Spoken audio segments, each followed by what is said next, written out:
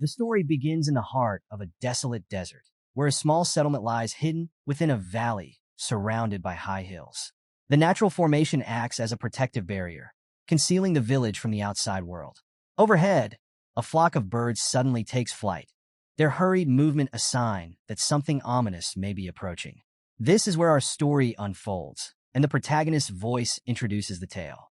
He begins with a somber revelation. He was a man whose talent thrived in the chaos of battle, a gift that led him down a blood-soaked path. As the scene shifts, a brutal battlefield comes into view. The clash between two armies is merciless, with hundreds of knights and soldiers locked in a deadly struggle. The air is thick with the cries of war, the clanging of steel, and the thunder of cannonballs. Every weapon imaginable is unleashed, turning the landscape into a hellish inferno. Amid this chaos stands our hero, Argrick, reflecting on his deepest wish, to one day leave this life of bloodshed behind, to create a family and build a home. But even as he clings to this dream, he realizes with heartbreaking clarity that this battle will be his last. The tides of war have turned against his army. As the dust settles and the battlefield grows quiet, the once mighty force lies vanquished. Argrick, the sole survivor, kneels amidst the carnage, battered and broken. His arm has been severed, his body covered in wounds, and his strength nearly gone. Before him stands the leader of the enemy forces, a towering figure clad in pristine armor, untouched by the battle. This man is none other than Duke Balthermion, one of the legendary Hexaclass knights of the Althian Empire. The Duke approaches, his voice calm yet commanding, as he acknowledges Argrick's skill and tenacity. He admits it's been a long time since anyone forced him to draw his sword more than 10 times in a single duel. Argrick, even in his weakened state, feels a faint sense of pride at this recognition. He lifts his head, his voice steady despite his pain, and identifies his opponent. It is an honor, he declares, to be acknowledged by Duke Balthermion. The Duke is momentarily surprised but intrigued that Argrick knows him so well. Argrick recounts how even a single day on the battlefield was enough to feel the overwhelming presence of a Hexaclass knight like Balthermion. The Duke listens, impressed by the young knight's courage, but his expression darkens with regret. He admires Argrick's potential, lamenting that such talent will be snuffed out too soon. Hoping to avoid unnecessary bloodshed, the Duke offers Argrick a chance to surrender. The battlefield falls silent as Argrick considers the proposition, the weight of his pride and honor pressing heavily upon him. Slowly, he forces himself to his feet, gripping his sword with trembling hands. With fierce determination, he declares that he was born on the battlefield and will die on it. Surrender is not an option. Despite his injuries, Argrick prepares to fight one last time. The Duke watches him with a mix of admiration and pity. He remarks that, though Argrick refuses to yield, he can see the glimmer of regret in his eyes, a longing for a life that now seems forever out of reach. The Duke admits that Argrick might have been a worthy rival if fate had allowed him to grow stronger. But there is no turning back. With a heavy heart, Duke Balthermion raises his blade, ready to deliver the final blow, ending the life of the knight, known as the talent that blossomed on the battlefield. Duke Thermion's blade glows with an ominous energy, a testament to the overwhelming power of a Hexaclass knight. As the battlefield stills for their final confrontation, Argrick, battered but resolute, advances with his broken weapon in hand. For him, this is not a moment of fear, but of acceptance. If death is to come, it will be here, with his pride intact. Thermion, with a heavy heart, prepares for one last strike. He hopes aloud that in the next life, Argrick can let go of the regrets that cling to him now. As Argrick charges, his life begins to flash before his eyes. He sees the scars of his past, the war between the Draenic and Althian empires that shaped his world from the moment he was born. His mother, a war refugee, raised him alone until the crushing weight of her circumstances drove her to end her life. Left to fend for himself, Argrick became one of the countless children of war, scavenging for food and doing whatever it took to survive. From an early age, Argrick found familiarity in the sword. At just 14, he stepped onto his first battlefield, fueled by hunger and desperation. His ferocity caught the attention of seasoned warriors, men who had been fighting long before he was born. That day, his mana core awakened, unleashing a latent talent that set him apart.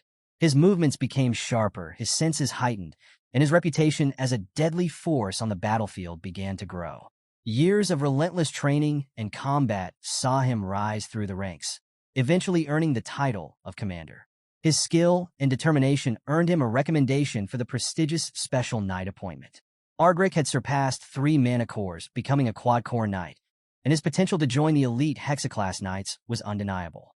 For the first time, he dared to dream of a life beyond the battlefield, a chance to find peace and build a family.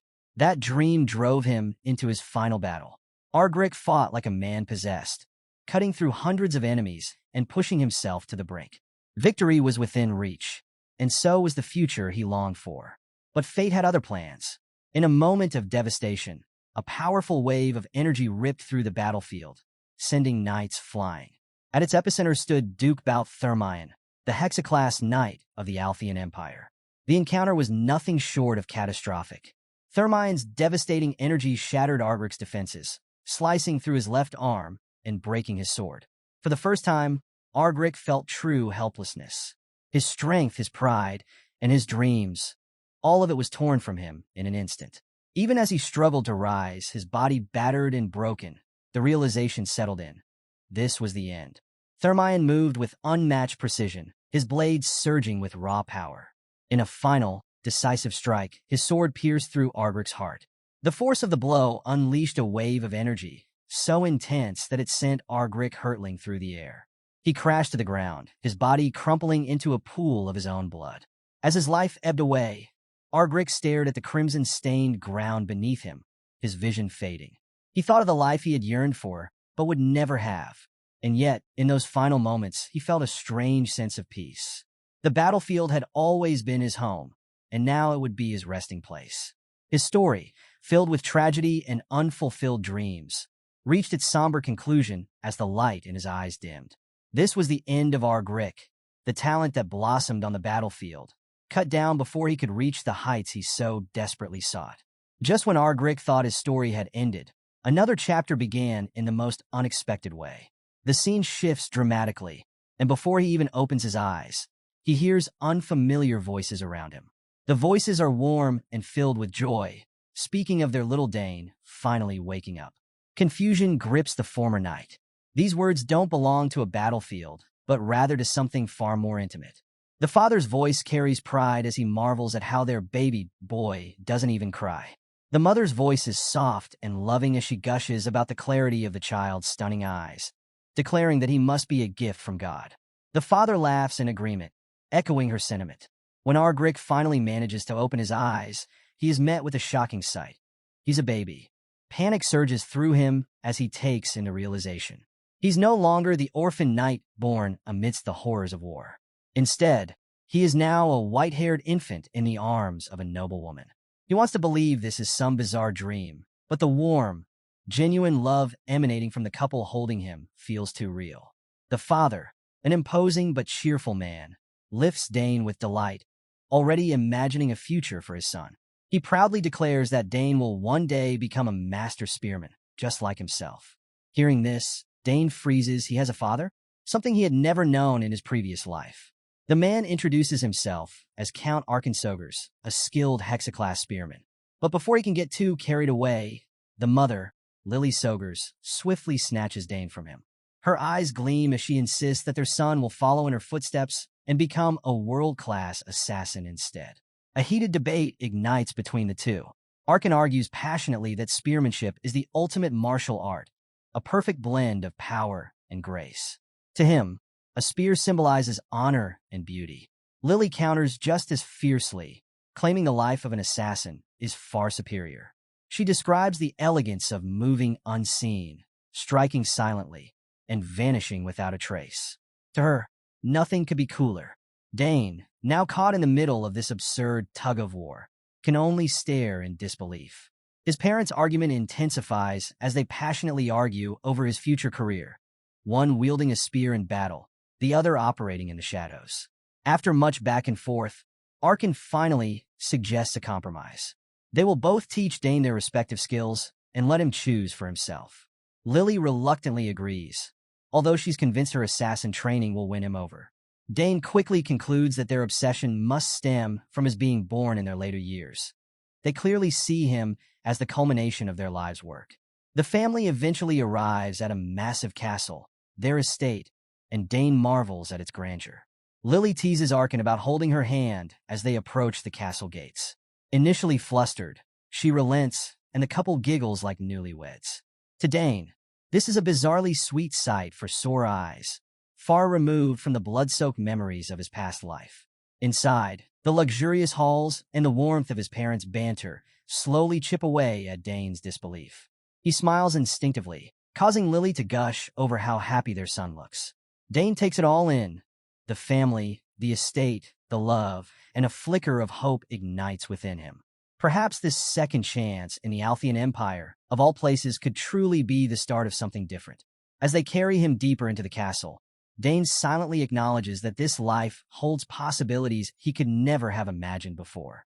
In this new world, where talent can flourish, maybe, just maybe, he can finally find the peace he once dreamed of. 2 months into his new life, Dane, formerly the fearsome Knight Argrick, has fully embraced his role as a baby. Well, as much as he can. He babbles endlessly, filling the mansion with cheerful, incoherent sounds that delight his mother, Lily. Her excitement knows no bounds as she carries him from his cradle, marveling at her little genius who seems to be growing and developing so quickly.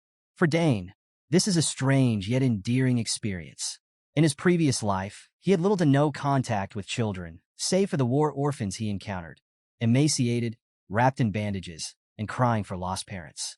Comparing that to the luxury and warmth of House Ogres, Dane can't help but think how fortunate he is now.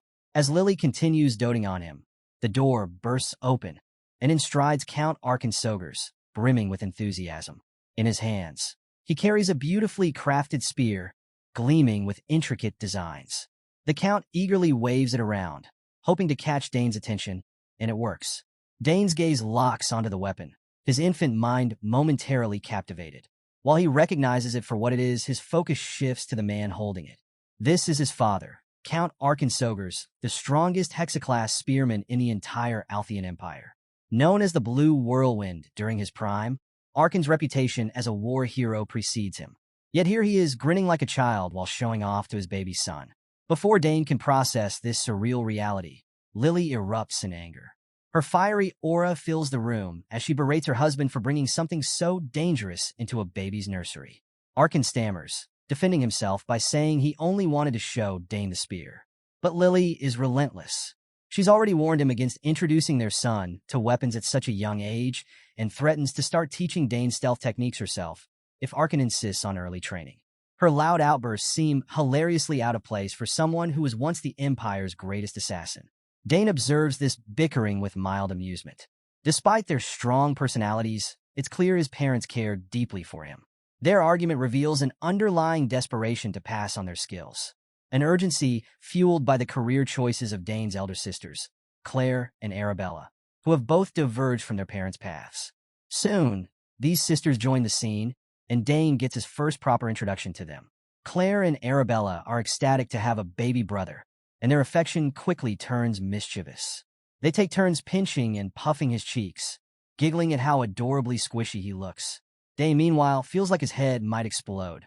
Arabella, the elder sister, is a prodigious mage. At just 12 years old, she's already achieved the rank of a 3-chain mage, a rare accomplishment for someone so young. With the highest class being 9 chains, Arabella's genius is undeniable. She's determined to teach Dane magic, already imagining how much fun it will be to practice together. Claire, the younger sister, is equally talented but in a completely different field, summoning. She succeeded in her first summon at the age of 7 and can now control 2 summons simultaneously, an impressive feat for her age. Arabella eagerly encourages Claire to feel the baby's softness. Claire initially resists, her jealousy of the new sibling still lingering, but eventually gives in, tentatively poking Dane's nose. The softness wins her over, and soon she's gently caressing his face. As Claire starts warming up to him, she excitedly mentions how cool it would be to teach him summoning. Dane's internal sigh of resignation is almost audible. Everyone in this family has big plans for him, and he knows his life is about to get very chaotic. His father, Count Arkin Sogers, is a hexaclass spearman and a former war hero, the Blue Whirlwind. His mother, Lily, is a legendary assassin who once targeted the Emperor. His eldest sister, Arabella, is a three-chain mage prodigy, and his other sister, Claire, is a summoning genius who can command two summons at once. If there was ever a family destined for greatness, it's the Sogur's household. While Dane reflects on this absurd situation, his family members continue their heated arguments about his future. Despite the chaos, he feels a sense of gratitude. The warmth and love in this household are a far cry from his bleak, war-torn past life. Even their endless bickering brings him a strange kind of joy. He mentally laughs at the thought of anyone calling the Sogur's family harmonious. It's anything but. Soon, the household prepares for a major event, Dane's choosing ceremony. In the Sogur's family, when a child turns 1, they are placed before a table of objects, each representing a possible path. The object the child picks is seen as a sign of their future. Word spreads quickly, and the streets buzz with excitement. Guests from all over gather to witness the ceremony, eager to see what the youngest member of House Sogurs will choose. The grand hall is filled with people as Lily carries Dane to the table. 4 objects have been laid out, each carefully chosen by a family member to represent their hopes for Dane's future. Arken's contribution is the dragon tail, a spear forged from a rare, or that amplifies its sharpness and weight according to the mana poured into it. Lily presents the Night Horn, a dagger made from an ore capable of storing multiple poisons and channeling elemental energy. Arabella offers her subspace pouch, a mage's tool only usable by those proficient in magic. Claire adds her summoning sign, a symbol allowing summoners to unlock their talents and form contracts. Dane is placed on the table, and as he glances at the objects, he can feel the expectations of his family weighing on him. Arken grins confidently, convinced his son will choose the spear. Lily insists Dane will pick her dagger, while Arabella and Claire each try to sway him toward their specialties. The tension is palpable, and Dane feels overwhelmed by the shouting. Internally, he chuckles at how over-the-top his family is. As Dane crawls toward the objects, he devises a clever plan. He'll let the reactions of the crowd help him decide. But just as he inches closer to the items, something extraordinary happens. The table begins to glow, and the 4 objects radiate with a brilliant light. Gasps fill the room as everyone watches in awe. All 4 items have reacted to Dane's presence. The hall erupts with whispers. The guests are amazed, calling him a generational genius. Never in the history of the Sogur's family, or the Empire for that matter, has such a thing occurred. Dane is equally shocked, but exhilarated. In his previous life, his talents were forged in the fires of war. But this new life is revealing abilities beyond anything he imagined. As the family stares in stunned silence, Arabella breaks the tension by asking what they should do now. Arken, scratching his head, admits he has no idea. This is uncharted territory. After a moment of thought, he declares that they have no choice but to teach Dane all 4 specialties. The girls protest, calling the idea crazy, but Dane is thrilled. The path to becoming a prodigy has never looked brighter. With his new life filled with infinite possibilities, Dane embraces the chaos of the Sogur's family. It's clear he's destined for greatness, and this time, he plans to make the most of it. The scene shifts to a bustling training ground filled with the sounds of grunts, clanging weapons, and the unmistakable energy of a sparring session. In the midst of the action stands Dane, now a 7-year-old prodigy, locked in an intense bout with his father, Count Arken Sogurs. The dust settles around them as Dane, gripping a practice spear, gasps for breath, his small frame drenched in sweat. In stark contrast, Arken stands composed, a proud smile lighting up his face. It had been 7 years since Arberic's soul found its way into this new life, reborn as Dane Sogurs. Though his days on the battlefield had ended, he had not strayed far from the path of a warrior. This time, however, the circumstances were vastly different. No harsh solitude, no relentless survival. Instead, he had a loving father who not only trained him, but also encouraged him every step of the way. Arken claps his son on the shoulder, beaming with pride. He praises Dane for his hard work and acknowledges how well the boy has polished the spear techniques taught to him earlier. The praise makes Dane's chest swell with pride, and he thanks his father with a bright smile. It's a stark contrast to his previous life, where approval was rare and fleeting. Just as their training session winds down, Dane notices movement at the edge of the training grounds. He spots Herman, one of the household's trusted servants, approaching with a spear carefully placed on a cushioned tray. Intrigued, Dane watches as Herman presents the spear to Arken, who grins with satisfaction. Arken turns to Dane, his voice brimming with excitement as he reveals that this is a birthday present for his son. He admits he was planning to unveil it during Dane's upcoming birthday banquet, but decided he couldn't wait, wanting to be the first to give his son a gift, especially before Lily could outdo him. Dane's eyes widen in awe as Arkin takes the spear and holds it out for him. The boy hesitates for a moment, his breath catching at the sight of the finely crafted weapon. Arkin explains with pride that he had been planning this gift for 2 years, commissioning it from one of the finest craftsmen in the capital. Dane finally takes the spear in his small hands, marveling at its design. The spear is a masterpiece, a sleek black handle paired with a gleaming silver spearhead, perfectly balanced and light enough for a young boy to wield. Dane turns it over, inspecting every detail. The craftsmanship is flawless, and he can feel the thought and care that went into its creation. For a moment, he's speechless. Seeing his son's astonished expression, Arkin gently nudges him, wishing him an early happy 7th birthday.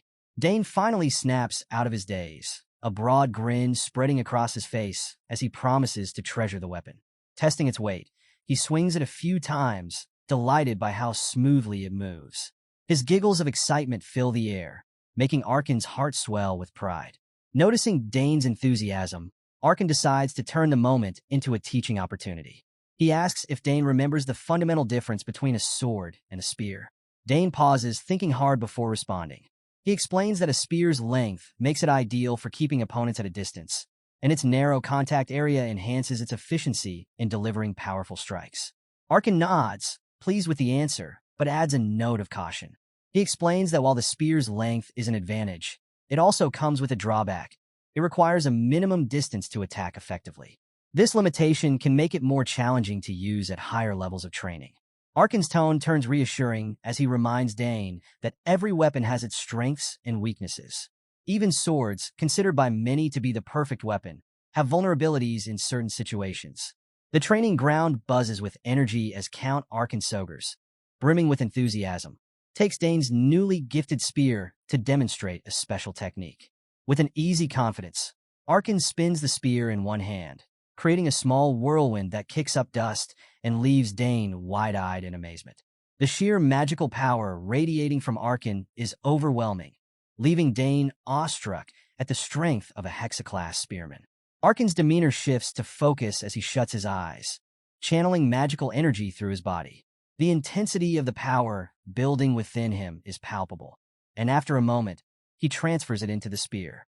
With a single powerful thrust, he unleashes a brilliant wave of energy that distorts the air itself. Dane freezes, captivated. Even in his past life, as an accomplished quad-core knight, he had never seen anything like this. The sheer simplicity of the movement belied its devastating power. Arkin looks at Dane with a grin, explaining the intricacies of the technique. The distortion, he reveals, is caused by precisely timed magic emission at the moment of the spear's thrust. He explains how this technique utilizes the unique trait of a mana core to focus energy in one place.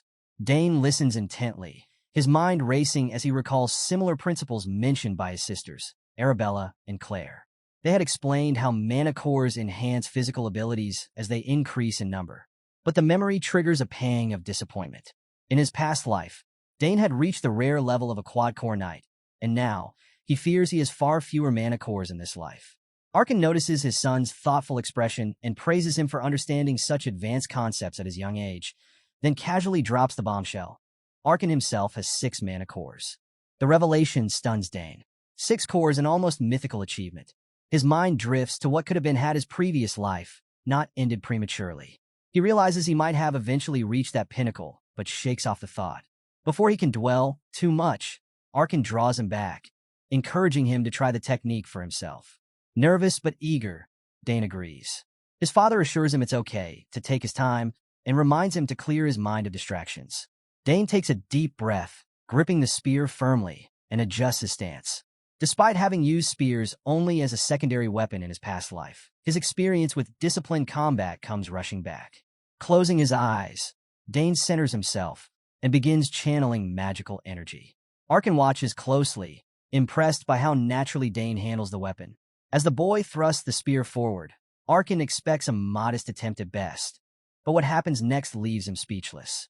A massive surge of magical energy explodes from the spear, sending out a wave that distorts the air far more intensely than Arkin's demonstration moments earlier. The ground trembles, and for a moment, silence blankets the training ground. When the dust settles, Arkin stares at his son in utter disbelief. Walking up to the boy with a stunned expression, Arkin asks how Dane managed to pull off such a feat. Dane, ever composed, explains matter-of-factly that he gathered all his magical energy, imbued it into the spearhead, and then cut the flow at the precise moment of release.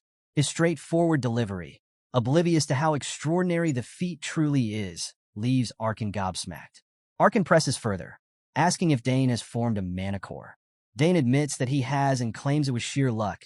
He managed it while reading a book on mana core formation. In truth, it had been during one of his mana-breathing exercises, but Dane keeps that detail to himself. Hearing this, Arkin is floored. His 7-year-old son has already formed a mana core, an accomplishment most adults struggle to achieve even after years of training. Arkin can't help but marvel at the sheer talent before him, concluding once and for all that Dane is a generational genius. He pats Dane on the head with pride, declaring that his son is destined for greatness. As Arkin wonders aloud whether Dane will become a mage, spearman, assassin, or summoner, or perhaps all four, the scene shifts to Dane's grand 7th birthday celebration, where the Soger's family spares no expense in throwing a lavish party befitting their only son. The castle hall is a spectacle of wealth and grandeur, filled with esteemed guests from across the empire. The air buzzes with laughter and chatter as noblemen and women mingle, enjoying the festivities. But amidst the joyful atmosphere, an unexpected twist is about to turn things awkward, especially for Dane. Count Arkin Sogers, ever the charming host, moves through the crowd, greeting his high-profile guests with ease. As he exchanges pleasantries, a familiar voice calls out to him, and his face lights up with genuine excitement. Turning, he sees none other than Duke Balthermion, head of the greatest noble house in the Althean Empire. The two men greet each other warmly, like old friends reunited after a long time. The revelation is jarring. Duke Balthermion, the very man who ended Dane's life in his previous incarnation, is a close friend of Arkin Sogers. The two men laugh and catch up, their camaraderie drawing attention from the other guests. Thermion brushes off Arkin's formalities, urging him to relax, but Arkin insists on keeping appearances since they're being watched. With a chuckle, Thermion relents, joking that as the host, Arkin should do as he pleases. As they converse, Arkin suddenly realizes he hasn't seen Dane in a while. Wanting to show off his son, he calls out for Dane to come over. Hearing his father's summons, Dane freezes. The name Duke Thermion echoes in his mind, dredging up memories of his past life. He recalls vividly the battlefield, the blinding light of Thermion's final strike, and the pain of his own death. For a moment, he's overwhelmed by the memories and the bitter irony of fate. But Dane knows he cannot avoid this encounter. Steeling himself, he puts on his best behavior and walks over to greet the Duke. Thermion's presence is imposing, but his demeanor is relaxed and friendly. With a broad smile, the Duke expresses his delight at finally meeting the young Dane Sogers, whom everyone has been talking about. His words of praise make Dane bristle internally, but he maintains a polite facade, bowing and thanking the Duke for his kind words. Thermion turns to Arkin, commending him for raising such a dependable son. The Duke is curious and asks if Dane is training with the spear like his father. Beaming with pride, Arkin confirms it, sharing how dedicated Dane has been in his lessons. The Duke nods approvingly, clearly impressed. Their exchange is interrupted by another voice, a sweet and cheerful greeting. Turning toward the source, Arkin sees a red-haired girl approaching with a bright smile. She greets the Count politely, expressing her honor to meet him. It's Layla Thermion, Duke Thermion's youngest daughter. She's close to Dane's age and carries herself with a friendly confidence that immediately draws attention. As the lively music fills the grand hall, guests take to the dance floor, spinning and swaying to the instrumentalist's beautiful melodies. With the crowd entertained, Count Arkin Sogers and Duke Balthermion finally find a moment to converse without the eyes of the nobility upon them. Arkin, now more relaxed, inquires about Thermion's wife, the Baroness. Thermion's expression softens, revealing a deeper pain as he shares that her condition remains dire. Despite trying countless remedies, no progress has been made in her recovery. Arkin feels a pang of sympathy for his old friend and offers his faith that the Baroness will pull through. Thermion, though grateful for the sentiment, admits that if he suddenly disappears from the party, it will mean he's used a magical scroll to return to the capital to be by her side. Determined not to dampen the celebratory mood, the Duke steels himself and redirects the conversation back to the occasion. Thermion looks around, wondering aloud where Dane has gone. He mentions wanting to speak with the boy again, impressed by his sharp and witty nature. Arkin glances around, noting that not only is Dane missing, but so is Layla, the Duke's daughter. The two men walk toward the window and spot the pair strolling through the castle gardens, the moonlight casting a gentle glow over them.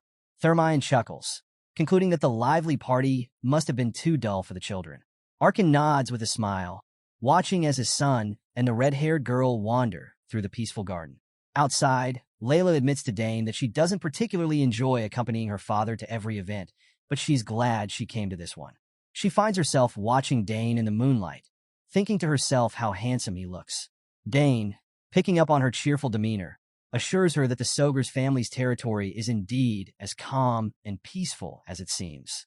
Layla agrees, but contrasts it with her own life in Thermion territory, where the constant influx of nobles and even members of the imperial family keep things bustling. She shares her distaste for being made to dress formally to greet every guest when she would rather be out practicing her swordsmanship. Dane's curiosity peaks at the mention of swordsmanship. Layla notices his interest and explains that she prefers the simplicity of a sword over the pomp of noble life. Dane nods, admitting that while life in his family's estate is much quieter than in the capital, his favorite part of the day is spear training. This surprises Layla, who recalls that Dane's father is none other than the Blue Whirlwind, a legendary spearman her own father often praises. She excitedly asks if Dane is aiming for admission to the Imperial Academy, where elite warriors and mages are trained. Dane replies thoughtfully, explaining that his training isn't specifically for that purpose. Layla presses him further, questioning why he wouldn't want to join the academy when it's the obvious path for someone honing their spear skills. Dane smiles and clarifies that he does intend to enroll, but views it as part of his journey, not the sole focus of his training. If he fails to get in, he tells her he'll simply try again. His calm confidence surprises Layla, who bluntly expresses her disbelief, thinking he should fear disappointing his family. Dane assures her he's not afraid of that. Layla's shoulders slump slightly as she admits she envies his mindset. In her house, failure is unacceptable, and the pressure weighs heavily on her. Realizing how vulnerable she's been, she tries to brush it off, nervously asking him to forget what she just said. Dane, however, takes her words seriously. He expresses surprise that nobles feel such pressure and wonders aloud why someone as skilled as her would fear failure. His compliment brings a sparkle to her eyes, clearly boosting her confidence. Emboldened, Layla asks Dane to watch her swordsmanship and give his honest opinion. Taken aback by her sudden request, Dane hesitates. But seeing the eagerness on her face, he agrees to take a look, deciding it's the least he can do for a new friend. Under the moonlit sky, Layla excitedly asks Dane to take her to the training ground, eager to demonstrate her swordsmanship. Reluctantly, Dane agrees, hoping it won't take too long. At the training ground, Layla picks up a sword and begins her display. Her movements are graceful and fluid, seamlessly transitioning between attack and defense. Dane, a former knight with a keen eye for combat, finds himself genuinely impressed by her precision and timing. However, as he observes her closely, he notices a small flaw. Around her third form, her movements start to lose their rhythm, with an almost imperceptible half-step throwing her slightly offbeat. When she finishes, Layla turns to Dane, her face filled with anticipation, and asks for his thoughts. Dane, hesitant at first, praises her skill, calling it fantastic and a delight to watch. Her face lights up with joy, her wholesome smile making Dane almost reconsider pointing out her flaw. But knowing it's better to be honest, he gently mentions the issue with her third form, explaining what he observed. Layla's expression falters for a moment, and Dane worries he's been too blunt, quickly apologizing if he upset her.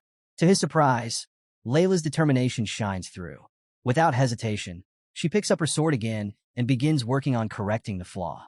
Dane watches in awe as she refines her technique, and within minutes, she finds the missing piece and perfects her form. Overjoyed, she rushes over and hugs Dane tightly, thanking him for his help. Caught off guard, Dane stiffens, unsure how to react, but Layla ignores his shyness and promises never to forget how he helped her improve something that had troubled her for so long. When Dane finally protests that her embrace is suffocating him, she laughs and apologizes, putting her sword away. Dane adjusts his clothes, a little flustered but secretly pleased by the unexpected hug. Just as they share a laugh, their names echo through the garden as servants call out, searching for them. Realizing they've been gone too long, Dane and Layla decide to head back to the party. Back in the Grand Hall, the formalities resume as Dane takes the stage to receive his birthday gifts and well wishes. Arkin congratulates him, and Lily follows, proudly presenting him with a box. Inside is a brooch bearing the family crest, similar to the ones his sisters wear. Lily explains that the brooch symbolizes his status and honor as a member of House Ogres. The guests applaud warmly, their cheers filling the hall as they celebrate Dane's 7th birthday. For Dane, this is a surreal moment. He looks out at the joyful crowd and realizes this is the first time he's experienced such genuine applause. His heart swells with a mix of gratitude and disbelief, cherishing the warmth and acceptance he never had in his previous life. But just as the celebration reaches its peak, the castle shakes violently. An earthquake sends a cloud of dust through the hall, and panic spreads among the guests. Many speculate an invasion, their fear palpable. Arkin steps forward, calming everyone and assuring them it's likely nothing serious. However, the tremors intensify, proving the situation is far from trivial. Before Arkin can act, a figure crashes through the ceiling, landing dramatically in the center of the hall. The dust clears, revealing long blonde hair and an imposing presence. As everyone watches in stunned silence, overwhelmed, Dane stares at the powerful figure, unable to believe what he's seeing. When the intruder finally raises her head, the hall erupts into murmurs. It's Arabella, Dane's eldest sister, making a grand entrance. With an air of smugness, Arabella declares she's not too late for the party. Her flashy use of teleportation magic has everyone buzzing, as it requires at least 5 chains of magical power to open even a small gate. Her display of skill solidifies her status as a magical genius, though Dane can only scoff at her theatrics. Before the commotion dies down, another spectacle unfolds outside. The hall doors creak open, and a massive wyvern lands just outside, sending waves of fear through the guests. Riding the creature is Claire, Dane's other sister, who arrives with her signature flair. Peeking into the hall, Claire realizes Arabella beat her to the party and grumbles about being late. Still, she dismounts gracefully and strides into the hall, prompting whispers about her being a genius summoner at just 16 years old. Now that both sisters have arrived, they approach the stage to officially wish their baby brother a happy birthday. Arabella steps forward with a radiant smile and sincerely wishes Dane a happy birthday, presenting him with a neatly wrapped gift box. Not to be outdone, Claire follows suit, producing her own gift. Their enthusiasm and thoughtfulness overwhelm Dane, but he's genuinely touched by their efforts. He thanks his elder sisters for traveling all this way to celebrate his special day. Arabella waves off his gratitude with a teasing smile, claiming their attendance was never in question. She urges Dane to open their gifts, eager to see his reaction. Watching this scene unfold, Arkin crosses his arms and sighs, feeling a pang of jealousy.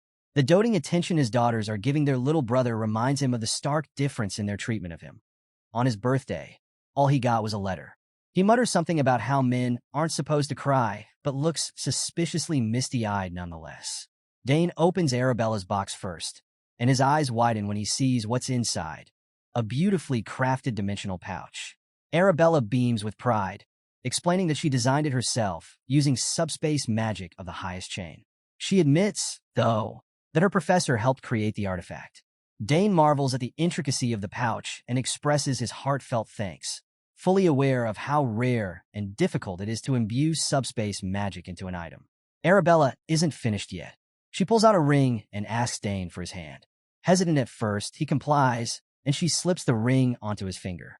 Arabella explains that the artifact is coded to his genetic signature, making it uniquely his. No one else will ever be able to use it. As Lily observes the item, she notes the faint wave of mana emanating from it and suspects that it contains high-grade magic stones. Arabella confirms this, explaining that if Dane channels even a small amount of mana into the ring, it will automatically open a subspace, eliminating the need for traditional pouches. Dane is awestruck by the gift's value, realizing it's the kind of artifact reserved for elite commanders or high-ranking mages on the battlefield. Never in his wildest dreams did he think he'd own such a treasure, let alone at the age of 7. Just as he finishes thanking Arabella, the ring's power begins to manifest. To everyone's shock, the subspace opens seamlessly. The hall falls silent as the sheer magnitude of Dane's abilities sinks in.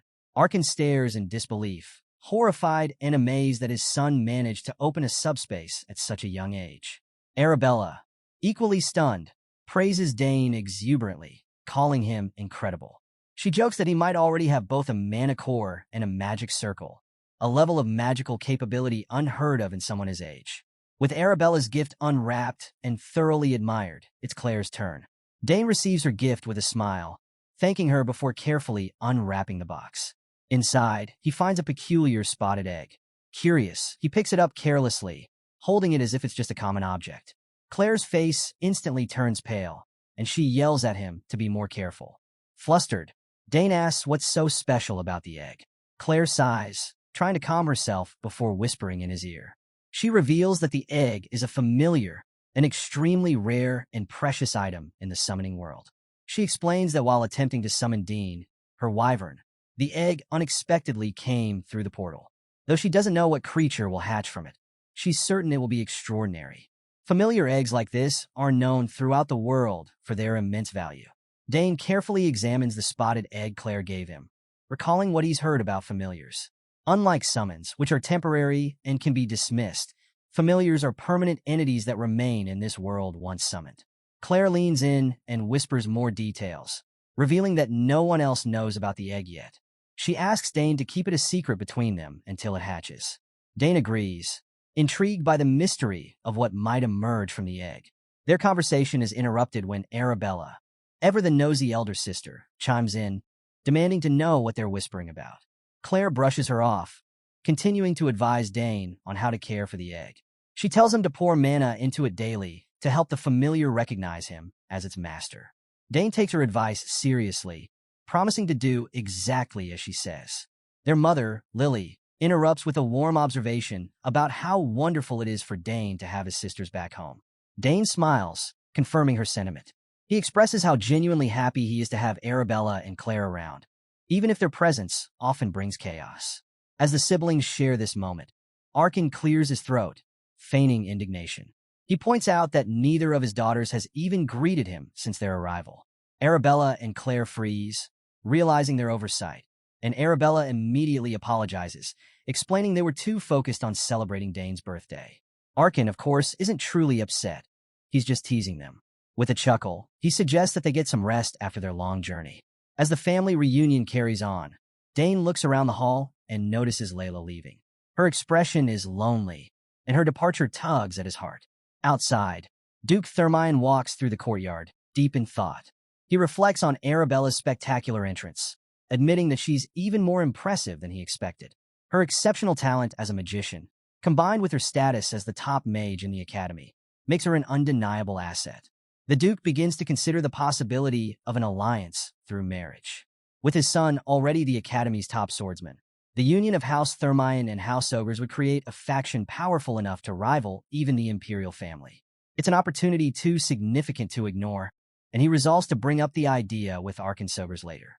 As he walks, a familiar sound catches his attention, the rhythmic clanging of training. Curious, he heads toward the training ground and is astonished to find Dane mid-session, executing precise and high-level spear techniques. For a moment, Thermion is frozen in disbelief. The boy's movements, even his basic stabs, are refined to a degree that seasoned warriors struggle to achieve. Thermion, who had previously dismissed rumors of Dane's genius as exaggerations, now sees the truth with his own eyes. As he watches, something about Dane's footwork and stance strikes him as oddly familiar. The seamless combination of grace and power reminds him of techniques he's seen before, techniques from the battlefield. Dane suddenly halts his training, his sharp instincts warning him that someone is watching. Without turning, he firmly calls out, offering to spare the observer if they reveal themselves immediately. Thermion, realizing he's been caught, steps out of the shadows and offers an apology, explaining that he didn't mean to intrude. When Dane turns and sees the Hexaclass Knight, he feels a jolt of recognition. Standing before him is the very man who ended his life in his previous incarnation. Yet this is not the battlefield, and Dane is no longer Argrick, the ferocious knight. Now, he is Dane Sogers, the genius prodigy of a noble house, and he must conduct himself as such. Duke Thermine stands before Dane, offering a sincere apology for watching his training without permission. He admits he was mesmerized by the sight of Sogers' new rising star and couldn't help himself. His words are genuine, and he hopes the young boy will forgive him for the intrusion. Dane, embodying the poise and manners drilled into him as the son of House Sogers, boldly tells the Hexaclass Knight that he is forgiven. The Duke blinks, momentarily taken aback by the boy's confidence. A 7-year-old forgiving a veteran knight with such self-assured grace is almost surreal. Where does this child's composure come from? He wonders. As the Duke studies Dane more closely, his curiosity deepens. Despite the long and intense training session Dane just finished, the boy stands perfectly still, his breathing calm and his body free of any trembling or exhaustion. It's an unnatural level of stamina and control for someone his age. Furthermore, Thermine recalls that he didn't even awaken a mana core until much later in life. Yet this boy already wields such remarkable talent. Unable to voice all of his thoughts, the Duke instead compliments Dane's impressive spear technique, praising the skill and precision behind his strikes. Dane humbly thanks him, adding that his father painstakingly prepared the spear for him. His response is measured and polite, but also heartfelt, exactly the kind of reply that impresses the Duke the most. Thermine smiles, deeply pleased with Dane's demeanor. He recalls how his own son showed promise in both skill and manners at a young age, but he can't help but admit that Dane's polish surpasses even that. Quietly, Thermine begins to consider another possibility. If he's already planning for his son to marry Arabella, why not consider a match between Dane and Layla? The idea of strengthening the ties between House Sogers and House Thermine becomes all the more enticing. Testing the waters, the Duke casually mentions that Layla has been diligently training in swordsmanship and points out that she and Dane are close in age. He suggests that they could become good friends, especially when they both eventually join the academy. Dane smiles earnestly, agreeing that he would be happy to get along with Layla when they meet in the academy. The Duke is delighted, praising Dane's forthrightness and finding him even more likable. Feeling satisfied, Thermine decides it's time to leave the young man to his training. However, a lingering curiosity nags at him. Earlier, he noticed that Dane's stance and footwork resembled those of a seasoned swordsman. Before leaving, he asks Dane directly if he's ever trained in swordsmanship. Dane freezes for a moment, realizing his old habits must have shown during his spear practice. He's not surprised that a seasoned knight like Thermine picked up on it with a single glance. To deflect the Duke's suspicion, Dane calmly claims that he's only read some basic textbooks on swordsmanship but has never formally trained. Thermine narrows his eyes slightly, unconvinced. There's something raw and battle-hardened in the boy's movements, something that feels too authentic to come from a mere textbook. For a split second, the Duke's instincts flare, sensing the faint echo of a warrior who belongs to the battlefield. But just as quickly, Thermine dismisses the thought. He reminds himself that Dane is just a child, not some hidden knight or veteran soldier. Relaxing, the Duke smiles again, brushing off his earlier suspicions. He changes the subject, commenting on how much time they've spent talking and deciding it's time to depart.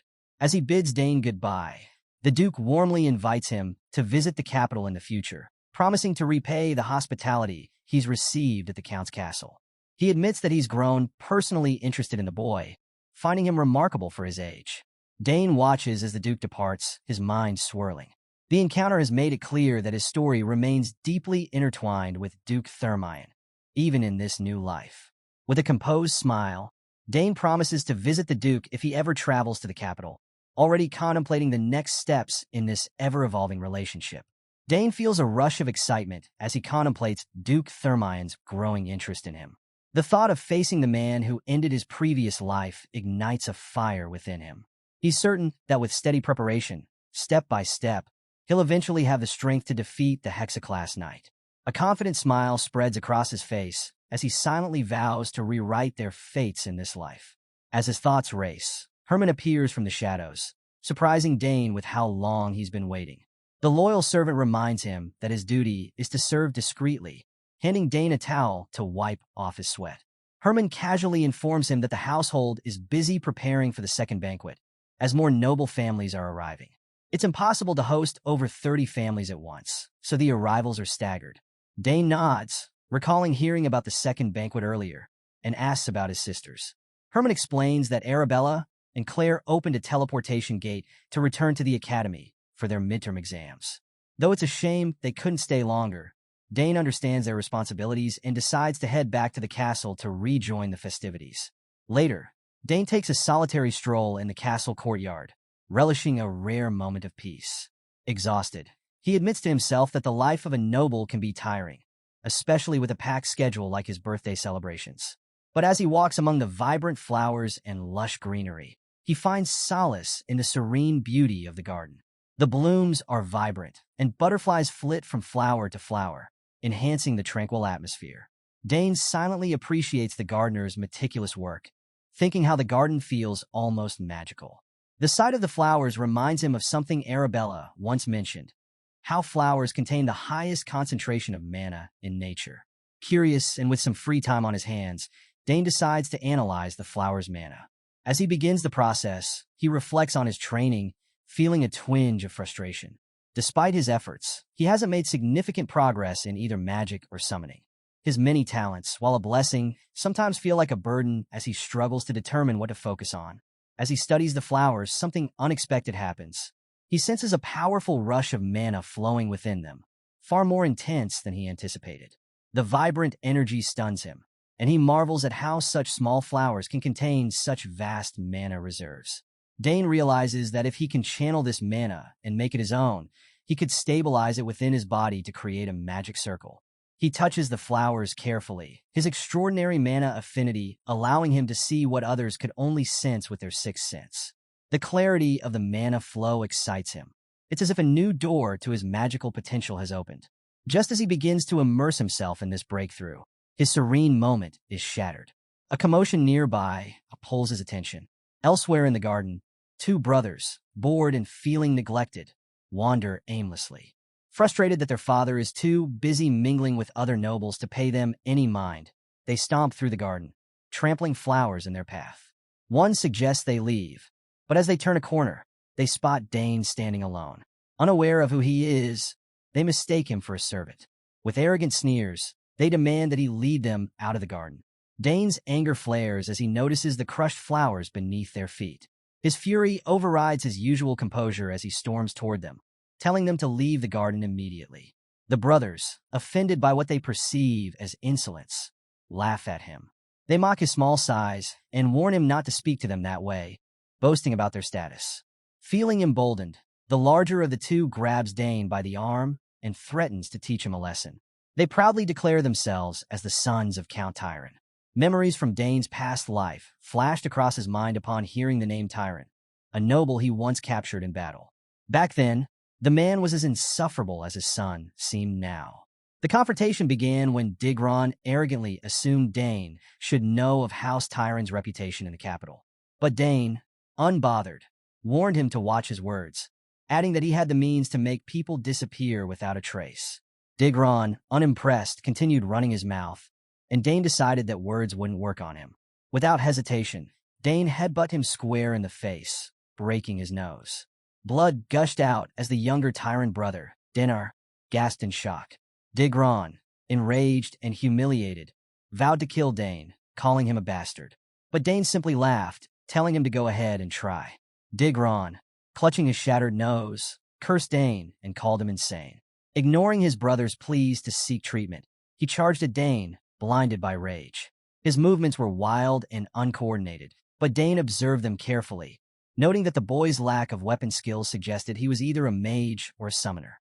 While Digron swung at him furiously, Dane easily dodged each attack with speed and precision, leaving the bully even more frustrated. Despite knowing he couldn't land a hit, Digron refused to give up. He hurled reckless punches, each one missing its mark. As Dane continued to dodge, he observed the faint flow of magic around him and had an idea. What if he could compress that magic into a physical force? Intrigued, Dane decided to test this newfound theory. Concentrating on the magic flow, he managed to unleash a blinding beam of power. The blast struck Digron with devastating force, sending him flying through the air before crashing into the ground. The impact left him screaming in pain, his back scraped and bruised. Dinar, on the verge of tears, rushed to his brother's side, but it was clear neither of them could stand against Dane's incredible strength. Unfortunately, Digron's landing destroyed a beautiful flower bed in the garden. Dane felt a pang of guilt. He hadn't meant for the plants to get hurt. But before he could dwell on it, Digron, battered but unrelenting, staggered to his feet. He hurled more insults, clearly shocked that Dane, a seemingly frail boy, could wield such powerful magic. Dinar begged his brother to stop, sensing the danger they were in. But Digron ignored him, determined to find out who this mysterious prodigy truly was. The red-haired bully, Digron Tyron, stubbornly ignored his younger brother's pleas to back down. His pride wouldn't let him retreat, convinced that doing so would make him look like a coward. Fueled by rage and humiliation, Digron vowed to kill Dane for embarrassing him so thoroughly. He decided to unveil his ultimate trump card, his summoning powers. With a scream, Digron activated his magic, calling forth a ferocious creature to aid him. Dane immediately recognized the telltale signs of summoning and grew uneasy. Summoners were formidable opponents, and while he'd never faced one directly, his sister Claire was a summoner prodigy capable of calling forth mighty wyverns. If Digron's abilities were even half as strong as Claire's, this fight could turn into a serious challenge. The air grew heavy as an ominous portal formed before Digron. A chilling howl echoed, and out stepped a massive, fearsome spirit wolf. Its sharp fangs glinted menacingly, and its glowing eyes promised devastation. Digron smirked with newfound confidence and introduced the wolf as his summon, Jinpu. He gloated, promising Dane that this was the end for him. With a dramatic flair, he ordered Jinpu to attack, commanding the wolf to tear Dane to pieces. Dane braced himself, his initial anxiety giving way to focus. However, as he took a closer look at the wolf, his fear diminished. Compared to Claire's wyverns, this spirit wolf seemed rather underwhelming. Dane muttered this observation to himself, but Digron overheard, and the insult made him livid. Furious, Digron shouted for Jinpu to go for Dane's throat. The wolf charged forward, its growls echoing in the tense garden. But as it drew closer to Dane, something unexpected happened. Instead of attacking, Jinpu suddenly froze, its fearsome demeanor replaced by unease. The creature glanced at Dane, wagged its tail hesitantly. Both Tyrant brothers stared in disbelief. Dinar, the younger sibling, noticed the wolf's wagging tail and nervously pointed it out. Digron, however, was too stunned to respond. He shouted at Jinpu, demanding it obey him, but the wolf refused to move. Instead, it cautiously approached Dane and stood before him, waiting expectantly. Dane, equally surprised, hesitated before realizing the wolf wanted him to pet it. Though nervous, he reached out and gently patted the spirit wolf's head. To his astonishment, Jinpu wagged its tail happily, behaving more like a domesticated pet than a summon. Dane began to wonder why this was happening. Could it be related to his unusual affinity for summons? He recalled how Claire's wyverns had always been friendly toward him, but he'd assumed that was because of their shared bloodline. Yet here was Jinpu, completely submissive to him despite having no connection. Dane began to suspect it had something to do with favorability. Perhaps he naturally possessed a high level of affinity, while Digron's abrasive personality resulted in a low bond with his summon. Whatever the reason, it was clear that Jinpu had chosen Dane over its master. Meanwhile, Digron was losing his composure. His face flushed with anger and disbelief as he realized his summon had effectively betrayed him. This final humiliation pushed him over the edge, and he exploded in a fit of rage, screaming that Dane had been mocking him from the start. With Digron's so-called trump card, Jinpu the summon, no longer under his control, Dane seized the moment. With a smirk that could drive anyone crazy, he mockingly asked if Digron still wanted to continue the fight. The question struck a nerve, and the red-haired bully screamed in frustration, unable to hide his defeat. Dinar, his younger brother, begged him to let it go, pointing out that they had clearly lost. But Digron's pride wouldn't let him back down. Instead of accepting the obvious, Digron yelled at Dinar to stop crying, announcing he would cancel the summon. Dinar, overwhelmed by fear and humiliation, started sobbing uncontrollably. His terror escalated to the point that he wet himself. When Digron noticed, his embarrassment boiled over into anger, and he harshly scolded his little brother, ignoring the poor boy's trembling. Watching this chaotic scene, Dane couldn't help but feel a pang of pity for the younger sibling. Trying to be helpful, he casually informed them that the bathhouse was located on the first basement level of the castle. This unanticipated kindness brought the fight to an awkward end. Digron, still fuming, dragged his brother away to get him cleaned up. Before leaving, he spat out a final warning to Dane, telling him to wait because he'd be back. Dane silently watched them leave, amused and exasperated. As the dust settled, Dane noticed that Jinpu, the spirit wolf, was still standing beside him. Unsure what to do, he called out to Digron, hoping he'd return to reclaim his summon. But Digron was long gone. Shrugging, Dane decided to continue practicing his magic in the garden. While experimenting, Dane had a breakthrough. He realized that his earlier use of magic to override the link between Digron and Jinpu wasn't a true summoning. It had all happened naturally because of his exceptional favorability, a trait he hadn't fully understood until now. The faint connection he observed between Jinpu and Digron had been fragile, and when Dane's mana flowed into the equation, the wolf had instinctively chosen to align with him instead. It reminded him of his childhood moments with Claire's wyverns, who had always been inexplicably friendly toward him. Just as he was piecing together this discovery, a deep, gruff voice broke his concentration. Someone was approaching, demanding to know who had bullied his sons. Dane turned around and wasn't surprised to see Digron had returned, this time with reinforcements. Beside Digron stood a large, rotund man who radiated authority despite his unflattering physique. Dane instantly recognized him. Count Magard Tyran, head of the Tyran family. Memories of his past life flashed again. This was the same man he had captured during a battle years ago, now fatter and seemingly enjoying the peace he once fought against. Dane couldn't help but reflect on how much the world had changed since then. Digron, clearly emboldened by his father's presence, launched into a tirade. He accused Dane of bullying him and Denar, breaking his nose, and forcefully stealing his summon. Magard listened intently before stepping forward to introduce himself as one of the capital's most esteemed nobles. He admitted that he'd prefer to let the matter go, especially since they were guests of the castle, but he claimed Dane's actions were too grave to ignore. Magard's tone grew sharp as he questioned Dane.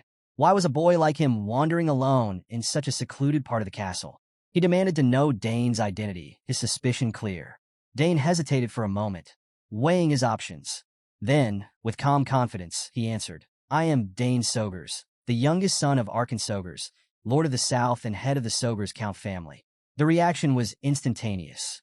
Both Magard and Digron froze, their faces paling in shock. This wasn't some ordinary brat. They had been provoking the genius Prodigy of one of the most powerful noble families in the Empire. Realizing that Dane is the youngest child of the powerful House Sogers, Magard Tyran begins to feel the weight of the situation. Memories of his humiliating capture by Argrick during the war resurface, sparking a sense of bitterness. However, being the crafty noble he is, Magard quickly begins scheming. He decides to twist the situation to his advantage, intending to hold Count Sogers accountable for Dane's actions and using the conflict as leverage to demand lucrative mining rights. If successful, this would elevate his status among the nobles who had once looked down on him. Magard feigns composure, carefully masking his irritation at having to deal with what he perceives as a bratty 7-year-old. Politely, he asks Dane what he plans to do about the situation, pointing out that injuring a guest and stealing his summon is a serious crime. With a thinly veiled threat, he declares that today will be the last time Dane gets away with such behavior, and he announces his intention to report everything to Count Arkan Sogers. As Magard prepares to leave with Digron, he inwardly congratulates himself on his clever plan. But Dane, who has seen through the scheme from the start, decides to play along. Calmly and confidently, he stops them in their tracks, demanding an apology from both Magard and Digron before they take the matter to his father. The demand stuns the Tyran duo. Digron explodes in anger, calling Dane a bastard again, and Magard glares at him, utterly incredulous. The sheer audacity of a child demanding an apology from them is almost too much to bear. But Dane stands firm, explaining that while he admits to injuring Digron, he only did so in self-defense after being threatened. As for the summon, Dane clarifies that he didn't steal Jinpu. The spirit wolf had chosen to follow him of its own accord. Digron, unwilling to accept the truth, denies everything, claiming that there's no way Jinpu would betray him. His father, Magard, strokes his chin in thought, suddenly recalling that Claire Sogers, Dane's elder sister, is a renowned summoner prodigy. He begins to suspect that Claire might have taught Dane some advanced summoning techniques, including forcibly severing a summoner's link to their summon. With this suspicion in mind, Mogard claims that losing a summon, even in such circumstances, is a serious grievance. However, what truly bothers him isn't the alleged theft of Jinpu. It's the fact that Dane has the gall to demand an apology. His annoyance bubbles over as Dane reiterates his demand. Who does this boy think he is, daring to speak to him like that? Mogard's irritation morphs into outright rage, and his voice rises as he declares that he'll waste no more time with Dane and will instead report directly to Count Sogers. Before Mogard can storm off, the tension in the air thickens as Count Arkan Sogers himself appears, accompanied by none other than Duke Balthermion. Both men carry an air of authority that instantly silences the chaos. Their stern expressions make the Tyran men visibly nervous. Arkan, unaware of the details, but clearly ready to address whatever matter has summoned him, scans the scene. Dane is shocked to see his father arrive so suddenly, and even Mogard is taken aback by the Count's timely appearance. Digron and his father grow visibly pale as they take in the Hexaclass Knight, and the Duke standing before them, their presence radiating power and judgment.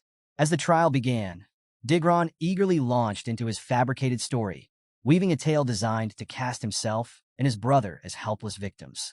He claimed they had simply gotten lost in the garden and asked Dane for help finding their way back to the castle.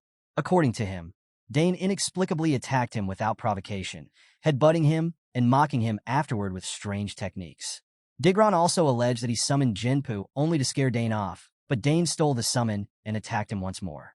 The falsehoods flowed smoothly from Digron, and his straight-faced delivery would have impressed even the most seasoned liars.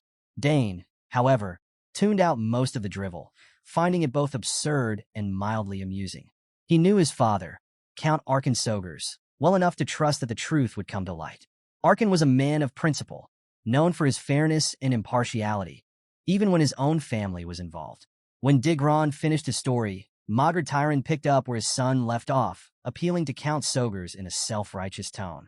He claimed he had merely intended to warn Dane for his actions, but emphasized how serious the theft of a summon was, declaring that it was something he could not overlook. He finished his speech with an air of indignation, as if he were the wrong party. Count Sogers listened patiently before explaining that it was far too early to make a judgment. He declared that it was essential to hear both sides of the story before drawing a conclusion. To ensure fairness, he invited Duke Thermion to assist in judging the matter. This decision made Mogard and Digron visibly uneasy. They both knew Duke Thermion's reputation for integrity and strength, and having him involved would make it impossible to manipulate the outcome. Duke Thermion smiled with quiet confidence, agreeing to act as an impartial judge. Mogard fumed internally, but couldn't voice any objections. When it was Dane's turn to speak, he took a moment to calm his nerves.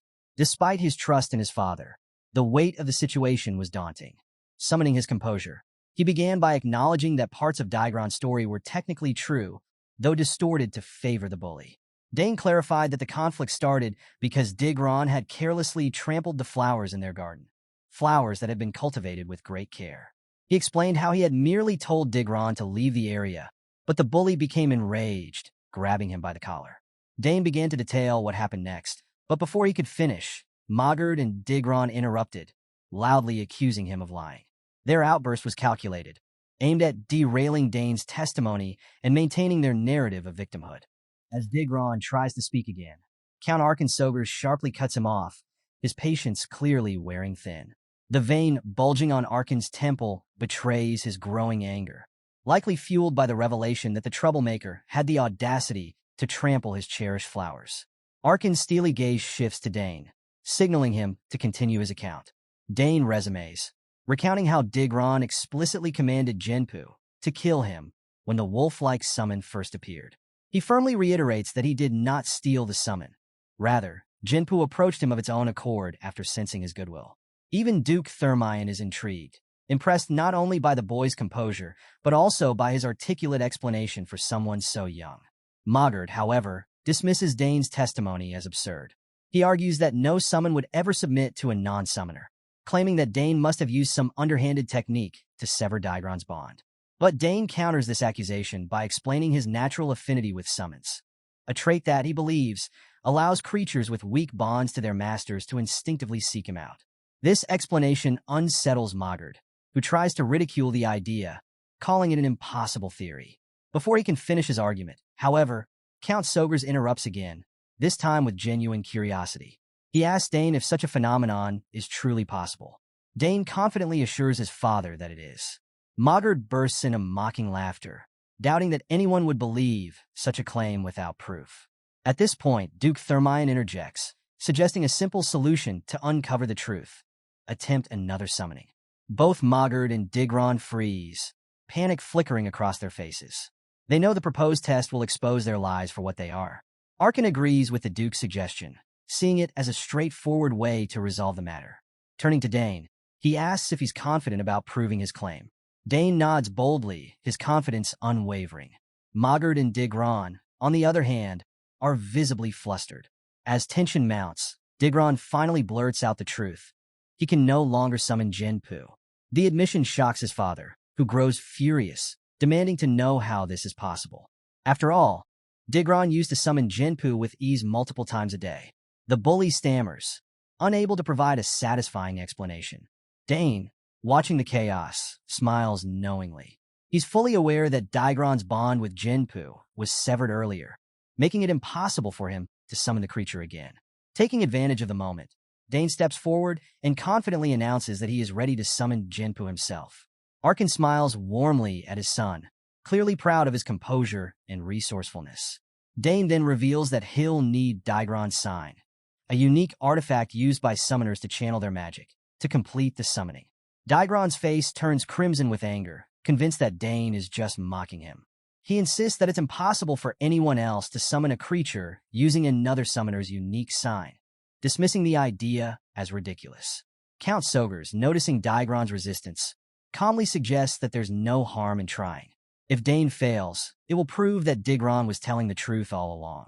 Faced with no other option, Count Mogard Tyron begrudgingly agreed to the test. He was clearly nervous, understanding that refusal would only confirm their guilt. For the sake of appearances, he urged his son Digron to hand over the summon sign. The red-haired bully hesitated, his face pale and his hands trembling. He knew this would backfire spectacularly, but his father's pride left him no choice. With reluctance and near tears, he handed the sign to Dane. Dane accepted it calmly and prepared to summon Genpu. Summon signs, engraved with a unique magical code, are designed to respond only to their original summoner.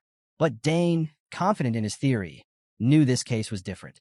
Genpu's bond with Digron had already been severed, and the wolf-like summon had previously connected with Dane's mana.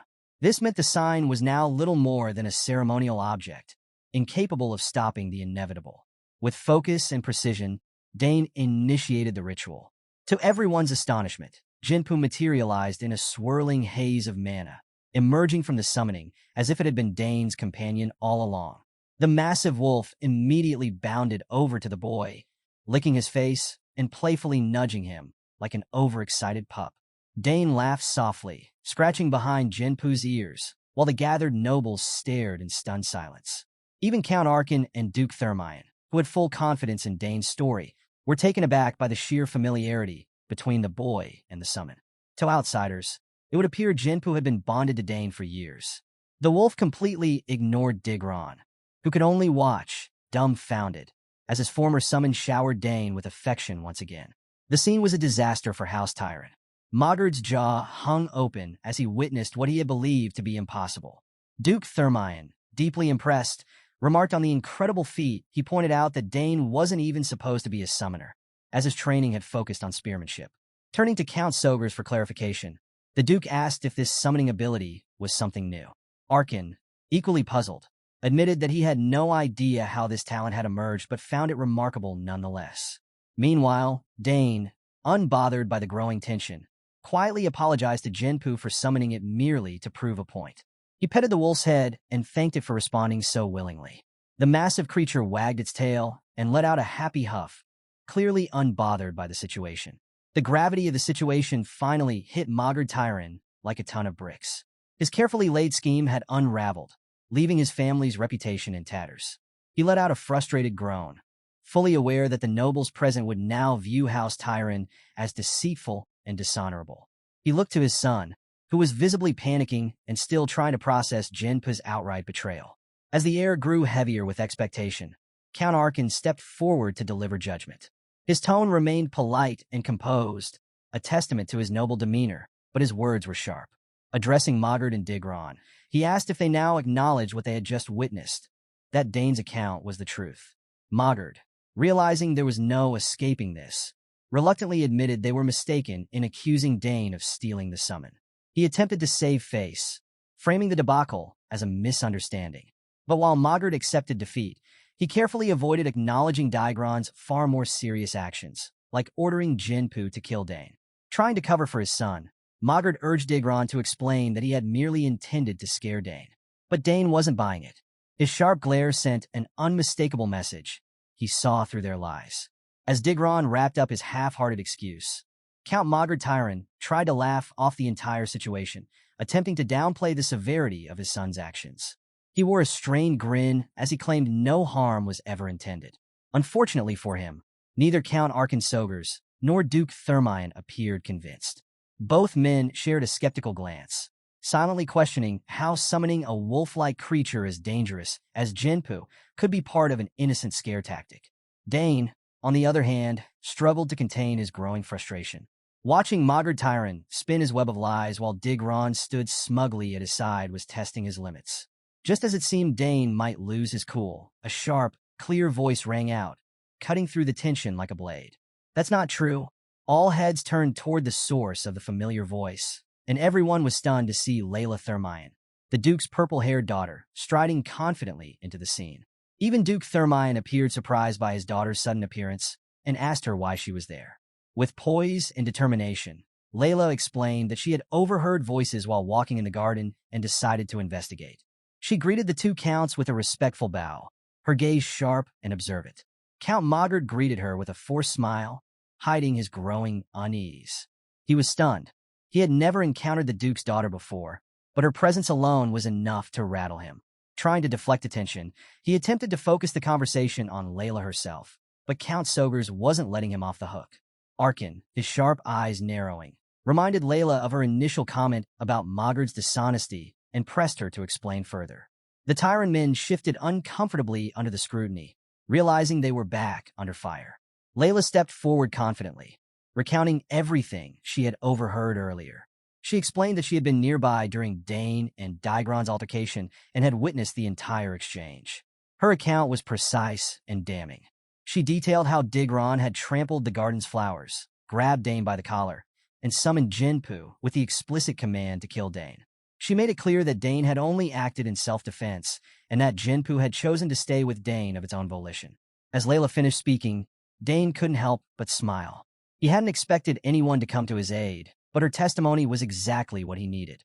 With her boldness and clarity, she had single-handedly dismantled the Tyron family's lies. Count Arkin listened carefully, and once Layla finished, the truth was plain for everyone to see. Digron was at fault, and his father's attempts to spin the story had only worsened the situation. Realizing they had no leg to stand on, Mogart Tyron reluctantly turned to his son, ordering him to apologize to Count Sogers. Digron, humiliated and angry, mumbled an apology to Arkin. The Count, however, simply shook his head and said calmly, "I'm not the one you owe an apology to. That would be my son, Dane." Mogart, visibly flustered, quickly backed his son into a corner. "I was just about to tell him to do that," he exclaimed, pushing Digron toward Dane. The red-haired bully dragged his feet, his face twisted with defiance. He looked more like a sulking child being forced to admit wrongdoing than someone genuinely remorseful.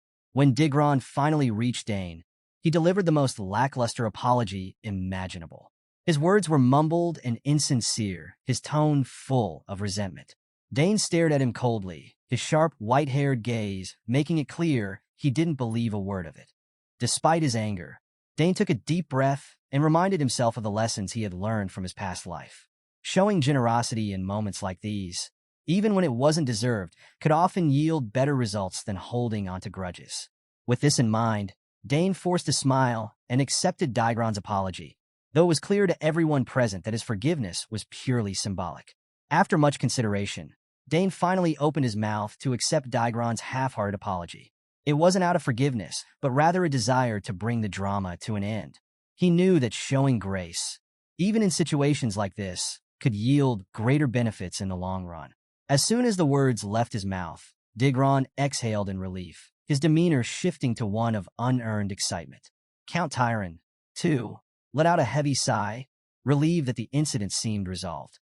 He muttered about how close the situation had come to disaster, oblivious to the skeptical glances cast his way by both Arkin and Duke Thermine. The Duke, still observing the young prodigy with keen interest, noted Dane's decision to prioritize peace. For someone so young, Dane's restraint and maturity were remarkable, a stark contrast to Digron's brash and petulant behavior. As the scene began to settle, Count Arkansogers placed a firm hand on Dane's shoulder, signaling that it was time to leave. He declared that the argument was over now that Dane had accepted the apology. However, as they turned to go, Arkin's voice grew sharp. Without looking back, he stated that he had no intention of letting the incident slide entirely. After all, Digron had attempted to use his summon to kill Dane. Count Tyron's relief evaporated instantly. Panic washed over his face, and he scrambled to speak. Before he could spin another excuse, Arkin cut him off with a piercing glare and ordered the Tyron family to leave the castle immediately. Maugre Tyron's mask of civility cracked as his true emotions bubbled to the surface. Furious and desperate, he nearly shouted in protest.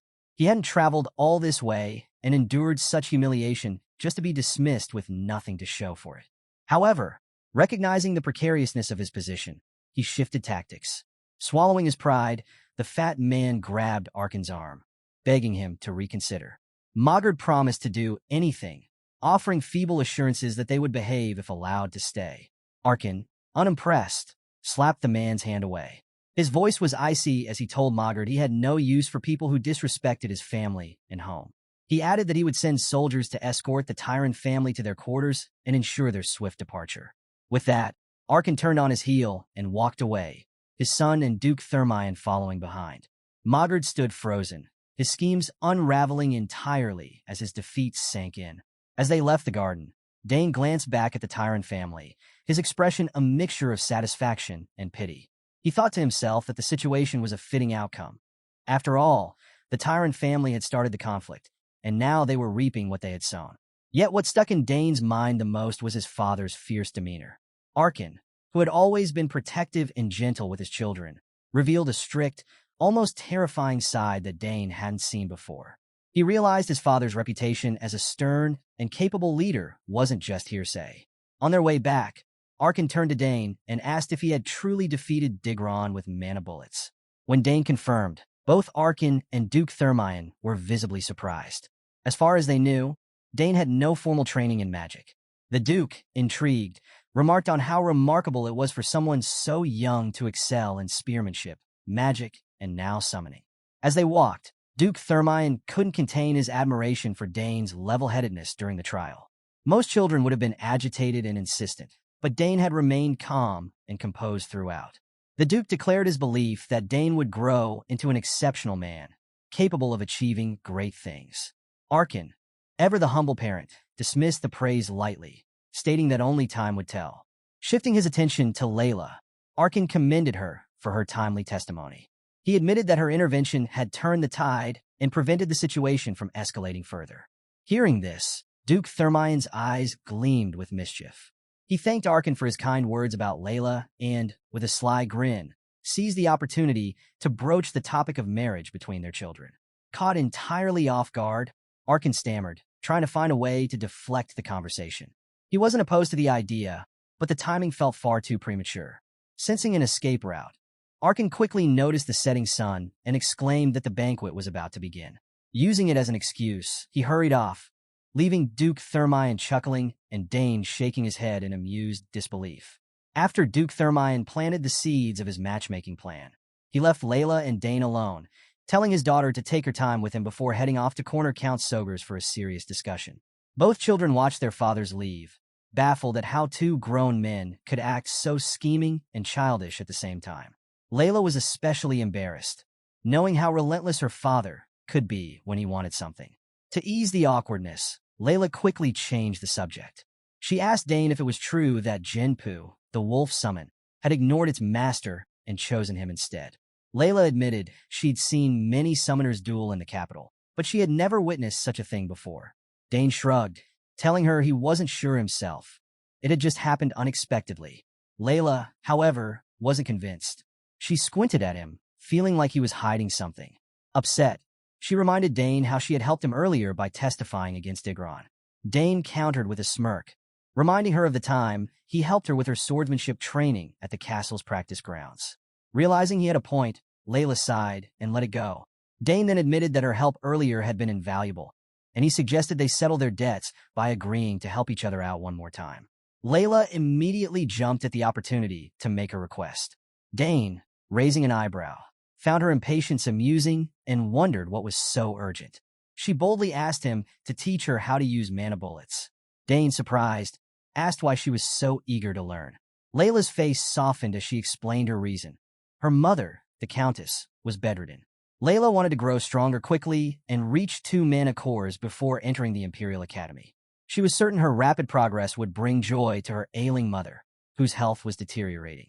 Hearing this, Dane remembered overhearing their fathers discussing the Countess's condition. Layla's motivation resonated with him, and he agreed to help her. Her excitement was palpable as she suggested they start training that very night. Dane chuckled, telling her that mana bullets weren't too difficult once she understood the flow of magic. Layla grinned ear to ear and declared that she was ready to help him in return. She asked Dane what his request would be. Dane thought carefully, but didn't reveal his answer just yet, leaving Layla curious. Meanwhile, in the castle halls, the news of Count Tyron's expulsion began to circulate among the other guests. While few knew the full details, whispers spread that the Count had been humiliated after crossing young Master Dane. Most nobles expressed disappointment, criticizing Maghrad Tyron for traveling such a distance only to disgrace himself and his family. At the same time, word of Dane's feats was also spreading. Rumors about the white-haired prodigy's talent in summoning, magic, and spearmanship stirred fascination among the guests. Many found it hard to believe, as mastering even one of these disciplines at his age was remarkable. Yet here was a 7-year-old seemingly excelling in all three. During the banquet, a purple-haired man approached Dane and introduced himself as Baron Opent from the Eastern Opent territory. The Baron was cheerful and friendly, complimenting Dane's reputation. Dane, who had heard of the region's famous grilled trout and sapphires, politely mentioned it. The Baron, flattered, enthusiastically bragged about his territory, claiming it had the best trout and sapphires on the continent. Baron Opent wasn't alone, however. He had brought his blue-haired daughter, Sylvia, to meet the young prodigy. Sylvia was excited to greet Dane and wasted no time approaching him. Though Dane greeted her politely, he couldn't help but feel a bit nervous. Sylvia seemed sharp and confident, quickly asking him if he would inherit the Sogur's family fortune. Dane responded honestly, saying he didn't know. Sylvia, however, wasn't buying his modesty. She smirked and told him not to play coy, insisting that someone as talented as him was surely destined to inherit the family's legacy. Without hesitation, she grabbed his hand and told him to take care of her properly because they might be family in the future. Dane blinked, stunned by her straightforwardness. Not knowing how to respond, he awkwardly told her to take care of him as well. Internally, he wondered why kids these days were so bold, especially when he was just trying to enjoy the banquet. As if to add another twist, Layla spotted Dane from across the room and approached. She was surprised to see her new friend chatting with someone else, especially Baron Opent's daughter, and couldn't hide her curiosity about what was going on. As Layla approached, Dane's nerves shot up, especially since he was mid-handshake with Sylvia. The new girl, Sylvia, wasn't pleased to see the Duke's daughter either. She recognized Layla immediately and realized with a scowl that she also knew Dane, the genius prodigy of House Sogurs. Sylvia's irritation was clear, and Layla didn't look thrilled either when she noticed their clasped hands. Layla, her tone sharp but polite, asked Dane who the other girl was. Dane stammered, trying to find the right words, but Sylvia cut in confidently. With a poised smile masking her irritation, she introduced herself as Sylvia, eldest daughter of Baron Opent.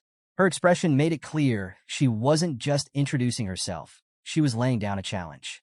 Layla's eyes narrowed, and though she replied with a strained, "Nice to meet you," it was obvious the pleasantry was insincere. The tension between the two girls was palpable, their smiles concealing the mutual hostility bubbling beneath the surface. Dane, well-versed in such dynamics thanks to his feisty elder sisters, immediately recognized the familiar, killing intent radiating from both girls. He decided it was best to stay quiet, hoping the situation wouldn't escalate. Inside, he couldn't help but marvel at how terrifying girls could be when they didn't like each other. Layla, however, wasn't about to leave things to chance. She suddenly gripped Dane's hand and, with a sinister edge to her voice, told Sylvia that she'd be borrowing him for a while. She reminded Dane of their earlier appointment, giving him a pointed look. Catching on quickly, Dane eagerly agreed, seizing the opportunity to escape the brewing storm. He excused himself from Sylvia, assuring her they'd talk later, and followed Layla. Sylvia managed to keep her composure, though the forced smile on her face couldn't hide the fire in her eyes. She gritted her teeth and pretended not to care, but as the pair walked away, she silently fumed. In her mind, Layla's actions were nothing less than a declaration of war, staking a claim on Dane, the genius prodigy of House Sogers. As they walked away, Dane couldn't help but notice the intense glare in Layla's eyes. She looked ready to choose Sylvia out if given the chance. Dane was overwhelmed by the realization that the daughter of Duke Thermion, the second most powerful man in the capital, was vying against the young lady of a minor baron. The stakes seemed absurdly lopsided, and he worried about Sylvia's chances in a battle of wills with the formidable Layla. Later that evening, Dane and Layla strolled outside, eventually finding themselves in a quiet area. During their walk, Layla began interrogating Dane about Sylvia, wanting to know how they'd met and whether the girl was someone he might be engaged to. Dane quickly denied any engagement, explaining they were just exchanging pleasantries. At this, Layla's face lit up, her visible relief unmistakable. Noticing her reaction, Dane reaffirmed his explanation, confirming that Sylvia was just another noble girl and nothing more. Eventually, the duo arrived at an abandoned area covered in vines and dirt, a place that hadn't been touched in years. Dane informed Layla that this was the secret spot he'd mentioned earlier. Impressed, Layla admitted she had no idea a place like this existed on the Sogers estate. She marveled at its secluded charm and grew excited at the prospect of training there. Dane assured her that they wouldn't be disturbed, which only heightened her enthusiasm. As they stepped into the hidden area, Layla suddenly made a suspicious remark, saying, "Nobody will know if we do it here." Dane froze for a moment, his mind racing to interpret her words. Flustered, he quickly clarified his intentions: training. Layla, catching his awkwardness, smirked mischievously but agreed, nodding that it was indeed the perfect spot for training. Dane, regaining his composure, asked her if she'd ever felt mana before. Layla admitted that she had only felt mana faintly and struggled to harness it. She revealed she hadn't yet formed a mana core, despite trying techniques like breathing in mana. Her candid confession worried Dane. Realizing she was still at a novice stage, he felt uncertain about how to proceed. In his past life, he had learned to control mana naturally in the chaos of the battlefield, a stark contrast to Layla's sheltered upbringing in a ducal house. Despite his initial disappointment, Dane resolved to help her. He decided to start with the basics. He explained that she needed to feel the mana flowing inside her body before attempting anything more advanced. Layla was surprised but listened intently as Dane emphasized the importance of internalizing mana before trying to expel it. He then instructed her to close her eyes and imagine mana swirling through her body, comparing it to blood circulating in her veins. Layla, determined to learn, shut her eyes and concentrated. However, her strained expression made it clear she wasn't quite grasping the concept. Seeing this, Dane gently encouraged her, explaining that mastering this fundamental step was crucial. It formed the foundation of all future mana usage. His calm reassurance and belief in her abilities had an immediate effect. Layla visibly relaxed, her concentration improving as she refocused her efforts. After a few moments, Layla opened her eyes, looking disheartened. She lamented her failure, but Dane quickly consoled her. He assured her it was normal to struggle at first, even with the basics. He urged her not to give up and encouraged her to try again. Layla nodded, her determination reignited, and closed her eyes to start over. Unbeknownst to them, Count Arkin Sogers was watching from behind the vines. The secret spot Dane had chosen wasn't as unknown as he thought. Arkin stood silently, his expression filled with pride. Seeing his young son confidently teaching someone else at such a young age moved him deeply. He marveled at Dane's growth, thinking back to the boy who had once clung to him in the halls of their manor. Arkin wanted to step out and tell his son how proud he was but held himself back, unwilling to interrupt the lesson. He remained hidden, content to observe quietly. As he continued to watch, a voice suddenly spoke from behind him, startling him so much that he nearly jumped out of his skin. "What are you doing skulking around here, old friend?" Duke Thermion's amused tone cut through the stillness. Arkin spun around, his face flushed with embarrassment as he tried to recover from the shock. He clutched his chest dramatically, muttering that the Duke nearly gave him a heart attack. Thermion, unfazed, chuckled and assured Arkin that there was nothing to be embarrassed about. However, he couldn't resist teasing him further. With a mischievous glint in his eye, he leaned in and whispered, "So what's this?" A late-night rendezvous between the young couple. Count Arkin was visibly taken aback by Duke Thermion's casual reference to the kids as a couple. He clearly wasn't on the same page regarding engagements and decided to sidestep the topic entirely. Instead, he asked the Duke how he'd even managed to find the so-called secret spot. Thermion, noting his friend's annoyance, smirked and asked if he had intruded. He couldn't help but poke fun, pointing out Arkin's sloppy stealth. The Duke was genuinely disappointed, remarking that Arkin's wife, the Empire's legendary assassin, would be ashamed of such amateurish sneaking skills. Arkin, now thoroughly embarrassed, defended himself, claiming he'd done his best. Thermion chuckled, shaking his head and warning Arkin that if word got out about the castle's lord snooping around, it would tarnish his reputation. Arkin, flustered, quickly clarified that he wasn't snooping. He was simply following his son. Thermion burst out laughing, revealing that he had been doing the same thing with Layla. Arkin, not appreciating being laughed at, accused Thermion of being a hopeless parent. The Duke returned the jab, pointing out Arkin's hypocrisy, and the two old friends fell into lighthearted banter. After a moment of trading quips, they decided to work together to see what Dane and Layla were up to. Hiding behind vines and rocks, they peeked at the scene. Both were surprised and impressed when Dane conjured a magical seal seemingly out of thin air. Layla was equally astonished. She noticed Dane's dimensional pouch and asked about it, to which he casually explained that it was a birthday gift from his eldest sister, Arabella, who had crafted it herself. Layla couldn't hide her jealousy. While Dane's sister showered him with thoughtful, magical gifts, her own brothers had stopped paying her much attention after leaving for the academy.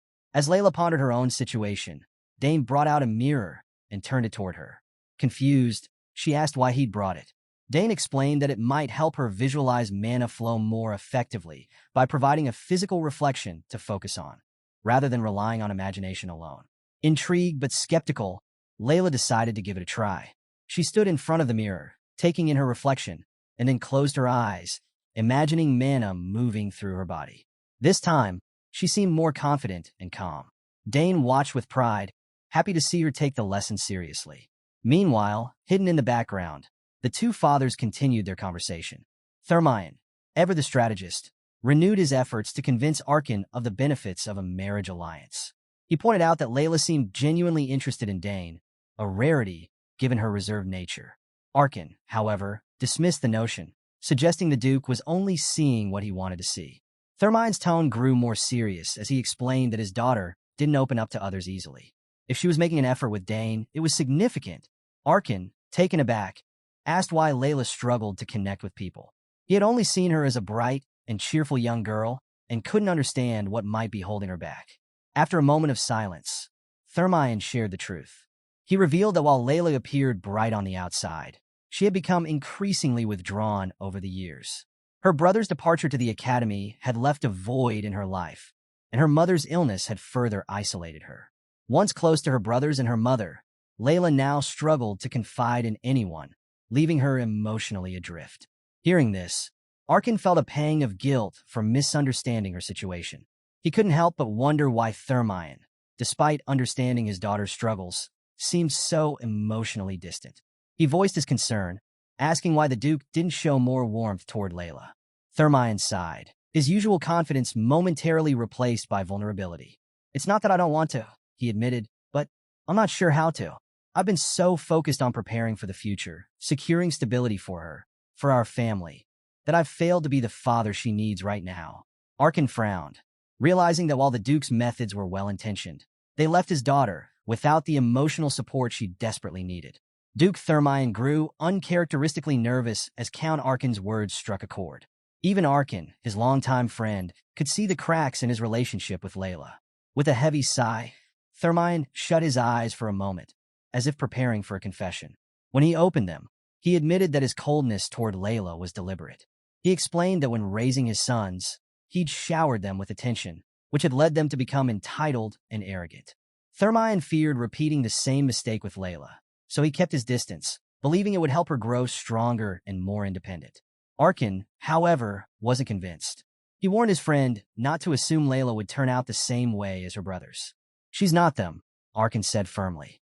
"If you keep treating her like this, she'll only be hurt." Arkin's words made sense, and Thermion couldn't help but feel the sting of guilt. Watching Layla turn to Dane for guidance instead of her own father, a veteran swordsman, was evidence of the growing rift between them. Arkin, visibly frustrated, looked like he was ready to tear into his friend. Thermion, sensing this, tried to deflect with a smirk. "You still nag like the old days," he quipped, hoping to lighten the mood. The comment hit a nerve, and Arkin quickly fired back, insisting he didn't nag. Thermion, unwilling to argue, shifted the topic to something lighter. "What about Dane? Will you send him to the academy in the capital?" The question made Arkin pause. He wasn't sure. Unlike his daughters, he found himself reluctant to let Dane go. Part of him wanted his son to stay close, to grow under his watchful eye. But another part of him knew it wasn't his choice to make. After some thought, Arkin replied, "I'll do whatever Dane wishes, just as I did with Arabella and Claire. But if he chooses to go, I'll honor your request." Thermion smiled, pleased by the answer. "It'll be good to have you around if Dane chooses the academy. You can keep me company at the Ducal Castle." Arkin raised an eyebrow, smirking. "What? So we can spar all day? You must think you've gotten sharper." Thermion grinned back. "Maybe. I wouldn't mind seeing if you've gone soft." The two old friends laughed, their earlier tension easing. However, their light-hearted banter was interrupted when a shadowy figure emerged from behind the vines. It was none other than Lily Sogers, Arkin's wife and the Empire's legendary assassin. With her unparalleled stealth, Lily had been watching the men without them realizing. Her piercing gaze swept over them as she leaned against the vines with a smirk. "So this is where you've all wandered off to," she said quietly to herself, amused by their antics. Lily found their behavior shameful yet endearing. Despite their posturing as powerful men, the love they had for their children clearly held sway over them. Shaking her head, she decided to let them continue their covert mission without revealing herself. Meanwhile, back in the clearing, Layla suddenly let out an excited cheer. She finally felt like she had achieved what Dane was trying to teach her. Dane confirmed her progress with a proud nod, which made her beam with happiness. Overcome with excitement, Layla impulsively wrapped her arms around Dane in a warm hug. Arkin, watching from his hiding spot, couldn't help but smile at his son's calm demeanor. Thermion, on the other hand, shot him a knowing look. "See? She's already attached to him." Arkin rolled his eyes, but didn't respond, unwilling to start that conversation again. Later, as Dane and Layla walked back to the manor, Layla thanked him profusely for helping her. She admitted that she'd often been called a genius, but didn't feel like one compared to him. Dane, ever humble, reminded her that this was just the beginning. "You'll grow," he assured her confidently. As they talked, Dane realized their fathers had quietly disappeared. He smirked, realizing they must have been spying on them all along. Layla interrupted his thoughts, asking if he would attend the Imperial Academy. Her enthusiasm was clear, as she described it as the gathering place for the Empire's geniuses. Dane hesitated, unsure. "I don't know," he admitted. "Do I even have to go there?" Dane wasn't particularly enthusiastic about attending the Imperial Academy. As far as he was concerned, his current training regimen was enough for him to grow stronger. Hearing this, Layla grew visibly frustrated. She stomped her foot, firmly reminding him that the academy wasn't just about studying. She explained that it was where nobles built their factions and formed connections from a young age, essential for success in their world. Dane couldn't help but find her insight impressive for someone her age. He chuckled inwardly, thinking that Layla was surprisingly knowledgeable about politics and noble affairs for a 7-year-old. Still, he wasn't swayed. He admitted she was right, but explained that he wasn't interested in going to the academy just yet. He told her there was still much for him to learn at home. His family library was brimming with unread books, and he could learn countless things from his parents. Layla listened, but remained determined to convince him. She asked if he didn't feel the need to play with other kids sometimes. Unbeknownst to her, Dane wasn't just a 7-year-old boy. He was a reincarnated knight who had lived a life far removed from childish games. Playing with others was the last thing on his mind. Undeterred, she pointed out that his older sisters were already attending the academy, so why wouldn't he want to join them? Her persistence amused Dane, but he was growing weary of the conversation.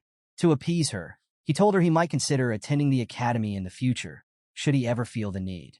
Satisfied, Layla told him to inform her when he decided, and Dane agreed. She also extended an invitation for him to visit her house in the capital, excitedly explaining that she'd show him the progress she'd made in her training. Dane promised to do so, even offering to send her a letter if he ever planned to visit. At this, Layla suddenly remembered that Dane hadn't told her his request. When she pressed him, he smiled mischievously and promised to reveal it when he visited the capital. Layla wasn't thrilled with his answer, expressing her surprise, but ultimately let it go. Later, the scene shifted to the noble guests preparing to depart. Carriages lined up as they exchanged farewells with the Sogur's family. Dane stood by, watching as the carriages disappeared into the distance. His gaze then dropped to the small, ornate box in his hands. Turning to Duke Thermion, he asked what it was. The old man grinned and told him it was his birthday present, adding that he hoped Dane liked it. Dane opened the box, his eyes widening as he took in the intricate and valuable insignia inside. The Duke noticed Dane's overwhelmed expression and explained the significance of the gift. He told Dane about the rich history of House Thermion, whose symbols, revenge, the sword, and the blacksmith, represented their legacy. The house's progenitor had been a blacksmith, and their forge, the greatest on the continent, had produced countless mystical weapons and artifacts. Even the Empire's most legendary weapons had been crafted in the Thermion forge. The insignia, Duke Thermion revealed, was essentially a voucher of unparalleled value. If Dane showed the insignia at the forge, they would create a weapon of his choice, anything he could imagine. The Duke smiled warmly and assured him the blacksmiths would give their best effort for someone as exceptional as him. Hearing this, Dane's cheeky grin returned. He was familiar with the legendary Thermion forge, and the idea of being able to request a custom weapon from it filled him with excitement. Arkin, on the other hand, was taken aback by the gift. The insignia was something even the imperial family deeply coveted, making it an overwhelmingly generous gesture. Concerned, he remarked that such a gift might be too much for a boy, even one as talented as Dane. The Duke brushed off Arkin's concerns with a laugh, patting Dane on the head. "Nonsense. It's a fitting gift for a prodigy like him," he said. "Grow well, Dane, and help your father." Dane sincerely thanked Duke Thermion for his generous gift and the trust it symbolized. A while later, it was time for the Duke and Layla to leave. As their carriages were being prepared, Dane stood beside his mother, Lily, watching the preparations with a downcast expression. Noticing his mood, Lily asked if he was sad to see Layla go. Dane didn't hesitate to admit it. Layla was practically his first real friend. Hearing this, Lily comforted him with a warm smile, assuring him that he would see her again when he eventually visited the capital. She encouraged him to grow even more handsome in the meantime, so he could leave a strong impression on her when they reunited. Dane went quiet at her words, realizing for the first time that he couldn't remain in the safety of his home forever. He resolved that when the time came to visit the capital, he would meet Layla again and hope she stayed well in the meantime. With these thoughts, Dane waved goodbye to the Thermions as their carriages rolled away. Inside the carriage, Duke Thermion leaned back in his seat, deep in thought. His mind lingered on Dane. There was something familiar about the boy that he couldn't shake. The Duke found himself reminded of Argrick, the talented warrior he had killed years ago. Argrick had been a triple-class warrior with the potential to become a hexaclass knight of the Draenic Empire. Thermion sighed, wondering how someone as promising as Argrick might have shaped the world had things turned out differently. Shaking off the thought, the Duke focused on his journey home, curious about the future of Dane Sogers. A few days later, Dane sat cross-legged on the floor of his room, cradling the summon egg his sister Claire had given him for his birthday. Each morning and evening, he patiently imbued the egg with mana, as Claire had instructed. Although it was still too early for the egg to hatch, Dane's curiosity was unrelenting. He couldn't help but wonder what sort of mysterious familiar was hidden within it. Dane pondered the mechanics of imprinting on a familiar. Even non-summoners could control a summon if they managed to instill enough mana into the egg and imprint themselves as its master before it hatched. However, the process wasn't simple. The quality of the summoner's mana needed to match the familiar's, and there were countless hidden conditions that had to be met. Some eggs never hatched because these conditions remained unfulfilled. Dane hoped fervently that his egg wouldn't suffer the same fate. As he held the egg, he poured his mana into it, his magic flowing steadily. The egg glowed faintly in response, but no other changes occurred. He experimented with adjusting the strength and flow of his mana, but the egg remained inert. After completing his daily ritual, he placed the egg back on the top shelf, inside the box it had come in, where it could stay safe and under his watchful eye. Though he knew it was far too soon for the egg to hatch, Dane couldn't hide his disappointment. He realized he had been too greedy to expect results so quickly. With a sigh, he turned away from the egg just as Herman, his ever-reliable butler, called out to him from the hall, asking if he was ready. Recognizing the voice, Dane remembered his appointment.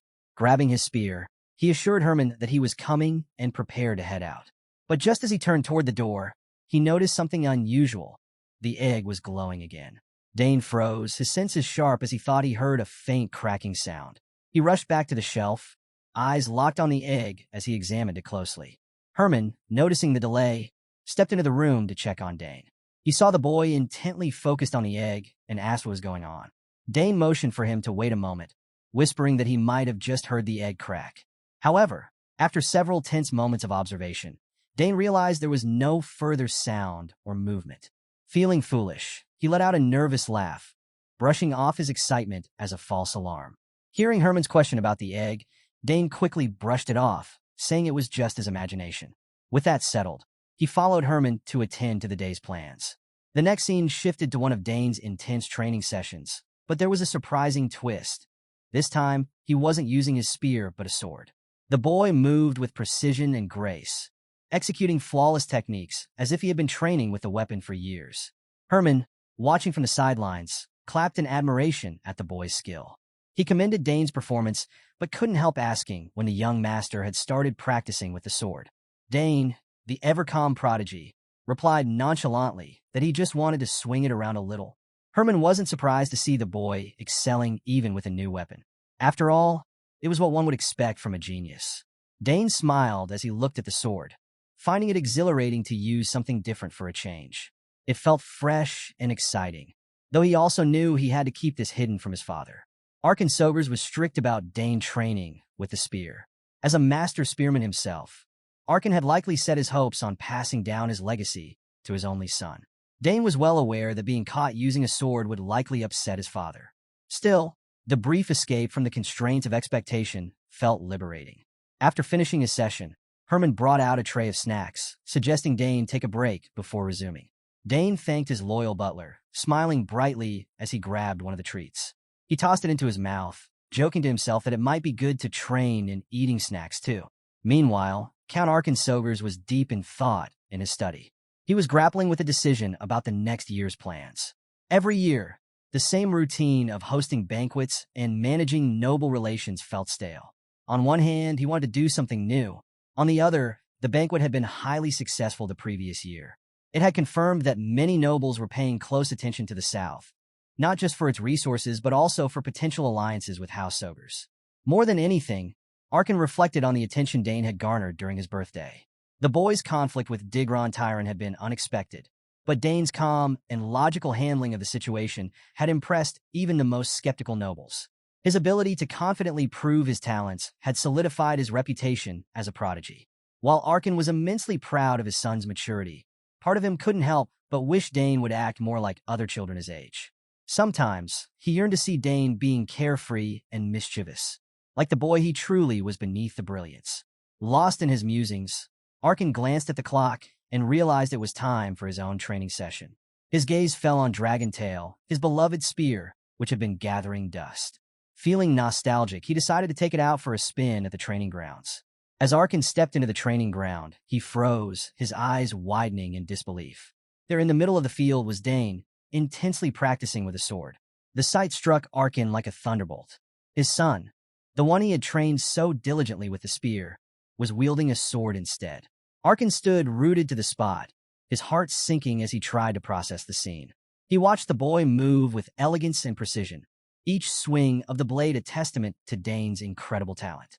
But instead of feeling pride, Arkin felt heartbroken. Why was his son, his heir to the spear, practicing swordsmanship? The veteran spearman's mind raced as he tried to rationalize what he was seeing. His thoughts drifted to Duke Thermion, who had taken a particular interest in Dane during his visit. Could the Duke have said something to influence the boy? Arkin remembered Thermion patting Dane on the head and offering words of encouragement. His mind latched onto this, convinced that the Duke was the reason Dane had turned to swords. Arkin remained at the entrance of the training ground, patiently watching Dane swing the sword with a level of grace and precision that left him both astonished and pained. As much as it troubled him to see his son wielding a sword instead of the spear he had hoped to pass down, he couldn't deny the brilliance of Dane's movements. The boy moved with an ease that belied his young age, performing techniques so advanced that even seasoned swordsmen would struggle to replicate them. Arkin's confusion deepened. When had Dane ever picked up a sword, let alone trained to this degree? His son displayed strength, balance, and mastery that seemed impossible for someone so young and inexperienced, at least inexperienced as far as Arkin knew. After watching long enough, Arkin finally stepped forward, his stern voice cutting through the quiet. He revealed that he had been watching Dane the entire time and demanded to know when his son had learned swordsmanship. Standing before the boy, Arkin's expression was a mixture of anger, disappointment, and disbelief. It was clear he felt deceived. Dane, caught red-handed, froze. He hadn't expected his father to appear in the training ground and now found himself completely exposed. The stern look on Arkin's face left no doubt that this would be a difficult conversation. Dane realized he couldn't keep secrets any longer. This was the moment to tell his father the truth. Taking a deep breath, Dane began by confessing that he hadn't truly learned swordsmanship in the conventional sense. His words stunned Arkin, who began to consider whether his son was simply born with an extraordinary talent for it. However, the more Arkin thought about it, the less sense it made. Spearmanship, magic, summoning, and now swordsmanship? How could one child excel so effortlessly in so many fields? As his confusion grew, Arkin admitted that if he were anyone else, he wouldn't believe such a thing was possible. He expressed his disbelief openly, his voice filled with both pride and concern. Dane felt a pang of nervousness as his father's words hit home.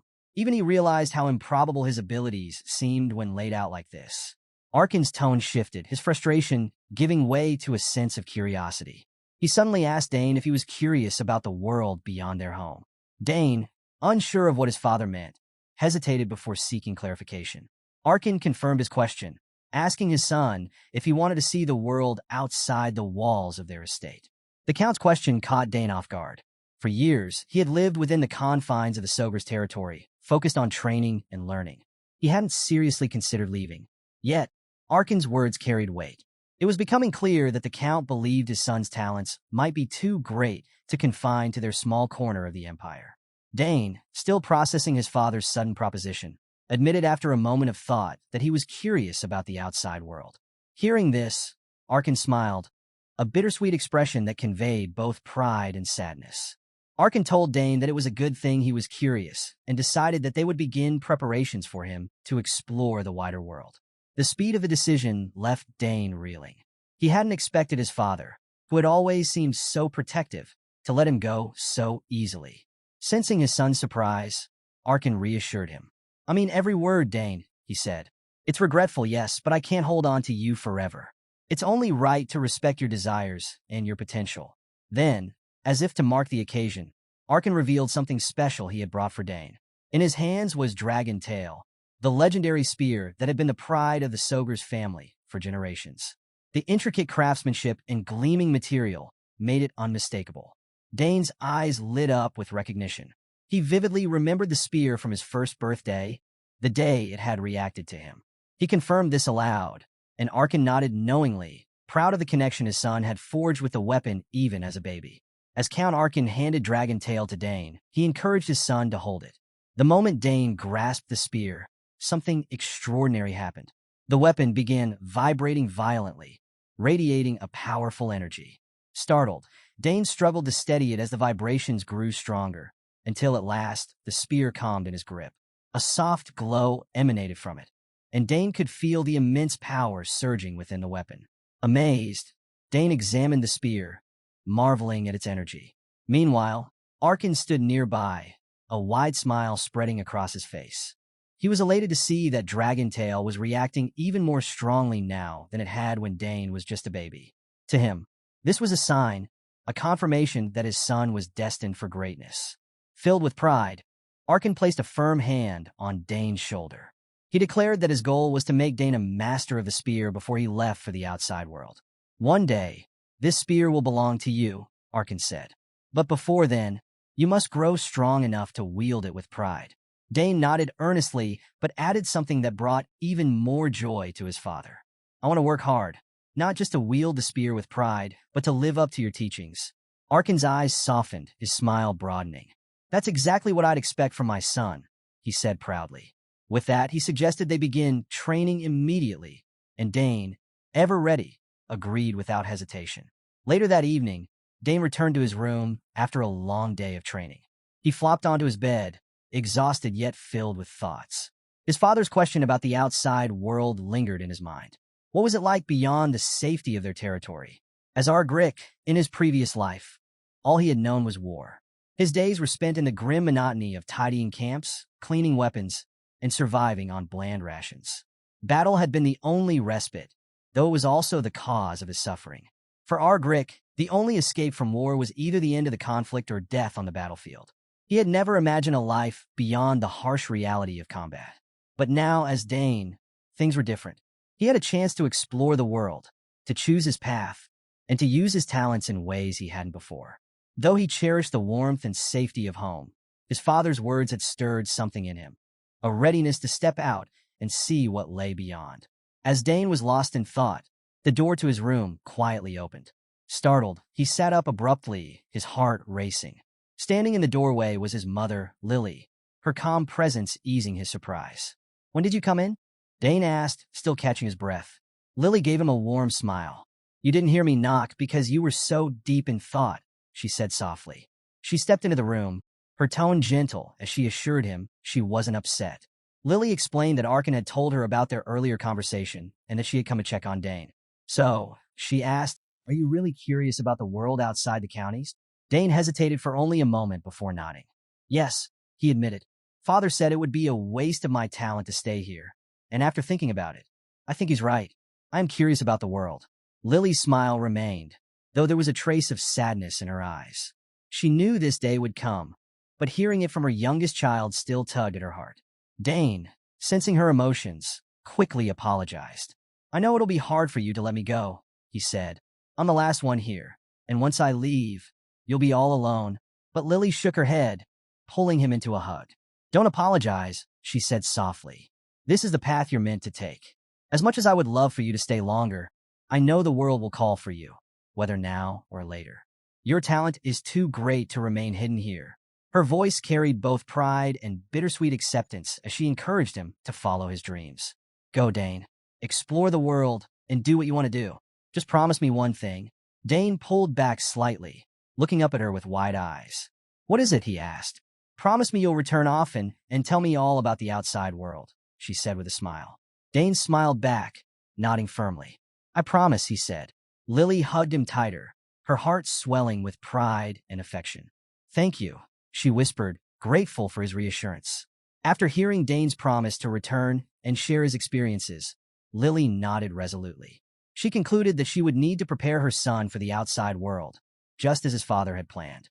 Dane tilted his head in confusion, wondering what kind of preparation she had in mind. With a mischievous glint in her eye, Lily began listing the skills she intended to teach him, starting with tracking. However, she quickly added that it wouldn't stop there. She planned to train him in stealth, avoiding traps, and other essential survival skills.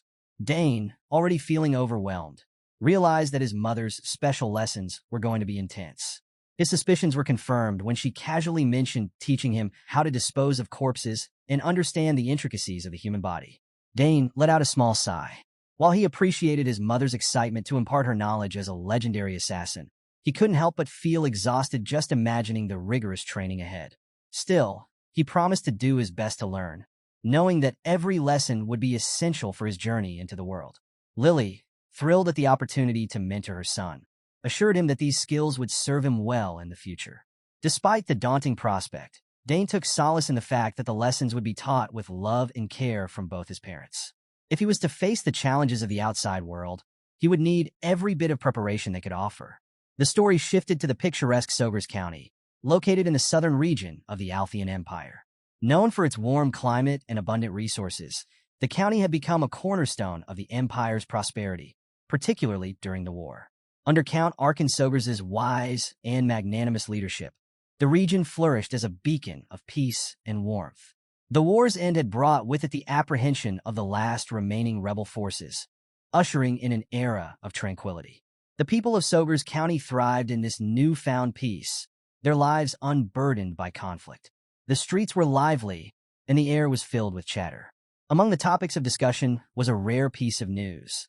The young Master Dane Sogers had visited a shop in the county. This was a shocking revelation for the townsfolk.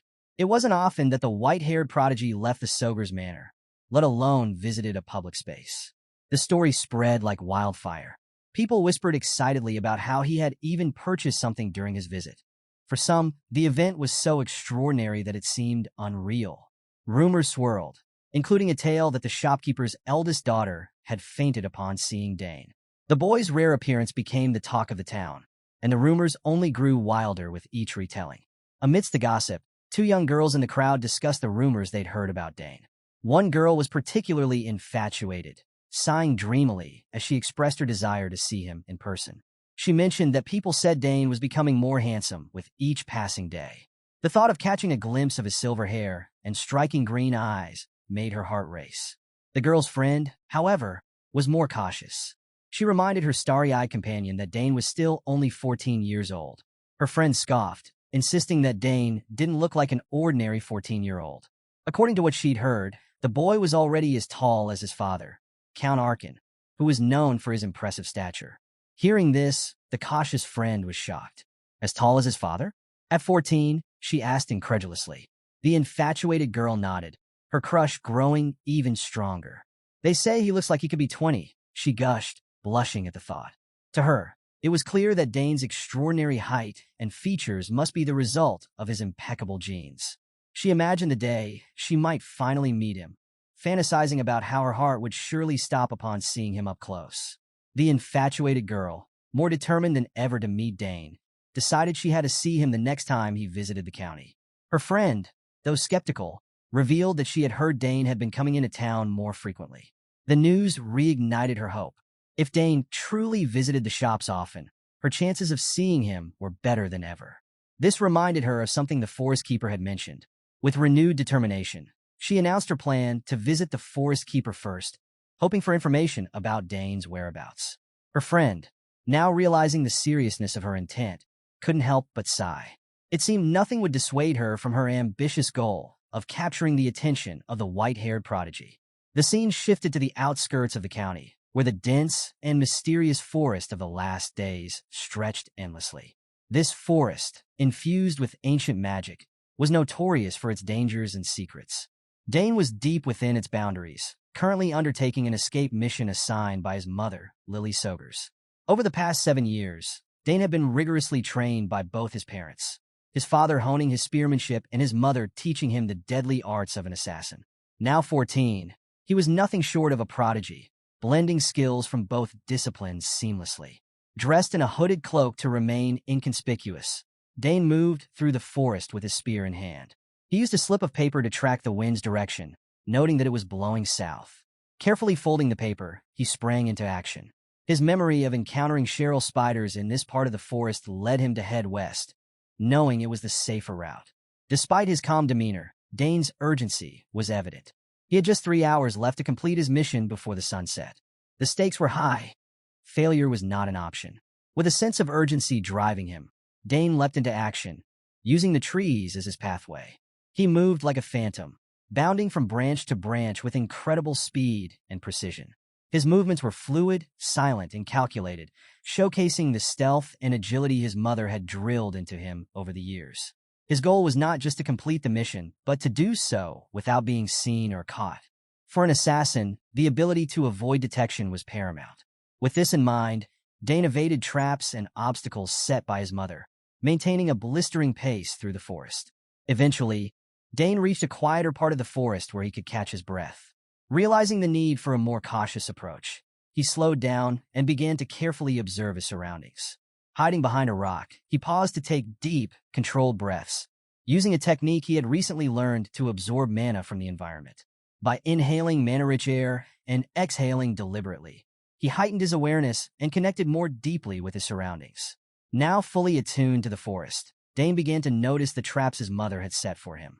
What initially appeared to be an ordinary section of trees suddenly revealed a labyrinth of nearly invisible webs tangled throughout the area. These delicate strings were so fine that they blended seamlessly with the forest. If Dane hadn't assimilated with his surroundings using his mana-enhanced awareness, he would have walked straight into them. Seeing the sheer number of traps, Dane couldn't help but feel impressed. The meticulous webbing was a basic, but incredibly effective mechanism for ensnaring prey. At the same time, he was relieved. He knew how to disarm such traps with relative ease. Dane rolled up his sleeves, ready to disarm the delicate web of traps ahead. However, just as he was about to begin, his sharp eyes caught movement in the shadows of the forest. Emerging from the darkness came a pack of monstrous rodents with spiked bodies and glowing red eyes. These were Rizzled, fearsome creatures notorious for their speed and aggression. Dane froze for a moment, his mind racing as he realized the situation was far worse than he'd anticipated. The Rizzled didn't hesitate. They charged toward him like a wave of fury. Dane gripped his spear tightly, recognizing the immediate danger. These creatures were not supposed to be here, and their appearance was completely unexpected. His mission to escape the forest before sunset now seemed far more daunting with these uninvited threats. As the Rizzle closed in, Dane quickly assessed his surroundings. He was trapped between the deadly strings of his mother's traps and the vicious creatures lunging at him. Fighting them head-on could trigger the traps, but standing still wasn't an option either. He made a snap decision to retreat, hoping to lure the creatures away while avoiding the strings. Dane sprinted through the forest, weaving expertly between the traps.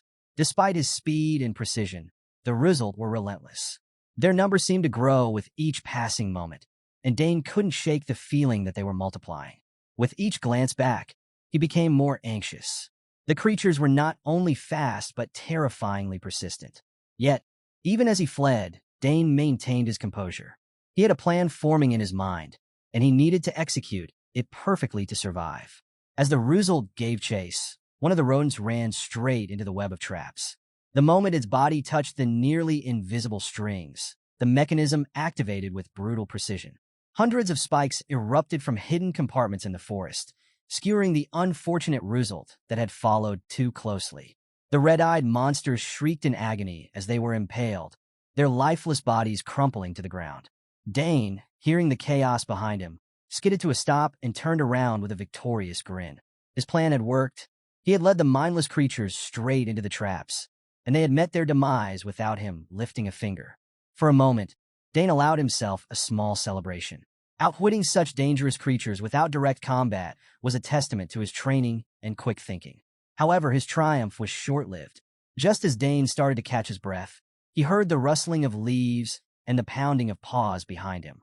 Turning back, his heart sank. A second wave of Rizzled emerged from the forest, even larger and more menacing than the first. Their glowing red eyes locked onto him, and their snarls echoed through the trees. Dane stood frozen in shock. He had believed the battle was over, only to realize this new horde was far more numerous than the first. For a brief moment, he felt the weight of exhaustion and dread. There were too many of them, and he couldn't lead them all into the traps this time. As the pack charged at him, the boy's sharp mind kicked into overdrive. He needed a new plan, and fast. There was no time to hesitate. This was a test of his ability to adapt and survive. Dane tightened his grip on his spear, his green eyes scanning the environment for anything that could give him an edge. He whispered to himself, "Think, Dane. There's always a way out." One of the Rizzled lunged at Dane with terrifying speed, nearly landing on top of him. At the last second, Dane managed to evade the attack, twisting his body to the side as the creature slid past. He marveled at its agility, realizing just how dangerous these monsters were. The rodent turned to face him again, but this time it didn't charge. Instead, it stood still, its mouth opening wide as it unleashed a stream of some unknown, viscous substance. Dane's instinct screamed at him that this chemical was dangerous. Without hesitation, he spun his spear rapidly, creating a vortex of air that deflected the substance. Though his quick thinking kept him safe for the moment, Dane's frustration grew. His mission was still unfinished, and he couldn't afford to waste more time battling these monsters. Every second he spent here was a second closer to failing his task. Enough of this, he thought. Realizing that running wasn't getting him anywhere, Dane decided it was time to fight back and end this once and for all. Charging his spear with magical energy, Dane leaped into action. His movements were swift and precise as he drove his spear into the nearest result. Each strike was decisive, slicing through the monsters with ease. The magical energy coursing through his weapon caused the creatures to vanish the moment they were hit.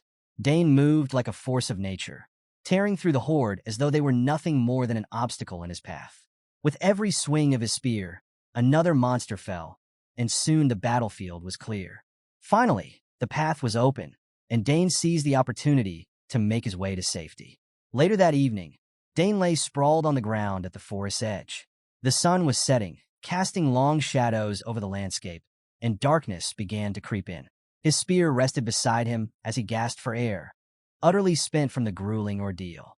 Every muscle in his body ached, and nausea threatened to overtake him from sheer exhaustion. He was grateful to have escaped the forest alive, but relief was short-lived. Just as he started to relax, a strange aura filled the air, setting him on edge once again. Groaning, Dane cursed his luck. All he wanted was a moment to catch his breath, but it seemed another challenge was heading his way. Grabbing his spear, Dane forced himself to his feet, scanning the area for the source of the disturbance. "What now?" he muttered in frustration. He prepared to face whoever, or whatever, was approaching. To Dane's surprise, the figure emerging from the shadows wasn't an enemy. It was his mother, Lily. Her sudden appearance startled him, but as she stepped closer, he realized she had been watching him the entire time. Lily's expression was one of pride as she commended her son on a job well done. "You were faster than I was in the forest at your age," she said with a smile, revealing that she had been timing him. Dane's total mission time had been 3 hours and 30 minutes, a remarkable achievement. Still catching his breath, Dane couldn't hide his shock at her revelation. He hadn't even known she was there. When Dane asked if Lily had been watching him the whole time, she confirmed it with a warm smile. "Of course I was," she said, explaining that as his mother, she couldn't leave him alone in the dangerous forest. It was her responsibility to guide him through his assassin training, ensuring his safety while pushing him to his limits. Lily admitted that while she trusted Dane's extraordinary talent, it was different teaching her own child compared to training others. Dane nodded in understanding, appreciating the balance she maintained between being his mentor and his mother. Lily, beaming with pride, praised him for completing the mission flawlessly, noting that she couldn't find a single fault in his performance. "Are you hurt?" she asked, her sharp eyes scanning him for any injuries. "I'm fine," Dane replied, confirming that he had escaped unscathed. Relieved, Lily pinched his cheeks playfully, teasing him. "At this rate, you're going to get scouted as an assassin soon," she said, laughing as she grabbed his face affectionately. Dane joined her laughter, feeling the warmth of her approval. Suddenly, Lily's demeanor shifted as she reached in her sleeve and pulled out a blade. Holding it out to Dane, she said, "Take this. I think it'll suit you better now." Dane froze, recognizing the weapon immediately. It was Nighthorn, the legendary dagger his mother was renowned for. Shocked, he hesitated to accept such an iconic weapon. "But this is your dagger," he protested. Lily reassured him with a gentle smile. "I won't be using it anymore. It's time I found a new master." Finally, Dane accepted the gift. As he unsheathed the blade, he marveled at its craftsmanship, feeling its weight and power in his hands. Lily took the moment to explain its significance. "Nighthorn was forged from Mysterious Isle, or," she said. "It's not just a blade, it can store poisons, absorb them, and even mix them into deadly combinations. Use it wisely." Dane stared at his reflection in the polished blade, overwhelmed by its potential. He promised his mother he would treat the dagger with the utmost care and respect. Lily, proud of her son, suggested they head home. Dane sheathed the knife and agreed. As they prepared to leave, a loud, eerie noise erupted from deep within the forest. Birds scattered in fear, filling the air with the sound of flapping wings. Both mother and son froze, their senses on high alert. "Did you hear that?" Dane asked, gripping his spear tightly. "I did," Lily replied, her tone serious. "Someone's in the forest." Despite her curiosity, Lily decided it was best to avoid trouble. "Let's head back quickly," she said, and Dane nodded in agreement. They made their way home, the unsettling noise lingering in their minds. The scene shifted to the Sogers County Annex Tower, where a violent coughing fit echoed from one of the rooms. Inside, an older man tossed and turned, his body drenched in sweat as he groaned and screamed in his sleep. Finally, he jolted awake, gasping for air. The man looked around, dazed and disoriented. He didn't recognize his surroundings and struggled to piece together his last memory, eating mushrooms in the forest. He pressed his hand to his forehead, trying to make sense of the situation. The door to the room opened, and a boy entered, carrying a tray with water. It was Dane, calm and composed.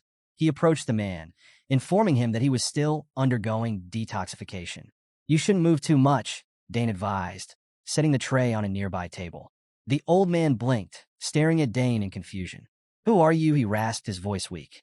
"Did you save me in the forest?" Dane began by calmly explaining to the old man that he did, in fact, save his life. He revealed that the man had unknowingly consumed a deadly red-nosed mushroom.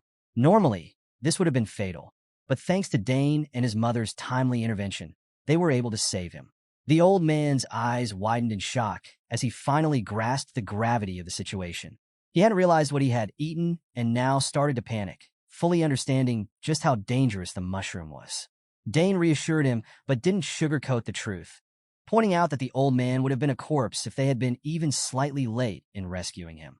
To help further cleanse his system, Dane offered the man a cup of water. The old man, still visibly shaken, gratefully accepted the water, drinking slowly as he began to calm down. As the old man drank, Dane's sharp eyes caught an intriguing detail. On the man's belt was the insignia of the Nixian magic tower. This revelation startled Dane, making him realize that this stranger wasn't just an ordinary traveler. The emblem was unmistakable, and it meant that this man had ties to a prestigious magical institution. Dane's mind briefly wandered back to the harrowing rescue in the forest. He remembered how pivotal the Night Horn dagger had been in saving this man's life. After finishing his water, the old man returned the cup and expressed his gratitude. His next question was simple but heavy with curiosity. Where exactly was he? Dane responded with a small smile, explaining that they were in the Sogur's County Annex Tower. The answer seemed to surprise the old man, who placed a hand on his forehead in visible frustration. He muttered about how far he had strayed, realizing he had not only gotten lost in the southern region, but also managed to stumble this far, while under the influence of the toxic mushroom. Sensing the man's exasperation, Dane gently suggested that he rest for now. He added that his father, Count Arkensogers, had already been informed and would soon come to meet him. The old man looked momentarily perplexed, likely wondering why the boy's father needed to be involved in this matter. So, he asked who Dane was. This prompted Dane to introduce himself formally as the youngest son of Count Sogers. For a moment, the old man looked stunned, his expression betraying both recognition and disbelief. Then it dawned on him. This boy standing before him was the younger brother of Arabella, the prodigious magician whose reputation had already reached the ears of many, including those in the magic towers. Now that he knew Dane's identity, the old man's curiosity grew. He asked how the boy had managed to find him in such a perilous place. Dane explained that he had been training in the forest of the last days with his mother when they came across him. Hearing this, the old man's shock deepened. Even as an experienced mage, he had barely survived the dangers of that ancient forest. He had faced relentless attacks from giant rat-like monsters, the Rousald, and nearly perished due to traps and unstable mana flow. The old man shared his harrowing experience in the forest, including how the reverse flow of mana cores during his spellcasting had severely weakened him. Coupled with the red-nosed mushroom's poison, his situation had been dire. However, he now felt noticeably better after Dane's efforts to detoxify him. As their conversation shifted, the old man asked about the forest, particularly if it was true that the entire area was infused with ancient mana. He admitted he wasn't familiar with the region and hoped Dane could provide more clarity. Dane nodded and confirmed the man's suspicions. He explained that the Forest of the Last Days was indeed filled with ancient mana, unlike the mana flows modern mages were accustomed to. Dane didn't hesitate to share his thoughts, pointing out that the Forest of the Last Days was the worst possible place for a mage to be. He reminded the old man that his situation had been even more precarious due to the mushroom poisoning. Hearing this, the old man was left speechless, the weight of Dane's words settling over him. The realization of how close he'd come to death sent a shiver down his spine. Gratitude filled him as he truly grasped how much Dane's intervention had saved him from certain doom. Lost in thought, the old man suddenly had an epiphany that left him even more baffled. His eyes widened as it hit him. Dane had been training in the forest. This was remarkable for someone his age.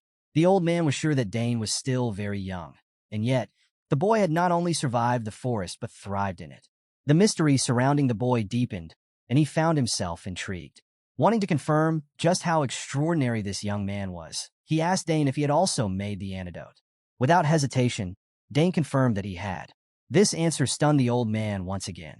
It was clear to him that Dane couldn't be older than his early teens, and yet he possessed the knowledge and skill to formulate a complex antidote. The gears in his mind turned as he tried to reconcile what he knew about the boy. It seemed impossible until he remembered who Dane's siblings were. Arabella, the genius magician, and Claire, the summoner prodigy, were already well known across the empire.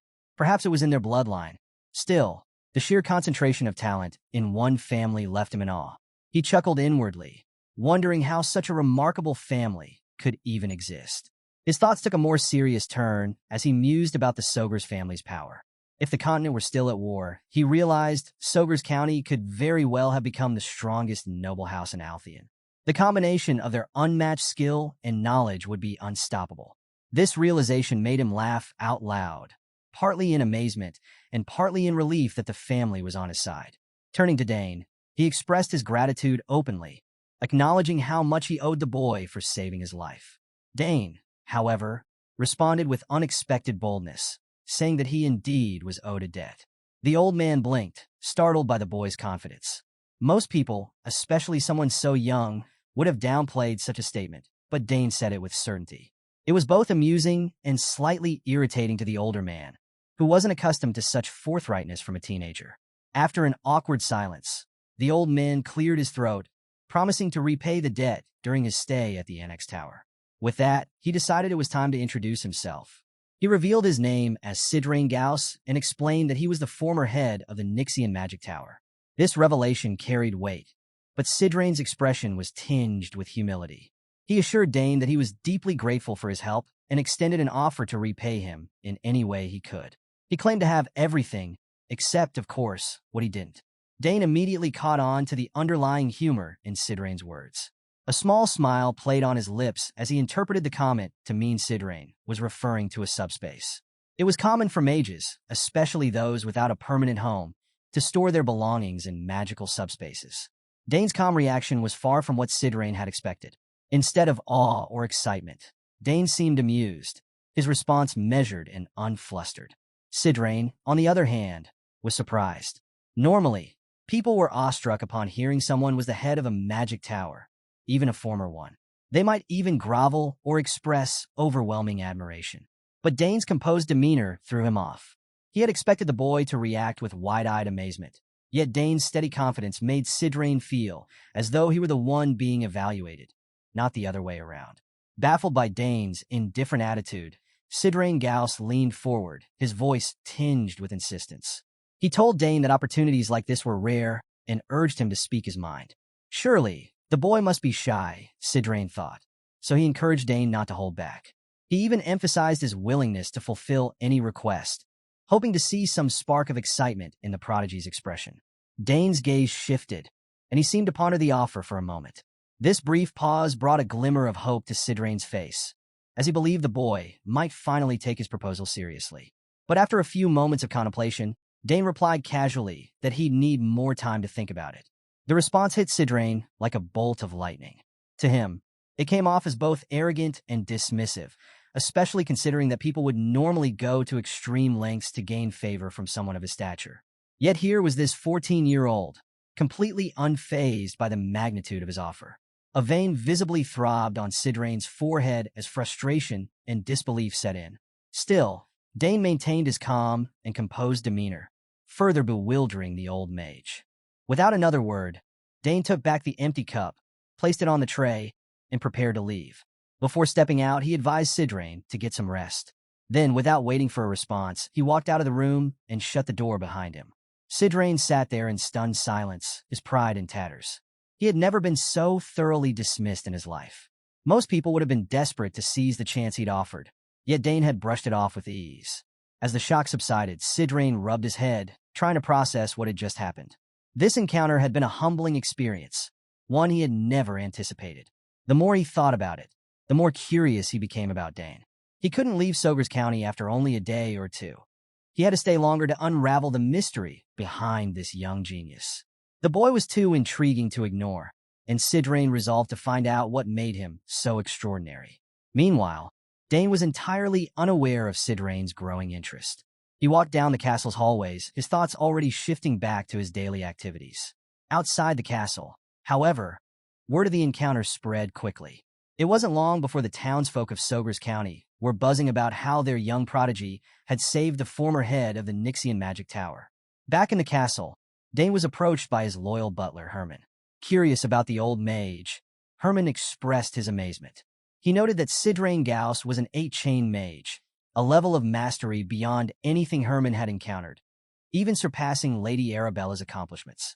Dane confirmed this, acknowledging Sidrain's vast experience, which impressed Herman even further. Herman went on to explain the importance of magic towers, likening them to independent territories that function almost like small nations. Hearing this, Dane admitted his surprise. He hadn't imagined that the dying man he saved could wield such influence. Herman agreed, but shared his curiosity about why a figure as important as Sidrain had been wandering through the dangerous forest in the first place. As the two continued their conversation, Dane focused on his training, but paused when something caught his attention. He scrutinized the sword he was using, clearly displeased. Staring at his reflection on the blade, he suddenly turned to Herman and demanded a new sword, his voice firm. He explained that the swords available to him were all lightweight and too short for his training needs. Herman panicked slightly, knowing that all the swords in the training hall were spoils of war brought back by the Count. There were no other weapons to offer. However, he promised Dane that he would prepare a long sword for training by the following day. Dane accepted this with a nod, thanking Herman before deciding to wrap up his session with the current sword for the day. As Dane wrapped up his training session, a long-forgotten memory surfaced in his mind, a gift from years ago. He recalled the day Duke Balthermion, the Hexaclass knight who had once ended his previous life, gave him a special crest. It had been 7 years since that day, and the crest held extraordinary significance. It granted Dane access to acquire any weapon of his choice from the greatest forge in the entire Althean Empire. A small smile tugged at his lips as he realized he had been sitting on this valuable opportunity for so long. Now he decided it might be time to pay the Duke a visit when he traveled to the capital. As Dane made his way out of the training grounds, he was greeted by his father, Count Arkin Sogers. Surprised by the sudden appearance, Dane remarked that he hadn't expected his father back so soon, believing he was still attending to issues outside the castle. Arkin chuckled, explaining that things had wrapped up earlier than planned, and he had hurried home for an important reason. Before he could elaborate, Dane guessed that his return must have been spurred by news of the mage Dane had rescued. The Count nodded, confirming the guess, and admitted that he found the old mage's presence intriguing, especially as a potential mentor for Arabella. Dane wasn't shocked by his father's interest in Sidrain Gauss. It made sense for the Count to see an opportunity for his eldest daughter to learn from someone as skilled as the former head of the Nixian magic tower. Still, Dane couldn't help but question whether the old mage could handle Arabella's fiery temperament, recalling how she had punched a senior at the academy once. Shifting his attention back to Dane, Arkin patted his son on the shoulder and expressed his pride in him. Saving Sidrain Gauss was no small feat, and Arkin didn't hold back in praising his youngest son. Dane humbly brushed off the compliment, stating he had only done what was necessary. But his father gently disagreed, pointing out that such bravery and capability were not traits found in just anyone. Hearing this, Dane smiled, feeling a sense of honor from his father's words. As they walked back to the castle together, Dane asked about his sisters, wondering if they might return home soon. Arkin sighed, expressing his frustration at how difficult it had become to see his daughters. Arabella was busy seeking a magic tower to join after completing her extended semester, while Claire had been requested to take up a role as an assistant professor by her professor. Dane felt immense pride in his sisters, marveling at their accomplishments. Arkin shared the sentiment, but reminded Dane that he had equally high expectations for him. The Count teased that the world might not be ready for a young man with Dane's talents, causing both father and son to laugh. At the mention of Duke Thermion, a flicker of emotion crossed Dane's face. Though he no longer burned with desperation for revenge, the thought of crossing blades with the veteran knight who had once killed him filled him with anticipation. He also wondered how Layla, the Duke's daughter, was faring. It had been a year since her last letter, and Dane realized he could check on her when he visited the capital. With his decision made, the next few days flew by in preparation for the journey. Back at the Annex Tower, Sidrain Gauss was growing restless. Frustrated by his confinement, He argued with a servant who insisted that he wasn't fully recovered. Sidrain complained about feeling like he was going mad from staying cooped up in the room for so long. The servant, however, stood firm and laid down strict rules. Sidrain was not to venture far and, most importantly, was forbidden from using magic within the tower. This new restriction left Sidrain fuming. He was further disheartened when the servant explained that his magic reflux had not been fully purified. The poison from the red-nosed mushroom still lingered in his system, and any use of magic could worsen his condition. Sidrain grumbled, but eventually conceded, realizing he had no choice but to comply. His stay in the Annex Tower would be longer than he had anticipated, leaving him with ample time to observe the young prodigy who had saved his life. Sidrain Gauss had finally reached his breaking point. Staying in his room without access to magic was bad enough, but he absolutely couldn't tolerate being confined any longer. Ignoring the protests of the servant stationed outside, he stormed out of the room. The servant, helpless to stop him, muttered a reminder that Sidrain didn't even know his way around the castle. Despite this, he let the old mage go, knowing full well he'd be the one in trouble if Sidrain caused any disturbances. As Sidrain wandered through the castle, his peculiar behavior quickly drew the attention of the staff. The maids, busy with their cleaning, gossiped about the strange guest.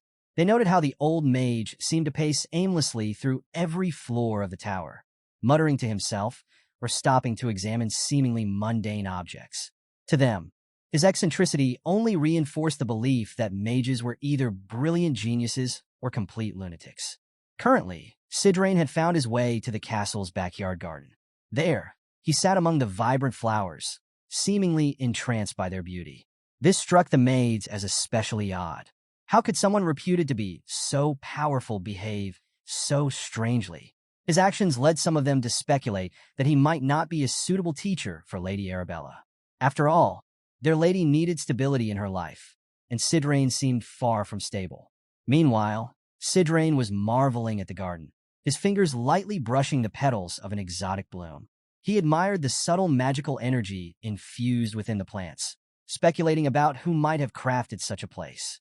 His musings were interrupted by the arrival of Dane, who approached with his usual calm demeanor. Dane raised an eyebrow upon finding Sidrain in the garden, clearly surprised. The old mage, noticing Dane's expression, chuckled and remarked that everyone must have assumed he'd run away. He immediately launched into a complaint about how he was being kept in the castle against his will, unable to leave until his recovery was complete. Dane found this amusing and laughed, wishing Sidrain a speedy recovery.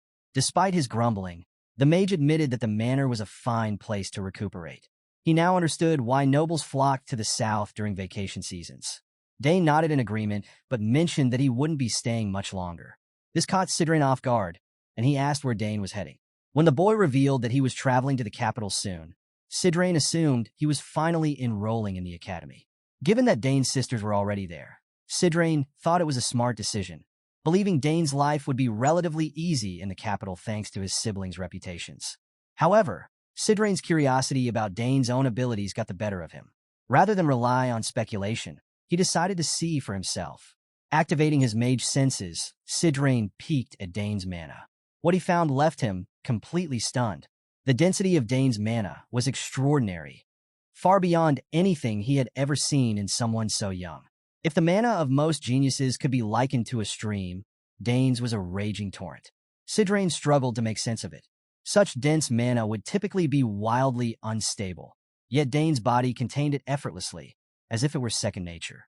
The old man's must have been obvious because Dane tilted his head, clearly noticing his odd behavior. Breaking the silence, Dane firmly warned Sidrain against assessing another person's magic without permission, calling it rude. Sidrain flinched, realizing his mistake. He apologized profusely, embarrassed by his lapse in judgment. His curiosity, however, was far from sated. Internally, he was still reeling. How could such dense mana exist within a 14-year-old? And more importantly, how was Dane able to control it so perfectly? Sidrain's thoughts raced as he tried to puzzle out this anomaly. He thought he should have seen a mana circle, a common marker of such power, but there was no trace of one. This only deepened the mystery.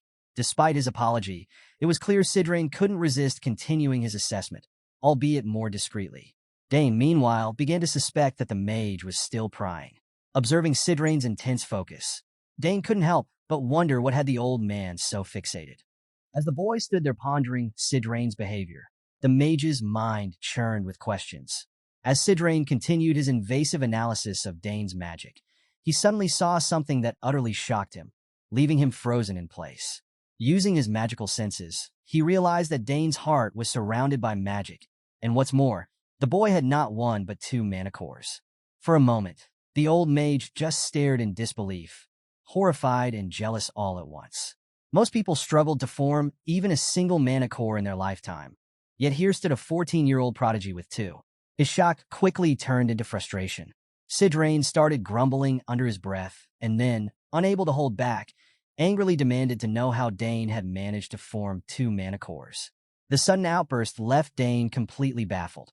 To him, having two cores didn't seem like a big deal. If anything, he thought it was natural for someone like him. Confused by Sidrain's reaction, Dane hesitated before asking if having two mana cores was a problem. The old mage's response was swift and sharp. He explained that it was indeed a problem and questioned how Dane intended to wield a spear with such dense mana. The boy blinked, still unsure of why this was such a major issue. Seeing his confusion, Sidrain sighed heavily, clearly exasperated, and decided to explain further. Sidrain began by stating that Dane was squandering a talent most could only dream of. He elaborated that the dense magic contained within his cores, without accompanying mana circles for refinement, would go to waste. Sidrain emphasized that this wasn't just a minor issue. It was akin to turning his back on greatness. At first, Dane didn't fully grasp the magnitude of Sidrain's frustration, but as the old man laid out the consequences, his eyes widened. Sidrain explained that mana cores and circles couldn't easily coexist because they tended to interfere with one another. This interference often led to disastrous results, as the compressed mana from the cores would overwhelm the circle, causing it to collapse or burst. Such a phenomenon, Sidrain stated, was the primary reason why magic swordsmen, those who attempted to balance both, often had tragically short lifespans. Dane listened intently, his mind racing. He had already noticed some inconsistencies in his own mana flow and suspected a conflict, but hearing Sidrain confirm it with such detail was overwhelming. Still, despite the grim explanation, Dane wasn't entirely discouraged. He posed a question that surprised Sidrain. Was it truly impossible to use magic without relying on circles? Sidrain, shaking his head in disappointment, admitted that while it wasn't impossible, it was exceedingly rare and came with significant limitations.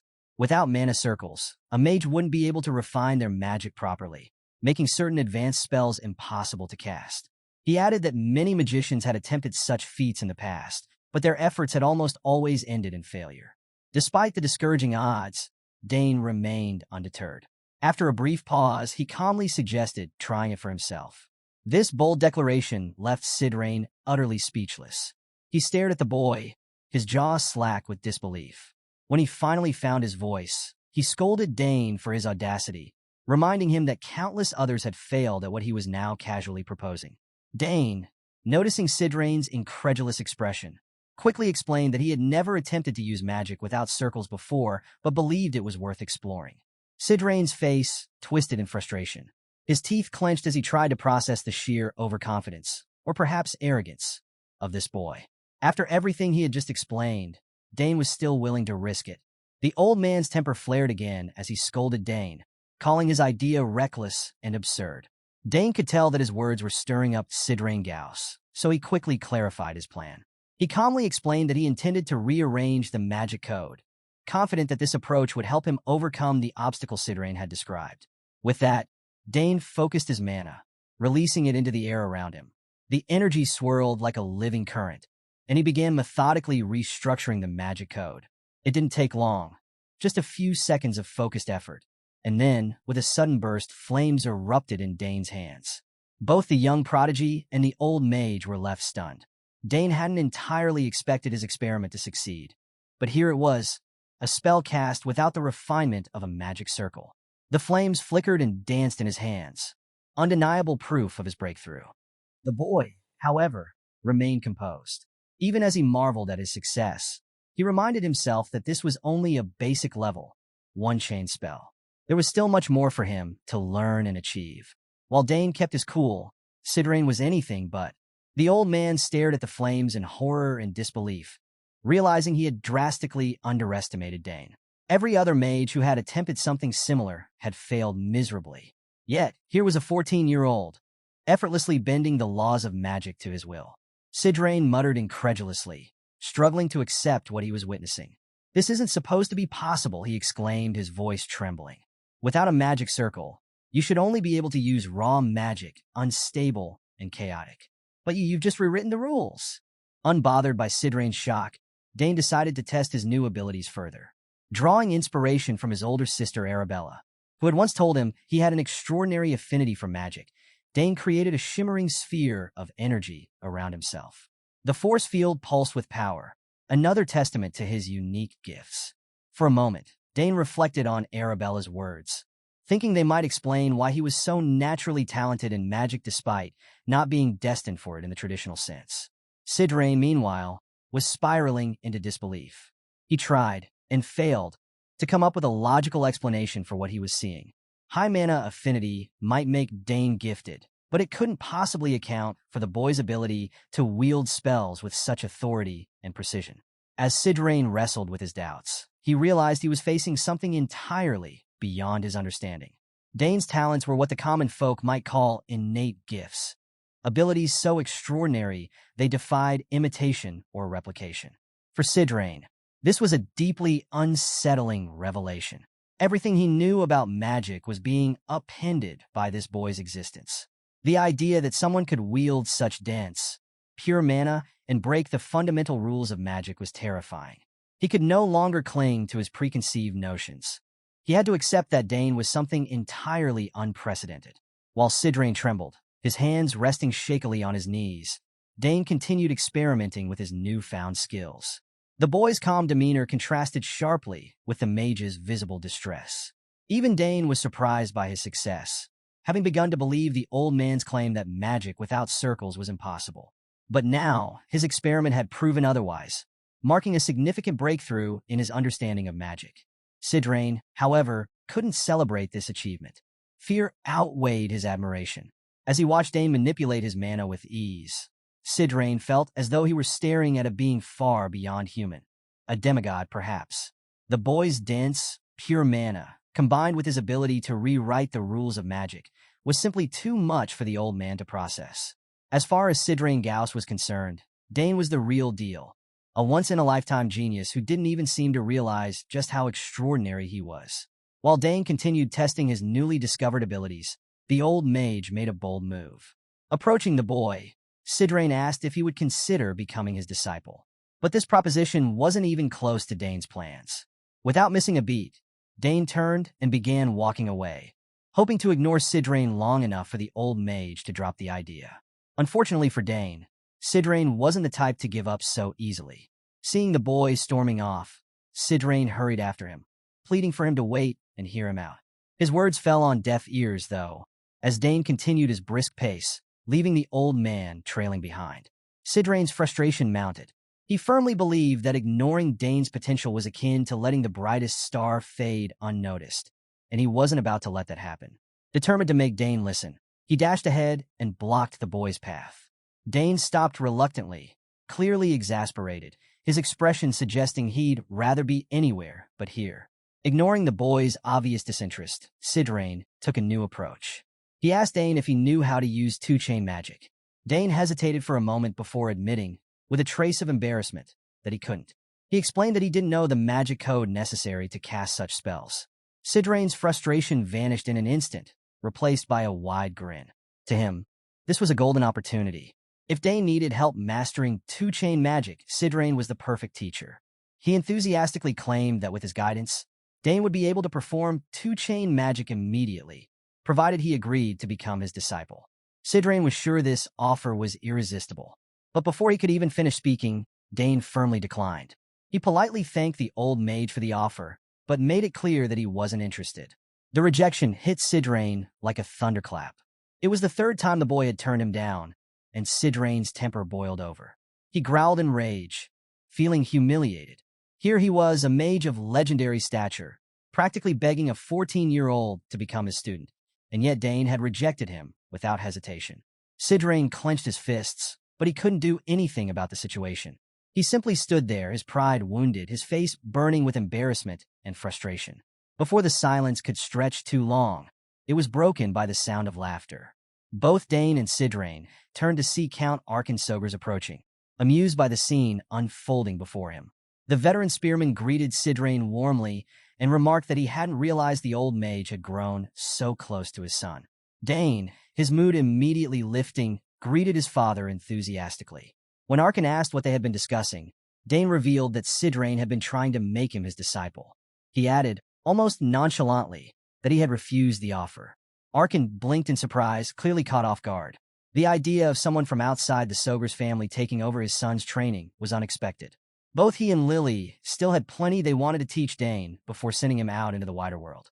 The idea of Sidrain swooping in and claiming Dane as his disciple felt abrupt and, frankly, presumptuous.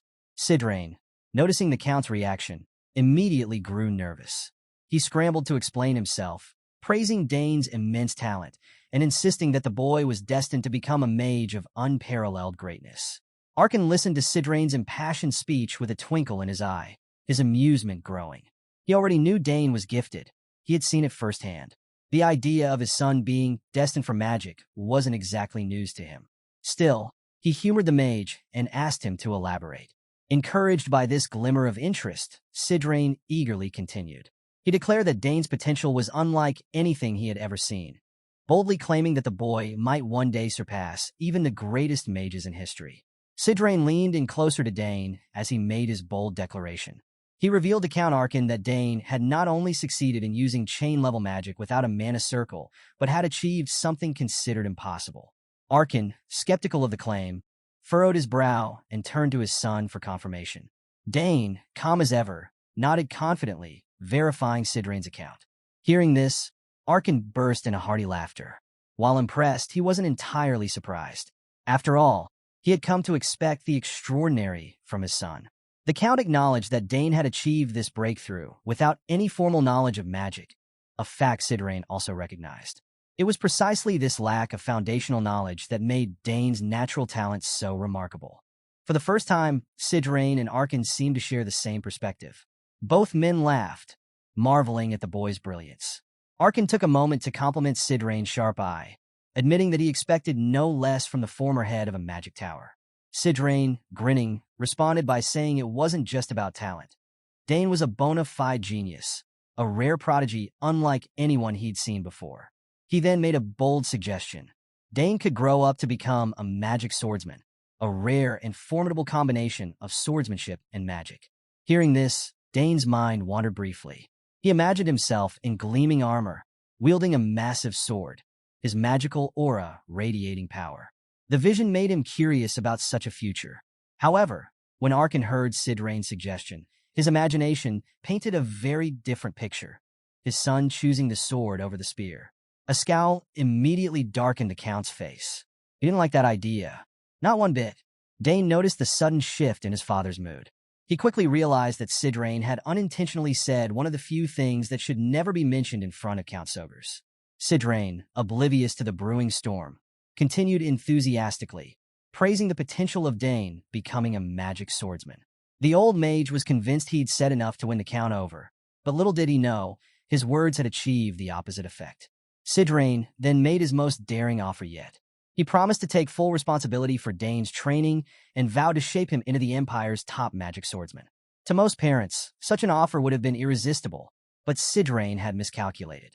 He hadn't noticed the thunderous expression on Arkan's face. When Sidrain finally turned to face the Count, he froze. The scowl on Arkan's face sent chills down his spine. The tension in the air was palpable, and Sidrain, now terrified, realized he had stepped into dangerous territory. Before the Count even spoke, the mage knew he'd made a grave mistake. In a voice laced with barely contained anger, Arkan made his position clear. Dane would not become a magic swordsman. Sidrain, though intimidated, was still determined to plead his case. He asked why, pointing out that combining magic with swordsmanship was a dream for many. He argued that Dane was uniquely suited for such a path and couldn't understand why Arkan was so opposed to the idea. Arkan's glare sharpened, and his tone grew even firmer. He spelled it out for Sidrain in no uncertain terms. Dane would not be a magic swordsman because he was destined to become a magic spearman. The realization hit Sidrain like a bolt of lightning. He hadn't known that Arkan's attachment to spearmanship ran so deep. Now that he did, he wisely chose to drop the subject. It was clear that any further insistence would only worsen the Count's already foul mood. Meanwhile, Dane, who had been sweating nervously through the entire exchange, let out a quiet sigh of relief. Though the tension hadn't entirely dissipated, at least the misunderstanding had been cleared up. His father, however, still looked visibly upset, and Dane couldn't help but wonder if Sidrain would ever learn to tread more carefully around the fiery Count Sogers. Sidrain silently vowed to read the room more carefully in the future. Still, he couldn't help but wonder why the Sogers family approached things the way they did. For mages, becoming a disciple wasn't a simple mentorship. It carried the profound tradition of inheritance. This practice, rooted in ancient magical customs, remained a cornerstone even in modern times, despite the widespread availability of universal magic education. Sidrain wasn't just looking for a disciple. He sought a successor, someone to carry his legacy forward. And from what he had seen so far, Dane possessed the innate talent to be that person. Dane, meanwhile, reflected on everything Sidrain and others had said about his talent. The constant compliments and awestruck reactions made him pause and focus inward. After a moment, he admitted to himself that he could feel something swirling within his body, though he wasn't entirely sure what it was. Then, a sudden realization struck him.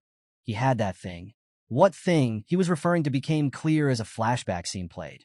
In it, Arabella handed him a crystal ball when he was younger, explaining that he could use it to contact her whenever he needed advice. Dane had almost forgotten about the ball, but now it seemed like the perfect time to use it. Returning to his room, he rummaged through his belongings and retrieved the crystal ball. Pouring mana into the crystal, he activated the spell that would allow him to communicate with his sister. The connection sparked to life, and Arabella, who was studying in the library at the academy, heard his voice. Her head shot up in surprise, her golden hair shimmering in the light. A wide grin spread across her face as she recognized Dane's voice. Arabella's excitement was immediate and uncontainable. Forgetting she was in the library, she quickly left the library to take Dane's call somewhere private. Once outside, she greeted him enthusiastically, her happiness evident in her voice. The first thing Arabella noticed was that Dane had used a one-chain spell to activate the crystal ball. This surprised her. He hadn't even possessed a magic circle the last time they spoke. Amazed, she asked how he had done it.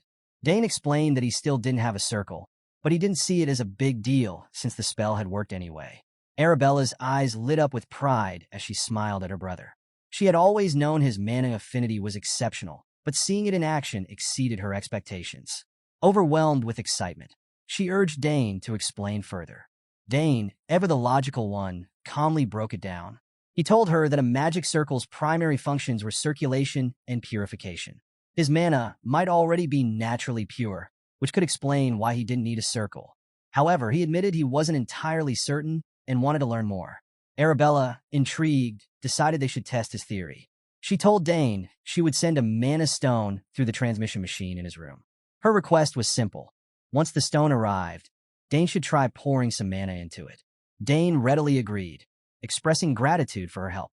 Having a genius like Arabella as an older sister was something he genuinely appreciated, especially since she always seemed willing to guide him. As their conversation continued, Arabella shifted topics. She remarked that Dane would undoubtedly draw attention at the academy if he was already using chain-level magic at his age. Dane's eyes widened in horror. Drawing attention was the last thing he wanted. Without hesitation, he protested, saying he'd prefer to remain unnoticed. Arabella laughed at his reaction, but dropped another truth bomb. She explained that avoiding attention would be impossible because talent always draws eyes. Dane groaned, clearly uncomfortable with the idea, but Arabella reassured him in her own way. Settling onto a bench outside, she promised that if anyone dared to bully him at the academy, he should tell her immediately. She vowed to utterly destroy any bullies who came near her little brother. As Dane spoke with Arabella, a thought crossed his mind that made him pause. He remembered the story about her breaking the nose of a male student at the academy, the second son of the Dwell Duchy, who had apparently been too friendly with her. With a mischievous grin, Dane brought up the incident, but the moment he did, Arabella's mood shifted drastically. She snapped at him, warning her younger brother not to mention that bastard. Arabella's anger quickly escalated, and she unintentionally raised her voice, earning strange looks from passing students. Realizing she was causing a scene, she calmed herself. After taking a moment to regain her composure, she steered the conversation back on track, asking Dane if he thought his mana's purity would continue to increase naturally over time, even without a magic circle. Dane admitted he wasn't sure. The uncertainty in his voice made Arabella more curious, and she decided it would be worth exploring the question further. However, just as she began brainstorming ideas, someone interrupted to inform her that the professor was looking for her. Arabella sighed, but told Dane she had to leave. She promised to send him the mana stone they'd discussed and assured him she'd contact him soon. After exchanging goodbyes, their conversation ended, leaving Dane alone with his thoughts. As silence filled the room, Dane stared at the glowing crystal ball. The conversation with his sister had left him reflective. Thinking about everything he'd learned and achieved recently, he felt a sense of pride. The realization that his mana was naturally pure was exhilarating, and for a moment, he even joked to himself about having a dragon's heart hidden in his chest. Meanwhile, back at the Annex Tower, Sidrain Gauss was in a much darker state of mind. The stubborn mage, who had ignored warnings to avoid using magic, was now suffering the consequences. His condition had worsened, and he was gripped with the fear that he might actually die. Sidrain's frustration festered as he ruminated over his situation. He had hoped to recover quickly and leave the Annex Tower, but now all those hopes were dashed. Instead of taking responsibility for his own actions, he directed his blame squarely at Dane. In his mind, none of this would have happened if the boy had simply accepted his offer to become his disciple. Sidrain's memories of Dane's blunt rejection gnawed at him, haunting him like a bad dream. He was desperate to convince the young prodigy to change his mind, and his thoughts spiraled as he brainstormed ways to sway Dane. Several ideas surfaced. The first was to offer Dane a grand artifact, something rare and powerful. But Sidrain wasn't sure if that would work. Another idea was to promise Dane the inheritance magic passed down through generations of mages, a priceless treasure that only a successor could receive. However, Sidrain quickly dismissed this as too risky. If Dane rejected him again or failed to live up to expectations, Sidrain would lose everything. Unable to settle on a viable plan, Sidrain bowed his head in frustration, wallowing in self-pity. He was already burdened by his worsening health, and now he had the added pressure of dealing with Dane's elusive brilliance. His thoughts were interrupted by a sudden knock on the door. "Are you in there?" A voice called from outside. The person revealed themselves as Sogers, and Sidrain immediately knew it was Dane. Panic gripped the old mage. He wasn't prepared to face the boy. He hadn't yet devised the perfect offer to persuade him, and now Dane was standing right outside his door. For a fleeting moment, Sidrain wondered if Dane might have come to apologize or, by some miracle, changed his mind about becoming his disciple. There was only one way to find out. Swallowing his unease, Sidrain called out, inviting Dane to come inside. Dane walks into the room. Sidrain, the once proud head of the Nixian Magic Tower, had been waiting, his expression a mix of curiosity and anticipation. It seems the young master had something important to share, and the air between them felt charged. Sidrain's sharp eyes studied Dane, whose face carried a gentle smile. That smile caught the old mage off guard, almost disarming him. It wasn't what he expected. He'd grown used to bracing himself for frustrating rejections or Dane's usual defiance. But this time, the boy's big, welcoming green eyes gave Sidrain hope. He couldn't help but let out a hearty laugh, convinced that good news was finally coming his way. Before Dane could even open his mouth, Sidrain boldly declared that the boy must have decided to accept him as a master. His excitement bubbled over, the thought of training such a prodigy filling him with pride. But, just as quickly, Dane crushed his hopes with a blunt and unwavering no. The rejection hit Sidrain like a thunderclap. His face fell as the reality sank in. Yet again, the annoyingly talented young man had refused him. Sidrain couldn't help but feel a twinge of regret. Had he known this constant rejection was coming, maybe he wouldn't have let Dane save him back in the forest of the last days. At least then his dignity would have remained intact. Now, here he was, stuck in the Sogur's Palace Annex, forced to endure the presence of the boy who kept turning him down. With a resigned sigh, Sidrain asked Dane to explain himself. He was growing tired of the mixed signals. Why had Dane sought him out if he had no intention of becoming his disciple? The two sat down over tea for a serious conversation, and Sidrain's frustration began to show in his tone. Dane could sense it and decided it was time to clear the air. The boy admitted that he did have an interest in magic, which immediately piqued Sidrain's curiosity. If that were true, why wouldn't Dane accept him as a mentor?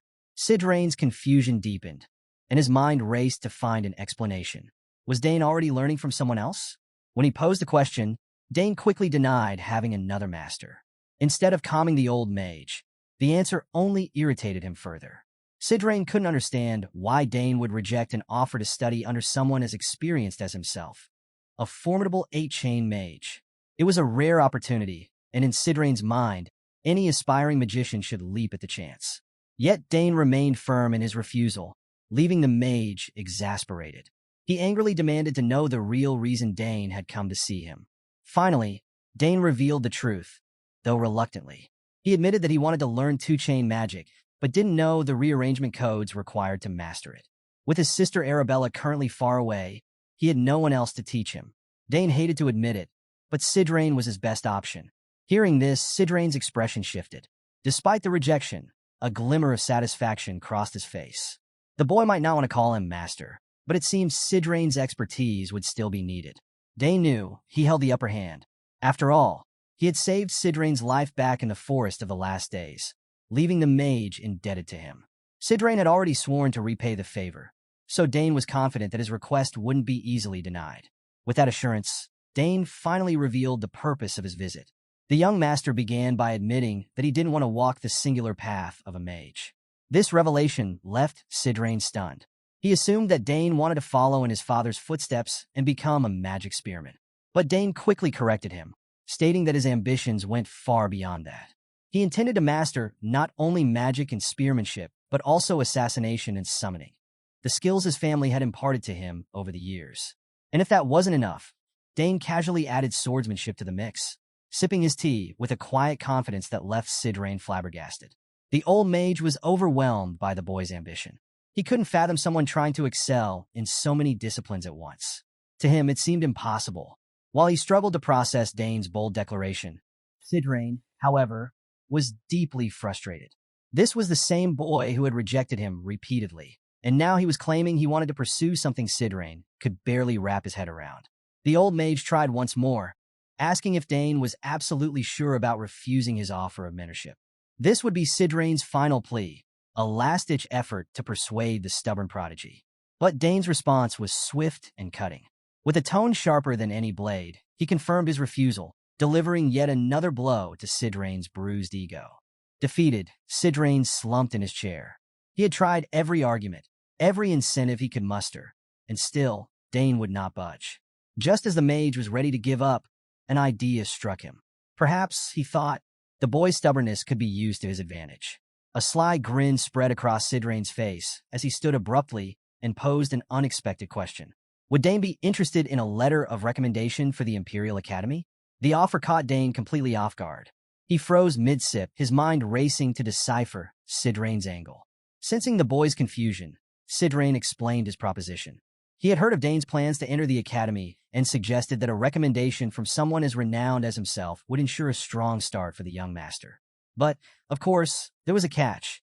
The letter would only be given if Dane agreed to become Sidrain's disciple. The offer was enticing, and Dane couldn't dismiss it outright. After considering it briefly, he agreed to accept the letter, though notably, he did not agree to become Sidrain's disciple. Still, this small concession was a victory for the old mage. For once, he hadn't been rejected outright, and that alone brought him a sense of satisfaction. Sidrain leaned back in his chair, a contented smile on his face, as he declared that they could now have a proper conversation. But Dane wasn't done yet. He had another request. This made Sidrain laugh, amused by the boy's sudden shift in tone. The mage couldn't help but grin, feeling that the tides were beginning to turn. Though Dane still hadn't agreed to be his disciple, this back and forth left Sidrain with a renewed sense of hope. For now, he'd take the small wins. Sidrain was riding high on his plan to secure Dane's loyalty. He felt confident that by granting favors, he could morally obligate the boy to become his disciple.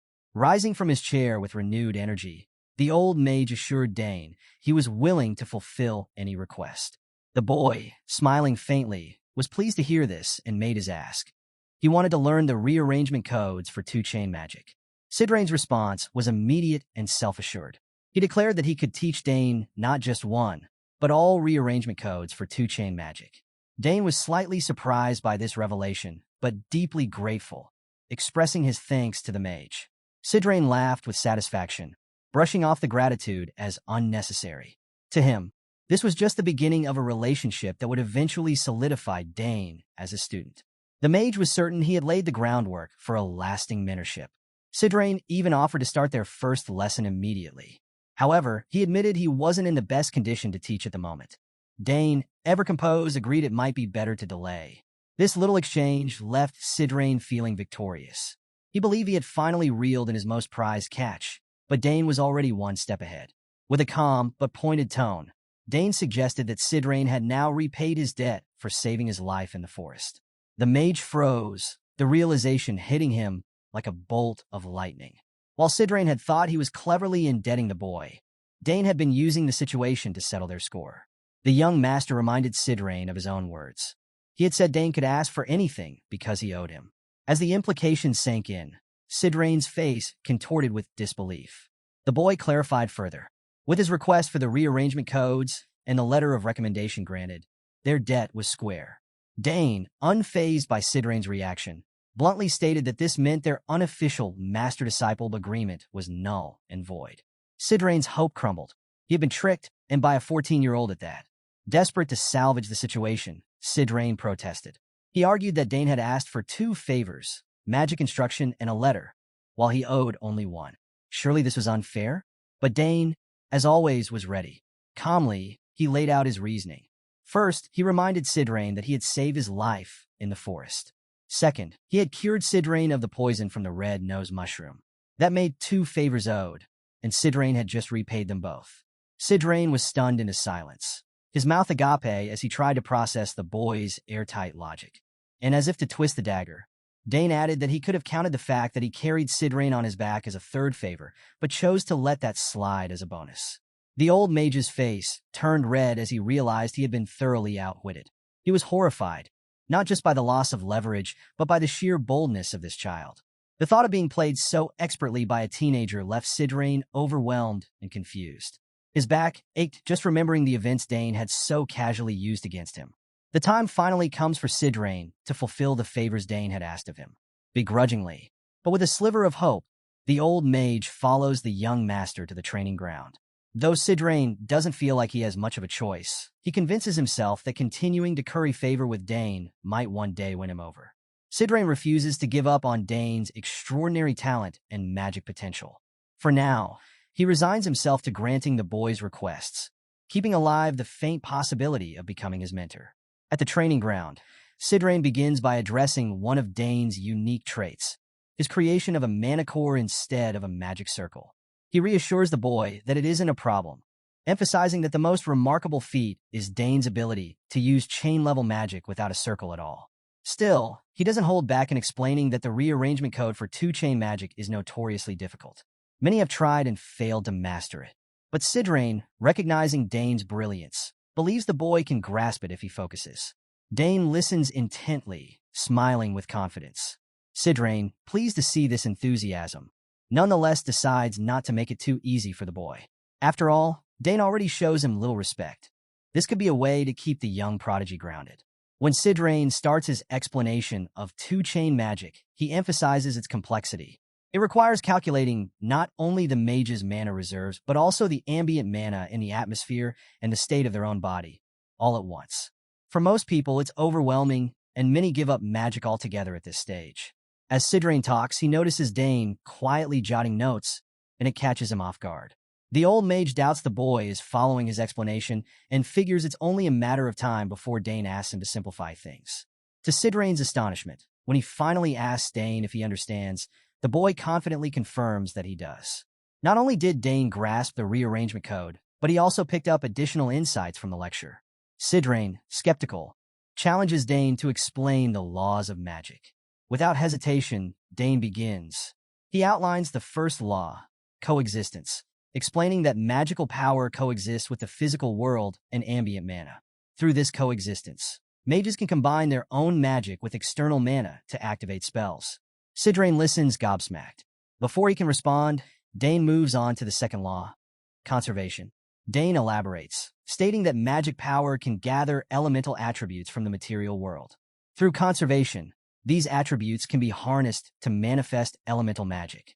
Sidrain's face pales as the boy continues, adding his interpretations to the laws with clarity and precision. What others find dull, Dane finds fascinating, and Sidrain is left wondering how such a prodigy could even exist.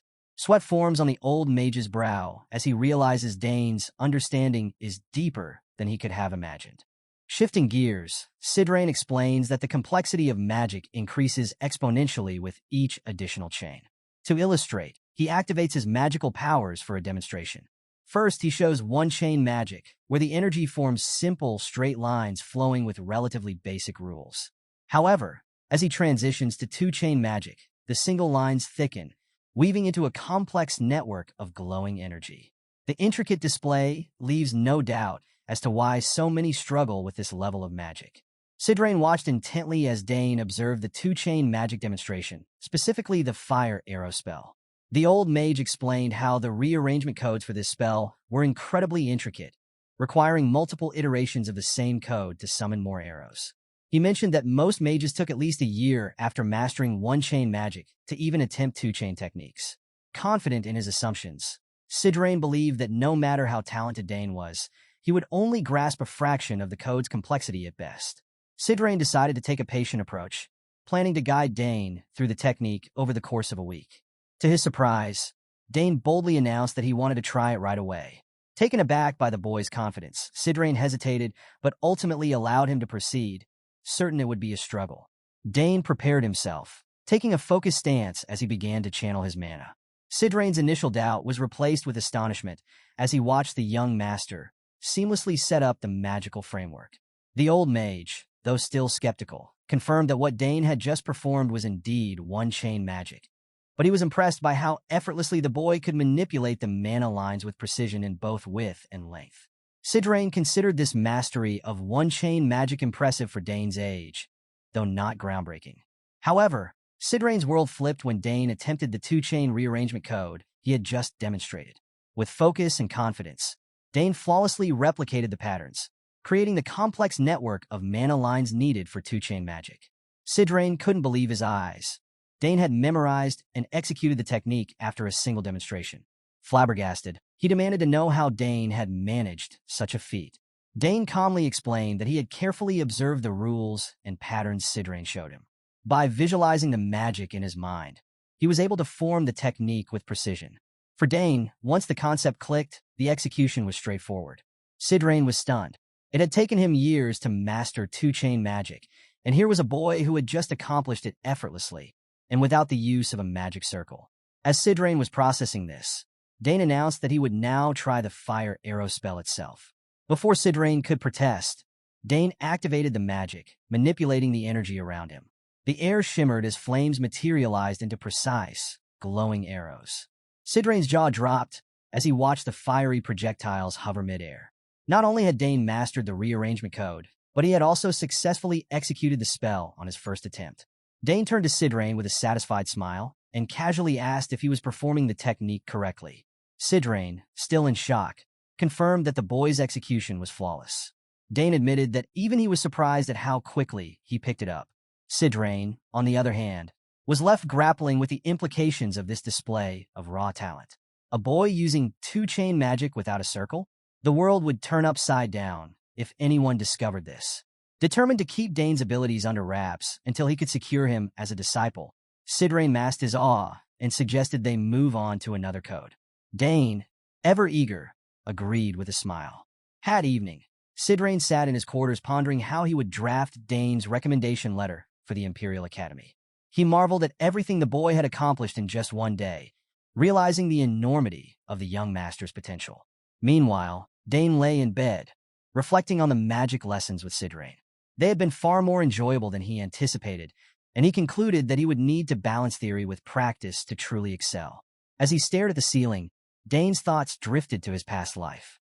In that life, magic was a luxury he could never afford to learn, as every moment was spent swinging a sword to survive. Back then, the constant threat of death left no time for theoretical study or developing magical skills.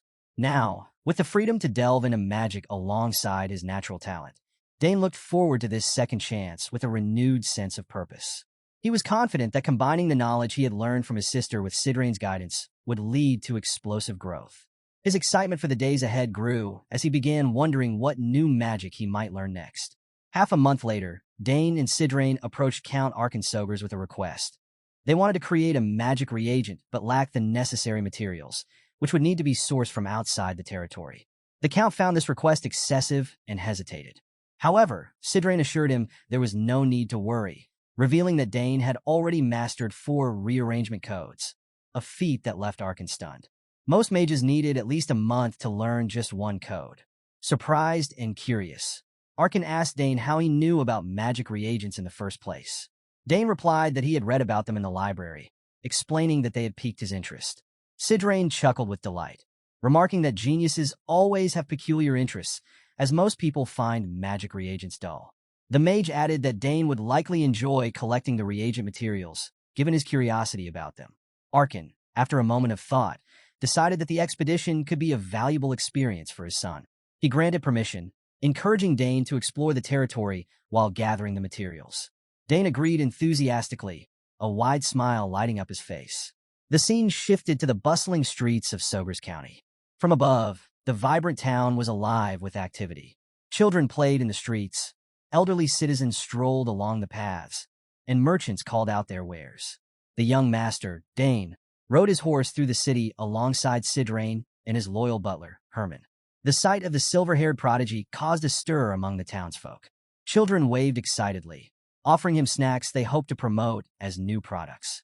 Merchants called out, advertising their goods, while others simply stood in awe, mesmerized by the handsome young master.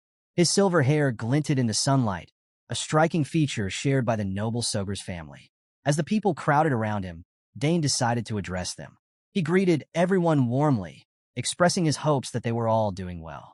Turning to the children, he promised to return later to try their snacks, bringing smiles to their faces. Sidrain, observing from the sidelines, noted the joyous atmosphere. The people's admiration for Dane was palpable, and it was clear to Sidrain that the young master was deeply loved. From the cheerful crowd and their affection for Dane, Sidrain deduced that Count Arkan was a fair and well-loved lord. The vibrant streets and smiling faces were a testament to the harmony within Sogers County. As Sidrain continued to admire Sogers County, his observations spilled out without him realizing he was thinking aloud. The old mage marveled at how peaceful, prosperous, and vibrant the county was, a rarity on the continent. From the delectable snacks to the warm southern weather and friendly people, Sidrain couldn't help but compare it favorably to the capital city. It was a sight he admitted was impossible to find elsewhere. Hearing this, Dane replied with a proud smile, agreeing with Sidrain's sentiments. The young master affirmed how comfortable and warm life was in the south, clearly delighted to see his home appreciated. However, the pair wasn't just out strolling for leisure. They were on their way to the magic supply shop. Sidrain, curious about how much longer it would take, asked Dane, who admitted with a sheepish laugh that he had never been there before. The old mage raised an eyebrow, clearly surprised. He had assumed Dane would lead the way.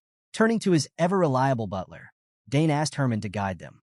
Without hesitation, Herman stepped forward, assuring them that the shop wasn't far and taking the lead. The trio quickened their pace, making their way through the lively streets. It didn't take long for them to arrive at the magic supply shop. As they stepped inside, the shopkeeper's eyes widened in surprise. She instantly recognized Dane, her gaze lingering on his stunning silver hair and emerald green eyes, which shimmered even more in the shop's ambient light. Flustered but delighted, she quickly welcomed them. Dane returned her greeting with his usual charm, thanking her for the warm reception and inquiring about how business was going. The shopkeeper admitted it had been slow, with most of her customers being foreigners or people with only a passing interest in magic. She lamented the lack of visitors from the nearby regions. However, when she noticed Sidrain, her demeanor shifted. She recognized him immediately as the former head of the Nixian Magic Tower and expressed her honor at having such a distinguished guest. Sidrain couldn't hide his blush, clearly pleased by the acknowledgement. It had been quite some time since anyone had treated him with such reverence. Dane, intrigued, watched the exchange. While he respected Sidrain's abilities, he found it amusing how others seemed to idolize the old mage. After some thought, he realized it made sense. There were only a handful of magic tower heads in the empire, and Sidrain's reputation clearly preceded him. The shopkeeper, eager to accommodate her esteemed visitors, encouraged them to look around and offered her assistance with anything they needed. Sidrain suggested Dane take his time exploring since it was his first visit to a magic supply shop, while he himself stayed back to chat with the shopkeeper. Dane began his exploration with enthusiasm. The shop was filled with fascinating artifacts, spell tomes, magical reagents, and trinkets. He spotted a small chest brimming with precious stones and jewelry, each piece glimmering under the magical lighting. Every corner seemed to hold something unique, from ancient books of spells to beautifully crafted artifacts. As he wandered through the aisles, Dane discovered something extraordinary.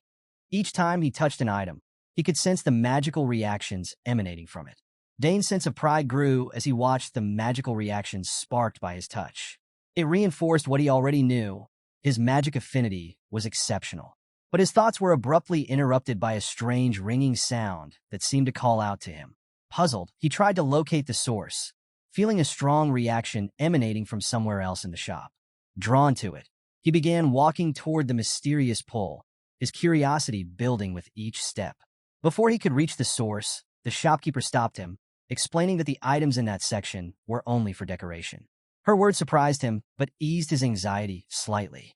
At the same time, Sidrain called him over to inspect some potion ingredients, specifically suggesting moon root as a good basic component.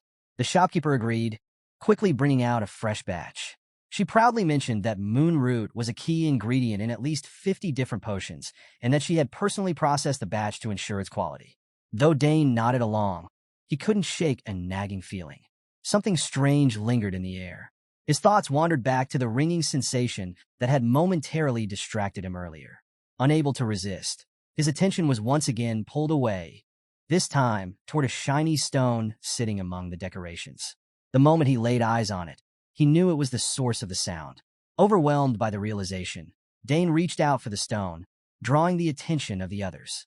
Herman, his loyal butler, rushed over in concern, asking if something was wrong. Dane explained that the stone was emanating a peculiar sensation. Herman looked perplexed, noting that the stone was supposed to be purely decorative. Dane admitted that he wasn't entirely sure what was happening either, but one thing was certain. The stone was anything but ordinary. Unable to resist testing his theory, Dane channeled a small amount of magic into the stone. The reaction was immediate and powerful, confirming his suspicion. The stone's reaction intensified as it responded to his magic, making him wonder if it was attuned specifically to him. While Dane experimented with the stone, Sidrain and the shopkeeper continued their conversation nearby. The shopkeeper complimented Sidrain on his discerning eye as he selected a combination of moonroot and canwell berries, ingredients she agreed would make an excellent base. Their conversation was interrupted when Dane approached, holding the strange stone in his hand. He asked the shopkeeper what it was, his emerald eyes sparkling with curiosity. The shopkeeper seemed taken aback, her face clouding with confusion as she asked where Dane had found it. Sidrain, also intrigued, pressed her for answers.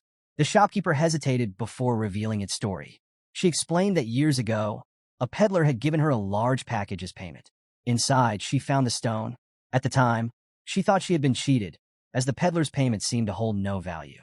Out of curiosity, she had the stone appraised by a mage, only to be told it was nothing more than an ordinary rock. Frustrated and with no better use for it, she had placed it on a shelf in her shop as a decorative piece. Dane found the shopkeeper's story about the stone strange, but it left him conflicted. On one hand, the mage's earlier appraisal suggested it was just an ordinary rock. On the other, his instincts told him otherwise. The shopkeeper, noticing his interest in her goods, decided to distract him by showing off some special magic artifacts she had in the shop. Excitedly, she led Dane on a mini-tour, starting with a name card scroll. She explained its functionality, demonstrating how it could automatically read and store information, displaying details just by saying someone's name. While she looked thrilled to show it off, Dane was less impressed. His thoughts kept drifting back to the strange stone he had found earlier. When the shopkeeper noticed his fixation on the stone, she was puzzled. She tried to dissuade him, insisting it was just a useless decoration. But Dane ignored her protests. Something about the stone resonated with him, and he couldn't bring himself to leave it behind. He confidently stated that he wanted to purchase both the scroll and the stone. Sidrain, observing the transaction, asked Dane about the stone as they left the shop. He teased the boy, wondering if Dane had suddenly developed a taste for decorative art. Dane laughed, admitting that Sidrain's suspicions weren't entirely off, but then revealed something surprising. The stone wasn't just decorative, it was responding to his magic. Sidrain raised an eyebrow in intrigue. He admitted that he wasn't sure what the stone could be, but suggested returning to the castle to examine it in private. Dane agreed, eager to uncover the truth behind the strange reactions. Back at the castle, Dane placed the stone on the examination table. He turned to Sidrain, asking if the old mage could really figure it out. Sidrain puffed up with pride, scoffing at the question. He declared that his state-of-the-art experimentation tool was unmatched and could analyze any object with precision. Dane, impressed by Sidrain's confidence, encouraged him to begin. Sidrain activated the device, instructing Dane to imbue the stone with his magic. The moment Dane channeled his power, the stone reacted explosively. A massive wave of magical energy radiated from it, filling the training ground with blinding light and raw power. Both Dane and Sidrain were stunned by the overwhelming display. The shopkeeper's story about the stone being useless was clearly wrong. It was anything but ordinary. Sidrain giggled with pride, thrilled that his analysis tool had unearthed the stone's potential. He also felt a sense of accomplishment, hoping Dane would now respect him more. But the situation quickly became unnerving.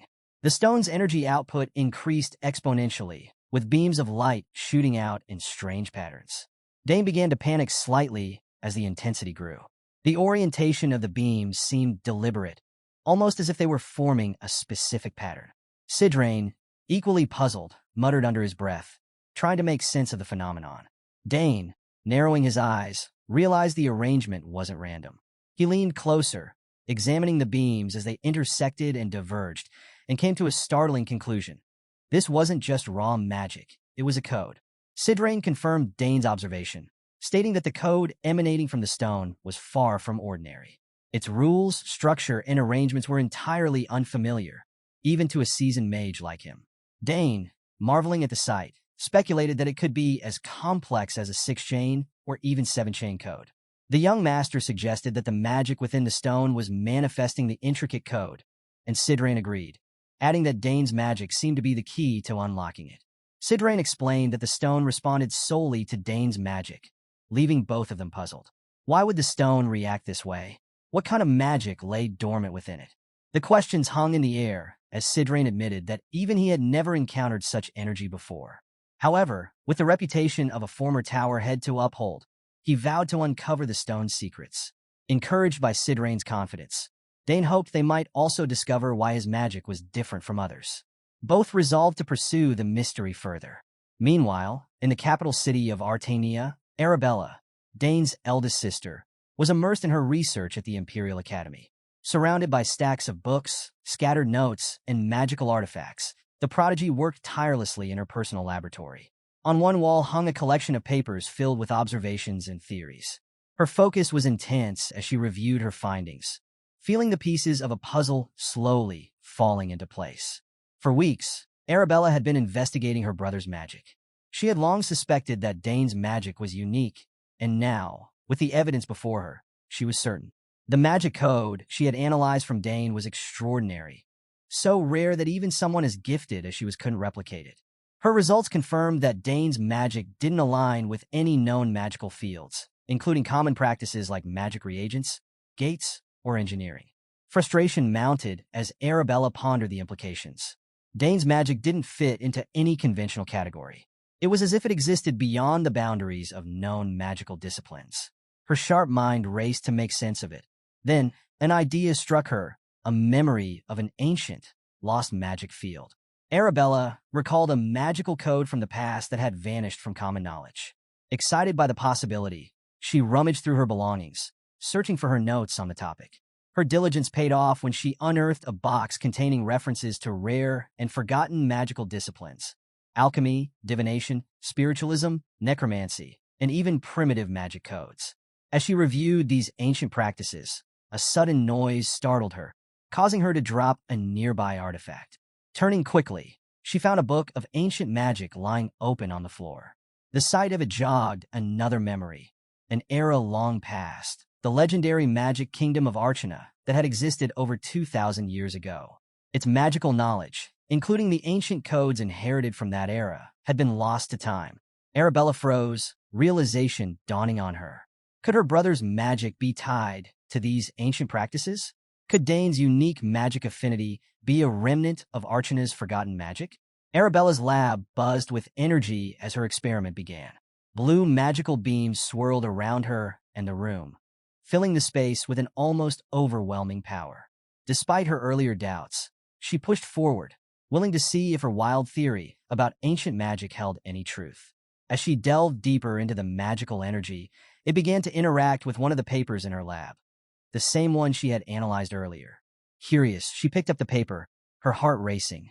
Could it be alchemy, divination, or something entirely new? She silently hoped it wasn't necromancy. As she read through the data, a chilling realization dawned on her. The magic's properties and unique resonance aligned with something she couldn't quite grasp at first. But when it clicked, a wave of horror swept over her. The implications were shocking and beyond anything she had ever encountered. Meanwhile, back at the Soger's training ground, the air was thick with magical energy from the mysterious stone. Sidrain couldn't contain his excitement as his experimentation tool finally broke the seal, revealing the object hidden within.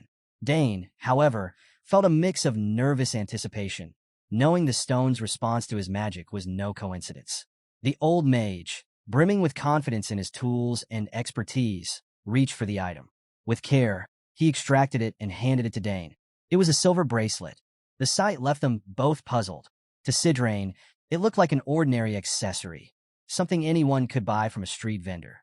Disappointment flickered across his face as he remarked on its plainness. Dane stared at the bracelet, trying to process the situation. Why would such a mundane-looking object require a seal, or react so strongly to his magic? Sidrain suggested Dane try it on, reasoning that wearing the bracelet might reveal its purpose. Dane hesitated only briefly before slipping it onto his wrist.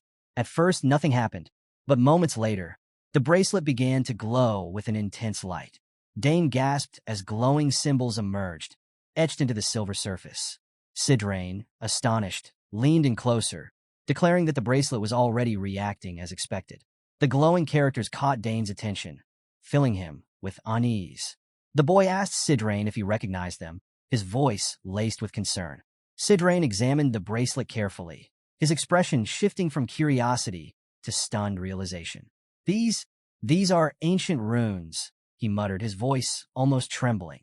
No one in this world can read them anymore. Dane was puzzled when Sidrain mentioned ancient runes and asked for clarification. Sidrain explained that the characters inscribed on the bracelet were used during the time of the ancient magic kingdom of Archana. Hearing this, Dane was astounded.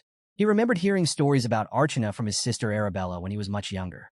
Back then, Arabella had told him about an era where everything revolved around magic, from daily life to warfare and beyond.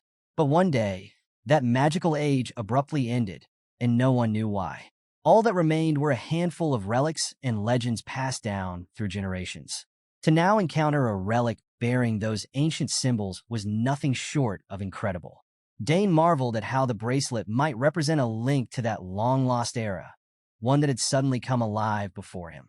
Later, the duo returned to Sidrain's room in the Annex Tower.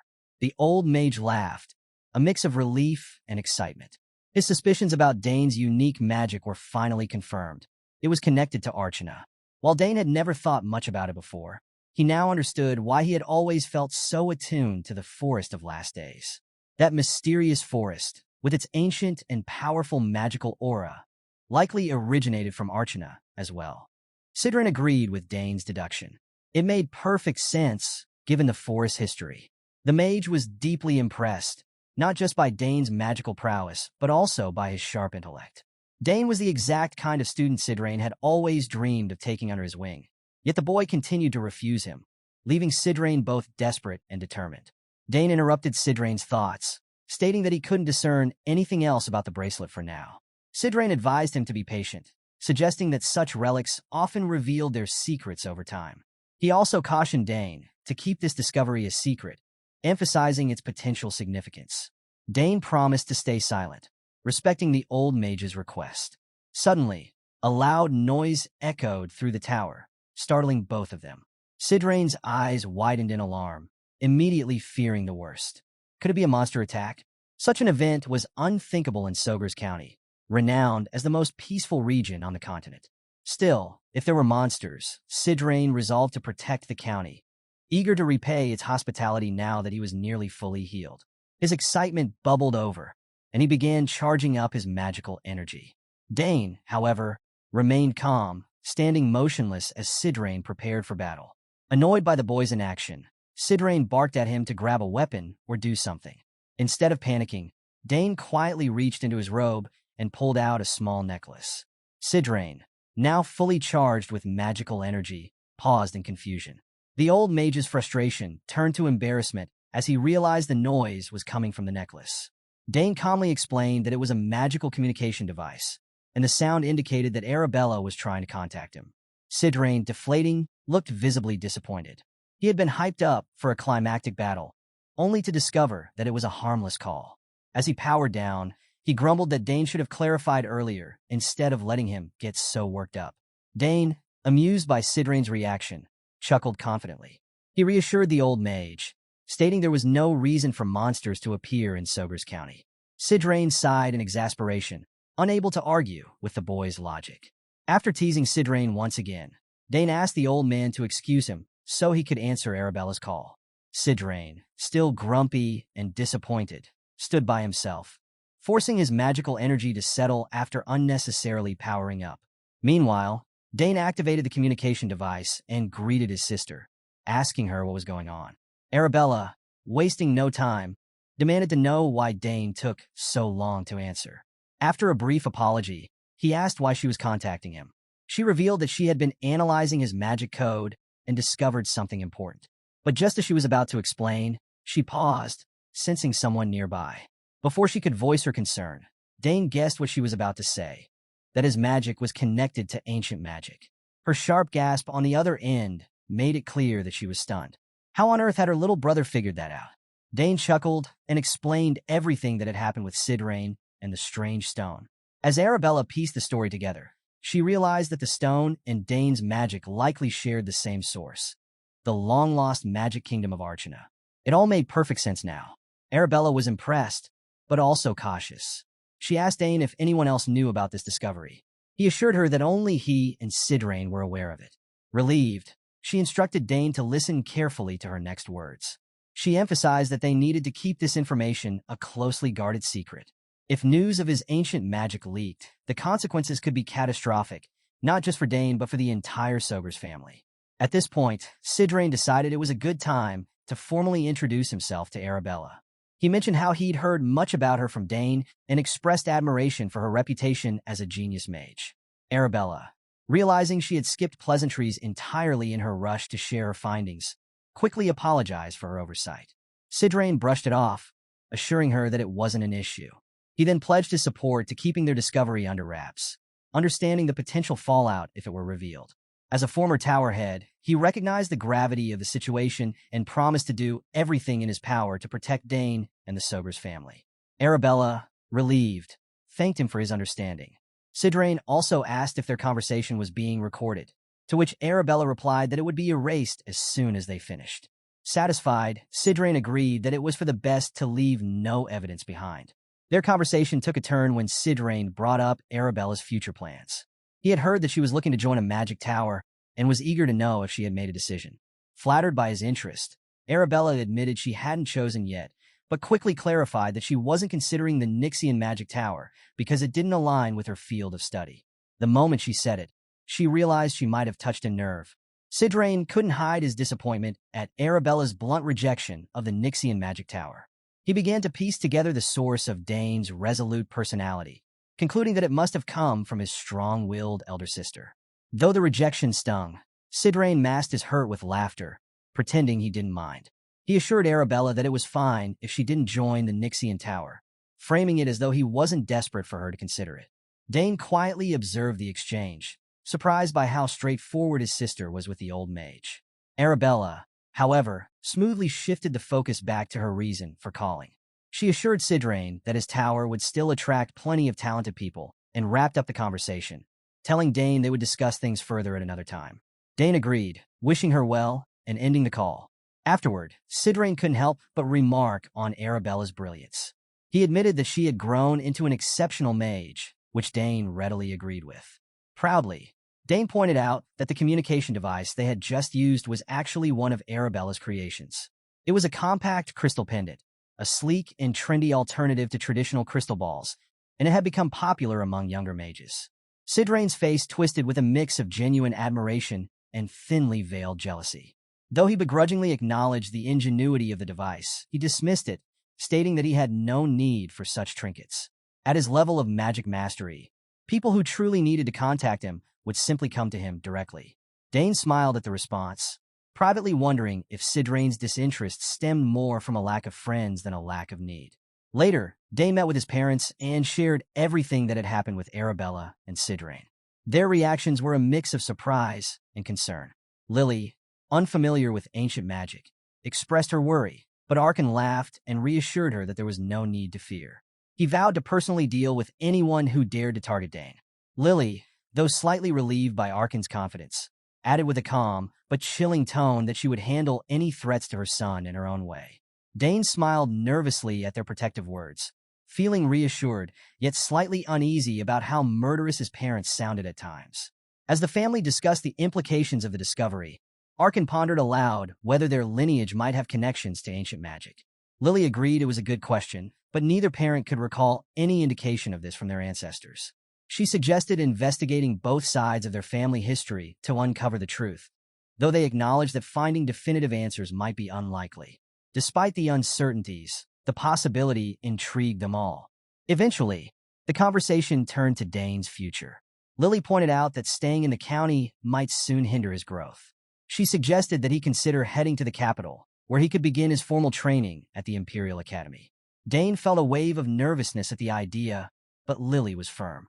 She reminded him that the minimum age for enrollment was 14, his exact age now. Arkan admitted that he had hoped Dane would stay in the county for another year or two, but he conceded that there was little left for Dane to learn there. The boy had already surpassed what the county could offer. Though both parents wanted what was best for him, they made it clear that the decision was ultimately his to make. Dane was taken aback by his parents' encouragement to leave for the capital, realizing they had been considering his next steps for some time. Count Arkan, confident in his son's abilities, urged Dane to fully explore his talents in the broader world. Moved by their support and proud of their faith in him, Dane informed them he would begin preparing to enter the Imperial Academy. Their proud expressions filled him with a deep sense of fulfillment. His father praised him for making the right decision, while his mother reminded him to be cautious but determined. With this phase of his journey now set, Dane began to focus on the next level of his path. Later, Dane returned to the Annex Tower to share his decision with Sidrain. The old mage was surprised but acknowledged it as the right choice. Though it was sooner than he had anticipated, Sidrain agreed that Dane's talent shouldn't be confined to the county. He encouraged Dane to move forward, but offered a critical piece of advice: to be careful not to reveal too much of his abilities at once. Sidrain explained that while the Academy welcomed talent, not everyone would celebrate his brilliance. Dane nodded in agreement, recalling Arabella's earlier warnings about the envy and hostility she had faced due to her exceptional abilities. Sidrain, ever the realist, pointed out that while most students wouldn't be able to match Dane, there would be significant rivals, namely, the children of House Duke Thermion. The mention of the Thermions made Dane think of his red-haired friend, Layla. He remembered his promise to visit her if he ever made it to the capital. Determined not to disappoint her, Dane decided he would see her as soon as he arrived. While reflecting on this, he also recalled the crest Duke Thermion had given him, which could be used to commission a custom weapon. It was a task he planned to handle once he reached the capital. Sidrain suggested that Dane should leave for the capital in 2 months, giving him time to prepare while arriving early enough to settle before the Academy's term started in 3 months. Dane agreed, then asked Sidrain about his plans. The old mage revealed that he intended to return to the Magic Tower to pursue some ideas sparked by their recent discoveries. He promised to keep Dane informed of any progress he made regarding ancient magic or anything related. Dane, thrilled by this, expressed his gratitude and promised to stay in touch. With Dane's departure looming, Sidrain noted that their remaining time together was short. He proposed accelerating Dane's training, even tackling the much harder 3-chain magic. Dane, understanding the difficulty but eager to improve, promised to give it his all. Before leaving, Dane revealed he had prepared a gift for Sidrain. Handing over a small box, he explained that it contained something special he had received from Arabella through teleport magic. Intrigued, Sidrain opened the box and found the new compact crystal ball, a cutting-edge communication device Arabella had developed that hadn't even hit the market yet. Sidrain was genuinely excited despite his earlier protests about not needing such items. He marveled at the device's sleek and elegant design. Though he insisted he didn't need it, he graciously accepted the thoughtful gift. Dane, with a grin, asked Sidrain to register his code in the crystal ball so they could stay connected even after he left the county. Dane couldn't help but notice how excited Sidrain was, despite the old mage's insistence that he didn't need the compact crystal ball. Teaching him how to use it didn't take long, as the device was designed to be user-friendly. Once Sidrain realized how simple it was, his enthusiasm was impossible to miss. Dane quietly hoped the nosy mage wouldn't use it to contact him too frequently once he left for the capital. Later that night, Dane stood alone in his room, reflecting on the journey ahead. With only 2 months left to spend in Sogur's County, he knew he needed to make the most of his remaining time. His thoughts drifted to the academy and the goals he wanted to pursue there. While magic and spearmanship were important to him, he realized he felt a growing pull towards summoning. Dane decided that one of his first goals at the academy would be to take formal classes in summoning and earn a summon sign, the mark of a qualified summoner. He even contemplated taking the qualification exam to solidify his skills. For the first time, he considered the possibility that summoning might become his primary focus, even over magic or spearmanship. The idea made sense, given his second sister, Claire, was already an assistant professor of summoning at the academy. Dane looked forward to the chance of seeing her frequently during his classes. As he mused over his plans, his attention was drawn to a large, spotted egg sitting in the corner of his room. The sight of it sparked a sudden realization. He had forgotten to imbue it with mana that evening. Dane immediately walked over and began channeling magic into the egg. While doing so, he marveled at how long he had cared for the egg. 7 years. Twice a day, every morning and evening, he had dedicated himself to feeding it mana. Yet despite all this effort, the egg had shown no signs of hatching. However, Dane didn't feel discouraged.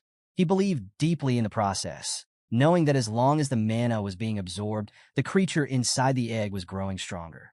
With 7 years' worth of mana infused into it, Dane felt confident that whatever emerged from the egg would be incredibly powerful. It was simply a matter of time. For now, he was content to keep nurturing it, trusting that one day, the egg would finally hatch and reveal the familiar waiting within. As Dane finished his nightly routine, his thoughts shifted to the fast-approaching enrollment at the academy.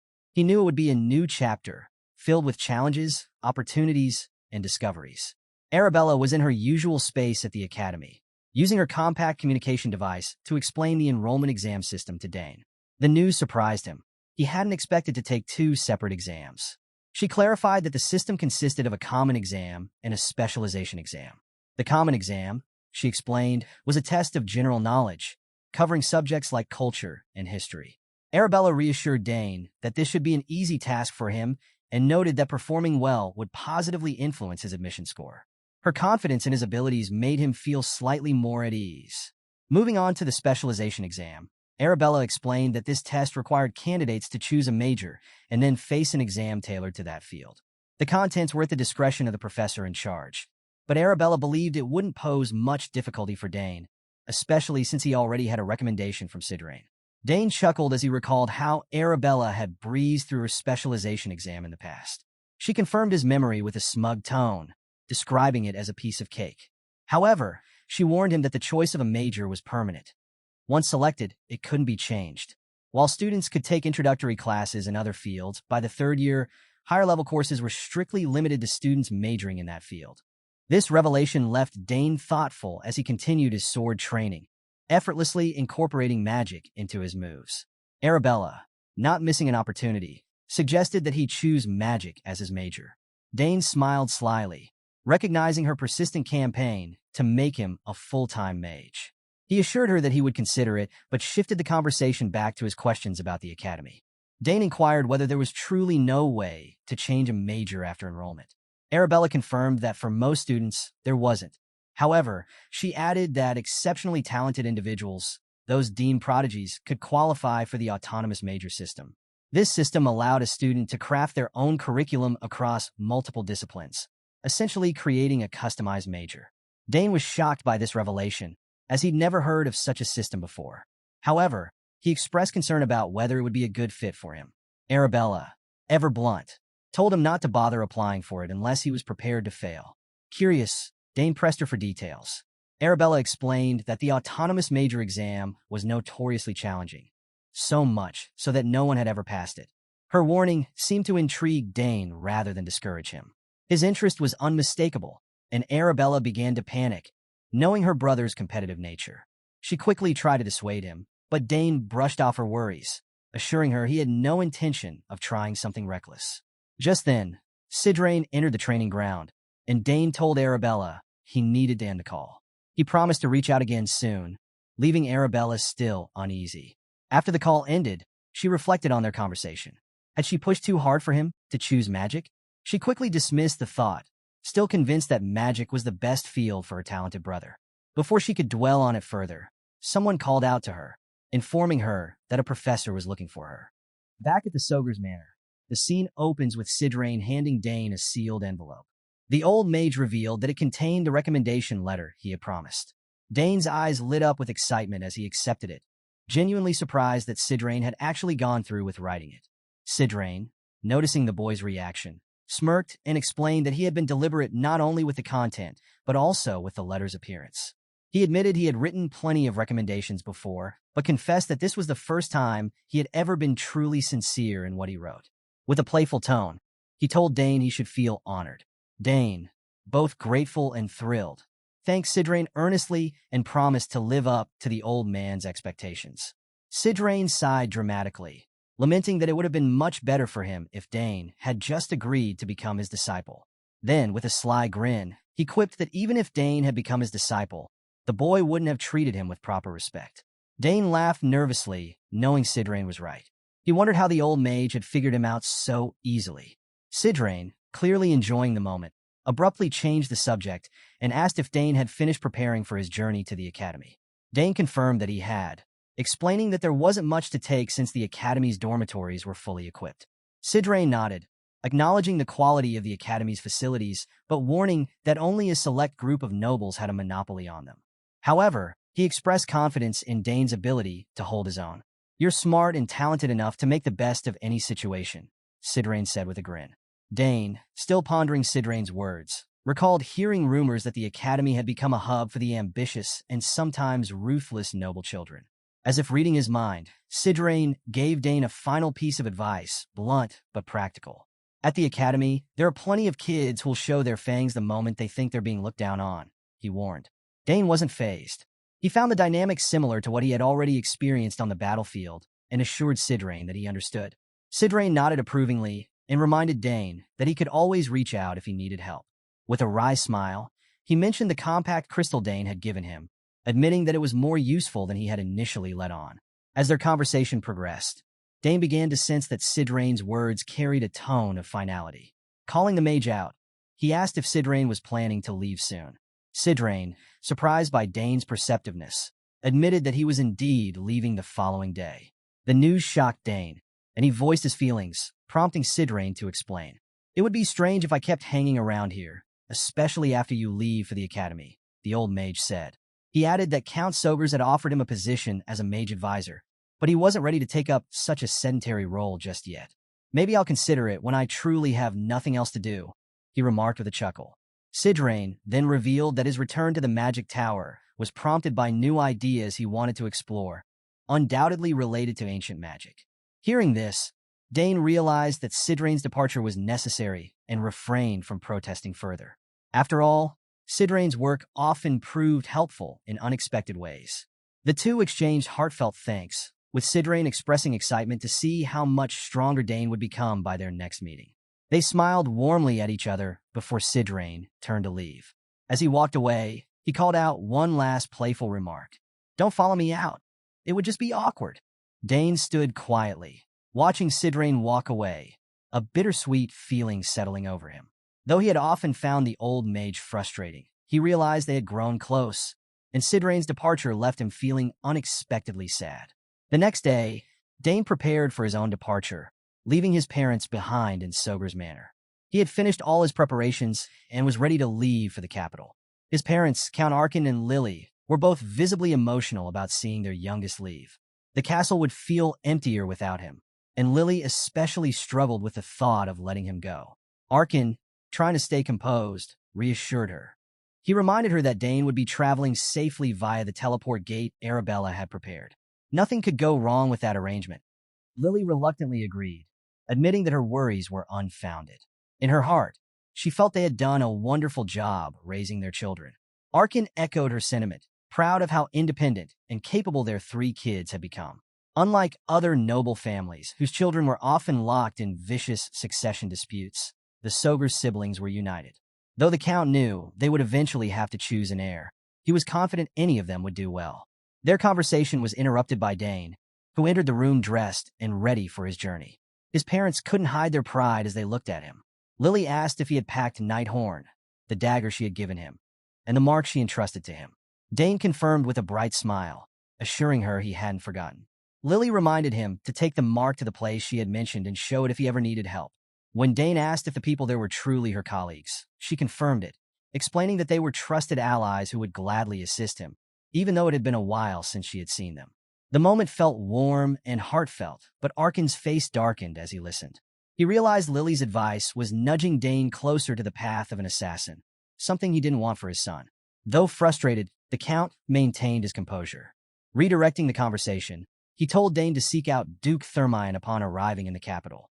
As a Hexaclass knight, Thermine would help Dane secure his admission to the academy. With the moment of departure upon them, Lily burst into tears, overwhelmed by the sight of her son, all grown up. Even Arkin started to feel uneasy, but he urged his wife to send Dane off with a smile. He reassured both her and Dane that they would never be far away, no matter the distance. Seeing his parents so heartbroken, Dane hesitated to leave, but he finally mustered the courage to say goodbye. As he walked away, both parents silently took steps to ensure his safety. Arkin summoned a hooded figure named Gilad, a trusted warrior, and instructed him to discreetly follow Dane to the teleport gate, confirming his safe departure before returning with a report. Gilad accepted the task without question and quietly set off after Dane. Not to be outdone, Lily secretly assigned Shadow, a skilled operative, to keep an eye on Dane as well. She instructed Shadow to ensure nothing unusual happened after Dane teleported to the capital. Like Gilad, Shadow understood his mission and set out to tail the young master from a distance. The scene shifted to Dane, who had arrived at the teleport gate with his butler, Herman, at his side. The massive structure loomed before them, its intricate details and grand size leaving Herman completely awestruck. The butler couldn't contain his amazement, marveling at how incredible the gate was. Dane, in contrast, remained calm. He confirmed that the device had been prepared by Arabella, explaining that it had taken her an entire year to set up. Herman, still in awe, praised Lady Arabella, calling her an amazing person. Dane smiled and agreed, finally appreciating the monumental effort it must have taken to create such a sophisticated teleportation system. As they approached the gate, Herman asked Dane if the device would be activated soon. Dane stepped into the teleport gate with a calm smile, reflecting on the incredible effort Arabella must have put into creating such a device. Teleportation, like any advanced magic, required precise code arrangement and constant mana infusion. Arabella's gate was a marvel of magic engineering, seamlessly fulfilling every condition for successful teleportation. As Dane admired the device, Herman, his loyal butler, began bidding him farewell. The emotions overwhelmed Herman, and he looked on the verge of tears as he urged Dane to take care of himself. Dane, touched by the sentiment, placed a reassuring hand on Herman's shoulder and returned the wish, telling him to take care as well. With their parting words exchanged, Dane turned and stepped into the center of the teleport gate. Recalling Arabella's instructions, he poured magic into the device. The moment his mana flowed into the gate, it began to glow brightly, signaling activation. A surge of magical energy enveloped Dane, and as his surroundings lit up, he closed his eyes. In an instant, the teleportation began. When Dane opened his eyes again, he was surrounded by a dazzling light, standing in the midst of a forest clearing. The teleportation had worked perfectly. Shortly afterward, the light faded, and the scene shifted dramatically. Dane now found himself at the entrance to a bustling city. Mounted on a horse, he gazed around in awe, taking in the energy of the vibrant streets. This was it, the capital city of Artania. Excitement coursed through him as he approached the city gates, eager to explore the heart of the Althean Empire. But just as he was about to enter, an unknown knight stepped into his path. The man, clad in imposing armor and sporting a scar across his face, addressed Dane directly, introducing himself as Lou Asmar, captain of the First Corps of Knights for House Duke Thermine. Dane quickly pieced together what was happening. The Duke had sent Asmar to greet him personally. While Dane appreciated the gesture, he couldn't help but feel the weight of the situation. Having the captain of the Thermine Knights as an escort was both flattering and intimidating. Captain Asmar informed Dane that they would escort him into the city from this point onward. At his command, the knights sprang into action, securing the route with military precision. Their seriousness left Dane a little overwhelmed. He had looked forward to exploring the capital freely, but this grand escort made the experience feel formal and constraining. As they traveled through the bustling streets, while taking in the sights, Dane couldn't ignore the strangeness of the moment. In his past life, he had harbored deep hatred for the Althean Empire, yet here he was, entering its capital as one of its most promising young talents. The irony wasn't lost on him, and it added to the surreal nature of his journey. As they neared the Thermine estate, Captain Asmar pointed out the towering castle in the distance.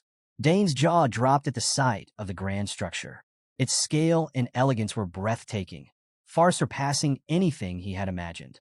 However, a sense of unease crept over him. Dane felt as though someone was watching him, though he couldn't pinpoint the source. Shaking off the feeling, he focused on the task at hand, determined to stay alert but not distracted. Soon, the escort reached the gates of the Thermine estate, marking the next chapter of Dane's journey into the heart of Artania. As soon as Dane stepped into the Thermine estate, he was greeted by a grand lineup of servants. Their seamless coordination, impeccable etiquette, and polished demeanor left him thoroughly impressed. The sight was a stark contrast to the more relaxed atmosphere he was accustomed to in the southern region. He graciously thanked them for their warm welcome, still a little overwhelmed by the flawless display. It wasn't long before Duke Thermine, the Hexaclass Knight, emerged to personally greet him. Dane, excited to see the veteran knight again after so many years, knelt respectfully. The Duke smiled warmly and returned the greeting, acknowledging that it had been a long time since they last met. He asked after Dane's well-being and suggested they head inside, knowing the journey must have been tiring. As they walked together, the Duke observed how much Dane had changed over the years. It had been 7 years since their last meeting, and the boy standing before him was no longer the child he remembered. Thermine noted Dane's remarkable growth, both in physical stature and demeanor, and couldn't help but express his admiration. Children even a year or two older than you couldn't compare, he remarked with pride, confident that Count Sogers must be equally proud of his son. Dane waved off the compliments with humility, but the Duke reassured him they were well-deserved. Modestly, Thermine encouraged Dane to make himself at home during his stay, admitting that while the Thermine estate might not rival the Sogers family castle, it would be a comfortable place for him to prepare for the entrance exams. He added that a servant would be stationed to attend to Dane's needs and urged the boy to let him know if there was anything he required. Dane thanked the Duke for his hospitality, but quickly asked after Layla. Anxious to reunite with his old friend, he wanted to know how she was doing. The mention of his daughter made Thermine pause, a thoughtful expression crossing his face. He assured Dane that Layla was fine but asked, almost teasingly, if the two of them had been in a fight. Confused, Dane assured him they hadn't, expressing genuine puzzlement at the question. The Duke chuckled, then explained that Layla had been acting unusually somber whenever Dane's name came up. Of course, this only deepened Dane's confusion. What could have caused such behavior? Thermine suggested that the stress of the upcoming entrance exams might be affecting her mood. He brushed it off as nothing serious, confident in Layla's ability to pass with ease. Still, Dane kindly offered to speak with her and find out what was wrong. He smiled warmly, trying to reassure the Duke, though internally he felt nervous. Could this be due to puberty, he wondered, or was there something more to it? The Duke agreed with Dane's idea, suggesting they have an in-depth conversation when the opportunity arose. As they talked, Thermine dropped an unexpected remark, warning Dane to be gentle with Layla. The cryptic comment left Dane puzzled, and he asked for clarification. The Duke simply smiled and assured him, "You'll understand soon enough." The conversation left Dane curious and slightly uneasy as a servant arrived to lead him to his quarters. The servant guided him through the estate and eventually showed him to his room. Inside, The servant encouraged him to rest and recuperate from his journey. Dane thanked him, but before he could say more, the servant abruptly slammed the door behind him, as though trying to keep him locked inside. The action was so sudden and forceful that Dane couldn't help but raise an eyebrow in suspicion. Dane glanced around his luxurious room and accepted that this would be his home for the next week until the entrance examinations. It was more than comfortable, but he couldn't shake the feeling that it was a bit too extravagant for a guest room. Deciding not to dwell on it, he dropped his backpack on the floor and made up his mind to explore the training grounds. Just as he prepared to leave, his plans were abruptly interrupted.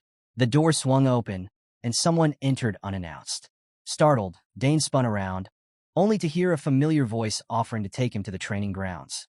His shock turned to bewilderment, not just because his privacy had been violated, but because he recognized the voice immediately. It was Layla Thermion. Layla, just as her father had warned, was clearly upset. She didn't even give Dane a chance to speak before she launched into a tirade, scolding him for taking so long to come to the capital. Her frustration poured out as she accused him of making her wait endlessly, wondering when he'd finally show up. Dane turned fully to face her, surprised but delighted to see his old friend again. He greeted her excitedly and asked how she'd been, but her response was coyly at best. "Super well," she said, her tone dripping with sarcasm as she closed the distance between them. She reminded him that there was something he was supposed to say to her. Dane, completely clueless, blinked in confusion. "What are you talking about?" he asked earnestly. Her frustration flared as she snapped at him again. "The letter. You promised to write to me." Her words struck him like a thunderbolt, but he still couldn't recall what she was talking about. The confusion on his face only made Layla angrier. She continued, yelling about how he hadn't kept his promise to write back, hadn't informed her that he was coming, and had left her waiting without a clue. Finally understanding the depth of his blunder, Dane apologized sincerely, admitting that he'd completely forgotten to reply. Unfortunately, his apology wasn't enough to calm Layla down. "That's it? That's all you've got to say?" she demanded. Dane grew nervous, realizing how upset she truly was. Smiling sheepishly, he tried to explain himself. "I was really busy preparing for the capital," he said, hoping it would soften her anger. "But look, I'm here now. Can't we let this one slide?" Layla wasn't convinced. She huffed and turned her head in frustration, clearly unimpressed. "Not good enough," she retorted, leaving Dane scrambling to salvage the situation. Desperate to make amends, Dane asked what he could do to make it up to her. He apologized again, this time adding that he'd do anything to earn her forgiveness. Layla, surprised by the offer, paused for a moment. The gears in her mind turned as she considered what to ask for. Meanwhile, Dane, still nervous, watched her carefully, wondering what kind of punishment she might come up with. Finally, Layla's face lit up with a mischievous smile. "I've got it," she said, her tone triumphant. "Let's have a sparring match." Dane blinked, completely taken aback. Of all the things she could have asked for, this was the last thing he had expected. A sparring match? He echoed, his shock evident. But as he looked at Layla, he saw the gleam of excitement in her eyes. Despite his hesitation, he couldn't bring himself to refuse. "Sure, that sounds great," he said, trying to sound enthusiastic. Layla's grin widened. "Are you sure about that?" she teased. "I'm not the same whiny little kid you used to know. I've grown stronger, much stronger." Her confidence unsettled Dane. She wasn't bragging. There was something different about her now, and he could feel it. He recalled one of her letters where she'd mentioned winning a competition. The Dante Cup, he murmured aloud, piecing it together. Layla nodded proudly. "That's right. Hosted by the royal family. I won it, you know." The Dante Cup was a prestigious tournament for boys and girls under the age of 15. The competition was known for being fiercely challenging, and Layla had emerged victorious. Dane couldn't help but feel a mix of admiration and nervousness as she reminded him of her accomplishment. "You would have made it to the finals for sure if you'd entered," she said. "It's a shame you weren't there." Dane felt it was a perfect chance to make up for lost time with Layla. While she was eager for their sparring match, she wanted to ensure he was comfortable with it too. After all, he had come to the Thermion estate to prepare for his entrance exams, and she didn't want to risk him getting hurt. Dane laughed at her concern, wondering who had given her the impression she could hurt him in the first place. With a confident grin, he assured her there was nothing to worry about. Layla's eyes lit up with excitement, her hunger for a good fight evident. Despite her enthusiasm, she suggested waiting until the next morning for their duel, as it was already late. Dane agreed without hesitation, and the plan was set. The next day, the two met on the training grounds, ready to spar. Layla asked if Dane had brought a practice weapon, half expecting him to still be using the bladeless weapon he used in the past. Dane replied calmly that practice weapons were standard for light matches. However, he took a moment to remind her that, as a warrior, she should always be prepared for any situation, no matter how much she trained.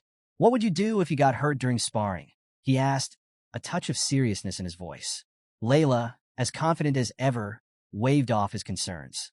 She assured him that the estate housed the best healer in the empire, so there was nothing to fear. Dane pressed further. "But what if something happens before the healer can step in?"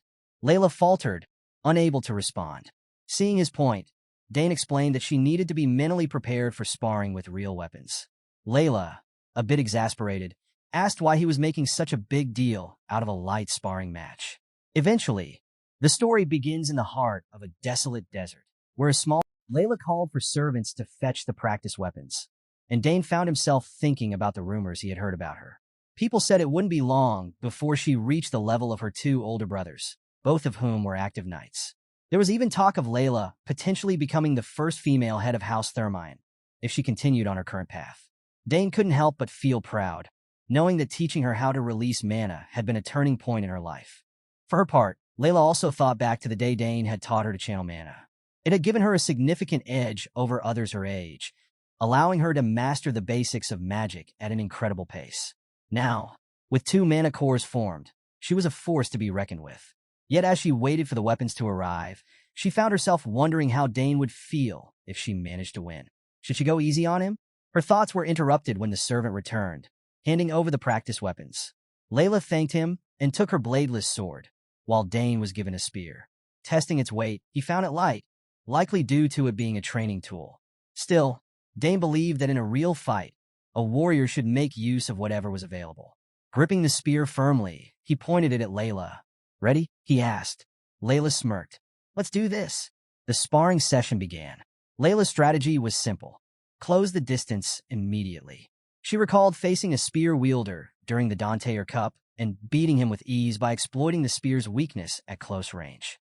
Confident that Dane would be no different, she charged at him with full force, her bladeless sword poised for a decisive strike. But just as she thought she had him cornered, Dane vanished. In the blink of an eye, he disappeared from her sight. Layla froze, stunned and frantically searching for him. Before she could react, she felt the touch of his spear against her back. Spinning around, she found Dane standing right behind her, his spear poised and his expression calm.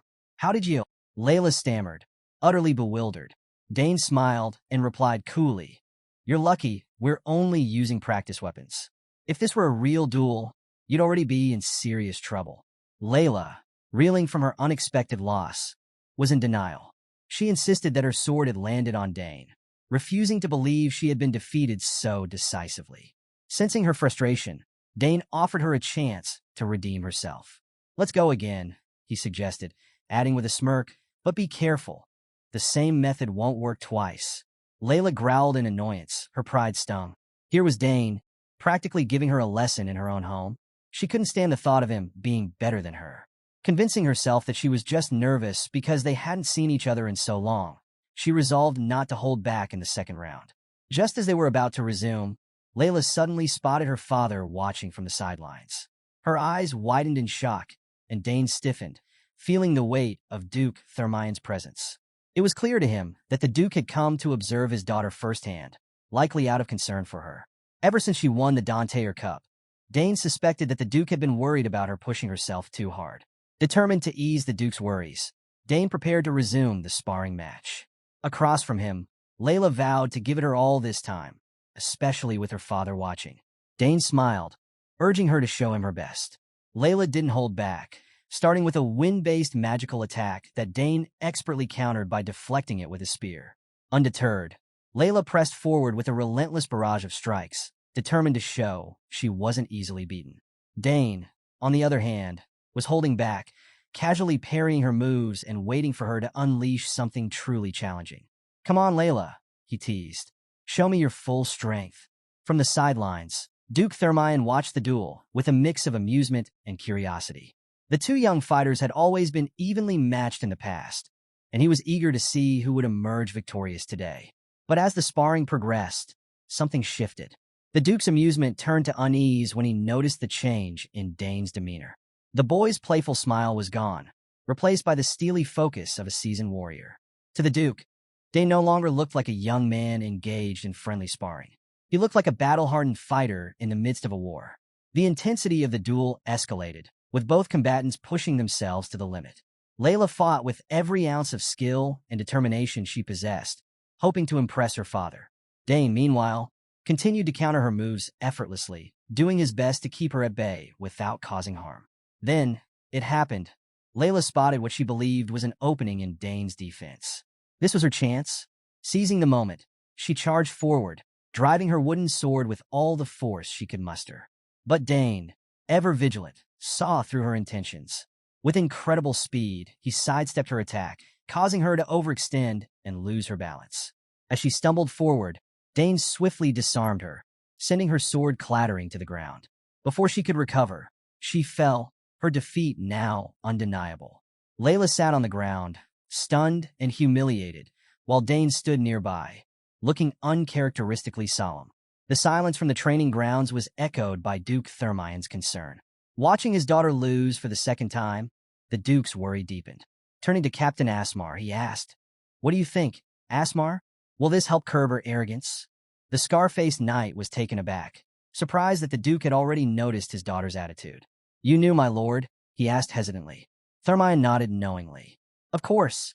I know my daughter better than anyone." He explained that the signs of her arrogance had been apparent even before the Danteer Cup. "But after she won, it got worse," he said with a sigh. "She's changed completely since then." As Layla's relentless attacks continued, Duke Thermion and Captain Asmar observed the sparring session with growing intrigue. The Duke admitted that he had considered having a stern talk with Layla to address her overconfidence, but ultimately decided it was better for her to learn these lessons on her own. Asmar nodded in agreement, praising the Duke's approach. "A wise decision," he said, "and it looks like Dane is already teaching her a thing or two." Curious about Dane's abilities, Asmar asked the Duke how many mana cores he thought the boy had. The question hung in the air as the sparring match intensified. Layla fought with desperation, pouring every ounce of skill and determination into her attacks.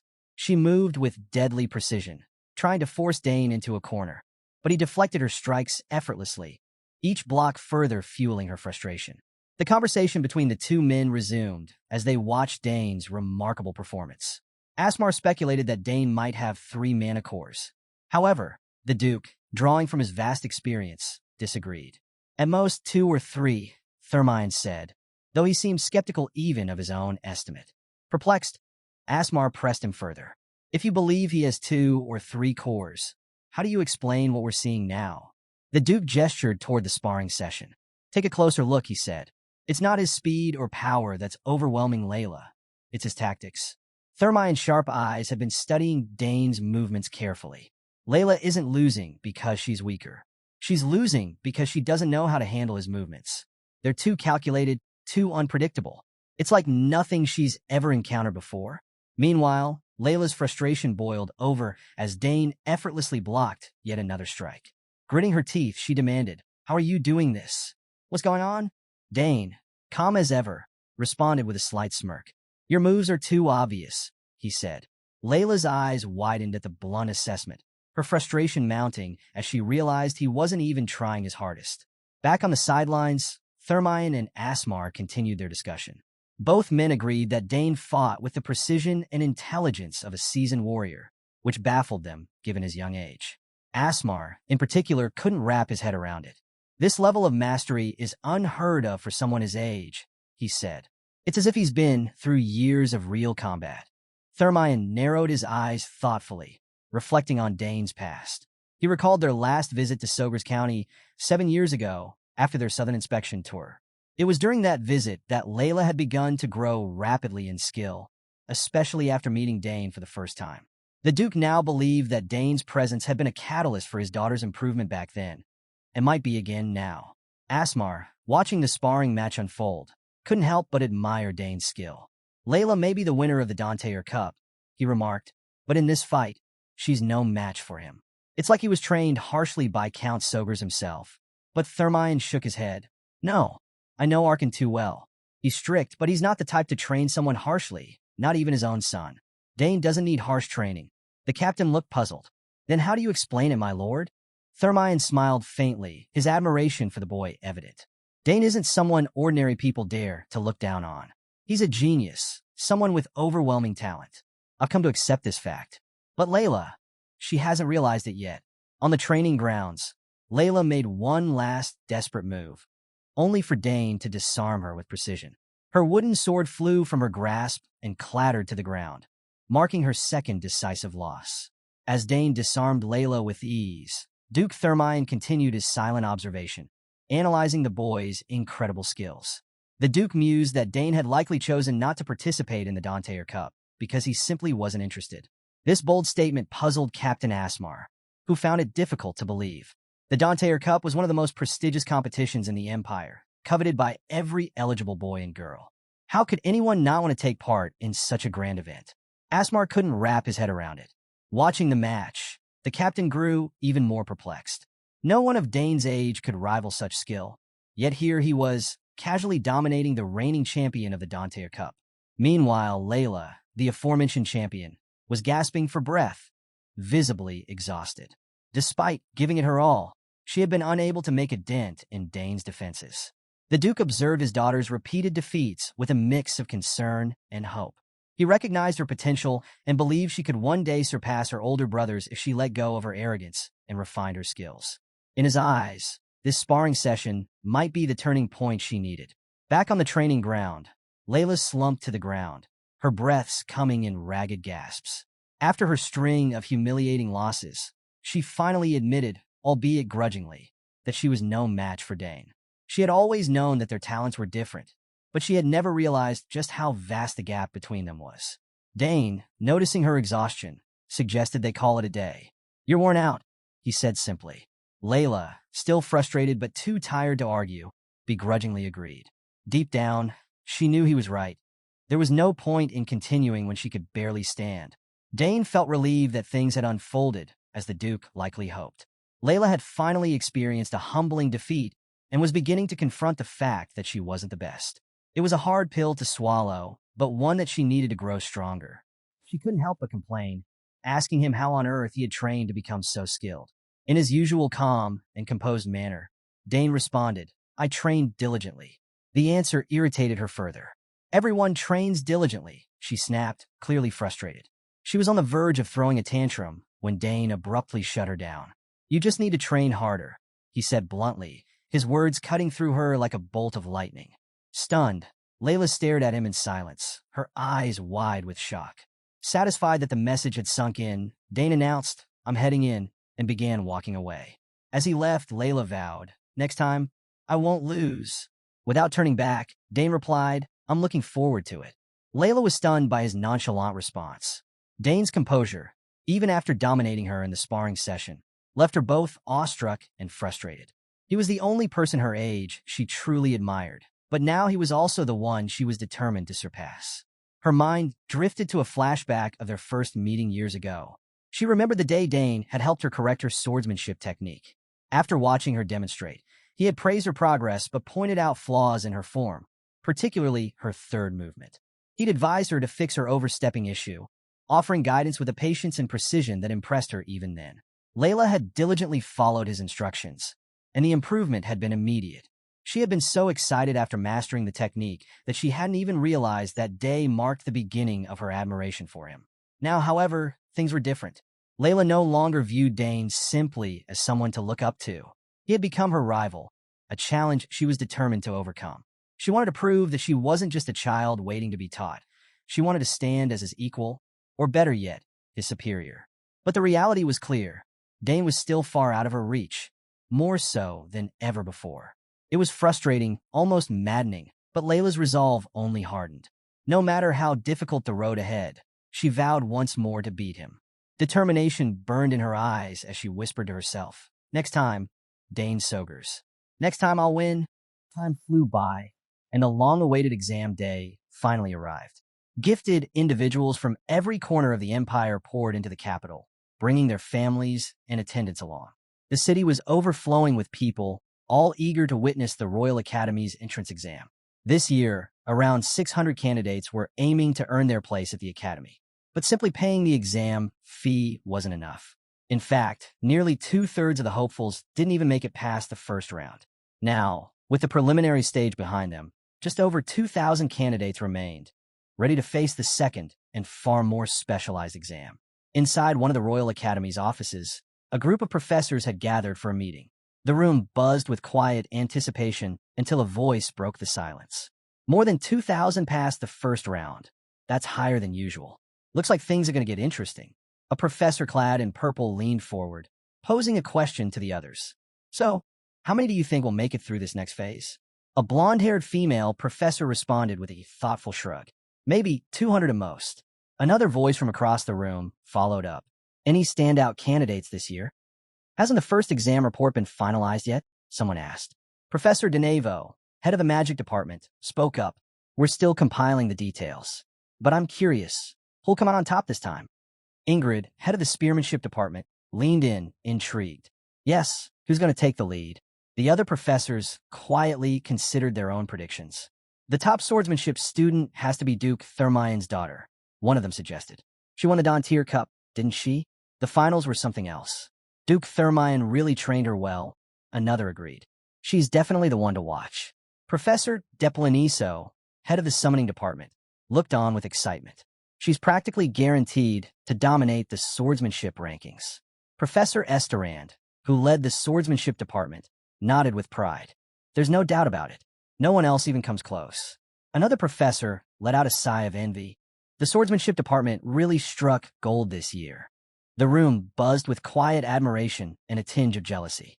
Yet amid the lively discussion, Professor DeNavo sat silently, lost in thought. He reached into his robes, pulled out a letter, and placed it gently on the table. Then, with a measured tone, he said, I see things a little differently. Ingrid leaned forward, curiosity piqued. What's this? Professor DeNavo calmly replied. A recommendation letter. From Sidrain himself, sealed with the Nixian Magic Tower's mark. Ingrid's eyes widened. Wait, Sidrain? He actually recommended someone. Even the swordsmanship department's head, still holding on to confidence in his champion, faltered slightly. Well, even so, no one surpassing the Dantier Cup winner.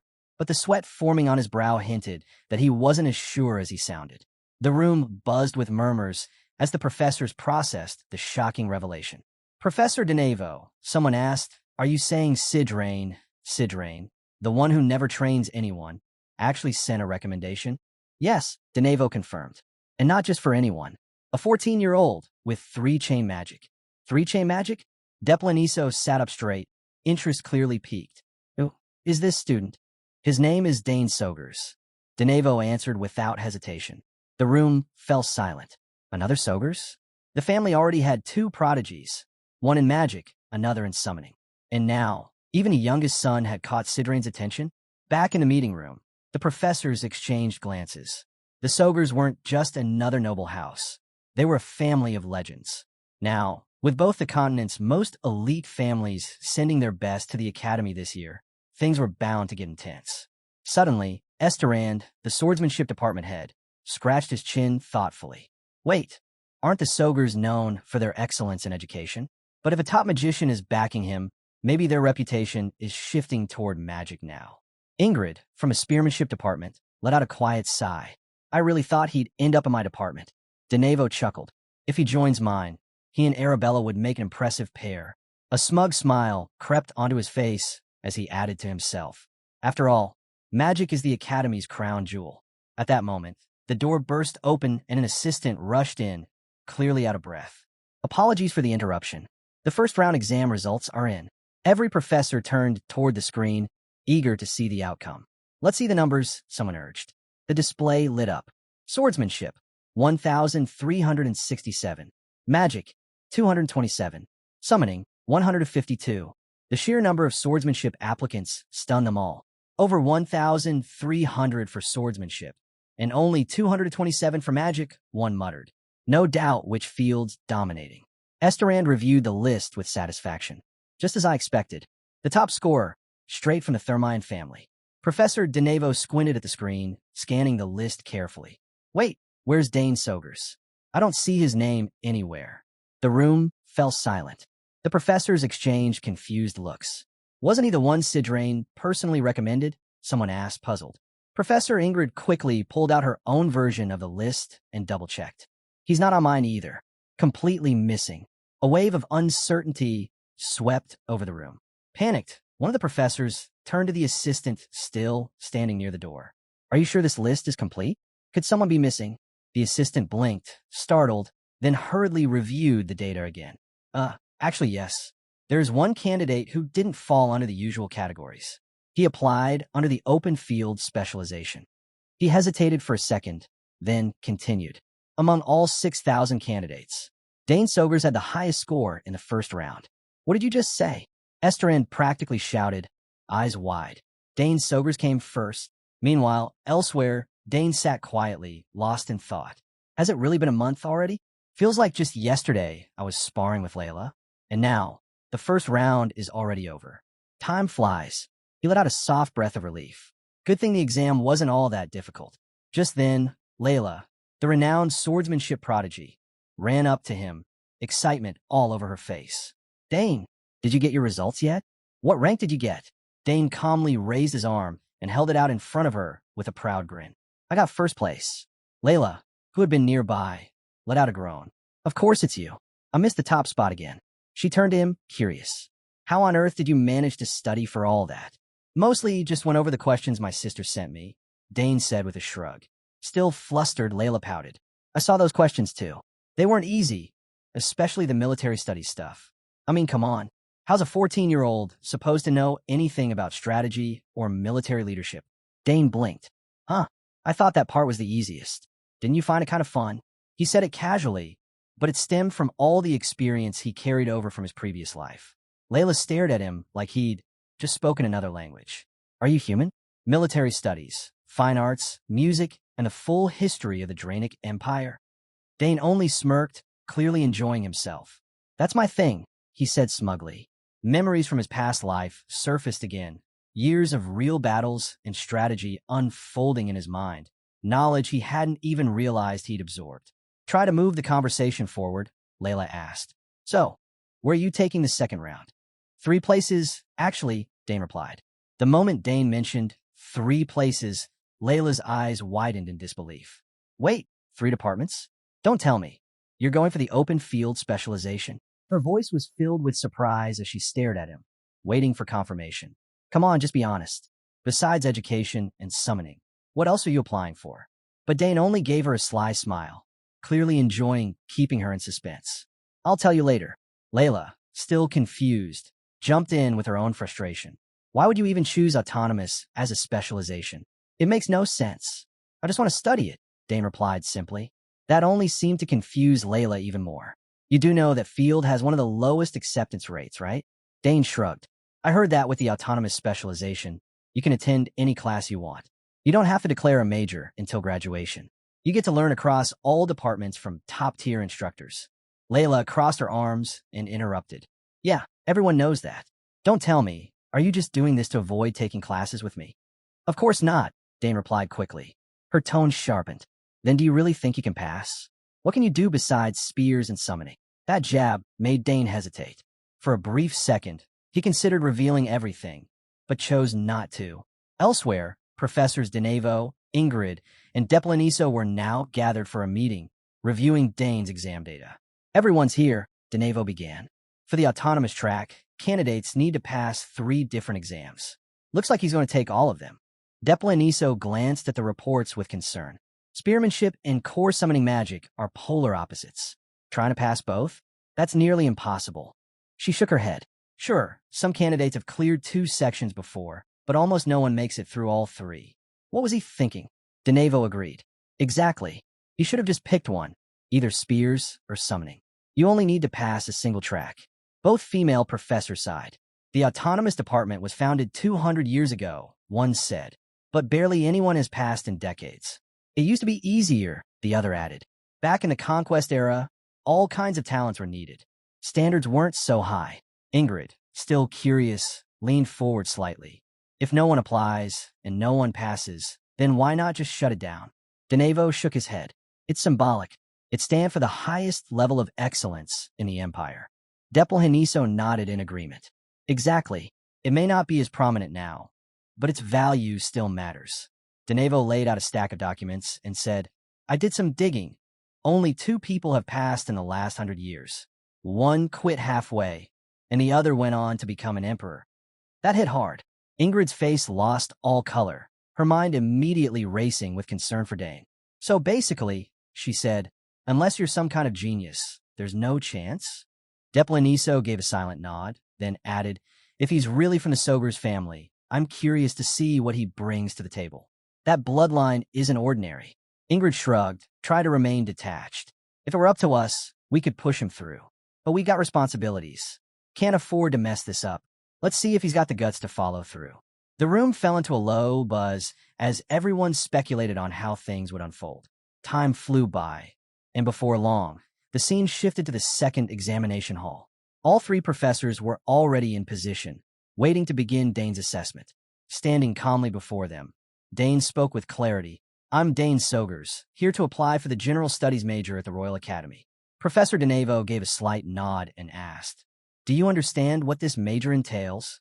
Dane gave a respectful bow and replied, yes. I've heard you must pass all 3 stages of the exam to be accepted. That's when Professor Ingrid chimed in, almost as if offering a final out. You said your name's Dane, right? It's not too late to back out. I have great admiration for Count Sogers.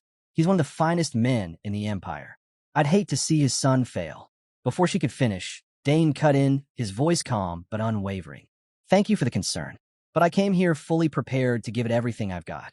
That steady conviction brought silence to the room. It was clear this wasn't someone who'd back down from challenge. Professor Denevo let out a quiet sigh before continuing. Very well. If that's your choice, then there's no turning back. This exam has 3 parts, each specific to your major. Fail even one, and you're out. Simple as that. The rules couldn't have been more straightforward. Dane gave a firm nod. Understood. Satisfied, Denevo looked to Deplaniso and said, let's start with the summoning trial, just as we discussed. At that, Professor Deplaniso, with her unmistakable violet hair, stood up smoothly and made her way over to Dane. From Dane's perspective, he already knew who she was. Professor Deplaniso of the Summoning Department, the top-ranked summoner in the entire Althean Empire. Rumor had it she once maintained control over 3 second-tier or higher summons at the same time. So that's her, he thought as she approached. His mind sharpened, preparing for whatever came next. She's the real deal when it comes to summoning. When she posed her question, Dane didn't flinch. He had anticipated this. After all, the challenge had no fixed format or rigid criteria. After a brief pause, he made his request. Could you summon a creature for me? Deplaniso blinked, almost confused. You want me to summon something? Yes, he confirmed. Any kind will do. The other professors nearly fell out of their seats. Did he just ask her to summon a creature? Ingrid gasped. Denevo wiped his forehead, clearly rattled. What's he thinking? He quickly ran through the possibilities in his mind. Well, the format is open-ended. Maybe he just wants to observe one up close. After a moment of consideration, Deplaniso gave a small nod. All right then. That's bold, but intriguing. I'll play along. She muttered to herself. This is anything but ordinary. I better keep a close eye on how this unfolds. With that, she began chanting. Energy started crackling in the air, swirling rapidly as a summoning gate formed high above. A sudden blast of wind erupted as the gate opened, knocking over a few startled bystanders. But Dane stood firm, unfazed. Then it appeared. A massive wolf's head emerged from the portal, except the creature's body was eerily humanoid. As it stepped through, it let out a deafening howl, sending shockwaves across the hall. This was Eterarch, the frenzied summon, a savage, level 4 beast known to attack anything in sight. Dane stared up at it calmly. No fear. In fact, he was almost entertained. What a roar, he mused. Of all the level 4 summons, this one's the most aggressive. I didn't think much of the entrance exam, but now this is getting interesting. Dane couldn't help but grin, the thrill of the moment surging through him. Across from him, Professor Deplaniso met his gaze with a mix of curiosity and challenge. Well, I've summoned the creature I chose, she said. Now, what's your move? The surrounding assistant professors exchanged anxious glances. Eterarch, that's the most aggressive level 4 summon out there. Even seasoned knights would struggle to take it head-on.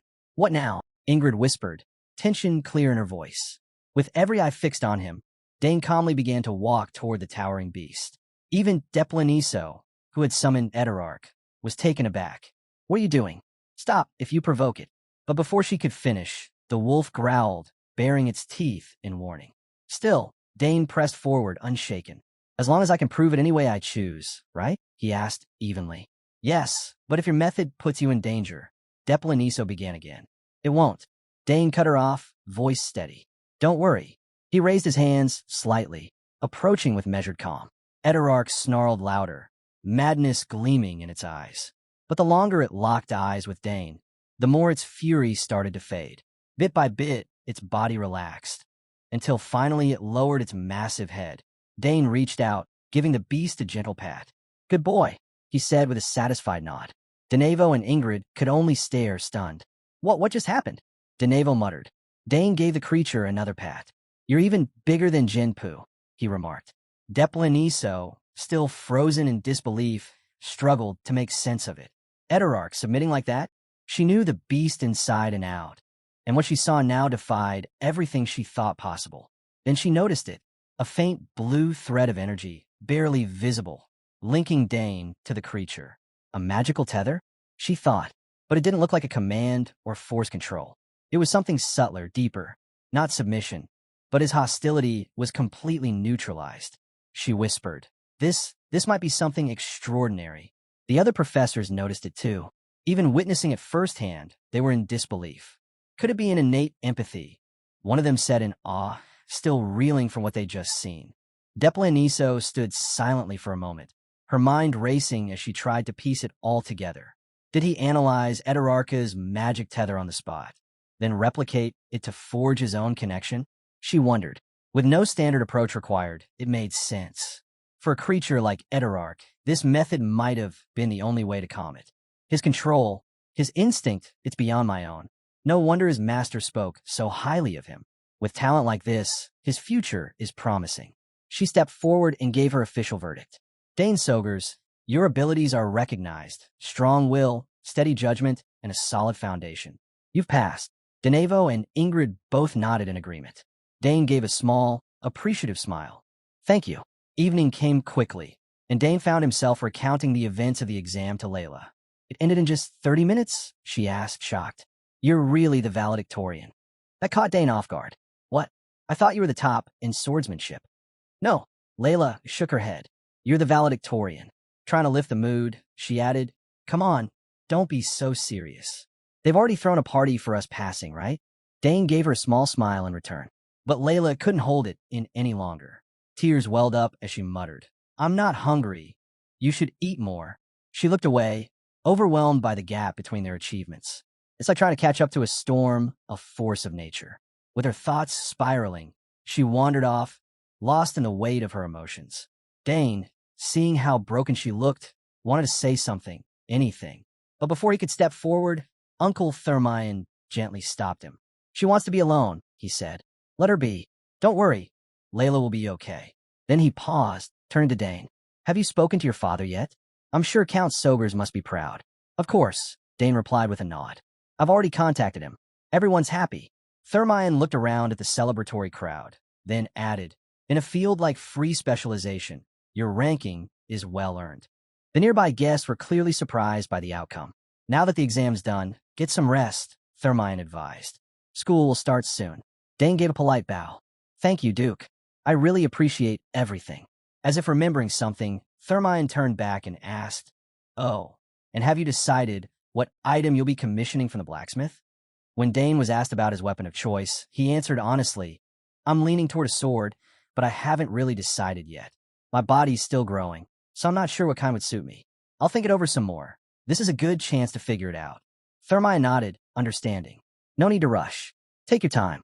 Just then, a nearby servant stepped in and said, Duke, it's time to visit the Duchess. Thermion's demeanor instantly shifted. I know, I'm on my way now.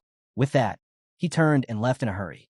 As Dane watched Thermion walk away, he figured the Duchess's illness was still lingering. Beside him, Layla offered more clarity. Fortunately, her condition hasn't worsened, but there's been no improvement either. It's been like this for years now.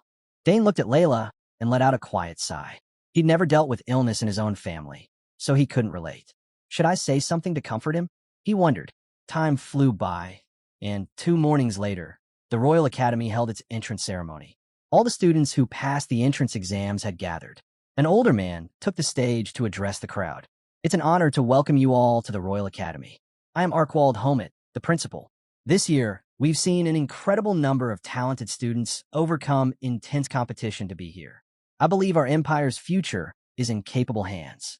He continued, among you, there are many gifted individuals, but one in particular stands out.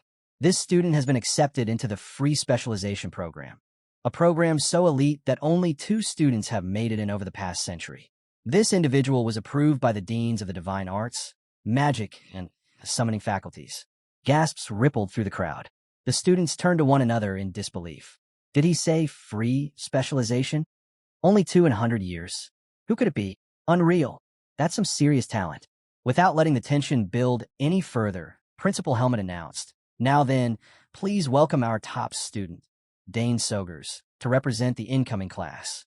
Dane stepped forward with composed confidence as whispers buzzed around him. Is that him? He's the one who made it into free specialization. The Sogers family must be truly blessed. Meanwhile, among the audience stood Dane's parents, proud to witness the moment. Thermione pointed and said, look at Dane, he's grown a lot. Looks sharp too. First place, huh? Arkin added with a grin. Arkin smiled, clearly pleased, and replied humbly, he's still got a long way to go compared to you. Thermione's expression shifted, tinged with frustration. I've got 2 sons, and neither turn out right. One snuck into school without anyone noticing, the other got kicked out, then the younger one ran off. Meanwhile, you've got 2 daughters. I can't help but feel a bit jealous. Arkin gave a strained smile. But you still have Layla, don't you? Thermione glanced at his daughter, eyes clouded with regret. I just wish my wife could be here.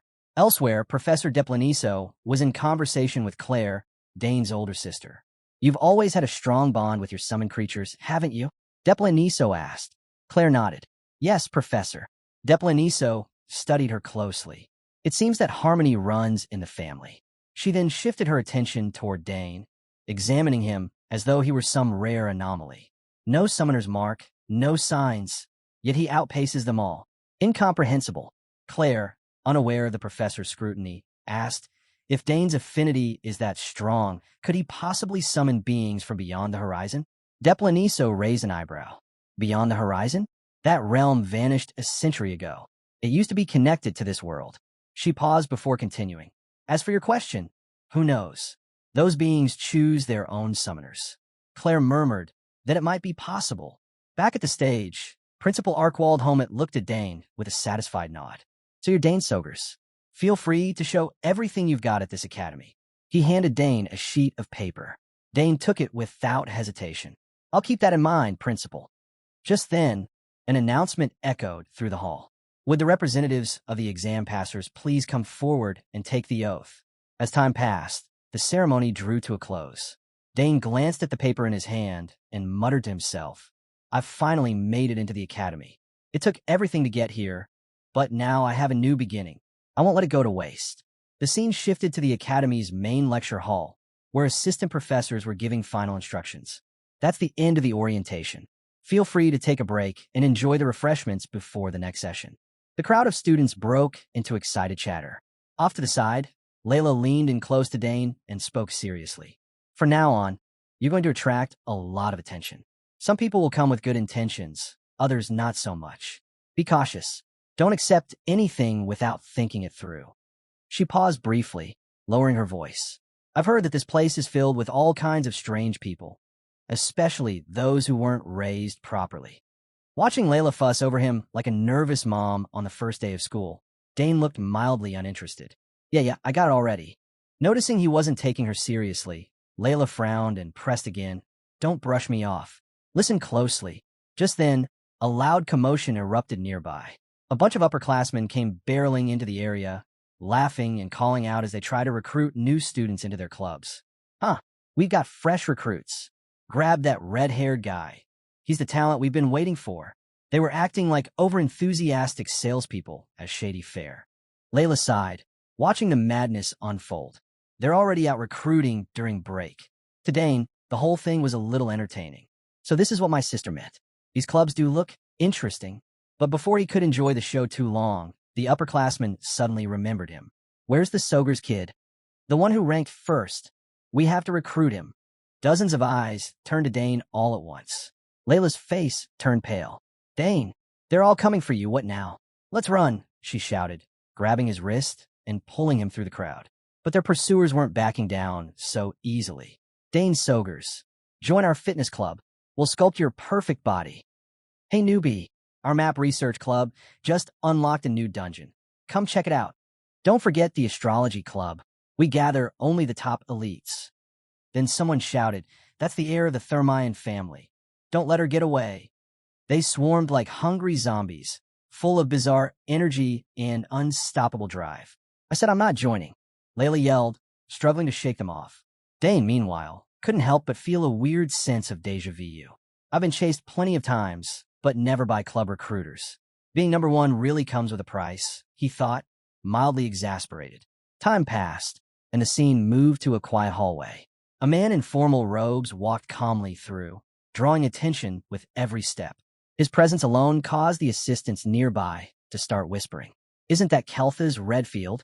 Yeah, he used to lead the Royal Knights, but now he's a professor. Amazing, but it's a bit of a problem, too, one of them muttered.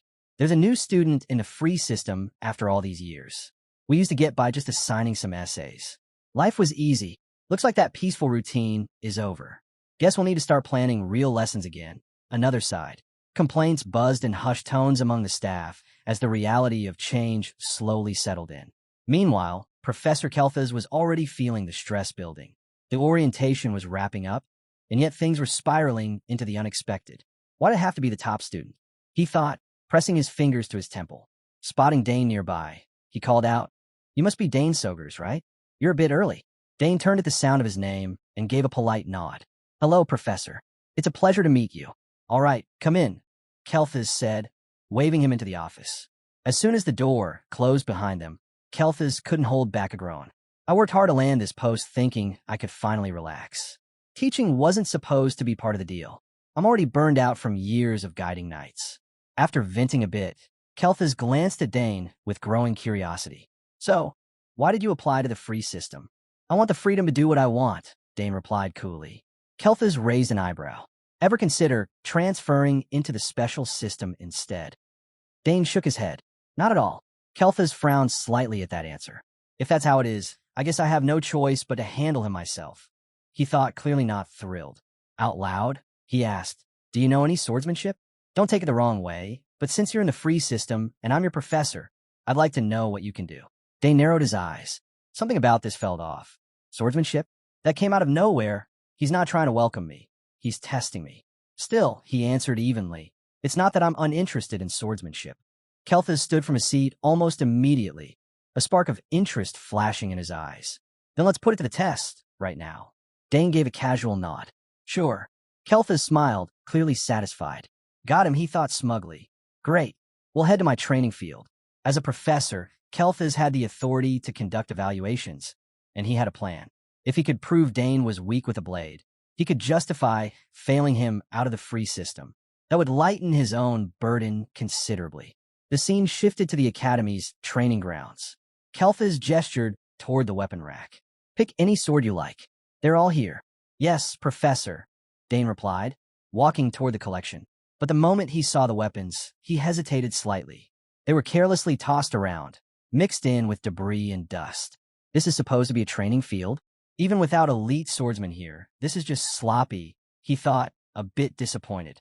Still, he scanned the weapons and selected one that looked decent enough. That one okay? Kelthas asked. It'll do, Dane answered simply. Dane answered with unwavering confidence. Kelthas then laid out the rules. If you can land just one hit on me with that sword, you pass. It's simple. I won't move more than 2 steps. He sounded sure of himself, but what he didn't realize was that standing before him was someone with elite swordsmanship. Got it, Dane replied calmly. Then let's begin, Kelthas said, his tone icy. At the same time, he was silently wondering. He accepted the challenge so casually. Is he that sure of himself? Before he could dwell on it, Dane lunged forward. His sword slashed straight for Kelthas' waist. Fast, but not fast enough. Kelthas sidestepped with ease. Still, the speed caught him off guard. He's quick. Is that why they put him in the free system? Kelthas mused. But there was no time to reflect. Dane's blade came again, this time even faster. It moved like a machine, and Kelthas had to parry it with his own sword, barely pushing it away. His breath hitched. That was close. His sword style was unusual, nothing like a noble or a knight. Is he just a reckless kid who happens to know how to swing a sword? Kelthas wondered. But his moves, they remind me more of a battle-hardened soldier. He didn't have time to analyze further. Dane was already on him again. His body moved like a blur, his sword striking from all angles. Kelthas found himself struggling to block each attack. The pressure was relentless. Forced to retreat, Kelthas realized this duel wasn't going as he'd expected. Every strike from Dane pushed him back. The longer it went on, the harder it was to hold his ground. I'm level 6, and I can barely keep up. And this kid's only 14? Dane didn't need any handicap. But there was something in the way he moved that tugged at Kelthas' memory. Something oddly familiar. It reminded him of a time during the war. A moment when he saw a mysterious enemy soldier with overwhelming sword skills. That man didn't wear a knight's emblem or bear any official titles. But his technique was unforgettable. Who was he? Kelthas wondered. Lost in thought for just a moment, Kelthas dropped his guard. Dane's sword slipped through his defense, heading straight for his side. But just as it made contact, Dane froze his blade in place. The test was over. Kelthas stared at the sword that had touched him. Why did I let that happen? He cursed inwardly. Dane let a small, satisfied smile cross his face as he slid his sword back into its sheath. Professor, I believe that meets the requirement, he said calmly.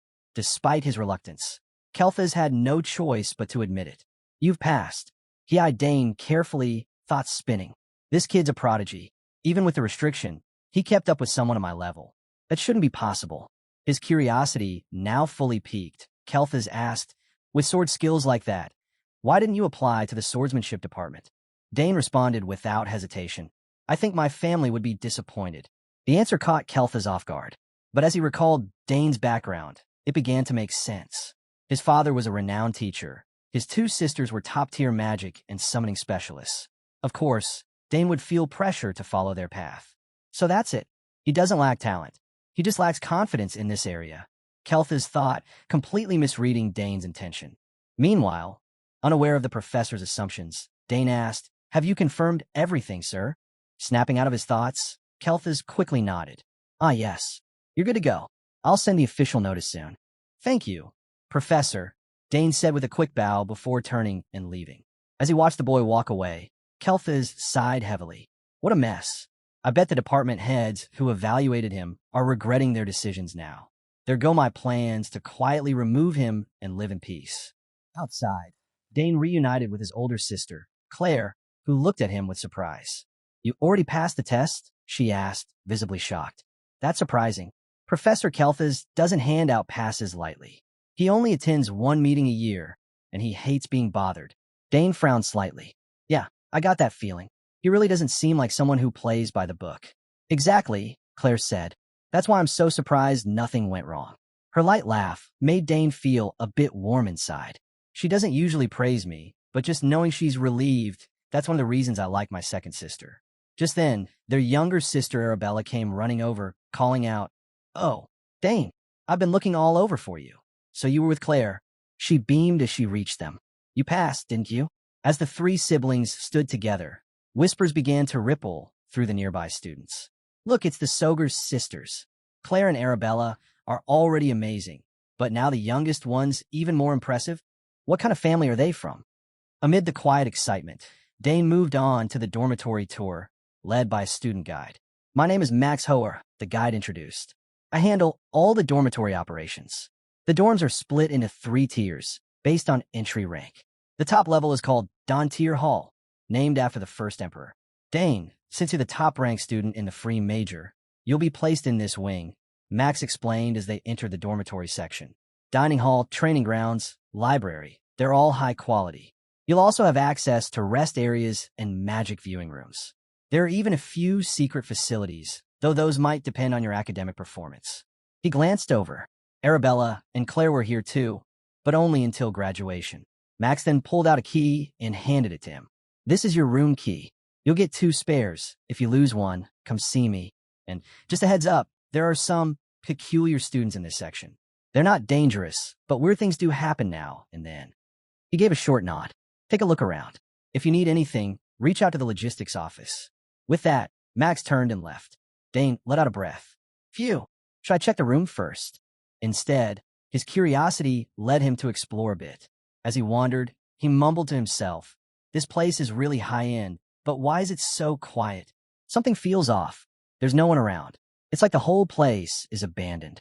He paused, frowning. What exactly is going on? Driven by a gut instinct, Dane shut his eyes. Slowly, he released his internal energy, spreading it outward like a web, letting his aura scan the area. As it expanded through the building, faint images began to form in his mind. He could smell a hint of oil and hear the faint click of gears. There's a trap here, he realized. A faint smile crept across his face. So that's what this is, an initiation. Just as he suspected, elsewhere in the dorm, a group of students was watching him through a simulated screen. When they saw Dane standing perfectly still, one of them, a red-haired student, asked, why is he not moving? Could he really have noticed something? Beside him, a blue-haired student frowned. Hey, Arnold, you don't think he actually figured out all the traps already, do you? Arnold, a confident third year with neatly combed hair and sharp glasses, simply smirked. No chance. My traps are flawless. The colored family's been mastering hunting techniques for generations. I know what I'm doing. This was Arnold Colored, Baron Colored's eldest son, and a top student in the marksmanship department. Despite Arnold's certainty, another student looked uncertain. Are you sure this won't go too far? Arnold chuckled. Don't worry. I already removed anything that could seriously hurt him. It's just enough to mess with him a little. Once the students realized there was no real danger, their nervous tension quickly turned into eager anticipation. Haha, this is going to be great, one of them chuckled. By the time he gets through all that, he's going to be a mess. Arnold wore a smug grin, his tone dripping with mockery. This is just the beginning. He'll probably be so rattled he might faint. Their laughter echoed, none of them concerned about consequences. In noble circles, playful hazing like this was nothing unusual and rarely led to any serious fallout. But not everyone was amused. A voice of concern broke through the chatter. Are you sure this is a good idea? That's the Sogers family we're dealing with. And let's not forget, all of us had to go through our own initiation too. Arnold shrugged it off, clearly unconcerned. Just wait, he'll be scared out of his mind. Then a girl stepped forward, arms crossed and brows furrowed. Did you forget he's the valedictorian of the liberal arts division? She asked sharply. This time might not go the way you think. His sisters are both geniuses, and if he's ranked higher than them, he's probably more talented. The speaker was Priscilla Nerial, a fourth-year student from the highly respected Nerial family, and a top name in the neurology department. Her words clearly hit a nerve. Arnold's eyes widened in irritation. What are you trying to say? That he'll see through everything? Before she could respond, another student with brown hair smirked. Sounds like even you don't believe in your own traps anymore. Shut it. That's ridiculous. Arnold snapped, but despite his bluster, a flicker of doubt had crept into his thoughts. He adjusted his glasses and tried to reassure himself. There's no way he could detect them. I used stealth setups, suppressed all sounds with oil. He won't notice a thing. But just as that thought crossed his mind, Dane suddenly moved. He's moving, someone shouted. Everyone scrambled to the front, crowding to get the best view. Back on Dane's end, he calmly surveyed the corridor. Compared to the traps he'd encountered under Lady Lily's harsh training, these were laughably simple. His eyes landed on a brown sack, suspended by a tensioned rope, clearly a trigger trap. Touch the rope and it snaps. Too predictable. Raising one hand, Dane formed a concentrated ball of mana. With a flick, he fired a magic bullet straight at the sack. The impact burst it open instantly. Water came crashing down in a massive wave, splashing the floor below like a waterfall. Seeing the stream of water pour down, Dane raised an eyebrow. That's it. I expected more, he thought, slightly underwhelmed. But before the thought fully settled, the floor beneath him shifted. A stone tile slid open, and a foul brownish gas erupted into the air. The stench was so revolting it nearly made Dane gag on the spot. What the hell is that smell? He muttered, covering his nose in disgust. Seriously, this is just childish. Back in the observation room, the mood had flipped entirely. The excitement of watching Dane fall into a trap had turned into boiling frustration, and all of it was now aimed squarely at Arnold. Hey Arnold, what happened to all that talk about him not noticing the traps? One of them snapped. He saw through it from the beginning, another added. It was a coincidence. Arnold stammered. Pure luck, that's all. Priscilla narrowed her eyes. A fluke? Really? Arnold nodded rapidly, desperate to save face. Yeah, I was too soft at first, that's it. Just wait. He'll fall for one of them. You'll see. Though still skeptical, the other two guys exchanged unsure looks and gave a half-hearted nod. Maybe it was just one bad setup. Let's see how the next one goes. Priscilla let out a soft sigh, but unease tugged at her gut. Why do I feel like this won't go any better? Meanwhile, Dane continued calmly down the hall. Soon, he spotted the second trap. One glance was all it took. Just as sloppy as the last one, he muttered, sounding more disappointed than concerned. Should I just destroy it now? Suddenly, a series of boxing gloves launched out from hidden walls, shooting at him from all directions. But Dane didn't even flinch. With swift, calculated steps, he danced between the strikes, dodging every glove without so much as a scratch. Even the hidden spike traps, painstakingly arranged for maximum surprise, were rendered completely useless. Inside the observation room, the group fell silent. So that's the Sogers family, someone whispered in awe. Arnold stared at the screen, dumbfounded. Every single trap, disarmed, dodged, or destroyed. His confidence had vanished, replaced by a blank stare. Even his two friends looked defeated. Dane, it's like he already knew where everything was, one of them murmured. Arnold went all out trying to hide those traps. But Arnold clenched his fists, refusing to admit defeat. Damn it, it's not over yet. He won't get past the final trap. Priscilla could feel the tension rising in Arnold and hesitated for a moment before asking, What's the last trap? Arnold didn't give a straight answer. Instead, he simply flashed a sly grin. He'll find out soon enough. It didn't take long. Back on Dane's end, two massive creatures appear before him. A towering red dragon, and a hulking beast with a goat's head standing right behind it. At first glance, Dane raised an eyebrow. Summoned beasts? These are no joke, he thought, quietly impressed. But something didn't sit right. He narrowed his eyes and studied them carefully. Hold on, something's off. As he focused, the illusion began to waver. Flickers in the image, slight distortions. That's when it clicked. They're not real. Just illusions designed to scare me. No wonder they look too powerful to be normal summons. A regular student might have bolted in terror, but Dane stayed rooted, calm, and steady. No need to dodge. I just need to disrupt the mana flow. That'll be enough to make them vanish. Channeling energy into his palm, he began preparing to strike. In the observation room, the mood shifted fast. He's not running, one student asked in disbelief. He looks calm. Wait, is he focusing mana? Another gasped. That hit Arnold like a punch to the gut. Beads of sweat formed on his brow. Panic was setting in. He figured out. Already? No way. That's impossible. The more he watched, the more frantic his thoughts became. Behind him, Priscilla sighed and muttered, It's over. Back with Dane, he released the energy he'd gathered, and in a flash, the illusion shattered into fragments of light, fading away as if they'd never been there. Smirking, he glanced around. What a joke. Now, then, where's the mastermind hiding? Cut to Arnold's group. Suddenly, they bolted from the observation room, full-blown panic written across their faces. What's that thing? That's an Etherak run, one student shrieked. Arnold stumbled, frozen with fear as a massive wolf-like creature with glowing eyes chased after them. Arnold, do something, someone yelled. I don't even know what that is. Arnold screamed. Wait, isn't that the thing you summoned? The red-haired student shouted, eyes wide. The monstrous wolf opened its jaws and let out a thunderous roar, causing the red-haired student to scream in terror. Just then, Dane's calm voice echoed through the hallway. So this is where you've been hiding. Hearing him, the group turned toward the sound, desperation in their eyes. New guy, if this is your doing, please handle it. We're sorry, all right? Just get rid of that thing. Back on Dane's side, he allowed the moment to linger just long enough before lifting his hand. With a silent command, the Etherak wolf disappeared into a glowing portal, vanishing completely. Only when the beast was gone did the group finally let out the breath they'd been holding. The long-haired student adjusted his outfit, then awkwardly turned to Dane. Looks like your initiation didn't go so well, he said with a smirk. Welcome to the club. Name's Droyan Valentine, 5th year from the alchemy department, and heir to the Valentine Marquis family. He had a strong frame and was undeniably good-looking, which probably explained the small crowd of girls hanging nearby. As he spoke, he held out his hand. Dane took it without hesitation. Nice to meet you, he replied. But in his mind, Dane was thinking, what is this guy even talking about? Unaware of Dane's internal confusion, Droyan kept going. You've got serious trap evading skills.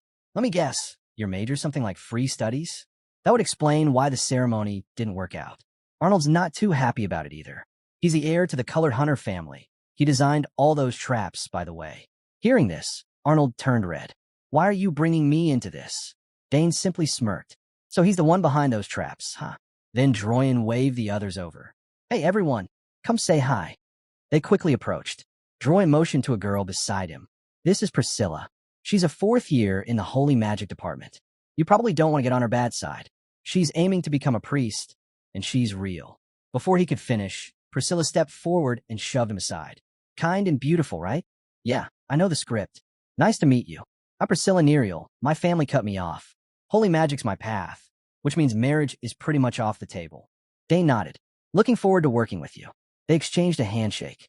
The moment their hands met, Priscilla's eyes flew open in shock. It was like she just touched a lightning bolt. What is this? His mana. It's unbelievably thick. There's no way someone our age should have this much power. Droyan tilted his head. Is it really that serious? It is, the red-haired guy replied firmly, while Arnold mumbled under his breath, clearly annoyed. It's just a bit of mana. No need to overreact. But no one was listening to him. The red-haired student stepped up and gave a friendly nod. Nice to meet you, Dane. I'm Scal Hespero, 2nd year in the martial arts department. Just so, I'm not like the usual muscleheads around here. Strength matters, sure, but martial arts is more than just brute force. If you're ever curious, I can show you what real training looks like. Dane's eyes then shifted to the last student, Arnold, who turned his head away with a smug expression, clearly uninterested in the introductions. His cold attitude sparked a bit of irritation in the group. Come on, Arnold, someone called out. What's your problem? Don't tell me you're sulking because all your traps got dismantled. That's pretty childish. The group's comments made a vain twitch on Arnold's forehead. Annoyed but unable to ignore them, he finally gave in, though it was clear he wasn't happy about it. Arnold colored, he muttered flatly. That was it. No follow-up, no courtesy. But Dane didn't let it bother him. He smiled and responded calmly. I'm Dane Sogers. Nice to meet you. Arnold remained stiff and bitter, clearly still upset that someone had breezed through all his carefully crafted traps. Watching him sulk, Dane considered whether or not to say something encouraging. After a short pause, he decided to speak up. Honestly, those traps were pretty impressive. The mechanisms were solid, and the activation timing was spot on. But the paint, you used F6 black, right? It stands out too much in this lighting. If you blend F3 silver with D6 black in a 4:6 ratio, it'll be much harder to detect. He ended with a sincere nod. Other than that, anyone would have fallen for them. The group stood frozen, surprised at how casually Dane gave practical advice on trap making. Wait, is he giving Arnold pointers? Someone whispered. He's seriously something else. With introductions done, the group escorted Dane to his dorm room. As he walked with them, Dane thought to himself, these people are something quirky but kind. I think I'm going to like it here. Time passed quickly. The scene shifted to a quiet spot in the schoolyard, where Dane was chatting with his close friend, Layla. But as soon as Dane finished talking, Layla's reaction was explosive. What? You're taking 6 specialty classes this semester? She shouted in disbelief. Dane calmly responded, there are only 3 specialties and each one takes up 2 classes. That's 6 total. Layla blinked at him in disbelief. Yeah, but you've got general education classes too. When are you planning to sleep? She crossed her arms. Most first years only take 4 classes. You're already overloaded. Dane just shrugged. Guess I'll skip the first one. His relaxed attitude made Layla scowl. That's exactly why they added military studies to general edition. You're too laid back. I seriously hate that subject. Totally tanked my grades last semester because of it. Dane gave a quiet nod. Yeah, military studies is no joke. Layla glanced at the time. Knew it. You're still the top student. I'll see you in swordsmanship later. I've got a general ed lecture to catch. Which one? Dane asked, a little curious. Understanding cosmetics and skincare, Layla said with a beaming smile. Dane held back a laugh. Of course, he thought. Got it. See you later. Time slipped by, and the scene shifted to the military studies classroom. Here, Dane said as he walked in. As expected, his arrival didn't go unnoticed. Whispers broke out almost instantly. Is that Dane Sogers? What's he doing in this class? He's actually attending the lecture? Isn't he accounts son? He gives off that distant vibe, doesn't he? Dane could hear every word. You guys know I'm right here. He grumbled silently and sat down, opening his textbook. Some of this matched what I read yesterday, he thought, but a lot of it was totally different from what I expected. I guess that makes sense. If theory always lined up with reality, no one would ever lose a war. Still, understanding the basics is important. Right then, a stern-faced, middle-aged man entered the room. The buzz immediately died down. I'm Francisco Gavious. I'll be teaching military theory. You can call me Professor Gavious. Let's start after roll call. Looking at the professor's sharp features and firm presence, Dane felt a newfound respect. This guy, he's definitely seen combat. I'm actually looking forward to this. As roll call wrapped up, Professor Gavious launched straight into the lecture, his voice firm and commanding. To truly understand military theory, he began, you need to understand how it plays out on the battlefield. Soldiers might act carelessly, but commanders can't afford that luxury. They have to constantly weigh the cost of victory against the lives of their troops. He paced slowly as he continued. That's why theory matters. It gives us the tools to interpret real-world chaos. When we recognize where theory and reality don't line up, that's when we start to understand its true purpose. Pausing, he scanned the room. I'm curious, how many of you will actually go on to become elite soldiers? So let me ask you this. What's the most important factor in war? The room fell silent. Students shifted in their seats, unsure how to answer. Then, without hesitation, Dane raised his hand. Professor Gavious's eyes narrowed slightly. All right, let's hear what the confident one has to say. With a steady voice, Dane answered supply lines. The professor's eyes lit up with approval. Correct. Victory, sustainability, even improvement, all of it relies on stable supply lines. Very interesting. We're just getting started, and already someone's nailed it. Then, turning toward Dane again, he asked, and what are the three most important aspects of supply?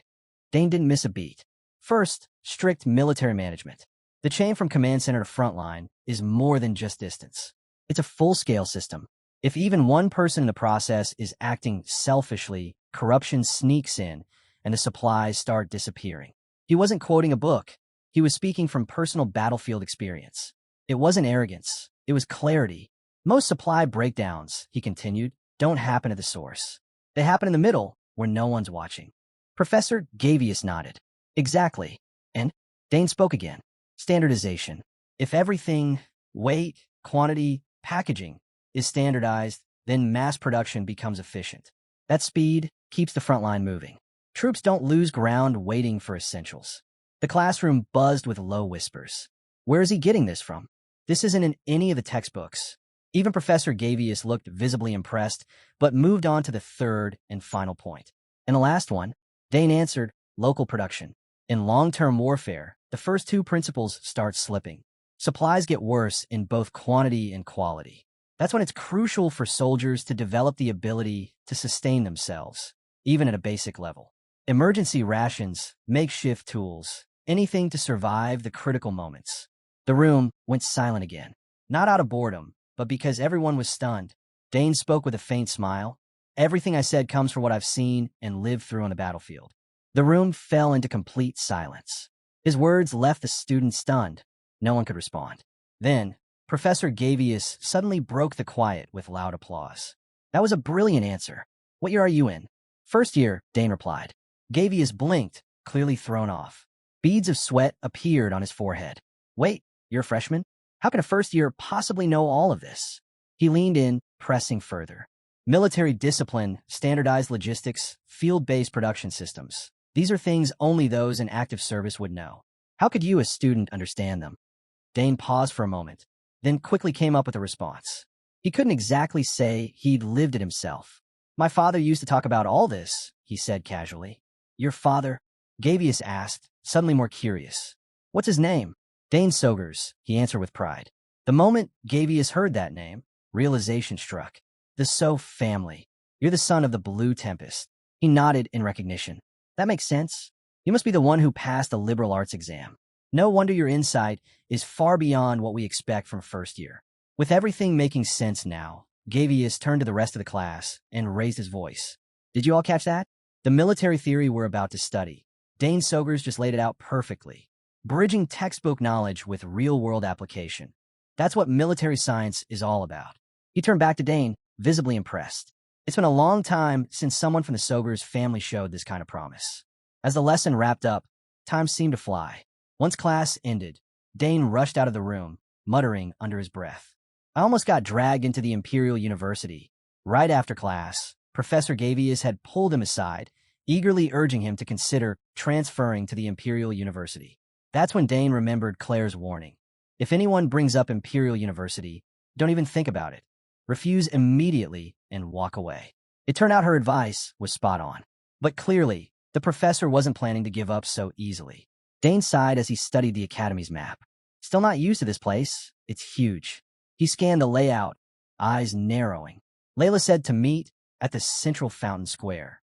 After a moment of squinting, he finally spotted the location. There it is. If I cut through the mist garden, I'll get there faster. The mist garden, always covered in thick fog, even on cloudy days. Visibility was so poor people often wandered in circles. Most students avoided it completely. Some even whispered about ghosts showing up at night. But as Dane stepped in, he looked around and mumbled, "This isn't as creepy as Claire made it sound." The weather was decent, and he had already made it halfway through without trouble. Just as the thought crossed his mind, a scream suddenly rang out from behind. "Help! Anyone! Please!" Dane froze and turned toward the sound. "Huh, someone's there." His mother's voice echoed in his memory. If someone's in danger, never ignore it. He checked the time. He had a little room before his next class. I'll help and still make it on time. Without hesitating, he ran toward the voice. Not long after, he came across a student who had clearly been wandering aimlessly. After helping him out, the boy let out a breath of relief. "Thank you. I thought I was going to be stuck in there forever." Dane waved it off. "You okay? Any injuries?" The student adjusted his glasses and nodded. "Just tired. I'm all right." Then he introduced himself. "I'm Ernest. Ernest Dillon. First year, exploration department." Dane blinked at him in disbelief. "Wait, you're in exploration and got lost." Ernest flushed slightly. I got a little too excited and ended up walking around without thinking." Dane sighed, but let it go. "Fine, forget that. Your name, Dillon. So your family must be from the western regions, right? Your family crest's probably a ship or something." Ernest's face lit up. "Yeah, exactly. My family's been exploring seas and foreign lands for generations." To Dane, it all sounded a bit overwhelming. "That life sounds exhausting," he thought silently. Ernest scratched his head and asked, "How do you even know all that about my family? What's your name?" With a calm smile, Dane replied, "Dane Sogers." The moment Gavius heard Dane's last name, his expression shifted completely. "So, you're the one who passed the free major exam. The first in 100 years?" he exclaimed. Yeah, that's me," Dane said, rubbing the back of his head awkwardly. Suddenly, Gavius was looking at him like he'd just met a legend. "I can't believe it. I've always wanted to meet you in person." Dane, now clearly uncomfortable with all the attention, tried to stay composed. But then something caught his eye. "Wait," he said he wasn't hurt, but those bruises and scars. They don't look like the kind you'd get from just exploring. His suspicions quietly building, Dane decided to probe. "Were you exploring this garden earlier?" Gavius nodded with a chuckle. "Exploring? I'd call it excitement. To me, everything unfamiliar is worth diving into. Gardens, people, strange objects, you name it." He opened his backpack and revealed an overwhelming collection of gear and items. "Check this out." Dane stared at the pile. "These are all exploration tools. That's a lot. My mission is to uncover every secret this academy holds," Gavius said proudly. Then, lowering his voice slightly, he continued, "And of course, the mist garden is no exception. Don't you think there's something weird about the constant fog and clouds here?" That caught Dane's attention. His expression turned more serious. "Yeah, something definitely feels off." "So, have you found anything?" he asked. Gavius sighed. "Not yet, but I'm convinced there's some kind of hidden force here." "But hasn't no one ever gotten to the bottom of it?" Dane asked. Gavius nodded. "Exactly. But what if the reason it's never been solved isn't because it's impossible, but because we've been looking at it the wrong way? Or maybe someone did try and still couldn't crack it." Dane frowned. "A reason why it can't be uncovered." Gavius pushed his glasses up and leaned in a little, lowering his tone. "Think about it. What if the mist is the result of something unknown, some force or relic we've never seen? Maybe something left behind by a forgotten civilization, or something brought in from another realm entirely." Dane's curiosity kicked in. If it really is tied to an ancient kingdom's legacy, that would be incredible. He gave a nod. That would explain a lot. Seeing Dane's interest, Ernest lit up. "You think so too? then I gotta find out the truth. I have to uncover the secret of this place. Just as the conversation deepened, Dane suddenly remembered something important. All right, I've got class. Ernest blinked, caught off guard. Ah, you're right. We should get going immediately. But before they could take a single step, dark clouds rolled in and heavy rain began to pour down. Ernest's expression dropped. This is bad, he said quickly. I've heard the mist gets even worse when it rains. Dane looked around, frowning. If that's true, we won't be able to find our way out, right? Exactly, Ernest muttered. We'll lose all sense of direction. Sure enough, the fog around them grew denser by the second. Visibility was almost zero.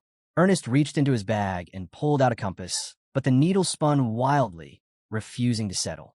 Just as I feared, he said bitterly. The compass is useless.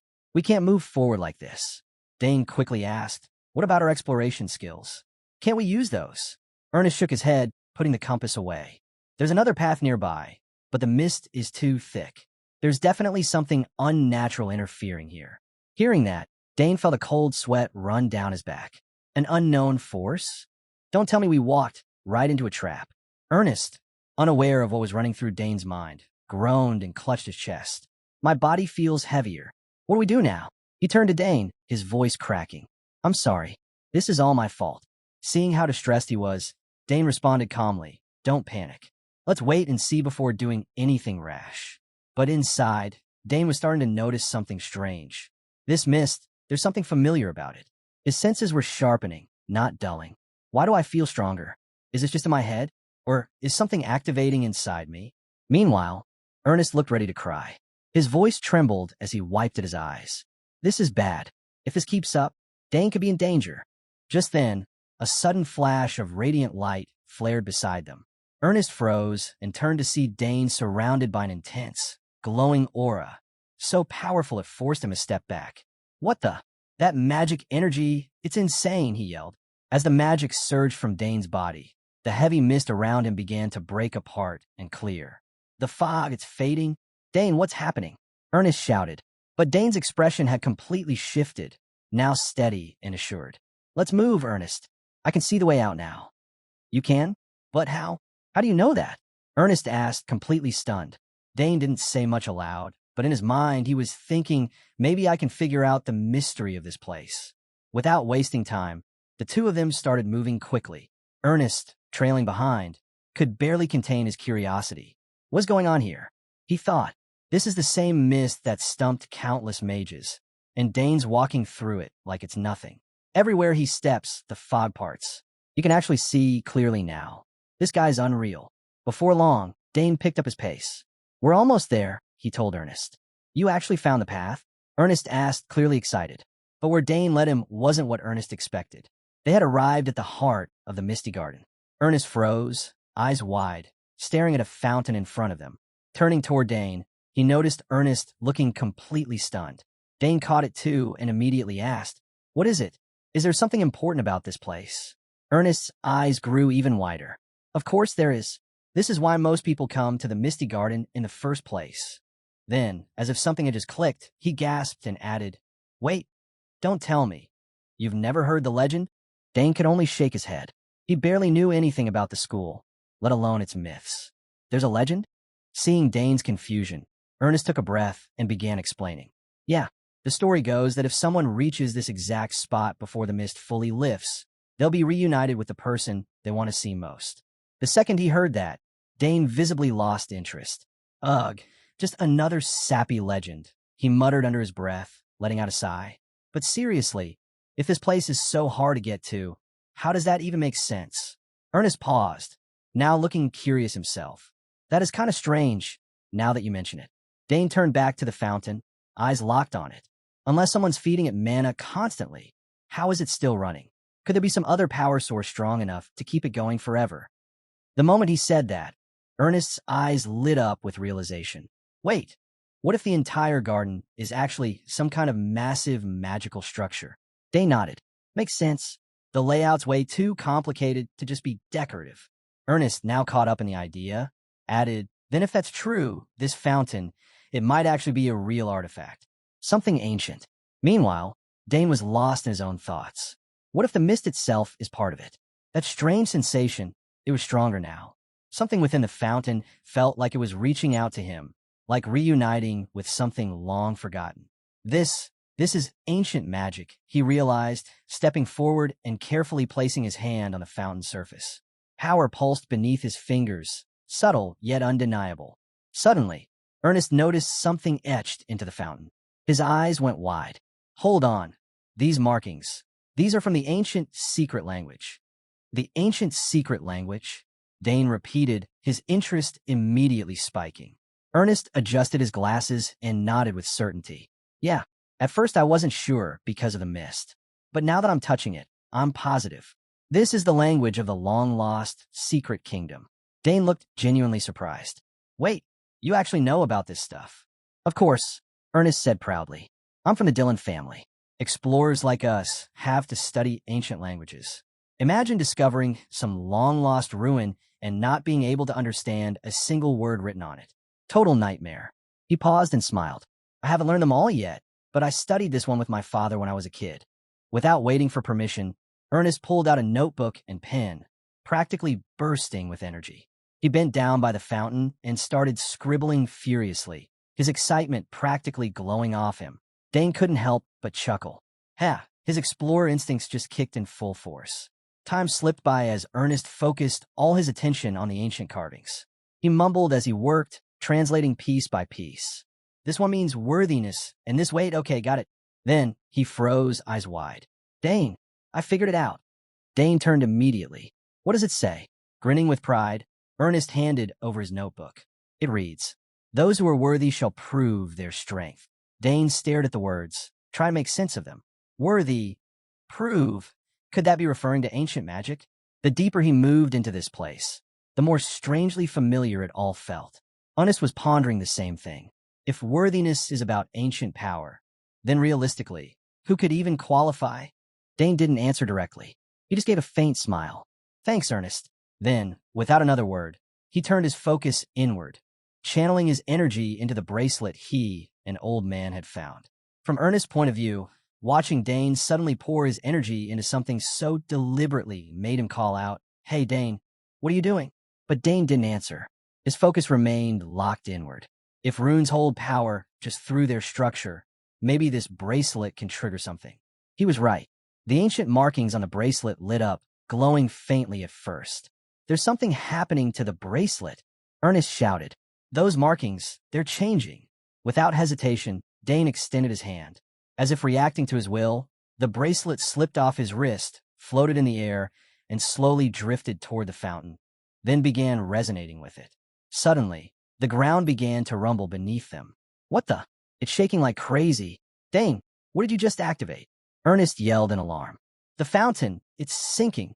But Dane didn't panic. Inside, he was exhilarated. Yes, this was it all along. By now, it was obvious to anyone something had awakened.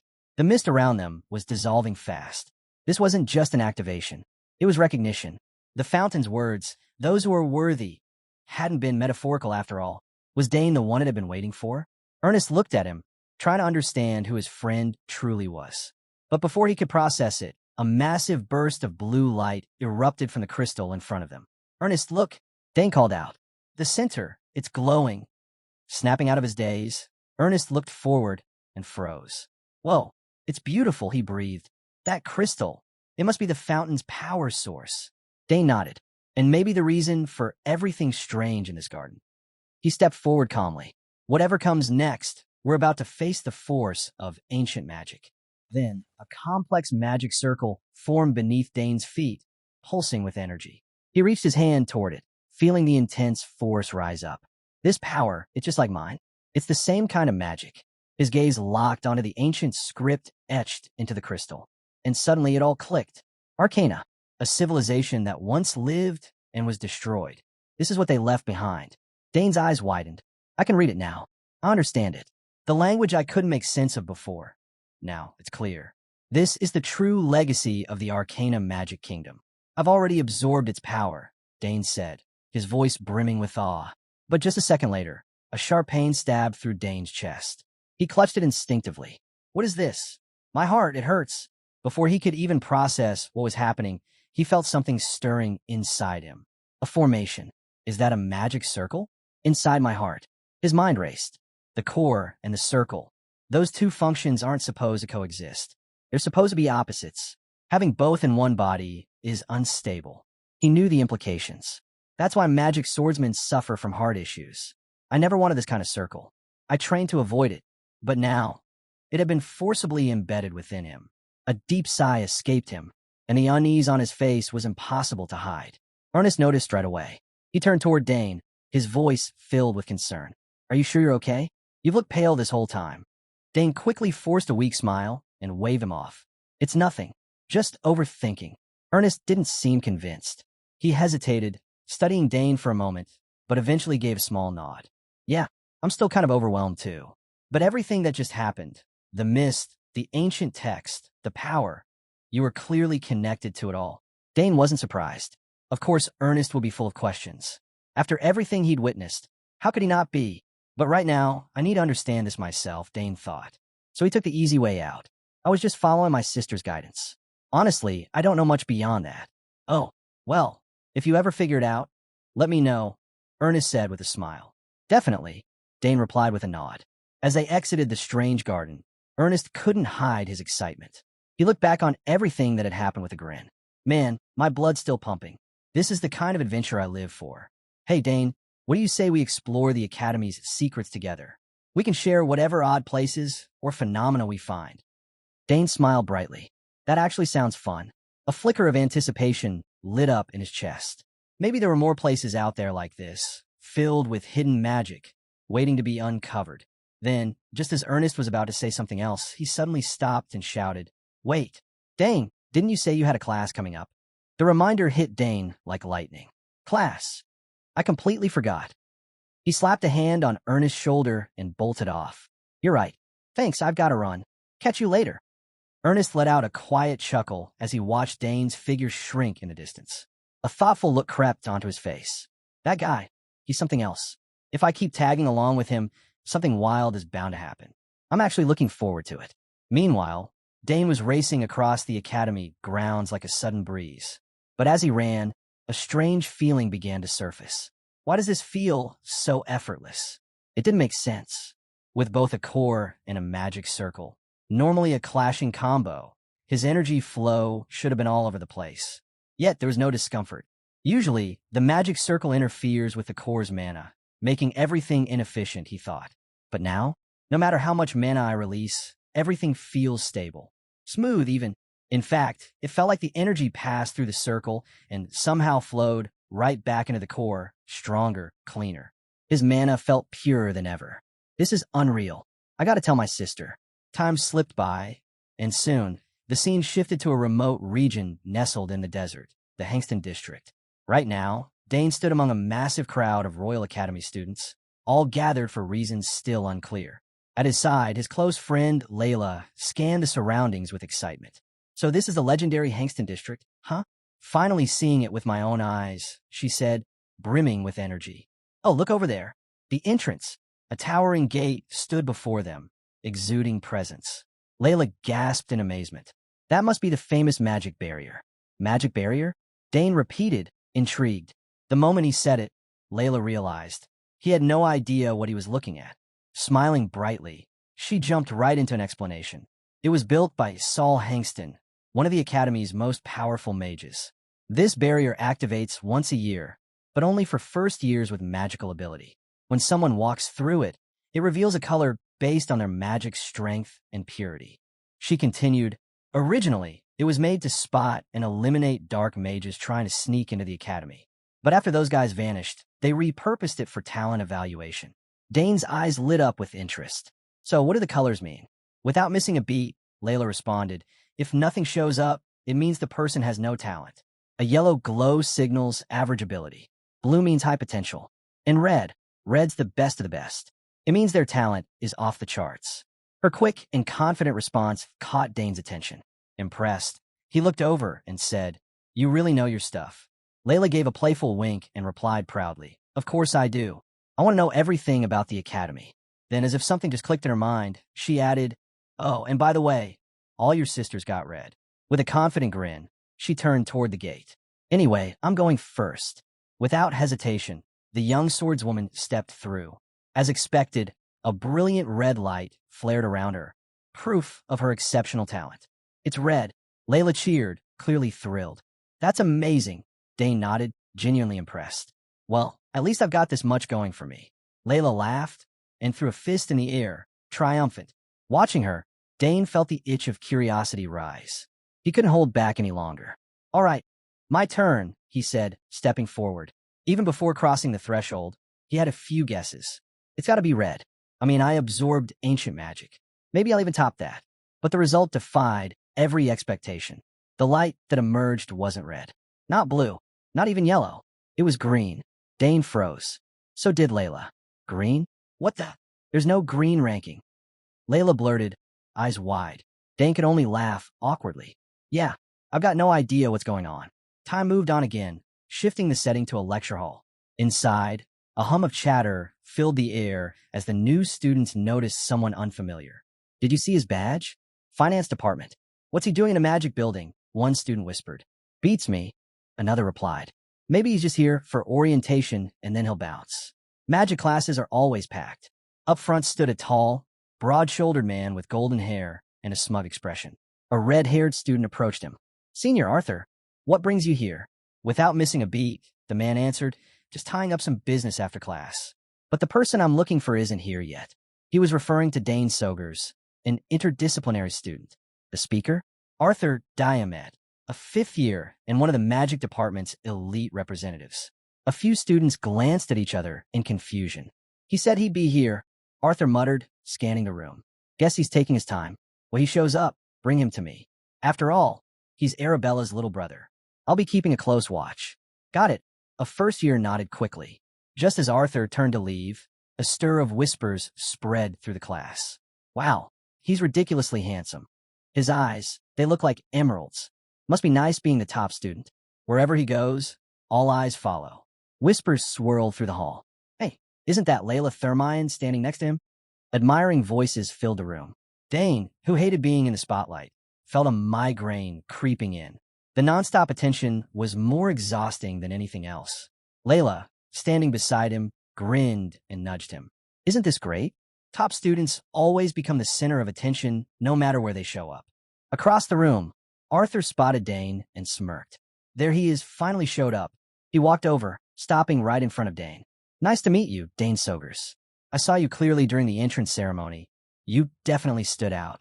His sudden greeting left both Dane and Layla blinking in confusion. "Who is this guy?" They thought at the same time. "He seems like a senior, but why is he talking like we know each other?" Unable to hold back, Dane spoke up. "And you are? Doesn't the magic department teach basic etiquette? If you wanted to talk to me, shouldn't you start by introducing yourself?" His tone was calm, but the underlying annoyance was hard to miss. Arthur's face twitched. A vein pulsed on his forehead, his eyes flaring with restrained anger, teeth grinding together. This arrogant brat, he fumed silently. The nearby first years felt the tension instantly. It was like someone had just pulled the pin on a grenade. "Did he really just talk to Senior Arthur like that?" someone whispered. "He's done for. You cross a senior at this academy, your life becomes hell." Arthur exhaled slowly. Try to maintain composure. "I came here out of respect, because you're the younger brother of a senior I admire. And this is how you act? So oblivious to your position." He narrowed his eyes.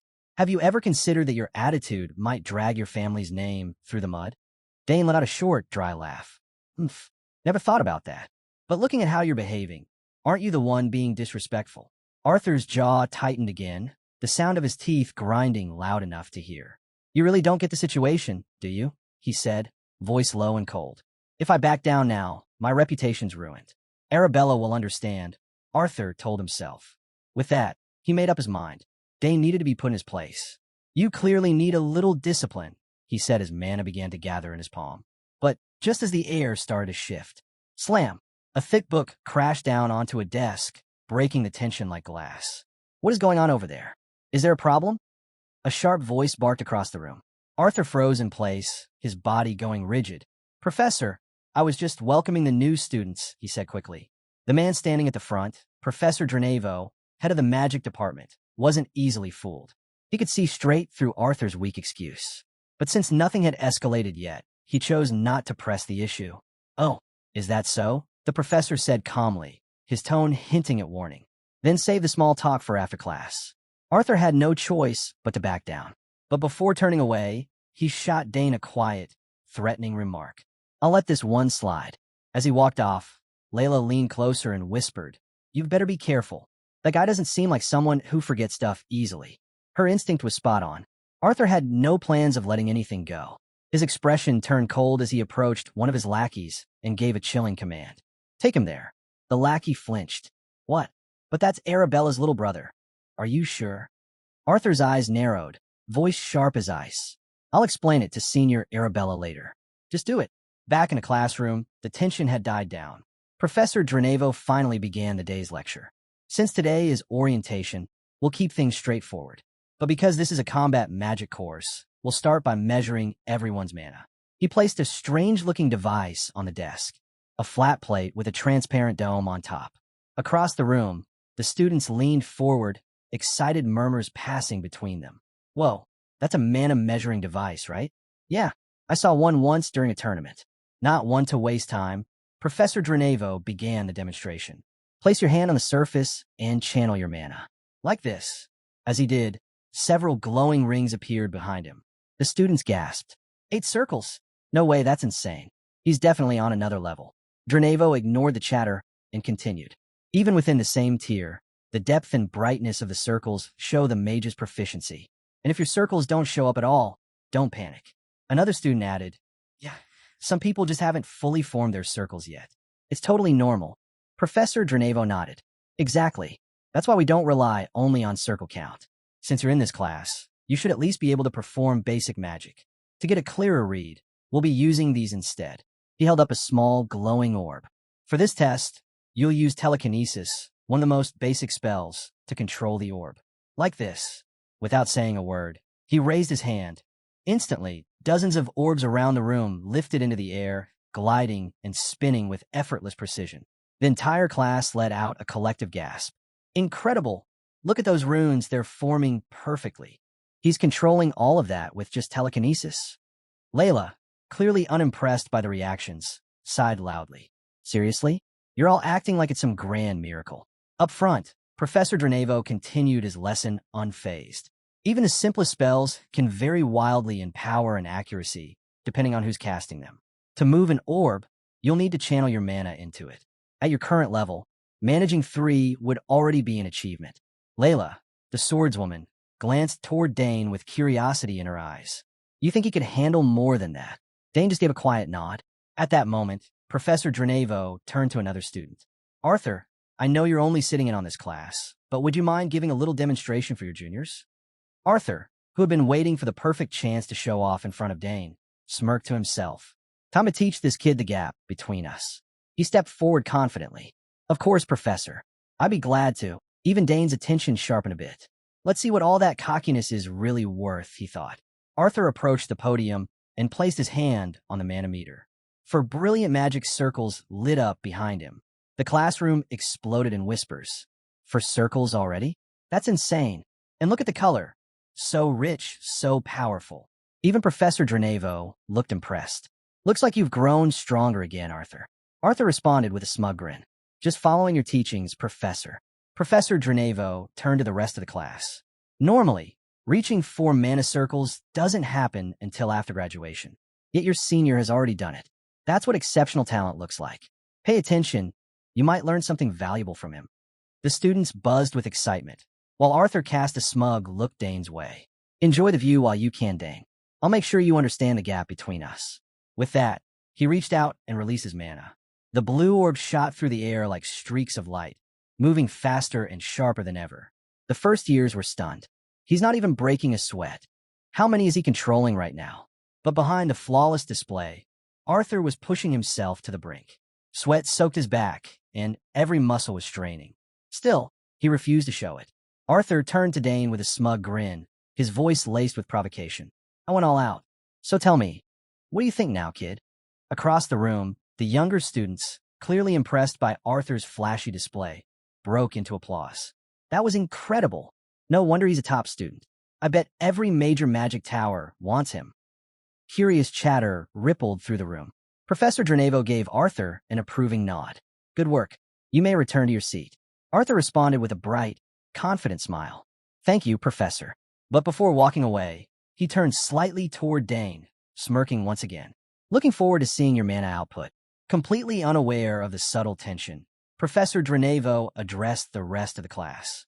Now, don't worry. If you don't have mana, nothing will happen. If anyone's concerned, you may opt out now. A tense silence fell over the room. No one moved. No one spoke. After all, anyone accepted into the Royal Academy was expected to have mana. Opting out would be a public admission of failure. Satisfied, the head of the department gave a firm nod. Good. Then we'll begin. Please come forward row by row, starting from the front. Excited murmurs filled the classroom. Students eagerly whispered to each other as they waited. Layla, having seen this spectacle too many times before, let out a sigh. They call it orientation, but really, it's just a chance to parade everyone's skills in front of the class. Dane gave a slight nod. Yeah, seems like the academy planned it that way. One by one, students approached the mana device. Some lit up a single circle. Others got no response at all. As for the orb control, it didn't go much better. Most orbs dropped as soon as they were lifted, if they moved at all. Off to the side, Arthur watched it all with barely concealed contempt. Pathetic, he muttered under his breath. Just then, a blonde girl beside him nudged his arm. Hey, look, it's his turn. Arthur's eyes snapped back toward the center. Finally. So let's see, Dane. Just how far does your arrogance go? He murmured, though no one caught it. Meanwhile, Dane stepped forward. Even he wasn't sure what would happen. Honestly, I have no clue what to expect either. But after absorbing that ancient dark magic, something must have changed. With that, he placed his hand on the device and let his energy flow into it. Professor Dranevo was just as eager as the students to see what would happen next. Back during the entrance exam, he solved my test without a hitch. I'm dying to know how many mana circles he has, he thought, eyes locked on Dane, watching every second with intense focus. And then it happened. The mana measuring device suddenly lit up in red, unable to measure. The classroom instantly descended into chaos. What? What does that even mean? Is it broken or something? If he didn't have any mana, that's one thing. But why can't it get a reading at all? Students rushed forward, trying to catch a glimpse of the screen, crowding around Dane in confusion. Meanwhile, Dane had a hunch. Could it be the ancient dark magic I absorbed? Professor Dranevo, however, was more stunned than anyone. He trusted the measuring device completely. It had never failed, not once. It was designed to detect and reject even the most subtle forgeries. Impossible. I've never seen it react like this, he muttered. Still, without a clear explanation, he quickly improvised. Maybe it's temporarily overloaded. Let's move on to Dane's orb test. Dane simply nodded. Understood, Professor. Across the room, Arthur couldn't hold back a scoff. Knew it. Just some cheap trick. Nothing special after all, rookie. But Dane ignored him. He quietly stepped toward the floating orbs, his thoughts elsewhere.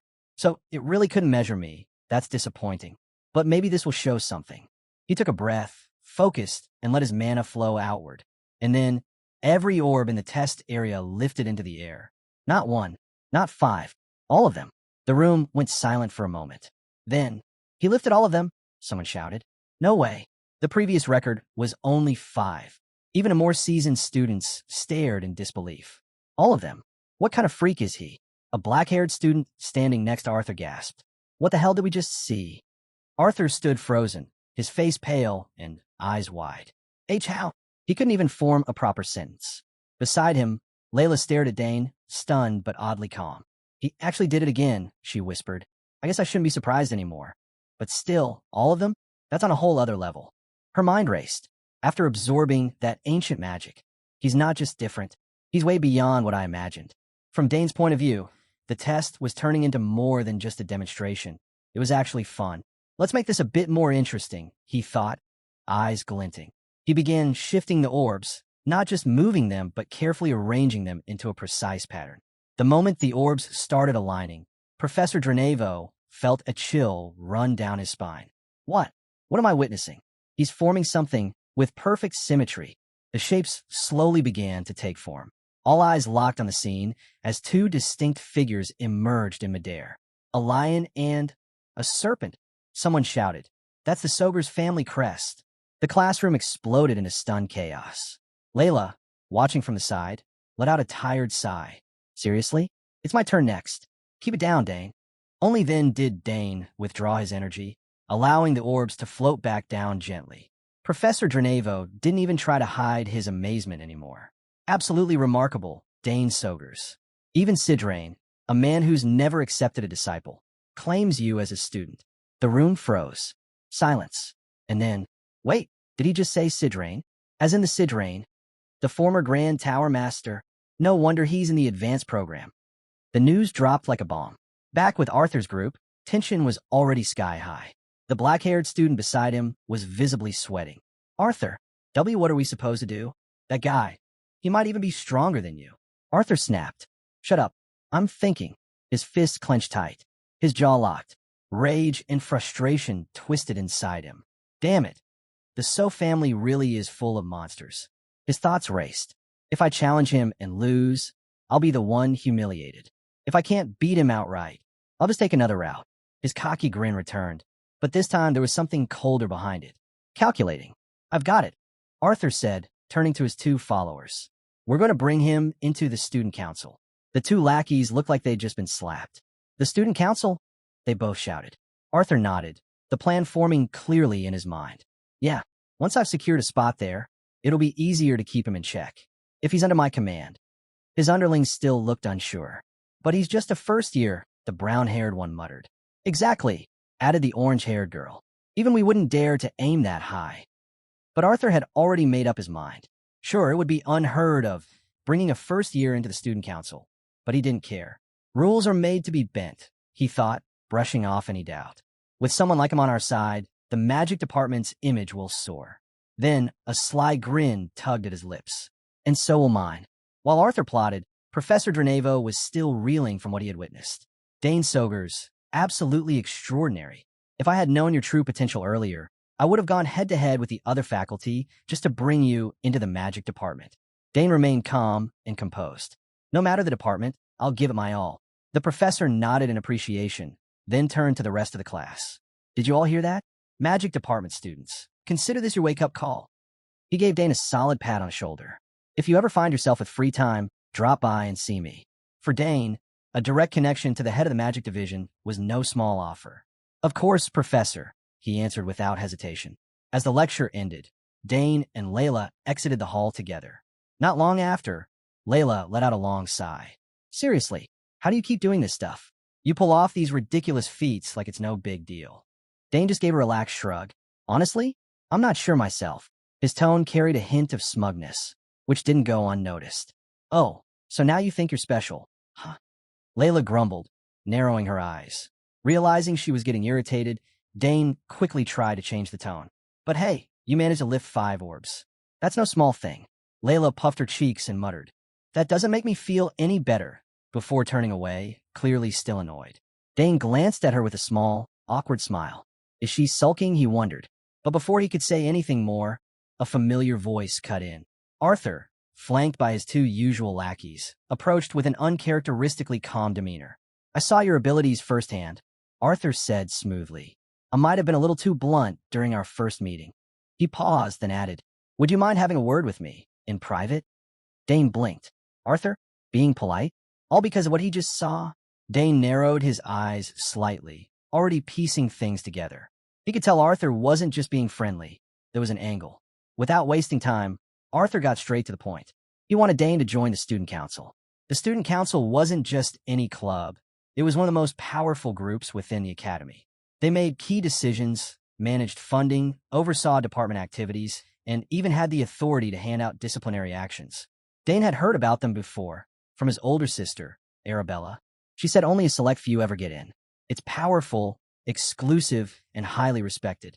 While Dane was still considering the implications, Arthur kept up his pitch. So what do you think? I want to nominate you. You've already blown past every requirement. No exams, no hoops to jump through. And once you're in the council, you'll automatically become a full member of the Dante Society.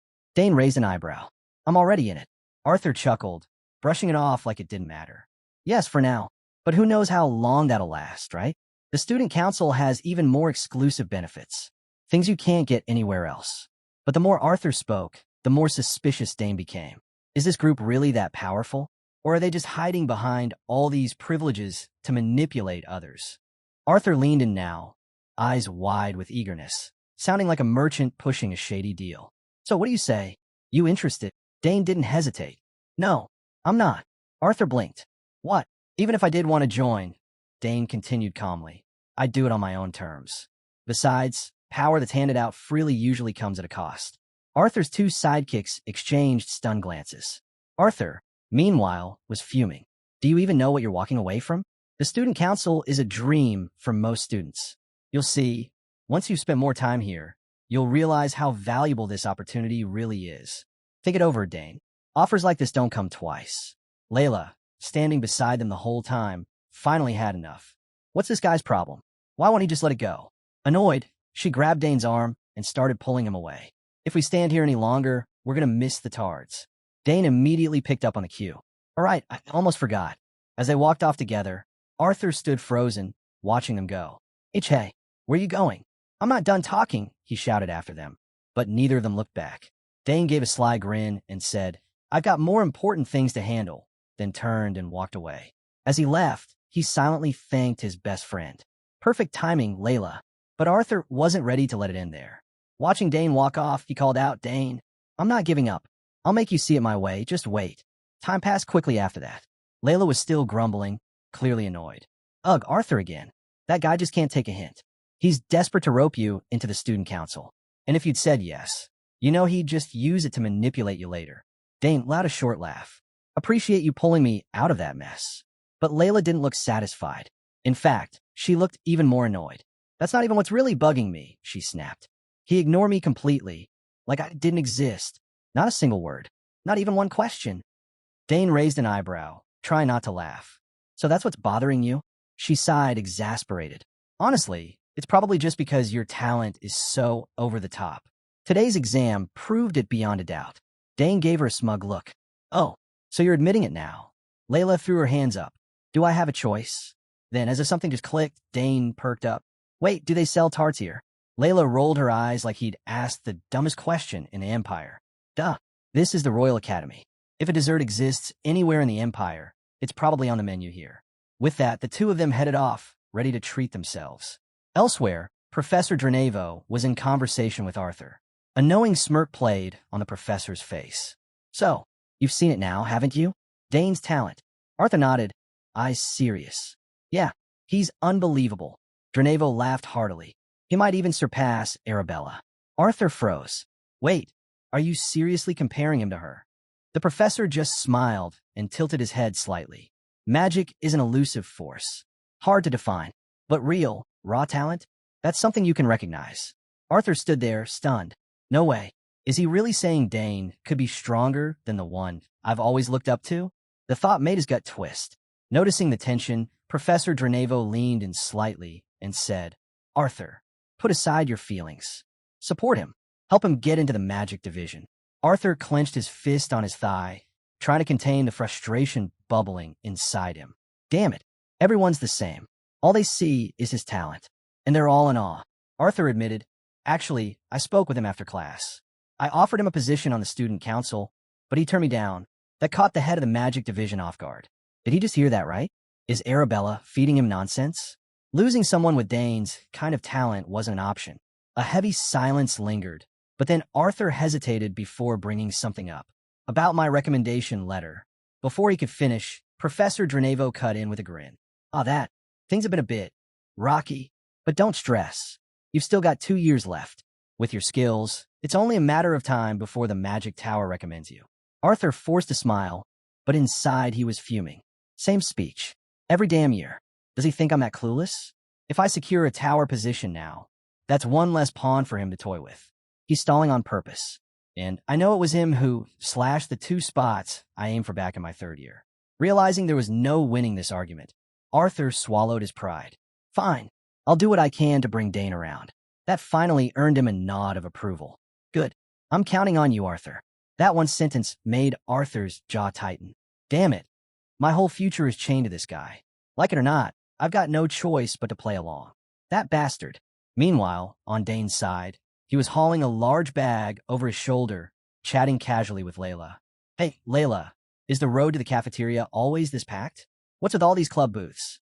Layla, ever the sword woman, explained, clubs that don't meet member requirements or prove their activity get shut down. Dane nodded, adjusting the bag.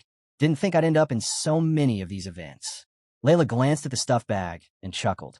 Well, we did walk away with a mountain of loot.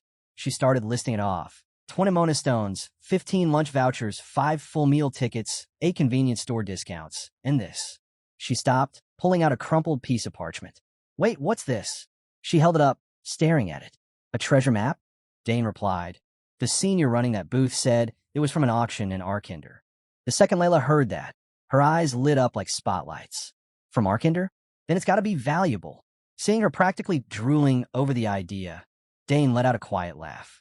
Yeah, my dad once told me. The Arkinder auction's known for showcasing the rarest artifacts in the Empire. Every item gets inspected by the top appraisers before it even hits the floor. Layla suddenly pointed at the wax seal, still affixed to the rolled-up parchment. The seal's untouched. Is this a treasure map from the Academy? Dane gave a guess. Seems like it. Layla nodded, clearly fired up. I've heard this academy is full of hidden rooms and secret passageways. Without hesitation, she tossed the map to Dane. As he caught it, a thought struck him. Ernest is going to love this. Later, at the Grand Lecture Hall, an enormous building mainly used for general studies, Dane stood just outside, eyeing the massive structure. So this is where they teach the history of the Empire? He murmured, glancing over the detailed stonework. Not that I need to worry much. The head butler already covered most of this back at home. Just then, a familiar voice called out from behind. Hey, Dane. Looks like we're classmates again. Dane, turn around. Ernest? You're in this class too. Ernest, as upbeat as ever, nodded. Yeah, it's a required course for all first years. I figure we'd cross paths eventually. Dane smiled. Guess so. How have you been? Holding up okay? Ernest paused for a beat, then gave a vague answer. Not much has changed. It's complicated. I'll tell you later. Before Dane could ask more, he remembered something. All right, there's something I wanted to show you. He grinned, about to bring up the treasure map. But before he could go on, a small group of students approached them. Leading the pack was a red-haired student who carried himself with undeniable confidence. Hey, you're Ernest, right? The moment he heard that voice, Ernest froze. Dane immediately noticed the change. His friend's shoulders went stiff, and his hands trembled. What was that? His whole vibe just shifted. He's shaking. Across from them, the red-haired student gave a bright, almost mocking smile. Wow, Ernest. Didn't expect to see you here. Been a while, hasn't it? Suddenly, sweat beaded on Ernest's forehead. His breathing turned shallow. He looks exactly like a soldier reliving a nightmare. Dane realized, his eyes narrowing. What the hell happened between them? Ernest hesitated, then muttered, Bron. Bron scoffed, shaking his head. You got into the academy and didn't tell me? I was here first, you know. Standing beside them, Dane narrowed his eyes. They know each other? But this doesn't feel like friendship. Something's off. Ernest dipped his head. Sorry, I didn't know. Bron stepped in, ruffling Ernest's hair with a mocking sigh. Unbelievable. You actually made it in? I thought you'd choke at the gate. Still stammering like a scared kid. Huh. Then, flashing a grin, he added casually, Anyway, perfect timing. I was too lazy to grab lunch. Go get me a sandwich. Ernest's face went pale. All right now, he asked, voice cracking. The light in Bron's eyes dimmed. His smile dropped, voice cold. What's wrong? You don't want to do it, Ernest? Ernest forced a nervous smile. It's just, I'm with a friend right now. So maybe later. Bron turned to Dane, sizing him up with a smirk. A friend, huh? He looks sturdier than you. I'll give him that. What department are you in, buddy? Actually, never mind. If you're hanging around Ernest, I think I've already got a read on your skill level. His words dripped with mockery, and something in Dane's chest flared.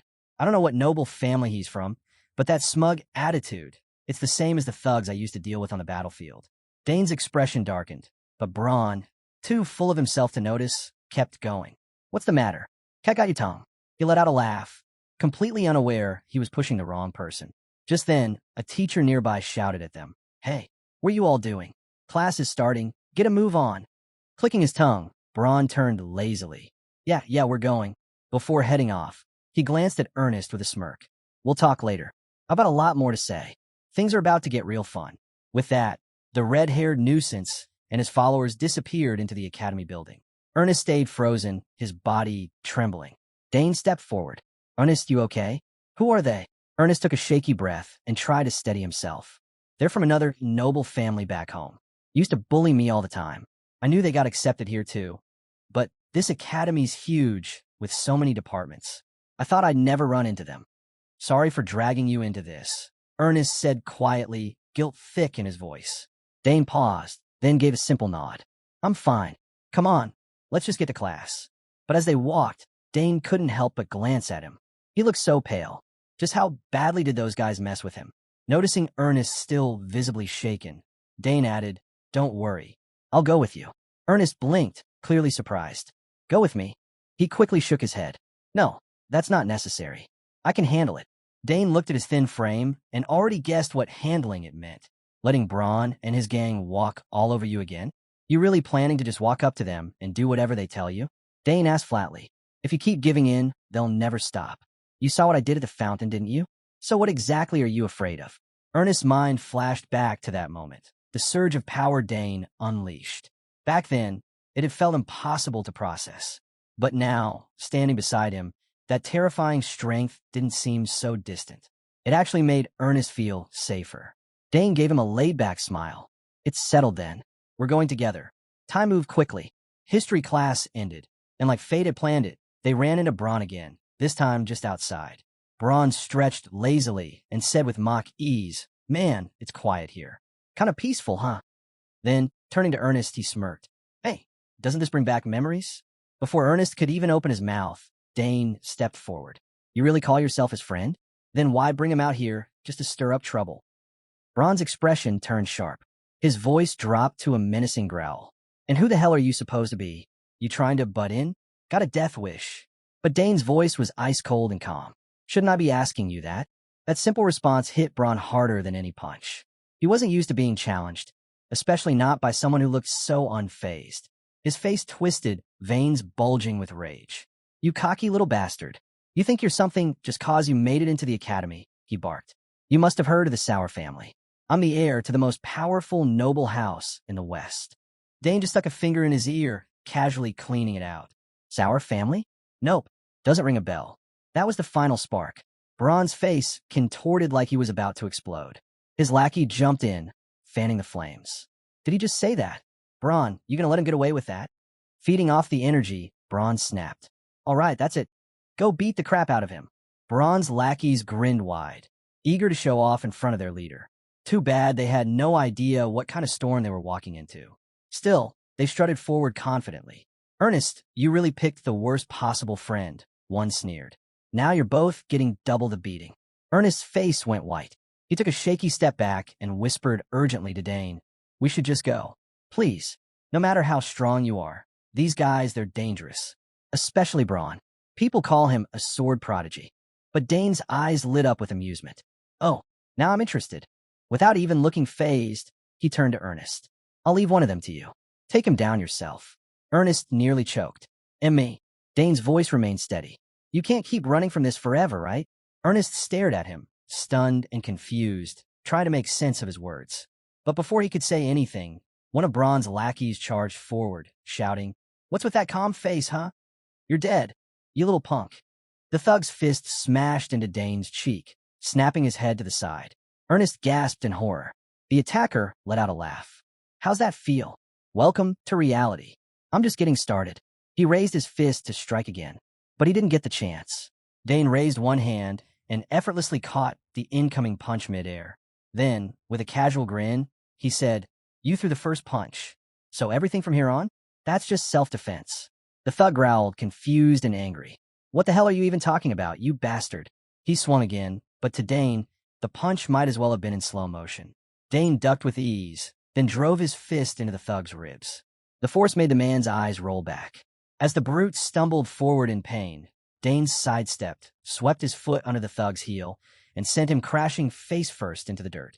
Another thug, this one with scruffy brown hair, lunged forward and threw a punch. Dane slipped past the attack like it was nothing. Before the second thug could find his footing, Dane slammed a punch into his chin, followed by a brutal shoulder hit that sent him flying back like a sack of potatoes. He nearly collided with one of his own teammates. And Dane, he was just getting started. He wasn't about to give any of them room to recover. Without a second's pause, Dane unleashed his magic. Glowing energy spheres crackled to life around him before shooting toward the last two thugs. The blast landed with a boom, hurling both into the air before slamming them to the ground, knocked out cold. Though it may have felt drawn out in words, the entire fight barely lasted more than a few seconds. Even Dane was slightly taken aback. Huh, why do I feel so much stronger all of a sudden? Is it the ancient magic in the air? Across from him, both Ernest and Braun stood frozen, stunned. What? What the hell just happened? Braun mumbled, eyes wide in disbelief. Nearby, Arthur had been watching too. His eyes flickered with hesitation, but he quickly masked it by yelling at his own crew. Useless. All of you. One of Braun's goons began to stir, coughing and groaning. Braun, that guy's not normal. Before he could finish, Braun exploded. Shut up. All of you are pathetic. Beaten that easily. Hearing that, Dane turned toward him with a smirk full of bite. So, you planning to keep going? Or are you only good at talking big? The jab hit its mark. Braun's eyes turned bloodshot with fury. What? What did you just say to me? Behind him, one of his few remaining lackeys stepped up nervously. Boss, seriously stop. Didn't you see what he just did? The guy's not normal. Those magic bullets. He could have taken any of us out. But Braun's pride had already snapped. There was no stopping him now. Coward.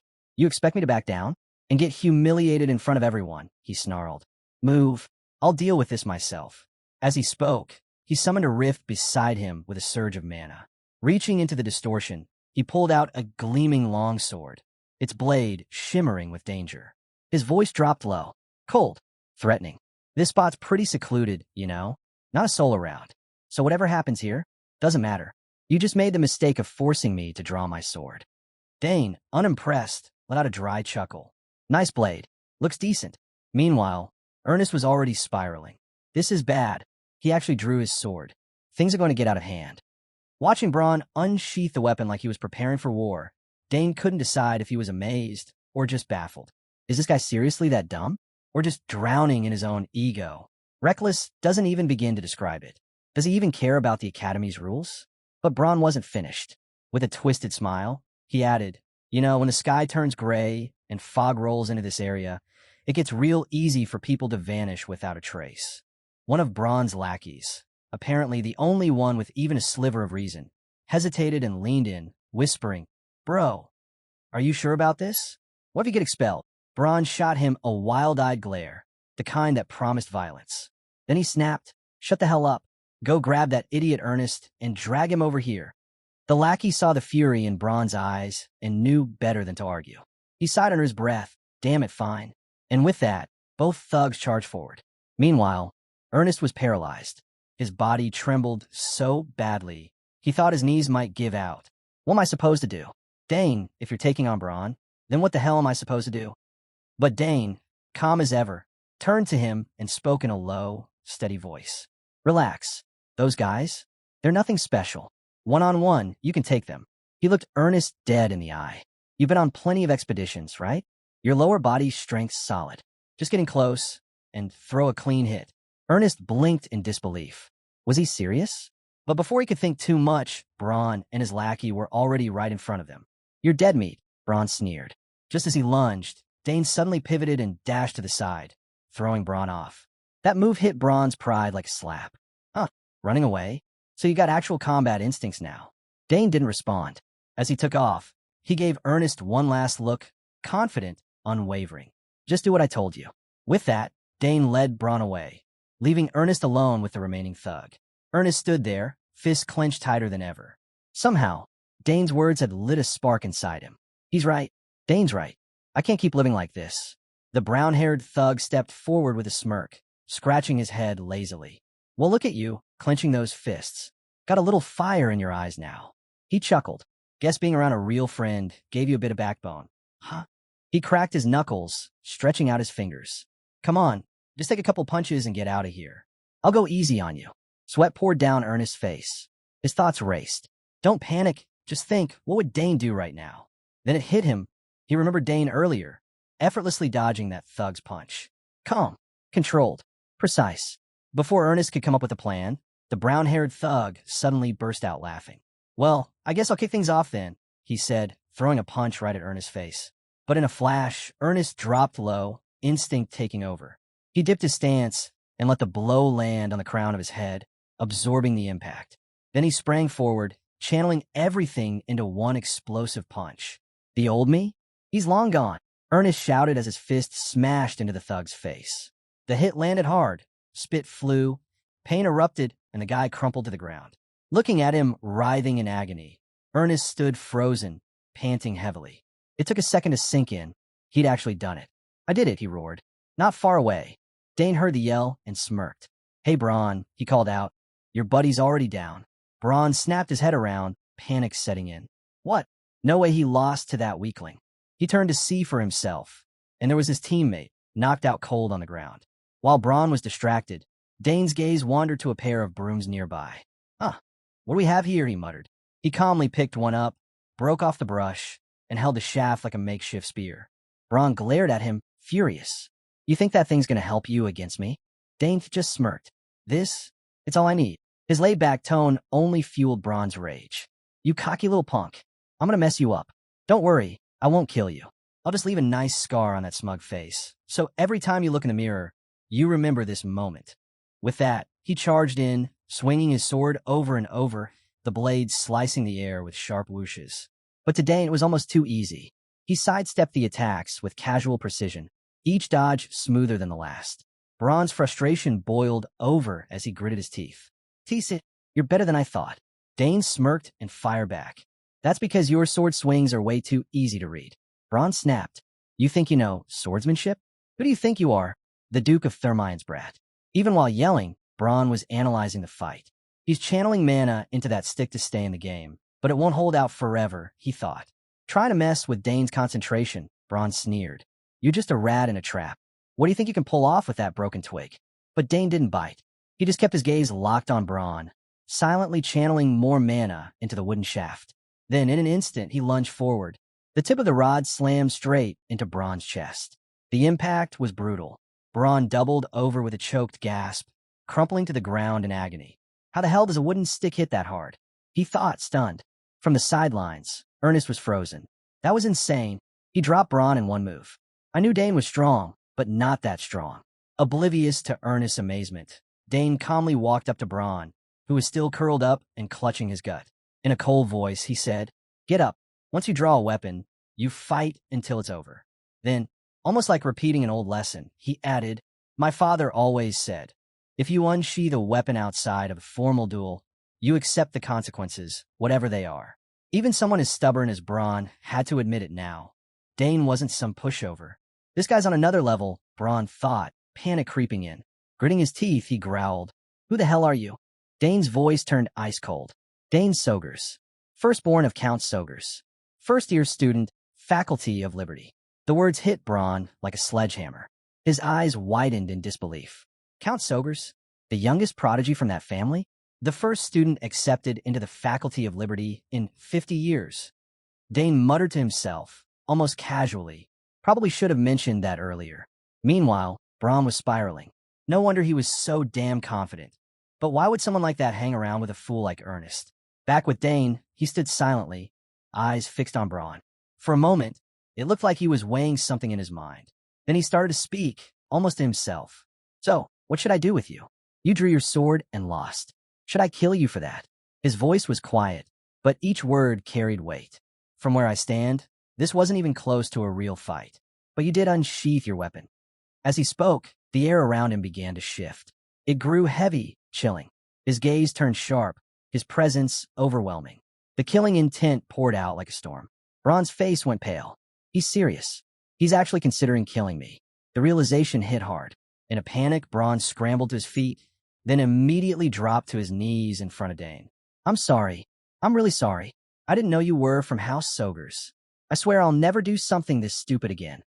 But before he could say another word, Dane cut in coldly, shaking his head. You still don't get it. His voice was icy as he pointed to Ernest, still standing quietly off to the side. You're apologizing to the wrong person. Only then did Braun finally get it. The fear of death pushed his brain into action. He spun toward Ernest, grabbed his arm, and broke down. I'm sorry, Ernest. I really mean it. I regret everything. I was completely out of line. Please, just give me one more chance. Tears streamed down his face as he begged, voice trembling with desperation. Watching him like this, pathetic, sniveling, Ernest felt a rush of memories. This guy used to scare the life out of me. And now look at him. Dane stepped in beside him and said calmly, "Your call, Ernest. Do whatever feels right. Punch him if you need to, let go if you want. End it your way."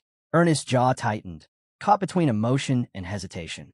Braun could sense that his fate now rested on whatever Ernest decided.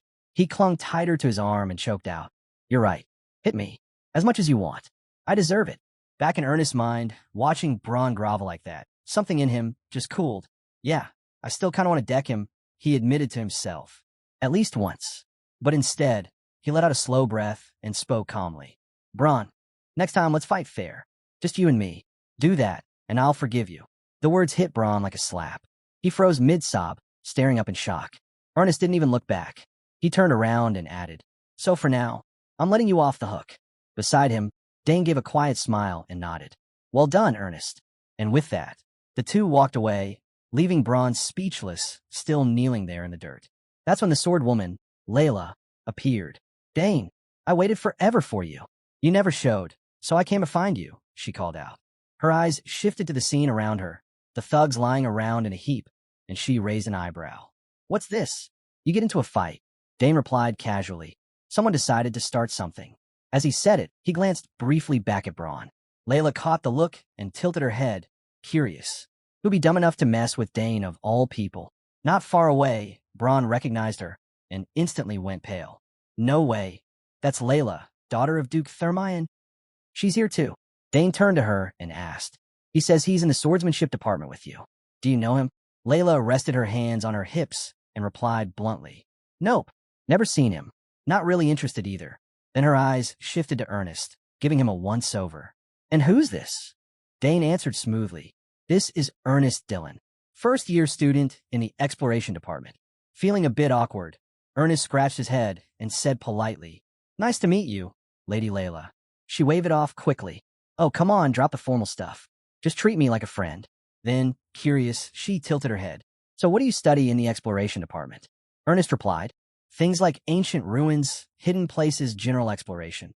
Dane stepped between them and added, "His family's actually pretty well known for their expeditions." That got Layla's attention. Her eyes lit up. "Then we have to show him that map we found. He might actually know something about it." Dane shot a playful wink and said, "That was the plan from the start when I came looking." Ernest blinked, clearly still catching up. "Wait, map? What map?" With a grin, Dane turned to him. "We joined the last club event and ended up with a treasure map." Ernest's eyes widened. "Oh, I heard someone found one. But that was you guys?" As he spoke, his whole vibe shifted. He suddenly looked fired up, and even I couldn't help but notice. "Wow, he's like a different person now," she murmured, clearly surprised. Dane chuckled. "That's what happens when you mention ancient relics around him." Layla chimed in, "Why don't we go somewhere quiet and take a closer look at it?" They found a quieter spot, and Ernest carefully unfolded the map, eyebrows furrowing as he focused. "This is more complex than I expected. You can't just glance at it and get it. It only highlights a specific part of the academy, not the whole place." Layla pointed to a section. "What's this? There are all these weird symbols here." Dane leaned over for a closer look, then shook his head. "I can read the characters, but they don't seem to fit together logically. Maybe there's a code or a hidden pattern." The group paused, none of them making further headway. Layla looked around. "So what now?" Ernest replied without hesitation. "We need to figure out who made this map. There's no standard way to design something like this. But once we know who created it, we can start guessing how they might have hidden or protected the treasure." Dane rubbed his chin, nodding. "So, it's not something we can crack right away, huh?" Before he could continue, Ernest added, "But there's one thing I'm sure of. This spot marked on the map? It's not on current academy grounds. These structures only existed during the original construction." That revelation lit up both Layla and Dane's faces. "In that case, it's got to be somewhere close by," they said in unison. From Ernest's point of view, watching the two of them all fired up like they were already on the verge of unearthing some legendary treasure, he let out a sigh and brought them back to Earth. "The catch is this architectural style is tied to a specific kind of ancient magic. It was developed by Saul Hangston." That name hit Layla instantly. She'd heard it so many times before. She turned to Ernest, eyes wide. "Wait, Saul Hangston? Wasn't he the one who founded the academy, and also a legendary archmage?" Unlike her, Dane put it together quickly. And that kind of magic isn't usable anymore, right? Because Saul never passed it down to anyone. Ernest gave an approving nod. Exactly. Nice work, Dane. You really know your stuff. Back with Layla, she finally realized why Ernest had seemed so discouraged earlier.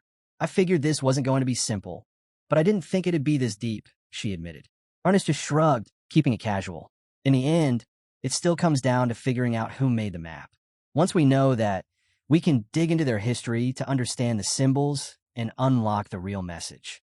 Dane, standing nearby with a grin, threw out an idea. Once we break the code, let's all go treasure hunting together. That got an instant reaction. I'm in. That sounds awesome, Layla said with a big smile. Before I got here, all I did was help out at home. This will be my first real adventure. Watching them light up like kids about to head off on a field trip made Dane chuckle. You two are really into this. But yeah, it might take some time, so let's go step by step. Ernest nodded. Yeah, I'll start digging into it. Oh, here, let me give the map back. He started rolling it up, handing it to Dane. But Dane held up a hand. Nah, you hang on to it. It'll be easier for you to figure things out if it's with you. Ernest shook his head. No need. I've already memorized the whole thing. That left Dane stunned. What? Seriously? How sharp is your memory? Even Ernest didn't seem fully sure. I don't know why, but I've always been good at remembering codes and written stuff. Both Dane and Layla let out impressed sounds. So you got a weirdly good memory for specific stuff? That must make exams a breeze. Dane gave him a nod. Got it. If you need help, just say the word. He reached out to take the rolled-up map, and Ernest, with a small grin, added, Thanks. This is actually the first time I'm going on a quest without my usual crew from back home. I'm really looking forward to it. To mark the beginning of their newly formed team, Layla suggested cheerfully, Let's go get something to eat. Call it a celebration for starting our group. Sounds good. The others agreed without hesitation. And just like that, the trio headed off together to share their first meal as a team. Time flew by, and before long, the scene shifted to Dane's dorm, his private room, quiet and finally still. Now alone, he started sifting through his things. Man, today was packed, he muttered. I should take a minute to sort this stuff out. He glanced around, thinking about where to put the sentimental items his family had given him. Maybe somewhere visible, but then his eyes locked onto something specific. What about this summoning egg? Where am I even supposed to keep it? He paused, remembering the rule. Living creatures weren't allowed in dimensional storage. So he scanned the room for a good spot to place the large egg, until it suddenly began to shake violently. What the? He gasped, completely caught off guard. It's been 7 years, and it's never done this. Is it reacting because I moved to the academy? No, the mana here isn't that different from home. His thoughts raced. It's the ancient mana from the garden. That's the only thing that's changed. I didn't expect it to trigger something so fast. A realization hit him. All right then, no more waiting. Maybe this is finally it. Dane hurriedly placed the egg on the table and started channeling his mana into it. But before he could even focus properly, the egg unleashed a powerful force, pulling mana directly from his body. His eyes went wide. It's draining me. After 7 years of feeding it mana, it still wants more? The pressure in the room spiked. This won't hold. I've got to get out of here before everything blows. Despite the panic rising, he knew this might be the one shot to finally hatch it. No hesitation. He grabbed the egg and made a beeline straight to Claire's lab. When he burst in, Claire's jaw nearly hit the floor. The egg now glowed with intense energy, pulsing wildly. It's going nuts. What's happening? She shouted. Dane quickly explained, I stopped feeding it mana, but it's still going berserk. Claire's face shifted as something clicked in her memory. Wait, Dane, isn't tonight the dorm check-in? Skipping it could seriously mess up your ranking. But Dane had already thought ahead. He gave a calm laugh. Relax, I got it handled. No need to worry. The scene cut back to the student dorms, just like Claire had warned. A tall young man strode confidently down the hallway, flanked by 2 companions. I'm Albert, chairman of the dormitory council, he bellowed. Roll call at Dontier. Hall starts now. Inside their rooms, students scrambled out the moment they heard his voice. At the Imperial Academy, roll call was no joke. Every dorm followed strict procedures. Arnold scanned the crowd nervously. Where are Priscilla and Dane? Do they even know this is happening right now? He muttered. The rules were clear. Late once. That's a 1-point deduction. Miss it entirely? 2 points gone. 3 late marks in 1 semester meant service duty. More than 2 absences? Automatic demotion from a dorm. Meanwhile, Albert noticed the murmuring and immediately snapped. No moving around. No talking. This is floor 9 of Dontier Hall. We take things seriously here. His intensity made Arnold break into a sweat. Why is this guy acting like it's life or death all of a sudden? Curious, Arnold asked. What do you mean? Albert answered by swiping his hand in the air, conjuring a glowing blue screen. Thanks to the new mana surveillance system we've installed. Look at this. He pointed at the display. We tracked someone sneaking out 5 minutes ago. Name, Priscilla. But here's the kicker.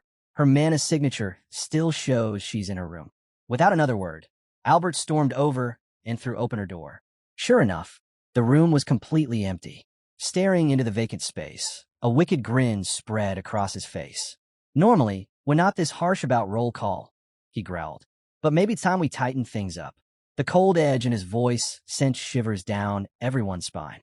Arnold and the others screamed internally, crap. A penalty storm is coming.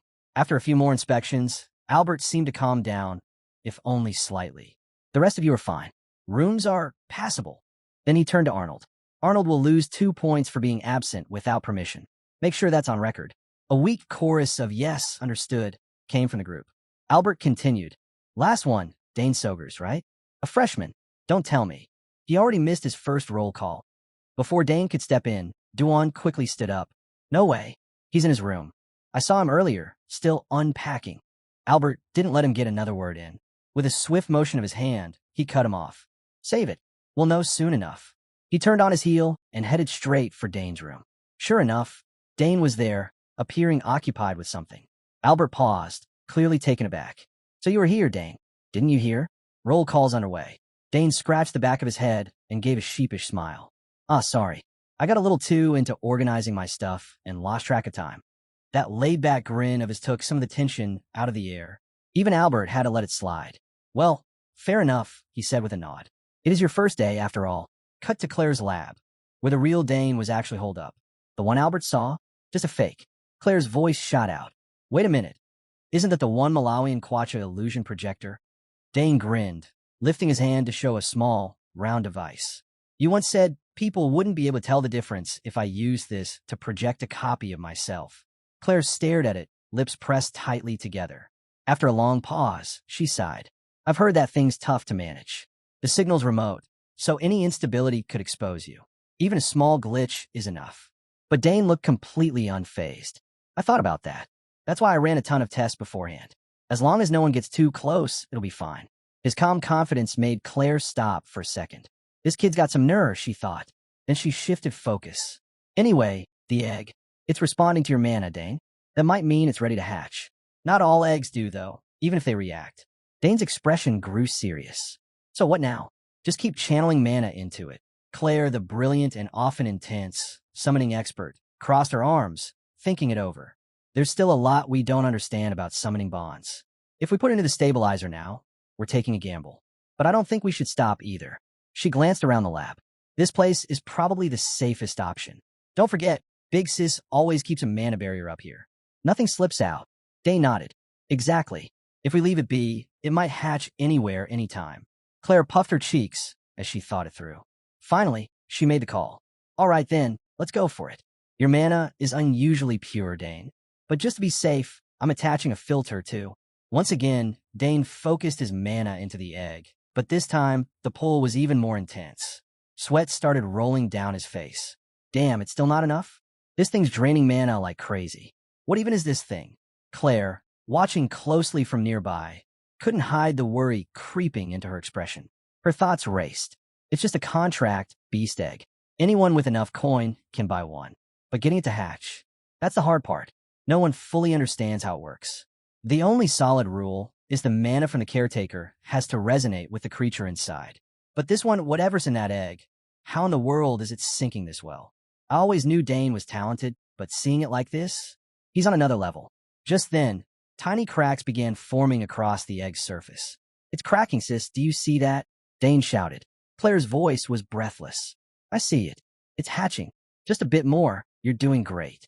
Let's find out what kind of beast you've bonded with. The egg began glowing brighter and brighter until a blinding flash erupted. A sudden blast shook the entire lab. The shell exploded outward, sending fragments flying everywhere. The shockwave hit hard. Dane was thrown back, slamming into the floor.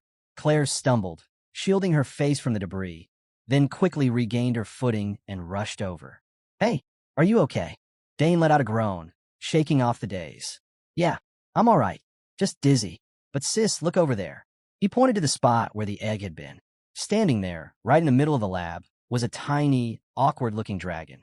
Its scales were soft, shimmering purple, and it looked around the room with wide, curious eyes. A dragon? Claire gasped. The little creature suddenly let out tiny bursts of fire in random directions. Whoa, it can already breathe fire? Dane yelped. Before he could react, Claire shoved him forward. Don't just stand there. Get over to it now. Sometimes contract beasts imprint on the first person they see. That's your partner, Dane.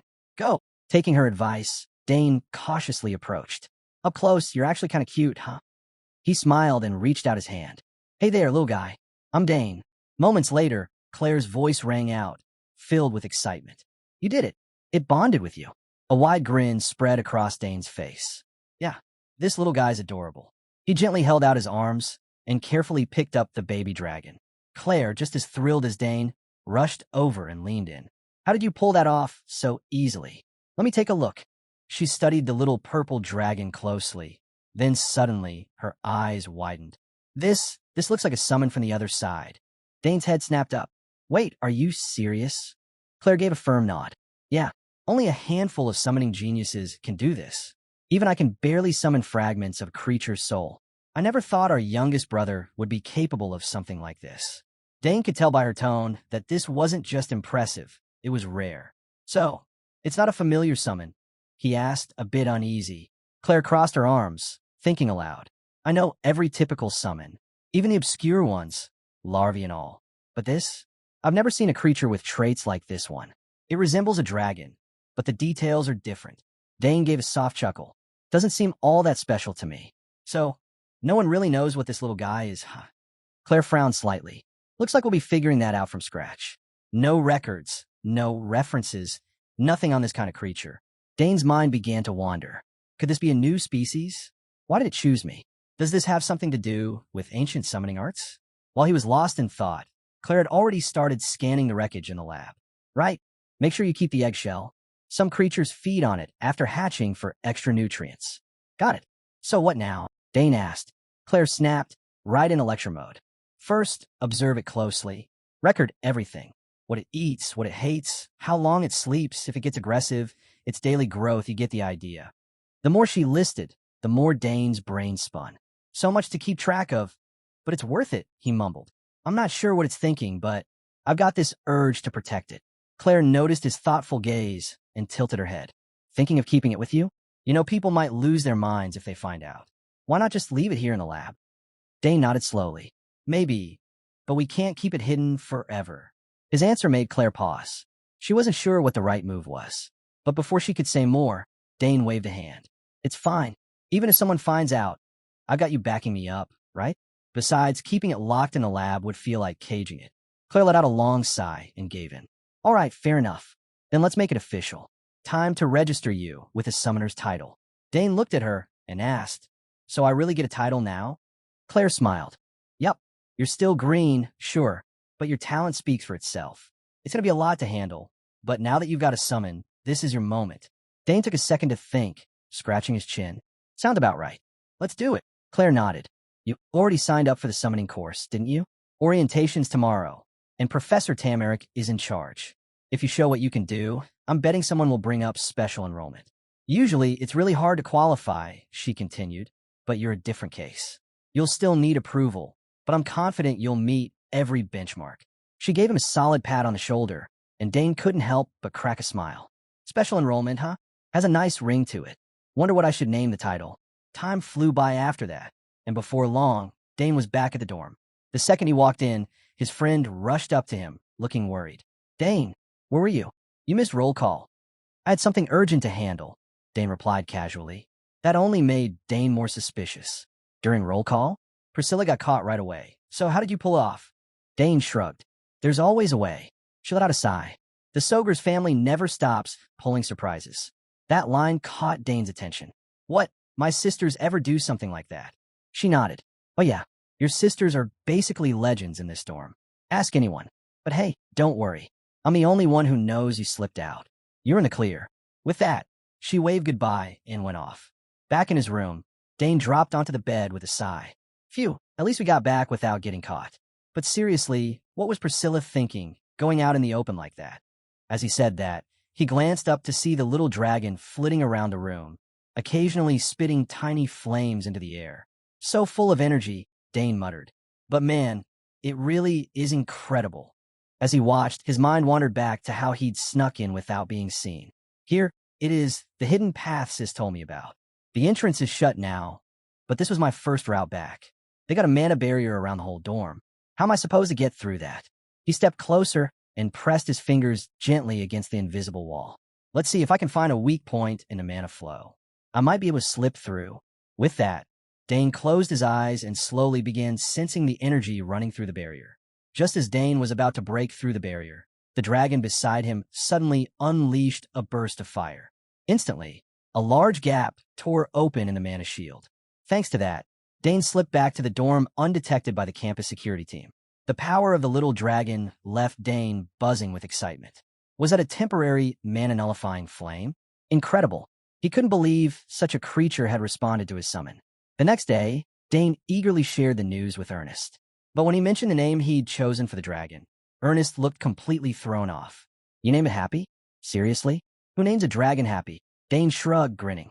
I think it sounds friendly, and it's easy to remember. Got a better idea? Ernest blinked at the little dragon. Well, it is kind of cute, but maybe it needs something a little more impressive. Dane couldn't help but laugh. You're putting way too much thought into this. After a moment of silence, Ernest offered, What about Karnas? Dane stopped walking and turned around, nodding in approval. That's solid. What does it mean? Mystery, Ernest replied simply. Dane looked back at the dragon with satisfaction. Then it's decided. From now on, your name is Karnas.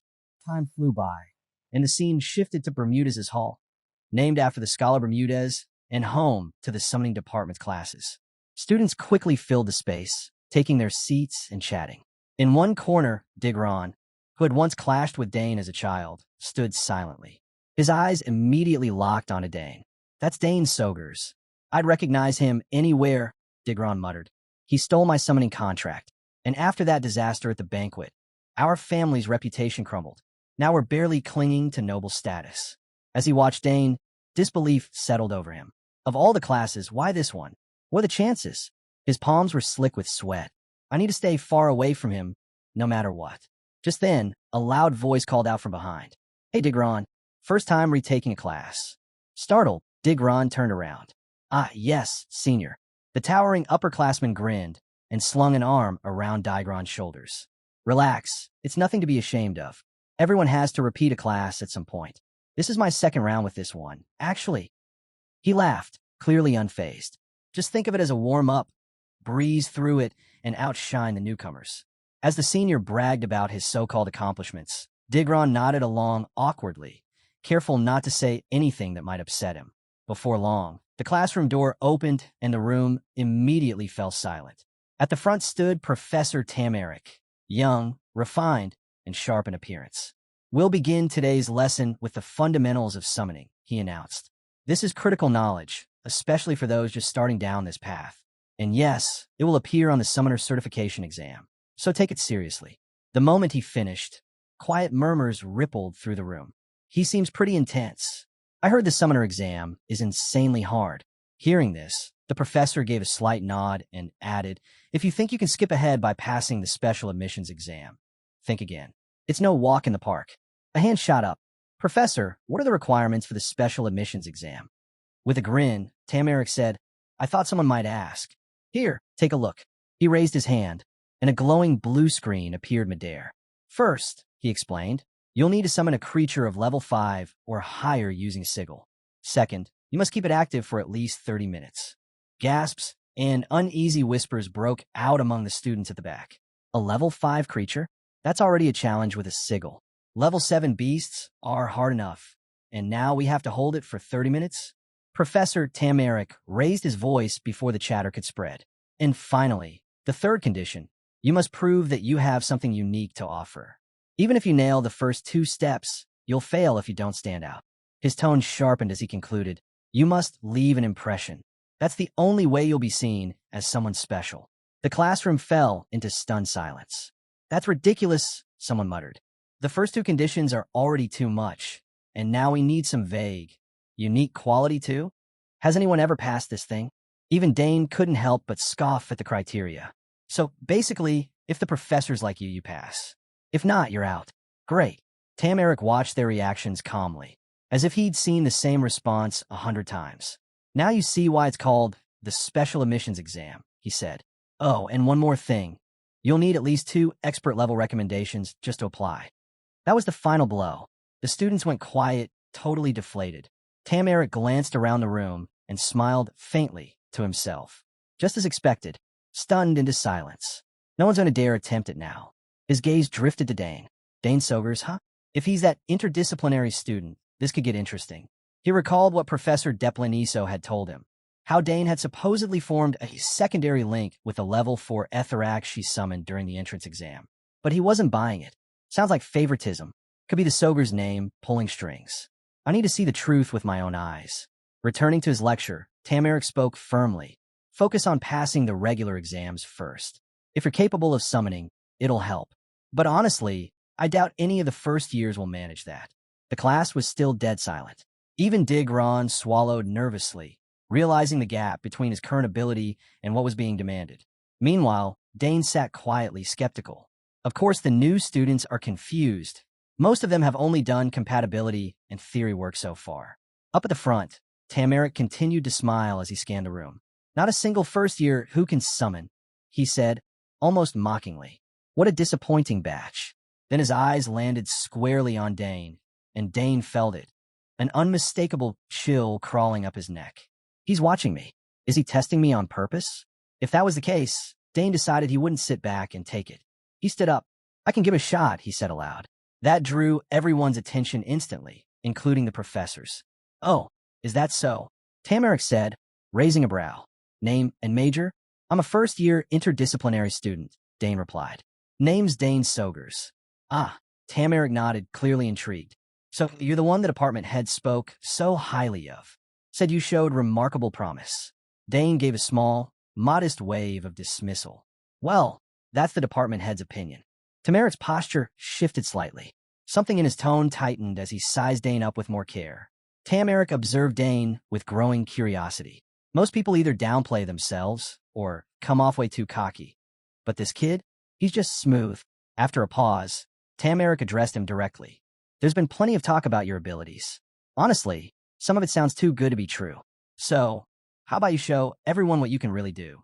Dane caught the meaning instantly. Wow, he just said it flat out. Without hesitation, he replied, if that's what you want, I've got no problem showing you. Then, he added casually, but if I prove myself, I want a recommendation letter for the special admissions exam. The entire lecture hall froze. Students stared wide-eyed, stunned into silence. Even Tamarick paused for a moment before speaking again. You want my recommendation? For that exam? Do you even know what that entails? Dane nodded confidently. Of course. It means I have to prove I've got exceptional talent. Right here, right now. Tamarick's expression hardened. And if you fail? Dane simply shook his head. Haven't really thought about that. A vein pulsed on Tamarick's forehead. He tried to stay composed, but it was clear Dane's boldness was starting to get under his skin. Even Claire Sogers wouldn't be this bold, he thought. This kid needs a dose of reality. With a grin that didn't quite reach his eyes, Tamarick said, all right then. Come up here. If you meet the conditions, I'll write the letter myself. But don't forget, talk is cheap. The classroom erupted. Is he serious? He's not even in the summoning department. I guess being Claire Sogers' little brother really does mean something. Tamarick ignored the commotion and added one final warning. If you fail, you'll face whatever consequences follow. No exceptions. Are you still going through with it? After a brief pause, Dane answered firmly, yes. I'll do it. Tamarick didn't say another word. He simply gestured him forward. Good. Come on down. As luck would have it, the professor added, there's already a summoning mark prepared. Dane stepped up to the podium, calm and collected. This wasn't how I planned to start the term, he thought, but whatever, might as well take advantage of the moment. He reached for the white summoning card, gently placed his hand on it, and channeled his energy through it. Answer my call, he whispered. In an instant, a glowing summoning circle took shape in midair. Moments later, a massive wolf emerged from the light. Its presence was chilling, raw, and dangerous. The classroom went dead quiet. Is that a rank 5 summoning beast? No way. He used a blank summoning mark. The awe and disbelief were palpable. One look from the beast, and it felt like the entire class was frozen in place, like prey caught in the eyes of a predator. In a far corner of the room, Digron instantly recognized the creature, Jinpu. That was his summoned beast, the very one Dane had taken from him earlier.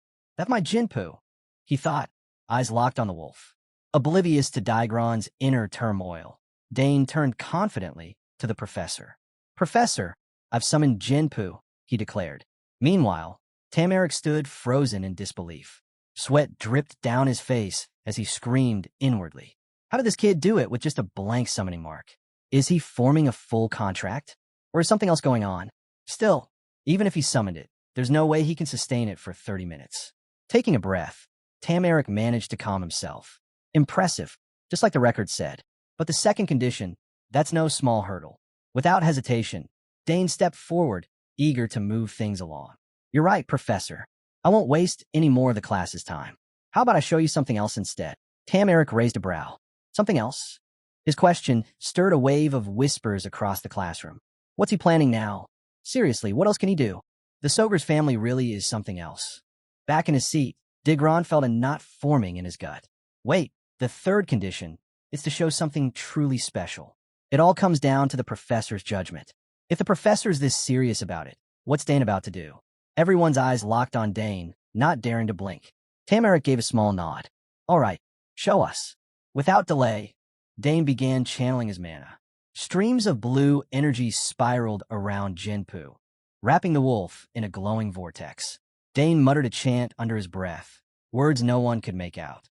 Before their stunned eyes, Jinpu rose slowly into the air, suspended by the shimmering streams of energy. The wolf's body expanded in size, its claws sharpening, more fearsome than ever. Even Dane, though a skilled magic user, stared in awe. So this is ancient magic, he murmured to himself. The students, however, were on the verge of losing it. Wait, did he just enhance his summoned beast? One of them blurted. Isn't that something only 5th years can pull off? And he's not even in the summoning department.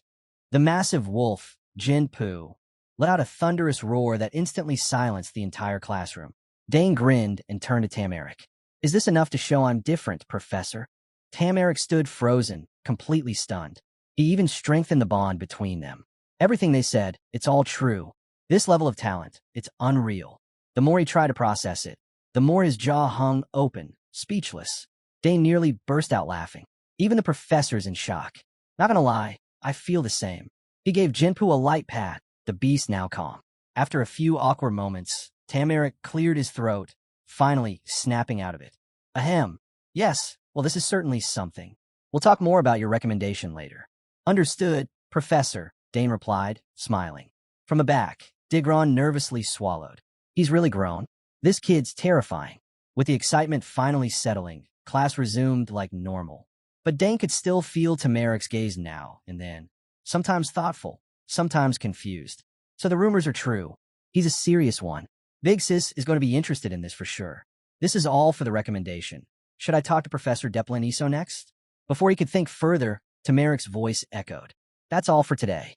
The students gathered their things and started heading out in small groups. Just as Dane was about to leave, a voice called out. Dane Sogers.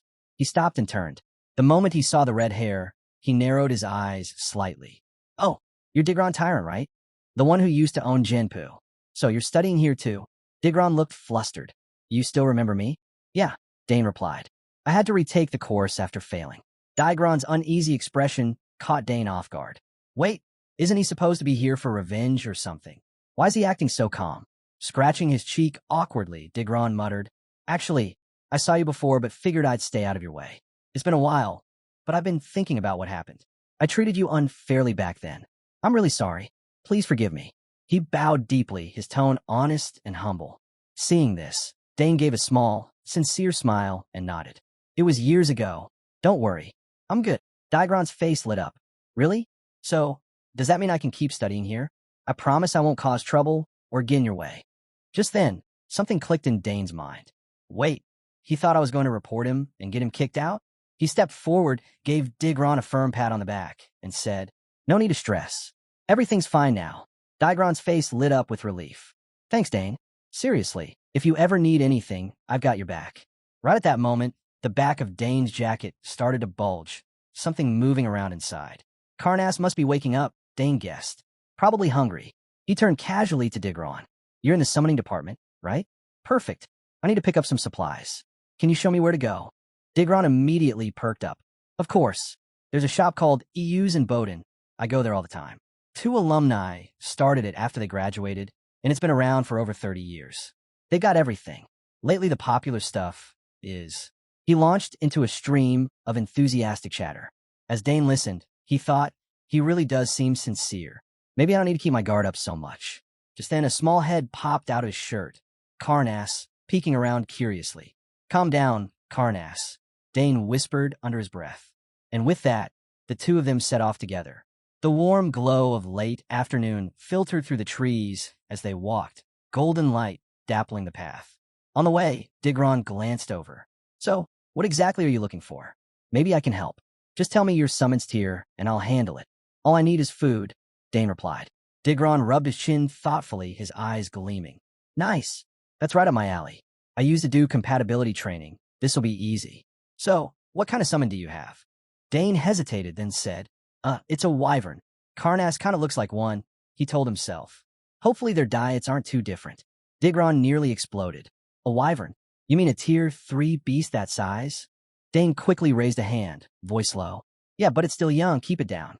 Digron blinked and backed off, startled. Meanwhile, Karnas wriggled inside Dane's jacket, letting out a few soft sounds. If this gets out, Dane thought dryly, I'll know exactly who to blame, and it'll be Digron. Still fired up, Digron went on, "A wyvern, huh? Then soft food's the way to go. Even the little ones eat like beasts. Give it a week, and it'll be tearing through raw meat no problem." Dane nodded slightly, a bit surprised. Wow, he actually knows his stuff. So how did this guy fail the course? When they arrived at the shop, it was buzzing with energy. The shelves were crammed with gleaming magical items of every kind. Digron scanned the aisles, then grabbed 2 small bags and turned to Dane with a proud smile. "Here, this one's got 17 ingredients, and this soft one's mixed with milk. Perfect combo." Dane took them with a grateful smile. "Thanks. I wouldn't have known where to start." Seeing how polite he was, Digron gave a small nod but seemed a little surprised. "That's all you need? Nothing else?" "This should be enough for now," Dane replied. "Well, since we're already here, want to look around a bit? They've got a ton of good stuff." "Sure, let's take another lap." The two of them strolled casually through the store, passing racks of glowing robes, potion vials that sparkled in every color, and flashy triple-cast wands. Suddenly, Dane came to a halt. His eyes lit up as he spotted a sleek, ornate staff resting on a velvet stand. "Whoa, this one looks awesome," he said, unable to hide his interest. But before he could take another step, a sharp voice called out, "Hold it, that's not for beginners. You haven't even mastered your summon, and you're already eyeing weapons? Touch that, and you'll get cursed." Right beside the staff, a polished sign read, "Do not touch unless authorized. Not for beginners. We're not responsible for what happens." Digron nodded quickly. "He's right, Dane. That staff's meant for 4th years. Even touching it can suck your mana dry." But Dane didn't even flinch. "Please, the more they tell me not to touch it, the more tempting it is." Ignoring every warning, he reached out and grabbed the staff. "Hey, newbie, don't touch that. It's dangerous," the shopkeeper yelled. But it was too late. Dane's hand was already gripping the shaft, and the orb at the top began to glow, a radiant light swirling from deep within, shining like a rare gemstone. Dane smirked to himself. "So it's craving mana." Without hesitation, he funneled his energy into the staff. Power surged through him like a tide. The shopkeeper froze, eyes wide. "Wait, did it just stabilize?" he sputtered. "No way. Plenty of people have mana, but no one's ever managed to get that staff under control." Unbothered, Dane stood there with a subtle smile, calm as ever. "Not too shabby," he said under his breath. Digron, who had been watching nearby, was stunned. "Dane, I knew you were talented, but this is on a whole different level." The shopkeeper stormed over, arms crossed, clearly frustrated. "You're a 1st year? Seriously? I've never seen anything like that." Dane let out a soft laugh. "Name's Dane Sogers, Claire's younger brother." That stopped the shopkeeper cold. His tone flipped instantly. Wait, Claire. Top of the class in interdisciplinary magic? Even she couldn't tame that staff her first year. He looked Dane over again, now with a hint of awe. I really messed up. Should have offered you some premium gear from the start. Dane kept his polite smile, but in his head, he was thinking that attitude change was faster than flipping a pancake. The shopkeeper asked, so are you buying it? Dane shook his head, gently placing the staff back on its stand. Nah, too picky, and it can't store enough mana anyway. The shopkeeper blinked. What? That staff can handle enough for a 5th, maybe even 6th-year student. Dane glanced at the staff once more, trying to pour a whole well into a teacup. Just not worth it. I'll stick with the food bags. That's all I came for, he said simply. As he rang up the items, the shopkeeper mumbled under his breath. Is it just me? Or are all noble kids weird like this? His sister's a total oddball too. Wonder how she's doing now. Dane gave a quiet frown and nodded. That's definitely my sister, all right. With their purchase complete, Dane and Digron stepped out of the shop. Behind them, the shopkeeper watched and muttered, why are all the prodigies so strange? Outside, Dane found a quiet, shady corner and carefully pulled out the 2 food bags he'd bought. From inside his coat, a little creature stirred, the tiny wyvern, Carnass, already wriggling in anticipation. With a chuckle, Dane set the food down. Go ahead, just take it slow, don't choke. But Carnass wasn't about to wait. She dove straight into the food, humming with delight as she devoured the soft, fluffy morsels. Her eyes sparkled, and her tail wagged furiously with every bite. Watching her go wild, Dane shook his head with a faint smile. Next up, basic magic class. Layla called out, we've got 5 minutes. Gotta hustle back to the dorms. Just then, a loud crash shattered the calm. The sound of metal and glass clanging echoed from a nearby alley, shards scattering across the cobblestone street. Dane came to a sudden stop, brows knitting together. What the hell was that? He muttered. Then came the shouting, sharp, furious, and laced with venom. Drop the damn shield already and beat the crap out of him. Another voice snapped right back, just as vicious. Tisich, clown can't even talk after a few punches? Dane peered toward the alley, a cold sensation creeping down his spine. The insults kept flying. No one around to help you this time. Today's your unlucky day. Then, through the chaos, a shaky voice broke through, trembling but defiant. I'm not scared of you anymore. Dane froze, his heartbeat stuttering. That voice. He whipped around, eyes narrowing in on the alley. There, cornered by 3 thugs, was Ernest. The kid looked wrecked. Hair a mess, glasses barely hanging on, body trembling. But in his eyes, fire. The red-haired leader smirked like he was enjoying a show. Did you hear that? Says he's not scared. One of the others snorted. Tough talk, but the kid's shaking like a leaf. Ernest's jaw tightened. His fists clenched. These bastards waited until I was alone to jump me. The cockiest of the 3 raised his voice. So who's first? No one's around to stop us. Another thug licked his lips. My turn, still feeling the bruises from last time. They started closing in, all swagger and menace. Ernest didn't back down. Despite the fear, he raised his fists. His voice trembled, but he still shouted, stay back. The thugs burst out laughing. He's actually trying to fight. Guy gets lucky once and thinks he's invincible. Just as Ernest's confidence began to falter, a new sound cut through the tension. Calm, measured footsteps. Then a voice, cool and dripping with sarcasm. Still playing the tough guys, huh? The blonde thug whipped around, eyes going wide. Dane Sogers? He blurted, voice cracking. Dane didn't break stride. He walked in, casual and unbothered, a faint smirk on his face. With a slight wave, he called out, hey. Ernest's eyes lit up instantly, his breath catching in sheer relief. Dane, he whispered, voice shaking again, but this time from hope. The thugs panicked. What the hell? You said no one was coming. Just shut up and grab something. Dane shot them a side glance and sighed. Perfect. This is going to be a pain. He quickly scanned the alley. No one else around. Good. Time to teach them a lesson. Without warning, a wave of mana surged from his body, rippling through the alley like a shockwave. The bullies instinctively backed away as, in a flash, dozens of glowing spears appeared overhead, each one perfectly aimed right at them. One of them shouted, panicked. What the hell? He can use magic too. The buzzcut thug stammered. Wait, isn't the Sogers family famous for spear magic?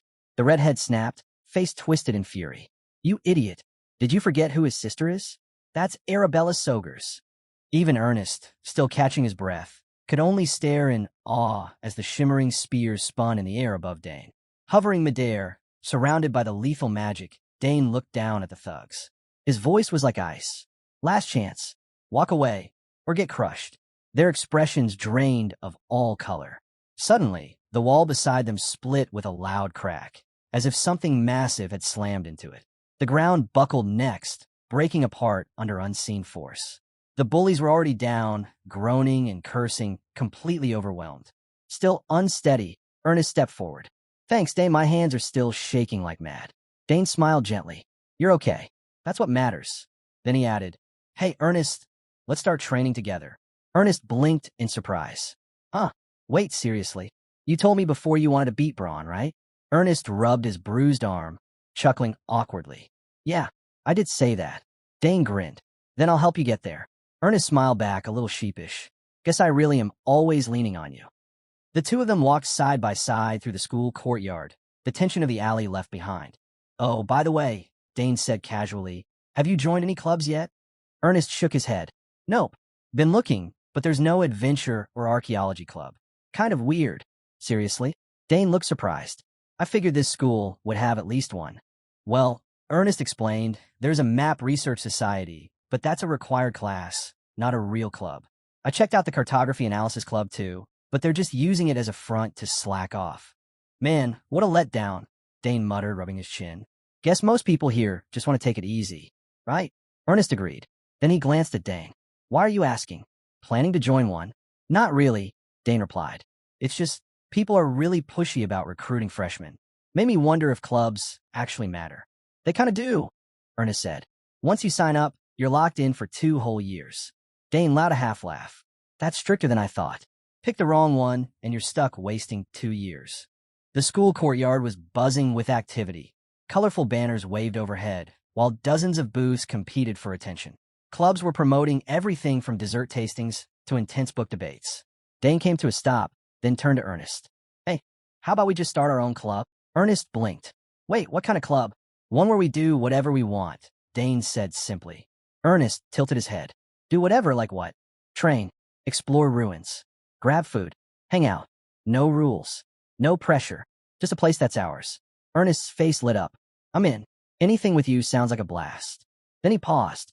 Wait, would something like that even get approved? Dane grinned. Don't worry about it. I've got it covered. If you say so, Ernest said, smiling. I believe you. But what made you think of this? Honestly, Dane shrugged. I'm tired of being hounded by all these clubs. None of them felt right. So why not start our own?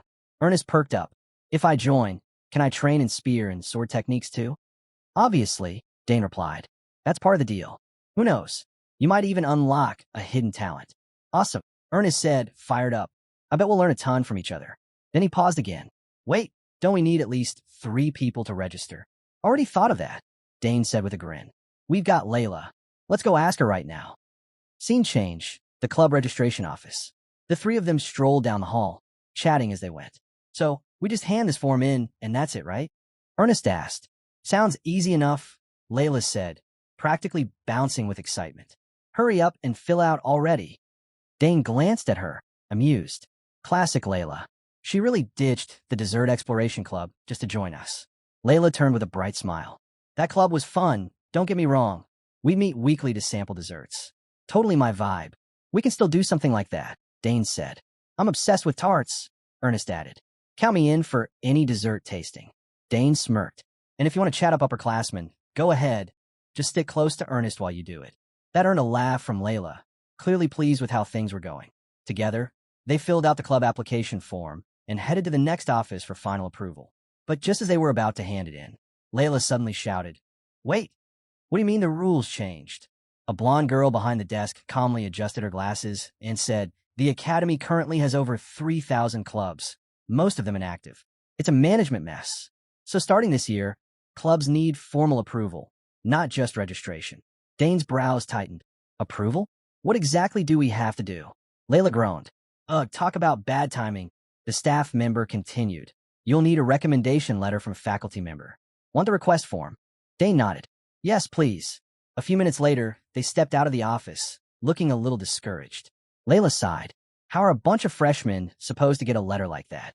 Ernest added seriously. We haven't even met most of the professors yet.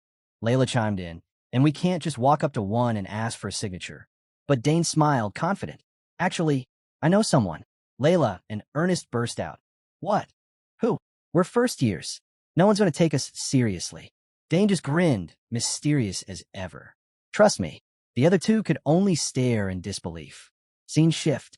Inside Professor Kelfa's office, Dane sat across the desk, doing his best to pitch the club idea. But as the conversation dragged on, he started thinking. He said he'd listen. So why is it suddenly so hard to read him? At last, Professor Kelthas leaned forward, his voice calm but curious. So what brings you here? Dane responded with a respectful tone. We're hoping to start a club, Professor. Kelthas raised an eyebrow. Oh, and what kind of club would that be? Dane smiled. Something fun. Sword training, exploring the academy, a little adventure.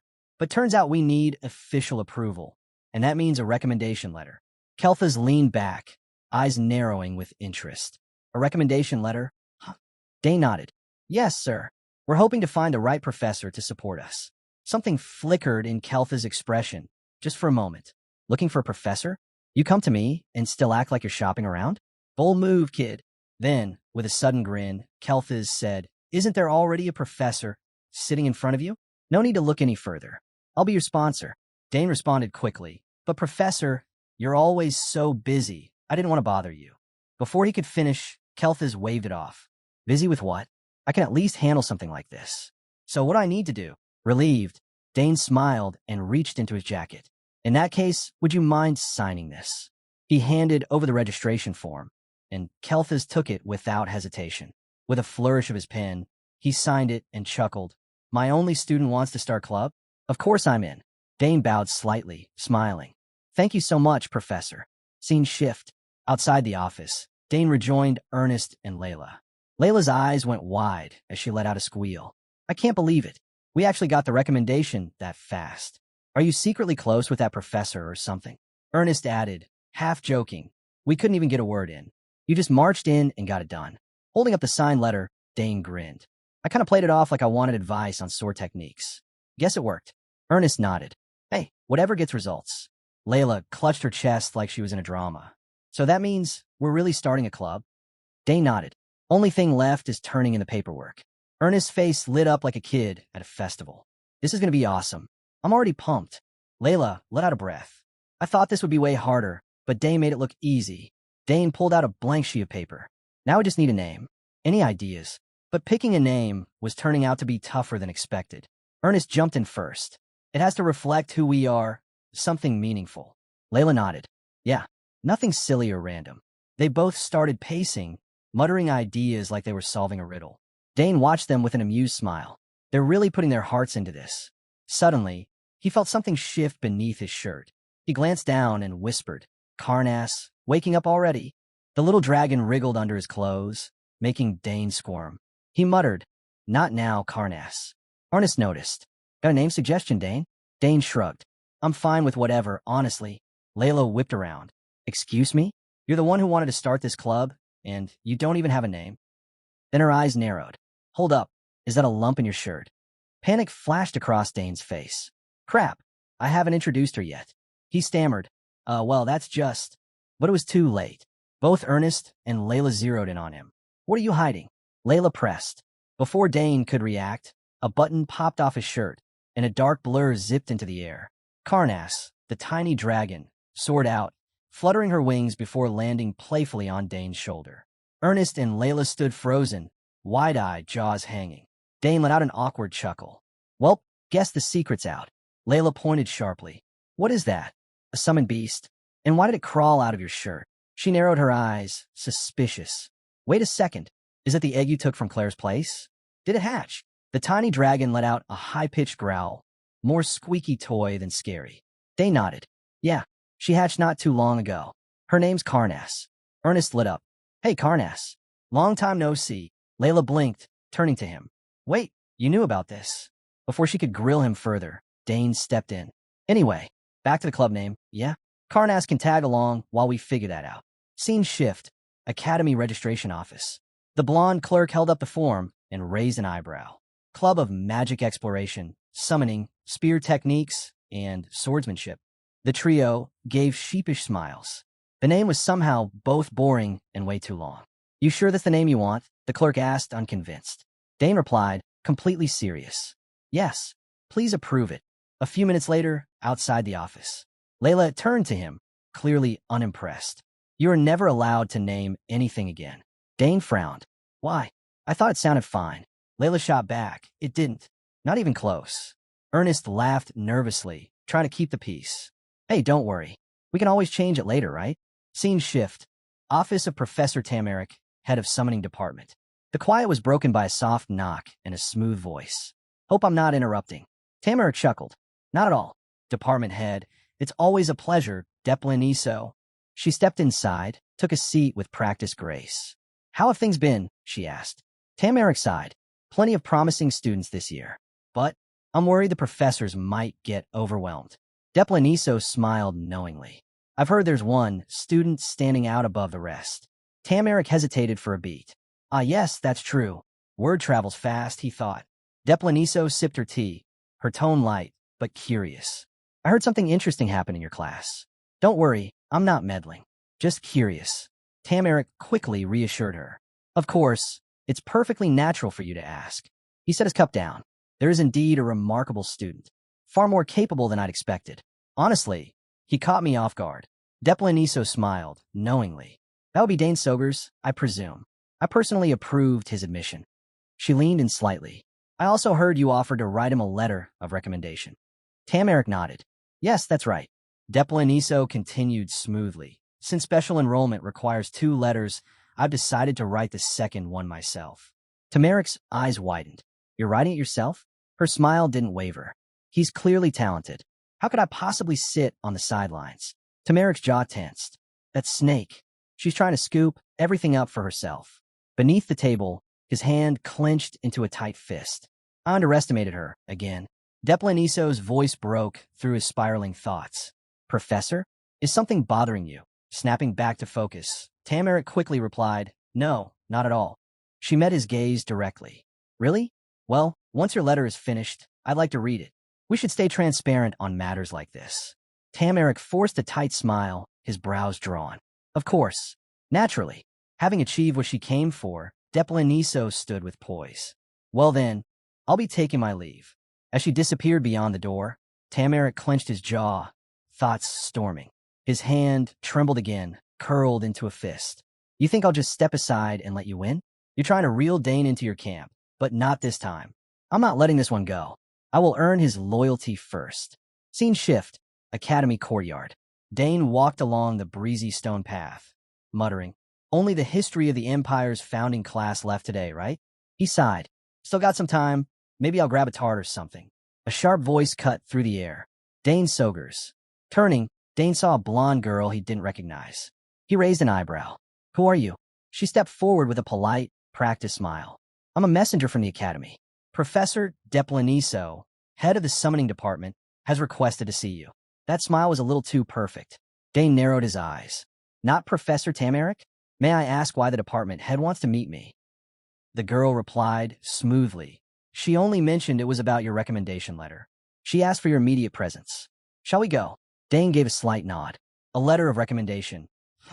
But as they walked, an uneasy feeling crept in. A sudden summons from the department head? Something's not right. The Imperial Academy, home of the brightest minds in the Empire.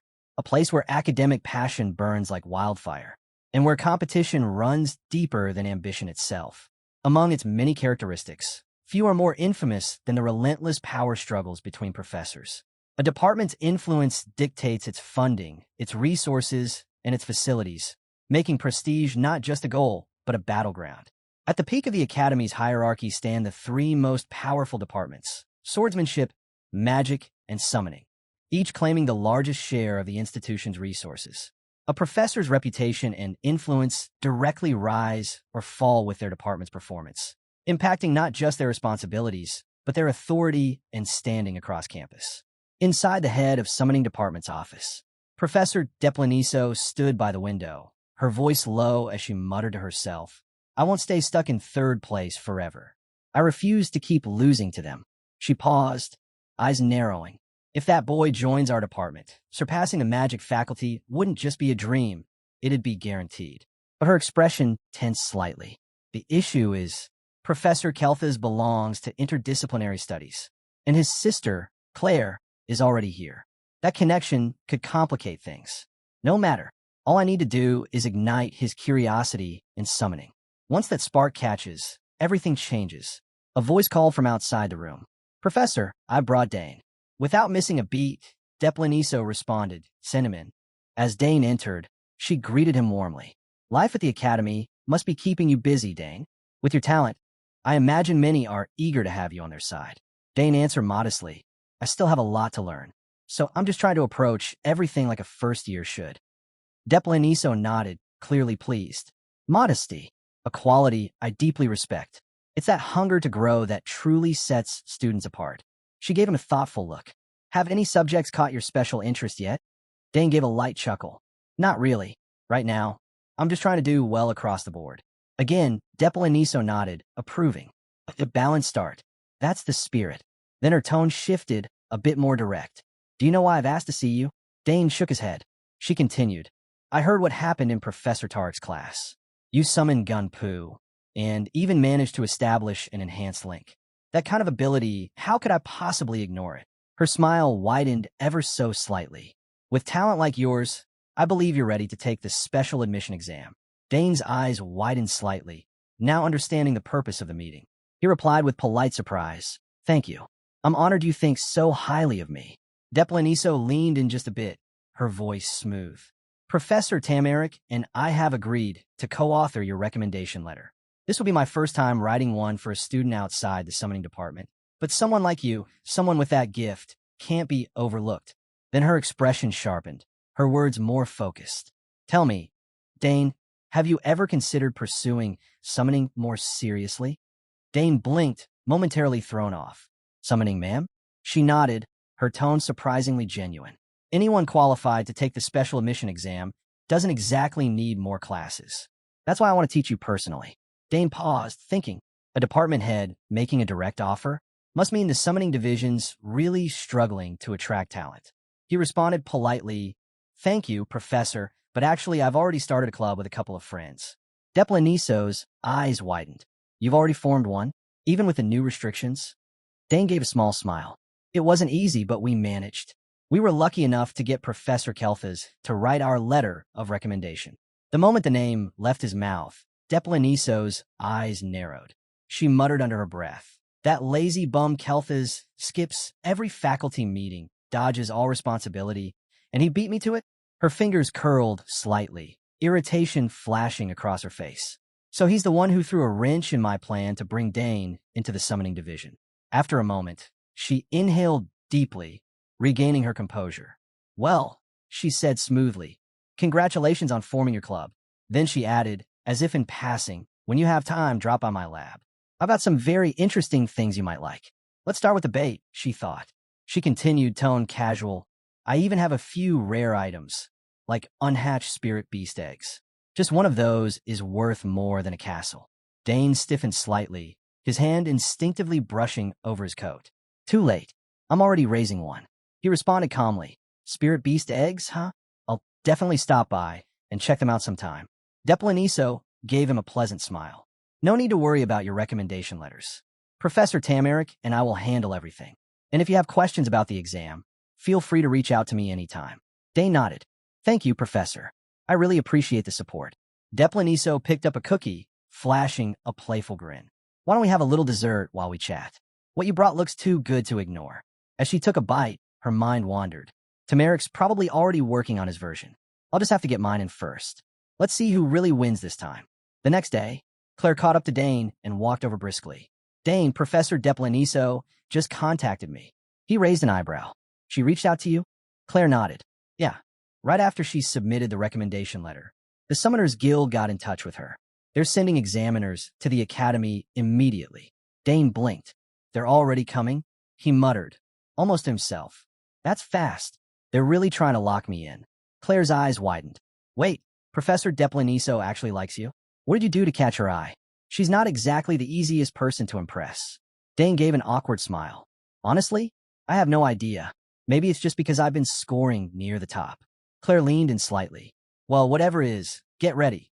You're about to be called in for the exam. When I took it, they made us summon 3 spirit beasts at once, hold the connection stable, and execute an enhanced link. Dane blinked.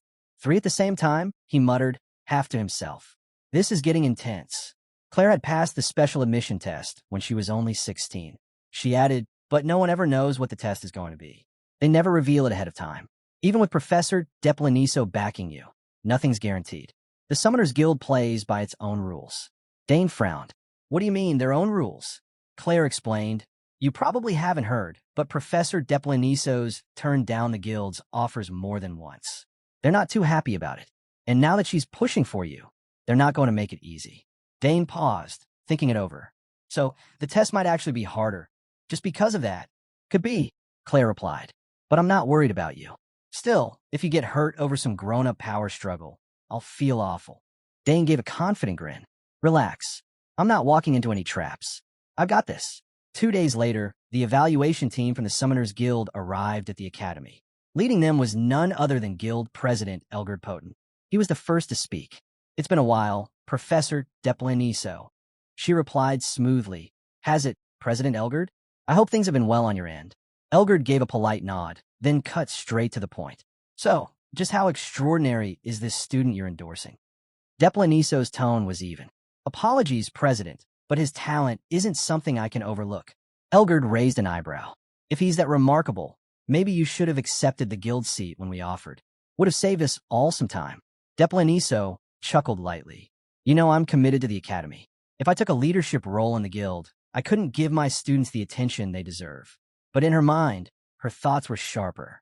I know exactly what you're playing at, Elgard. Trying to expand your faction's reach through influence. The guild's ambitions already put my life at risk more than once during your reckless campaigns. With a graceful turn, she said, why don't we walk? I'll take you to him now. Elgard nodded.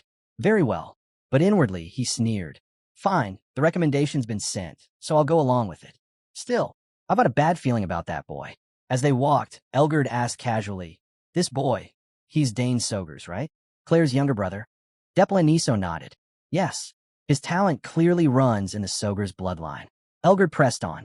I heard he summoned a level 5 Jinpu, pulled off an enhanced link, and even managed simultaneous bonds with several spirit beasts during the interdisciplinary exam. That's correct, Deplaniso confirmed. Elgard gave her a side glance, clearly skeptical. That level of control, it caused quite a stir in the guild. Even for a Sogers, I didn't expect the younger sibling to outshine his predecessor. Are you implying he's already at Galdern's level? Deplaniso offered a calm smile. I'm not saying he's there yet, but once you see him for yourself, you'll understand. Elgard's expression tightened. Our standards for special admissions are strict. We won't be holding back. I wouldn't ask you to. Deplaniso replied evenly. I trust the process. By now, word had spread throughout the academy like wildfire. The Summoners Guild is here. For real? Just for one student. I heard Dane Sogers got a personal recommendation letter. Wait, is that the same kid who stunned everyone in Professor Tamara's class? The one who did that spirit beast enhancement? A frustrated voice shot through the crowd. Ugh, is there anything the guy can't do when it comes to summoning? Eventually, Deplaniso and Elgard reached the summoning department. She gestured toward the large doors with a warm smile. Here we are. The exam will be held inside. Elgard's eyes paused on the guild emblem carved into the wall. Very well, he murmured. Let's go in. Inside, golden light filtered through the high windows, casting long beams across the wide arena floor. In the center stood Dane, calm, focused, and ready. His voice rang out, steady and sure. I am the youngest son of Count Sogers, Lord of the Southern Territories, and head of the prestigious Sogers family. My name is Dane Sogers. It's an honor to meet you, sir. A quiet, confident smile curved on his lips. Elgard narrowed his eyes, silently impressed. 14 years old. And he carries himself like this? No wonder that recommendation was rushed through. Stroking his chin thoughtfully, Elgard finally spoke. I am Elgard Poten, chairman of the Summoners Guild. I've heard quite a lot about you, and all of impressive. That said, this exam won't be easy. Dane didn't blink. He met Elgard's gaze head-on. I understand. I'm ready. But inside, he added silently, this guy might be smiling, but there's nothing friendly about this at all. Elgard turned to his assistant nearby and gave a curt order. No more talk. Begin the trial. Everyone prepare. Yes, sir. Both assistants responded in sync, moving swiftly into position. Behind them, Deplaniso narrowed her eyes. Let's see what kind of test the chairman has planned this time, she murmured. Elgard heard her and looked back, his voice suddenly sharp. Pass or fail, I alone will decide. If you have any objections, you're welcome to walk away. Right now, without hesitation, Dane replied, I accept. Elgard continued. Any attempt to cheat will result in immediate disqualification. If this trial is compromised in any way, it will be declared invalid, and your summoner's status revoked. Keep that in mind. I understand, Dane said calmly. Elgard gave a faint smirk. Good. Let's see what makes you so impressive. He raised a hand. Let the trial begin. In an instant, the assistants surrounding Dane activated their summoning circles. Arcane light flared beneath their feet, the magic intensifying rapidly, drawing energy from the air itself. The atmosphere shifted, dense, electric. Feeling the shift, Dane whispered, It's starting. Suddenly, the summoning circles let out a low, otherworldly hum. A surge of mana exploded outward, blanketing the room in a wave of pressure. Both Dane and Deplaniso instinctively steadied themselves, eyes narrowing. Deplaniso's thoughts raced. They're channeling mana directly to Elgard through the circle. He's not just testing, he's making a statement. Then Elgard opened his eyes, his voice thunderous. Answer my call. The summoning circle beneath him erupted with raw power. A heartbeat later, a massive creature burst into existence. Its head shaped like a lion's, only more monstrous and unrelenting. As the beast's presence filled the room, Dane muttered, So, I was right. The chairman's mana is unreal. I didn't think the exam would be this intense. His gaze locked on the summon before him.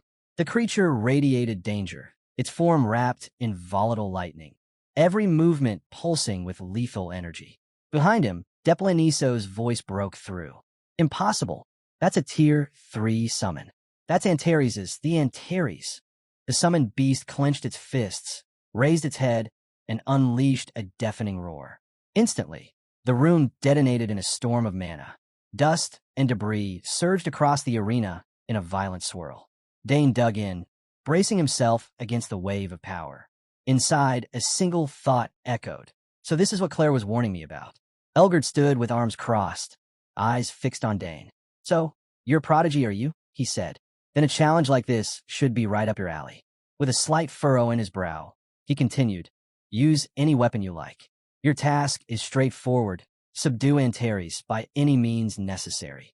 He gestured toward the towering beast, now prowling in front of Dane. This, Elgard announced, is your special admission trial. From the arena's edge, Deplaniso clenched her jaw. That bastard. He's doing this to humiliate me. Try to make a spectacle out of all of this. Elgard added, mockery dripping from his words. But with talent like yours, there's nothing to be afraid of, unless, of course, you want to forfeit now. Without a hint of hesitation, Dane replied, No, I'll take the trial, just as planned. Elgard gave a faint smile. Good, I'll give you a moment to prepare. Without wasting a second, Dane reached into a small dimensional pocket floating in front of him, fingers moving with intent. Perfect, he thought. I've been holding on to this just for a moment like this. He drew out a spear, its surface glinting under the arena lights. Gazing at it for a brief moment, he murmured, Claire gave me this on my 7th birthday. Looks like today's the day it finally sees battle. His eyes snapped back to Antares, now pacing with rising aggression. Dane whispered, It's huge, that means it's got blind spots. I strike fast, then pull back. Elgard watched with faint amusement. A spear, huh? Like a true Soger's. His gaze flicked toward the far end of the arena, where Professor Tamarick had just entered, trailed by a crowd of students eager to witness the trial. The moment Tamarick spotted the summoned beast, his face drained of color. What the hell is this? He blurted out. You're having him fight a Tier 3 creature? That's insane. Deplaniso glanced over and muttered. Looks like Tamarick's here. I figured he'd protest. But Elgard didn't flinch. Without even looking back, he replied coolly, It's fine. The boy's ready. Then, with a shift in tone and a darkening expression, he raised his hand high and gave the command. Antares, eliminate your opponent. The moment the words echoed through the chamber, Antares bared its fangs, eyes glowing with violent crimson. With a deafening snarl, it lunged forward, massive, fast, and brutal. But Dane didn't flinch. He stood his ground, eyes locked on the charging beast. Calm, focused. Under his breath, he whispered, "All right then, come at me." As Antares' claws dug into the earth, it lunged forward with a sudden burst of speed. The beast swung its massive limbs, but Dane, calm and ready, deflected the strike with a smooth turn of his spear. The weapon rang with the impact, but he didn't pause. Spinning in a blur, he slipped behind the creature in an instant. The calm in Dane's eyes shifted. His expression hardened, grip firming around the spear. He was done holding back. In a heartbeat, the two clashed and streaked past each other, their movements so fast they blurred like arrows shot from the heavens. But Dane had the edge.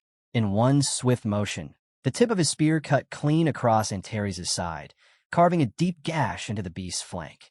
The strike was so precise, so sharp, that the spectators froze. Shocked gasps filled the air. What was that move? But Dane didn't acknowledge them. He was already resetting his stance, spear raised, a slight grin playing on his lips. That extra training's finally paying off, he thought. Across the field, Antares' reaction was cold and fierce. The wound didn't slow it. If anything, it only made it more savage. With a chilling roar, it charged again, faster, more reckless. As it neared, it slammed its massive arm down, smashing the ground into a fractured trench. Had Dane been even a moment slower, he'd have been pulverized. Frustrated by his escape, Antares' eyes flared an even deeper crimson. It lunged again, fists pounding the earth in a thunderous storm. Dane was forced to leap back, over and over, dodging each blow by a hair's breadth. Every punch left a crater, the ground buckling under the sheer force. Dane, even while dodging, couldn't help but admire it. So that's why it's ranked Tier 3. That size with that speed? Then, without warning, Antares shifted its approach. No more reckless charges. It was adapting, reading the fight. A blinding golden flame burst from its body, distorting the air with intense heat. With another roar, it thrust its hand forward, releasing a towering wave of fire straight at Dane. Professor Deplaniso stood frozen on the sidelines, panic creeping into her voice. He took that hit head-on. Next to her, Elgard calmly stroked his beard, nodding with a smug grin. Even with enhanced strength, facing off against Antares' fury head-to-head, looks like this test's wrapping up quicker than I expected. But he spoke too soon. Inside the blazing inferno, Dane hadn't fallen. His spear spun like a turbine, slicing through the firestorm. The spinning blade kicked up a fierce gale, whipping through the flames and tearing them apart with bursts of mana-charged wind. The blaze vanished in a swirling spiral of energy. Dane stepped forward, smoke curling around him, murmuring to himself, "Too close. A second slower, and I'd be ashes." His gaze sharpened. All right, time to finish this. Mana surged from within, flooding his limbs with raw power. With a burst of speed, he launched himself forward like a cannon shot. But Antares wasn't done either. The beast slammed its massive fist into the ground just as Dane closed in. The resulting shock split the earth, pulverized stone, but it didn't matter. Dane had already dodged, slipping aside like flowing shadow, eyes locked on Antares' vulnerable side. This technique, Dad showed it to me once. Channel mana to the tip. Compress. Then release. Single point burst. Seeing the brief opening, Dane made his move. The spear now glowed with compressed energy as he dashed in. In one fluid strike, he drove it deep into the creature's flank. The impact sent a shudder through Antares' massive frame. The beast let out a guttural roar, its cry echoing off the chamber walls. But Dane wasn't done. He twisted the spear and shoved it deeper, releasing the charged mana in one violent blast. Glowing blue energy erupted from the strike zone. Then boom. The explosion tore a massive hole straight through Antares' side. A perfect hit. Clean. Devastating. But somehow, Antares was still standing. Muscles tensed. Its arms lifted. Fists clenched. It was preparing to fight back. The watching crowd, students and professors alike, couldn't believe their eyes. He dodged all of that. That attack. It didn't even faze him. And that mana control, what is he? Back on the battlefield, the wounded beast let out a furious roar. Flames erupted from its gaping wound, golden and searing. In mere seconds, the massive hole was gone, its flesh completely restored. Regeneration. Worse, this wasn't recovery. This was rage made flesh. Antares screeched, feral and unhinged. Then, boom, a shockwave burst out from its body, tearing through the field. Rocks, dust, and shattered debris blasted in every direction. Dane instinctively raised his spear, bracing against the blast. He clenched his jaw. Great, now it's mad. Right as the words left his lips, the lion-headed beast reared up and let loose an earth-shaking roar, then hurled a blazing wave of fire straight at him. Eyes wide, Dane barely managed to hurl himself to the side, narrowly escaping the inferno. The flames tore through the space he'd just vacated, the heat so intense it warped the air. He landed, breath catching in his throat, until a fresh wave of panic surged through him. His relief vanished in an instant. His spear, still jammed into Antares' side. It hadn't come with him. He froze for a split second, face going pale as the truth sank in. Damn it, my spear. Professor Kelthas dashed toward the testing hall, muttering under his breath for almost arriving too late. He still couldn't wrap his head around why such an important test was being held in such a far-flung location. But the moment he stepped inside, he was stunned. A containment barrier had been erected around the arena. That alone told him something serious was going on. His gaze locked onto the summoned creature, and his breath hitched. It was Antares, a third-rank summon. His mind froze. This was no ordinary test. Inside the barrier, Dane was locked in combat, relentlessly striking Antares with his spear. But no matter how hard he hit, the beast didn't flinch. Dane knew something was off. That attack should have at least staggered it. Yet Antares stood its ground, unmoved. Dane narrowed his eyes and gave a small grin. He'd realized something. The spear wasn't going to cut it. He held out his right hand, pausing for a moment as if speaking to someone unseen. A quiet apology to his father. He knew what had to be done. With a flash, Dane summoned his sword, and a new kind of energy settled over him. The fight was about to change. From the sidelines, the chairman and Professor Delfinso watched closely. The chairman was intrigued that Dane had finally drawn his sword. Delfinso, on the other hand, wasn't surprised. It was, after all, a special kind of test. The chairman nodded in agreement. But what really unsettled them was Dane's composure. He wasn't even trying to evade Antares' attacks. He stood firm, unfazed, like someone who'd survived countless wars.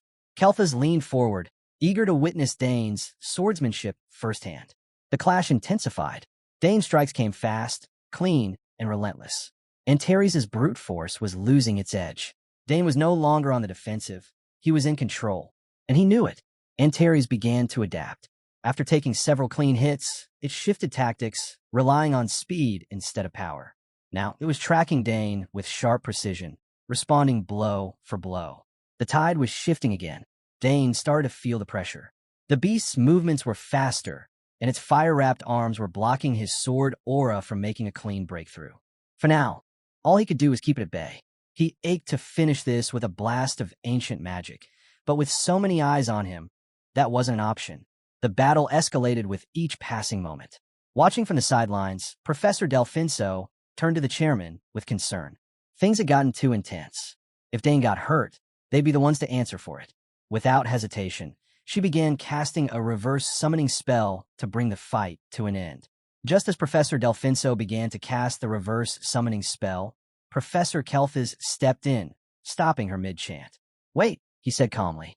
"Let's give a moment longer. Watch what he does next." Delfinso looked at him, clearly uneasy. "Are you seriously suggesting we stand by while a student risks his life?" Kelthas nodded slowly. "I understand your concern," he replied. "But look closer. Dane isn't acting out of desperation. He's already working a plan." True to Kelthas' words, Dane was already putting his strategy into motion.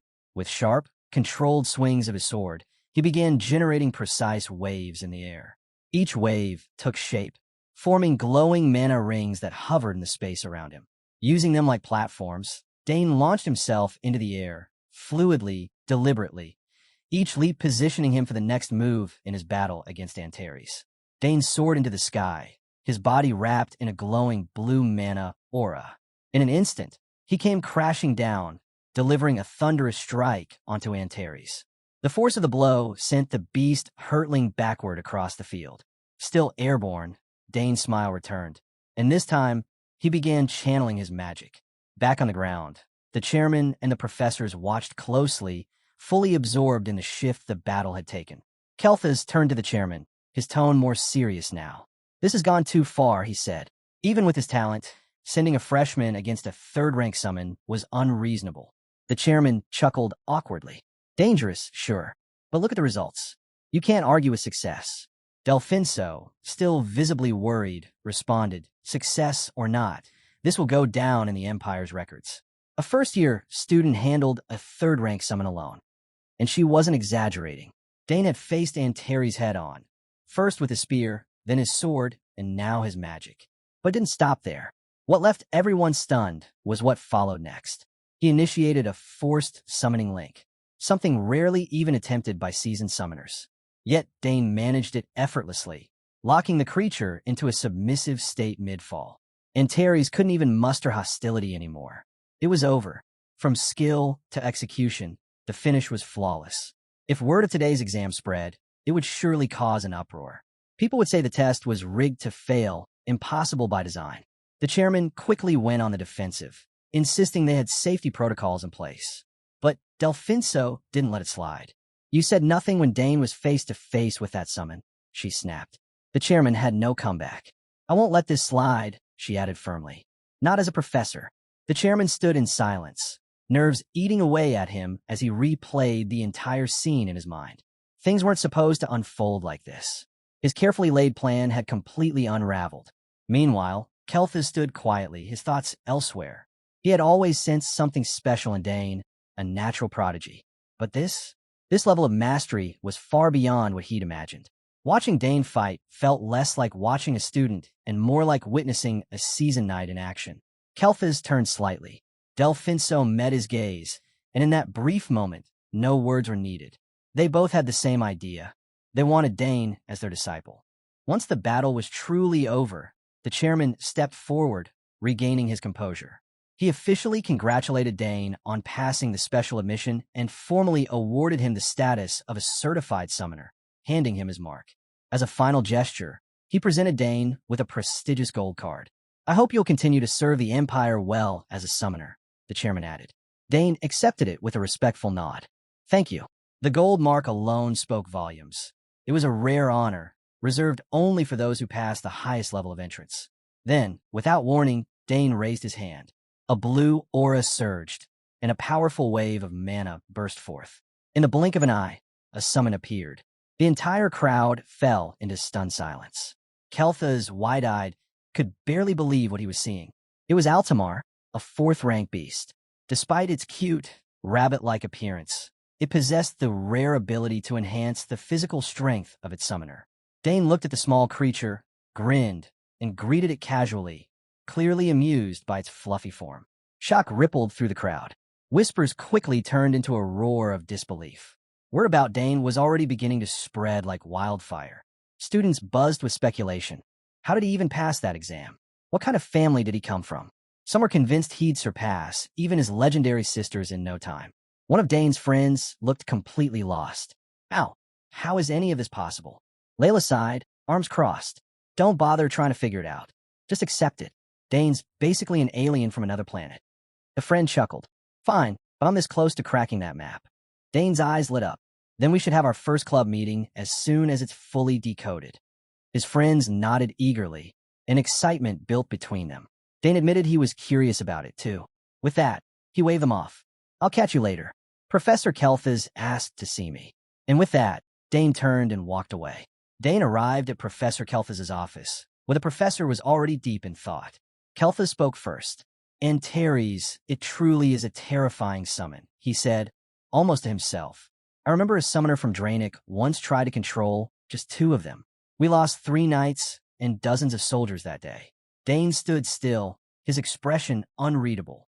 The memories of that battlefield were still vivid in his mind from his past life. He remembered it all. Kelthas glanced at him. "You were there too, weren't you?" Dane said nothing, but the silence said enough. Kelthas continued, "And yet, you managed to subdue one completely without a scratch." Dane gave a modest shrug. "Guess I got lucky." Kelthas narrowed his eyes. "Humility has its place, but sometimes it can be a poison. Tell me, was it your sword strike that turned the tide?" Dane blinked. He hadn't expected anyone to notice that. You caught that. Kelthas gave a small smile. You're not dealing with a slacker.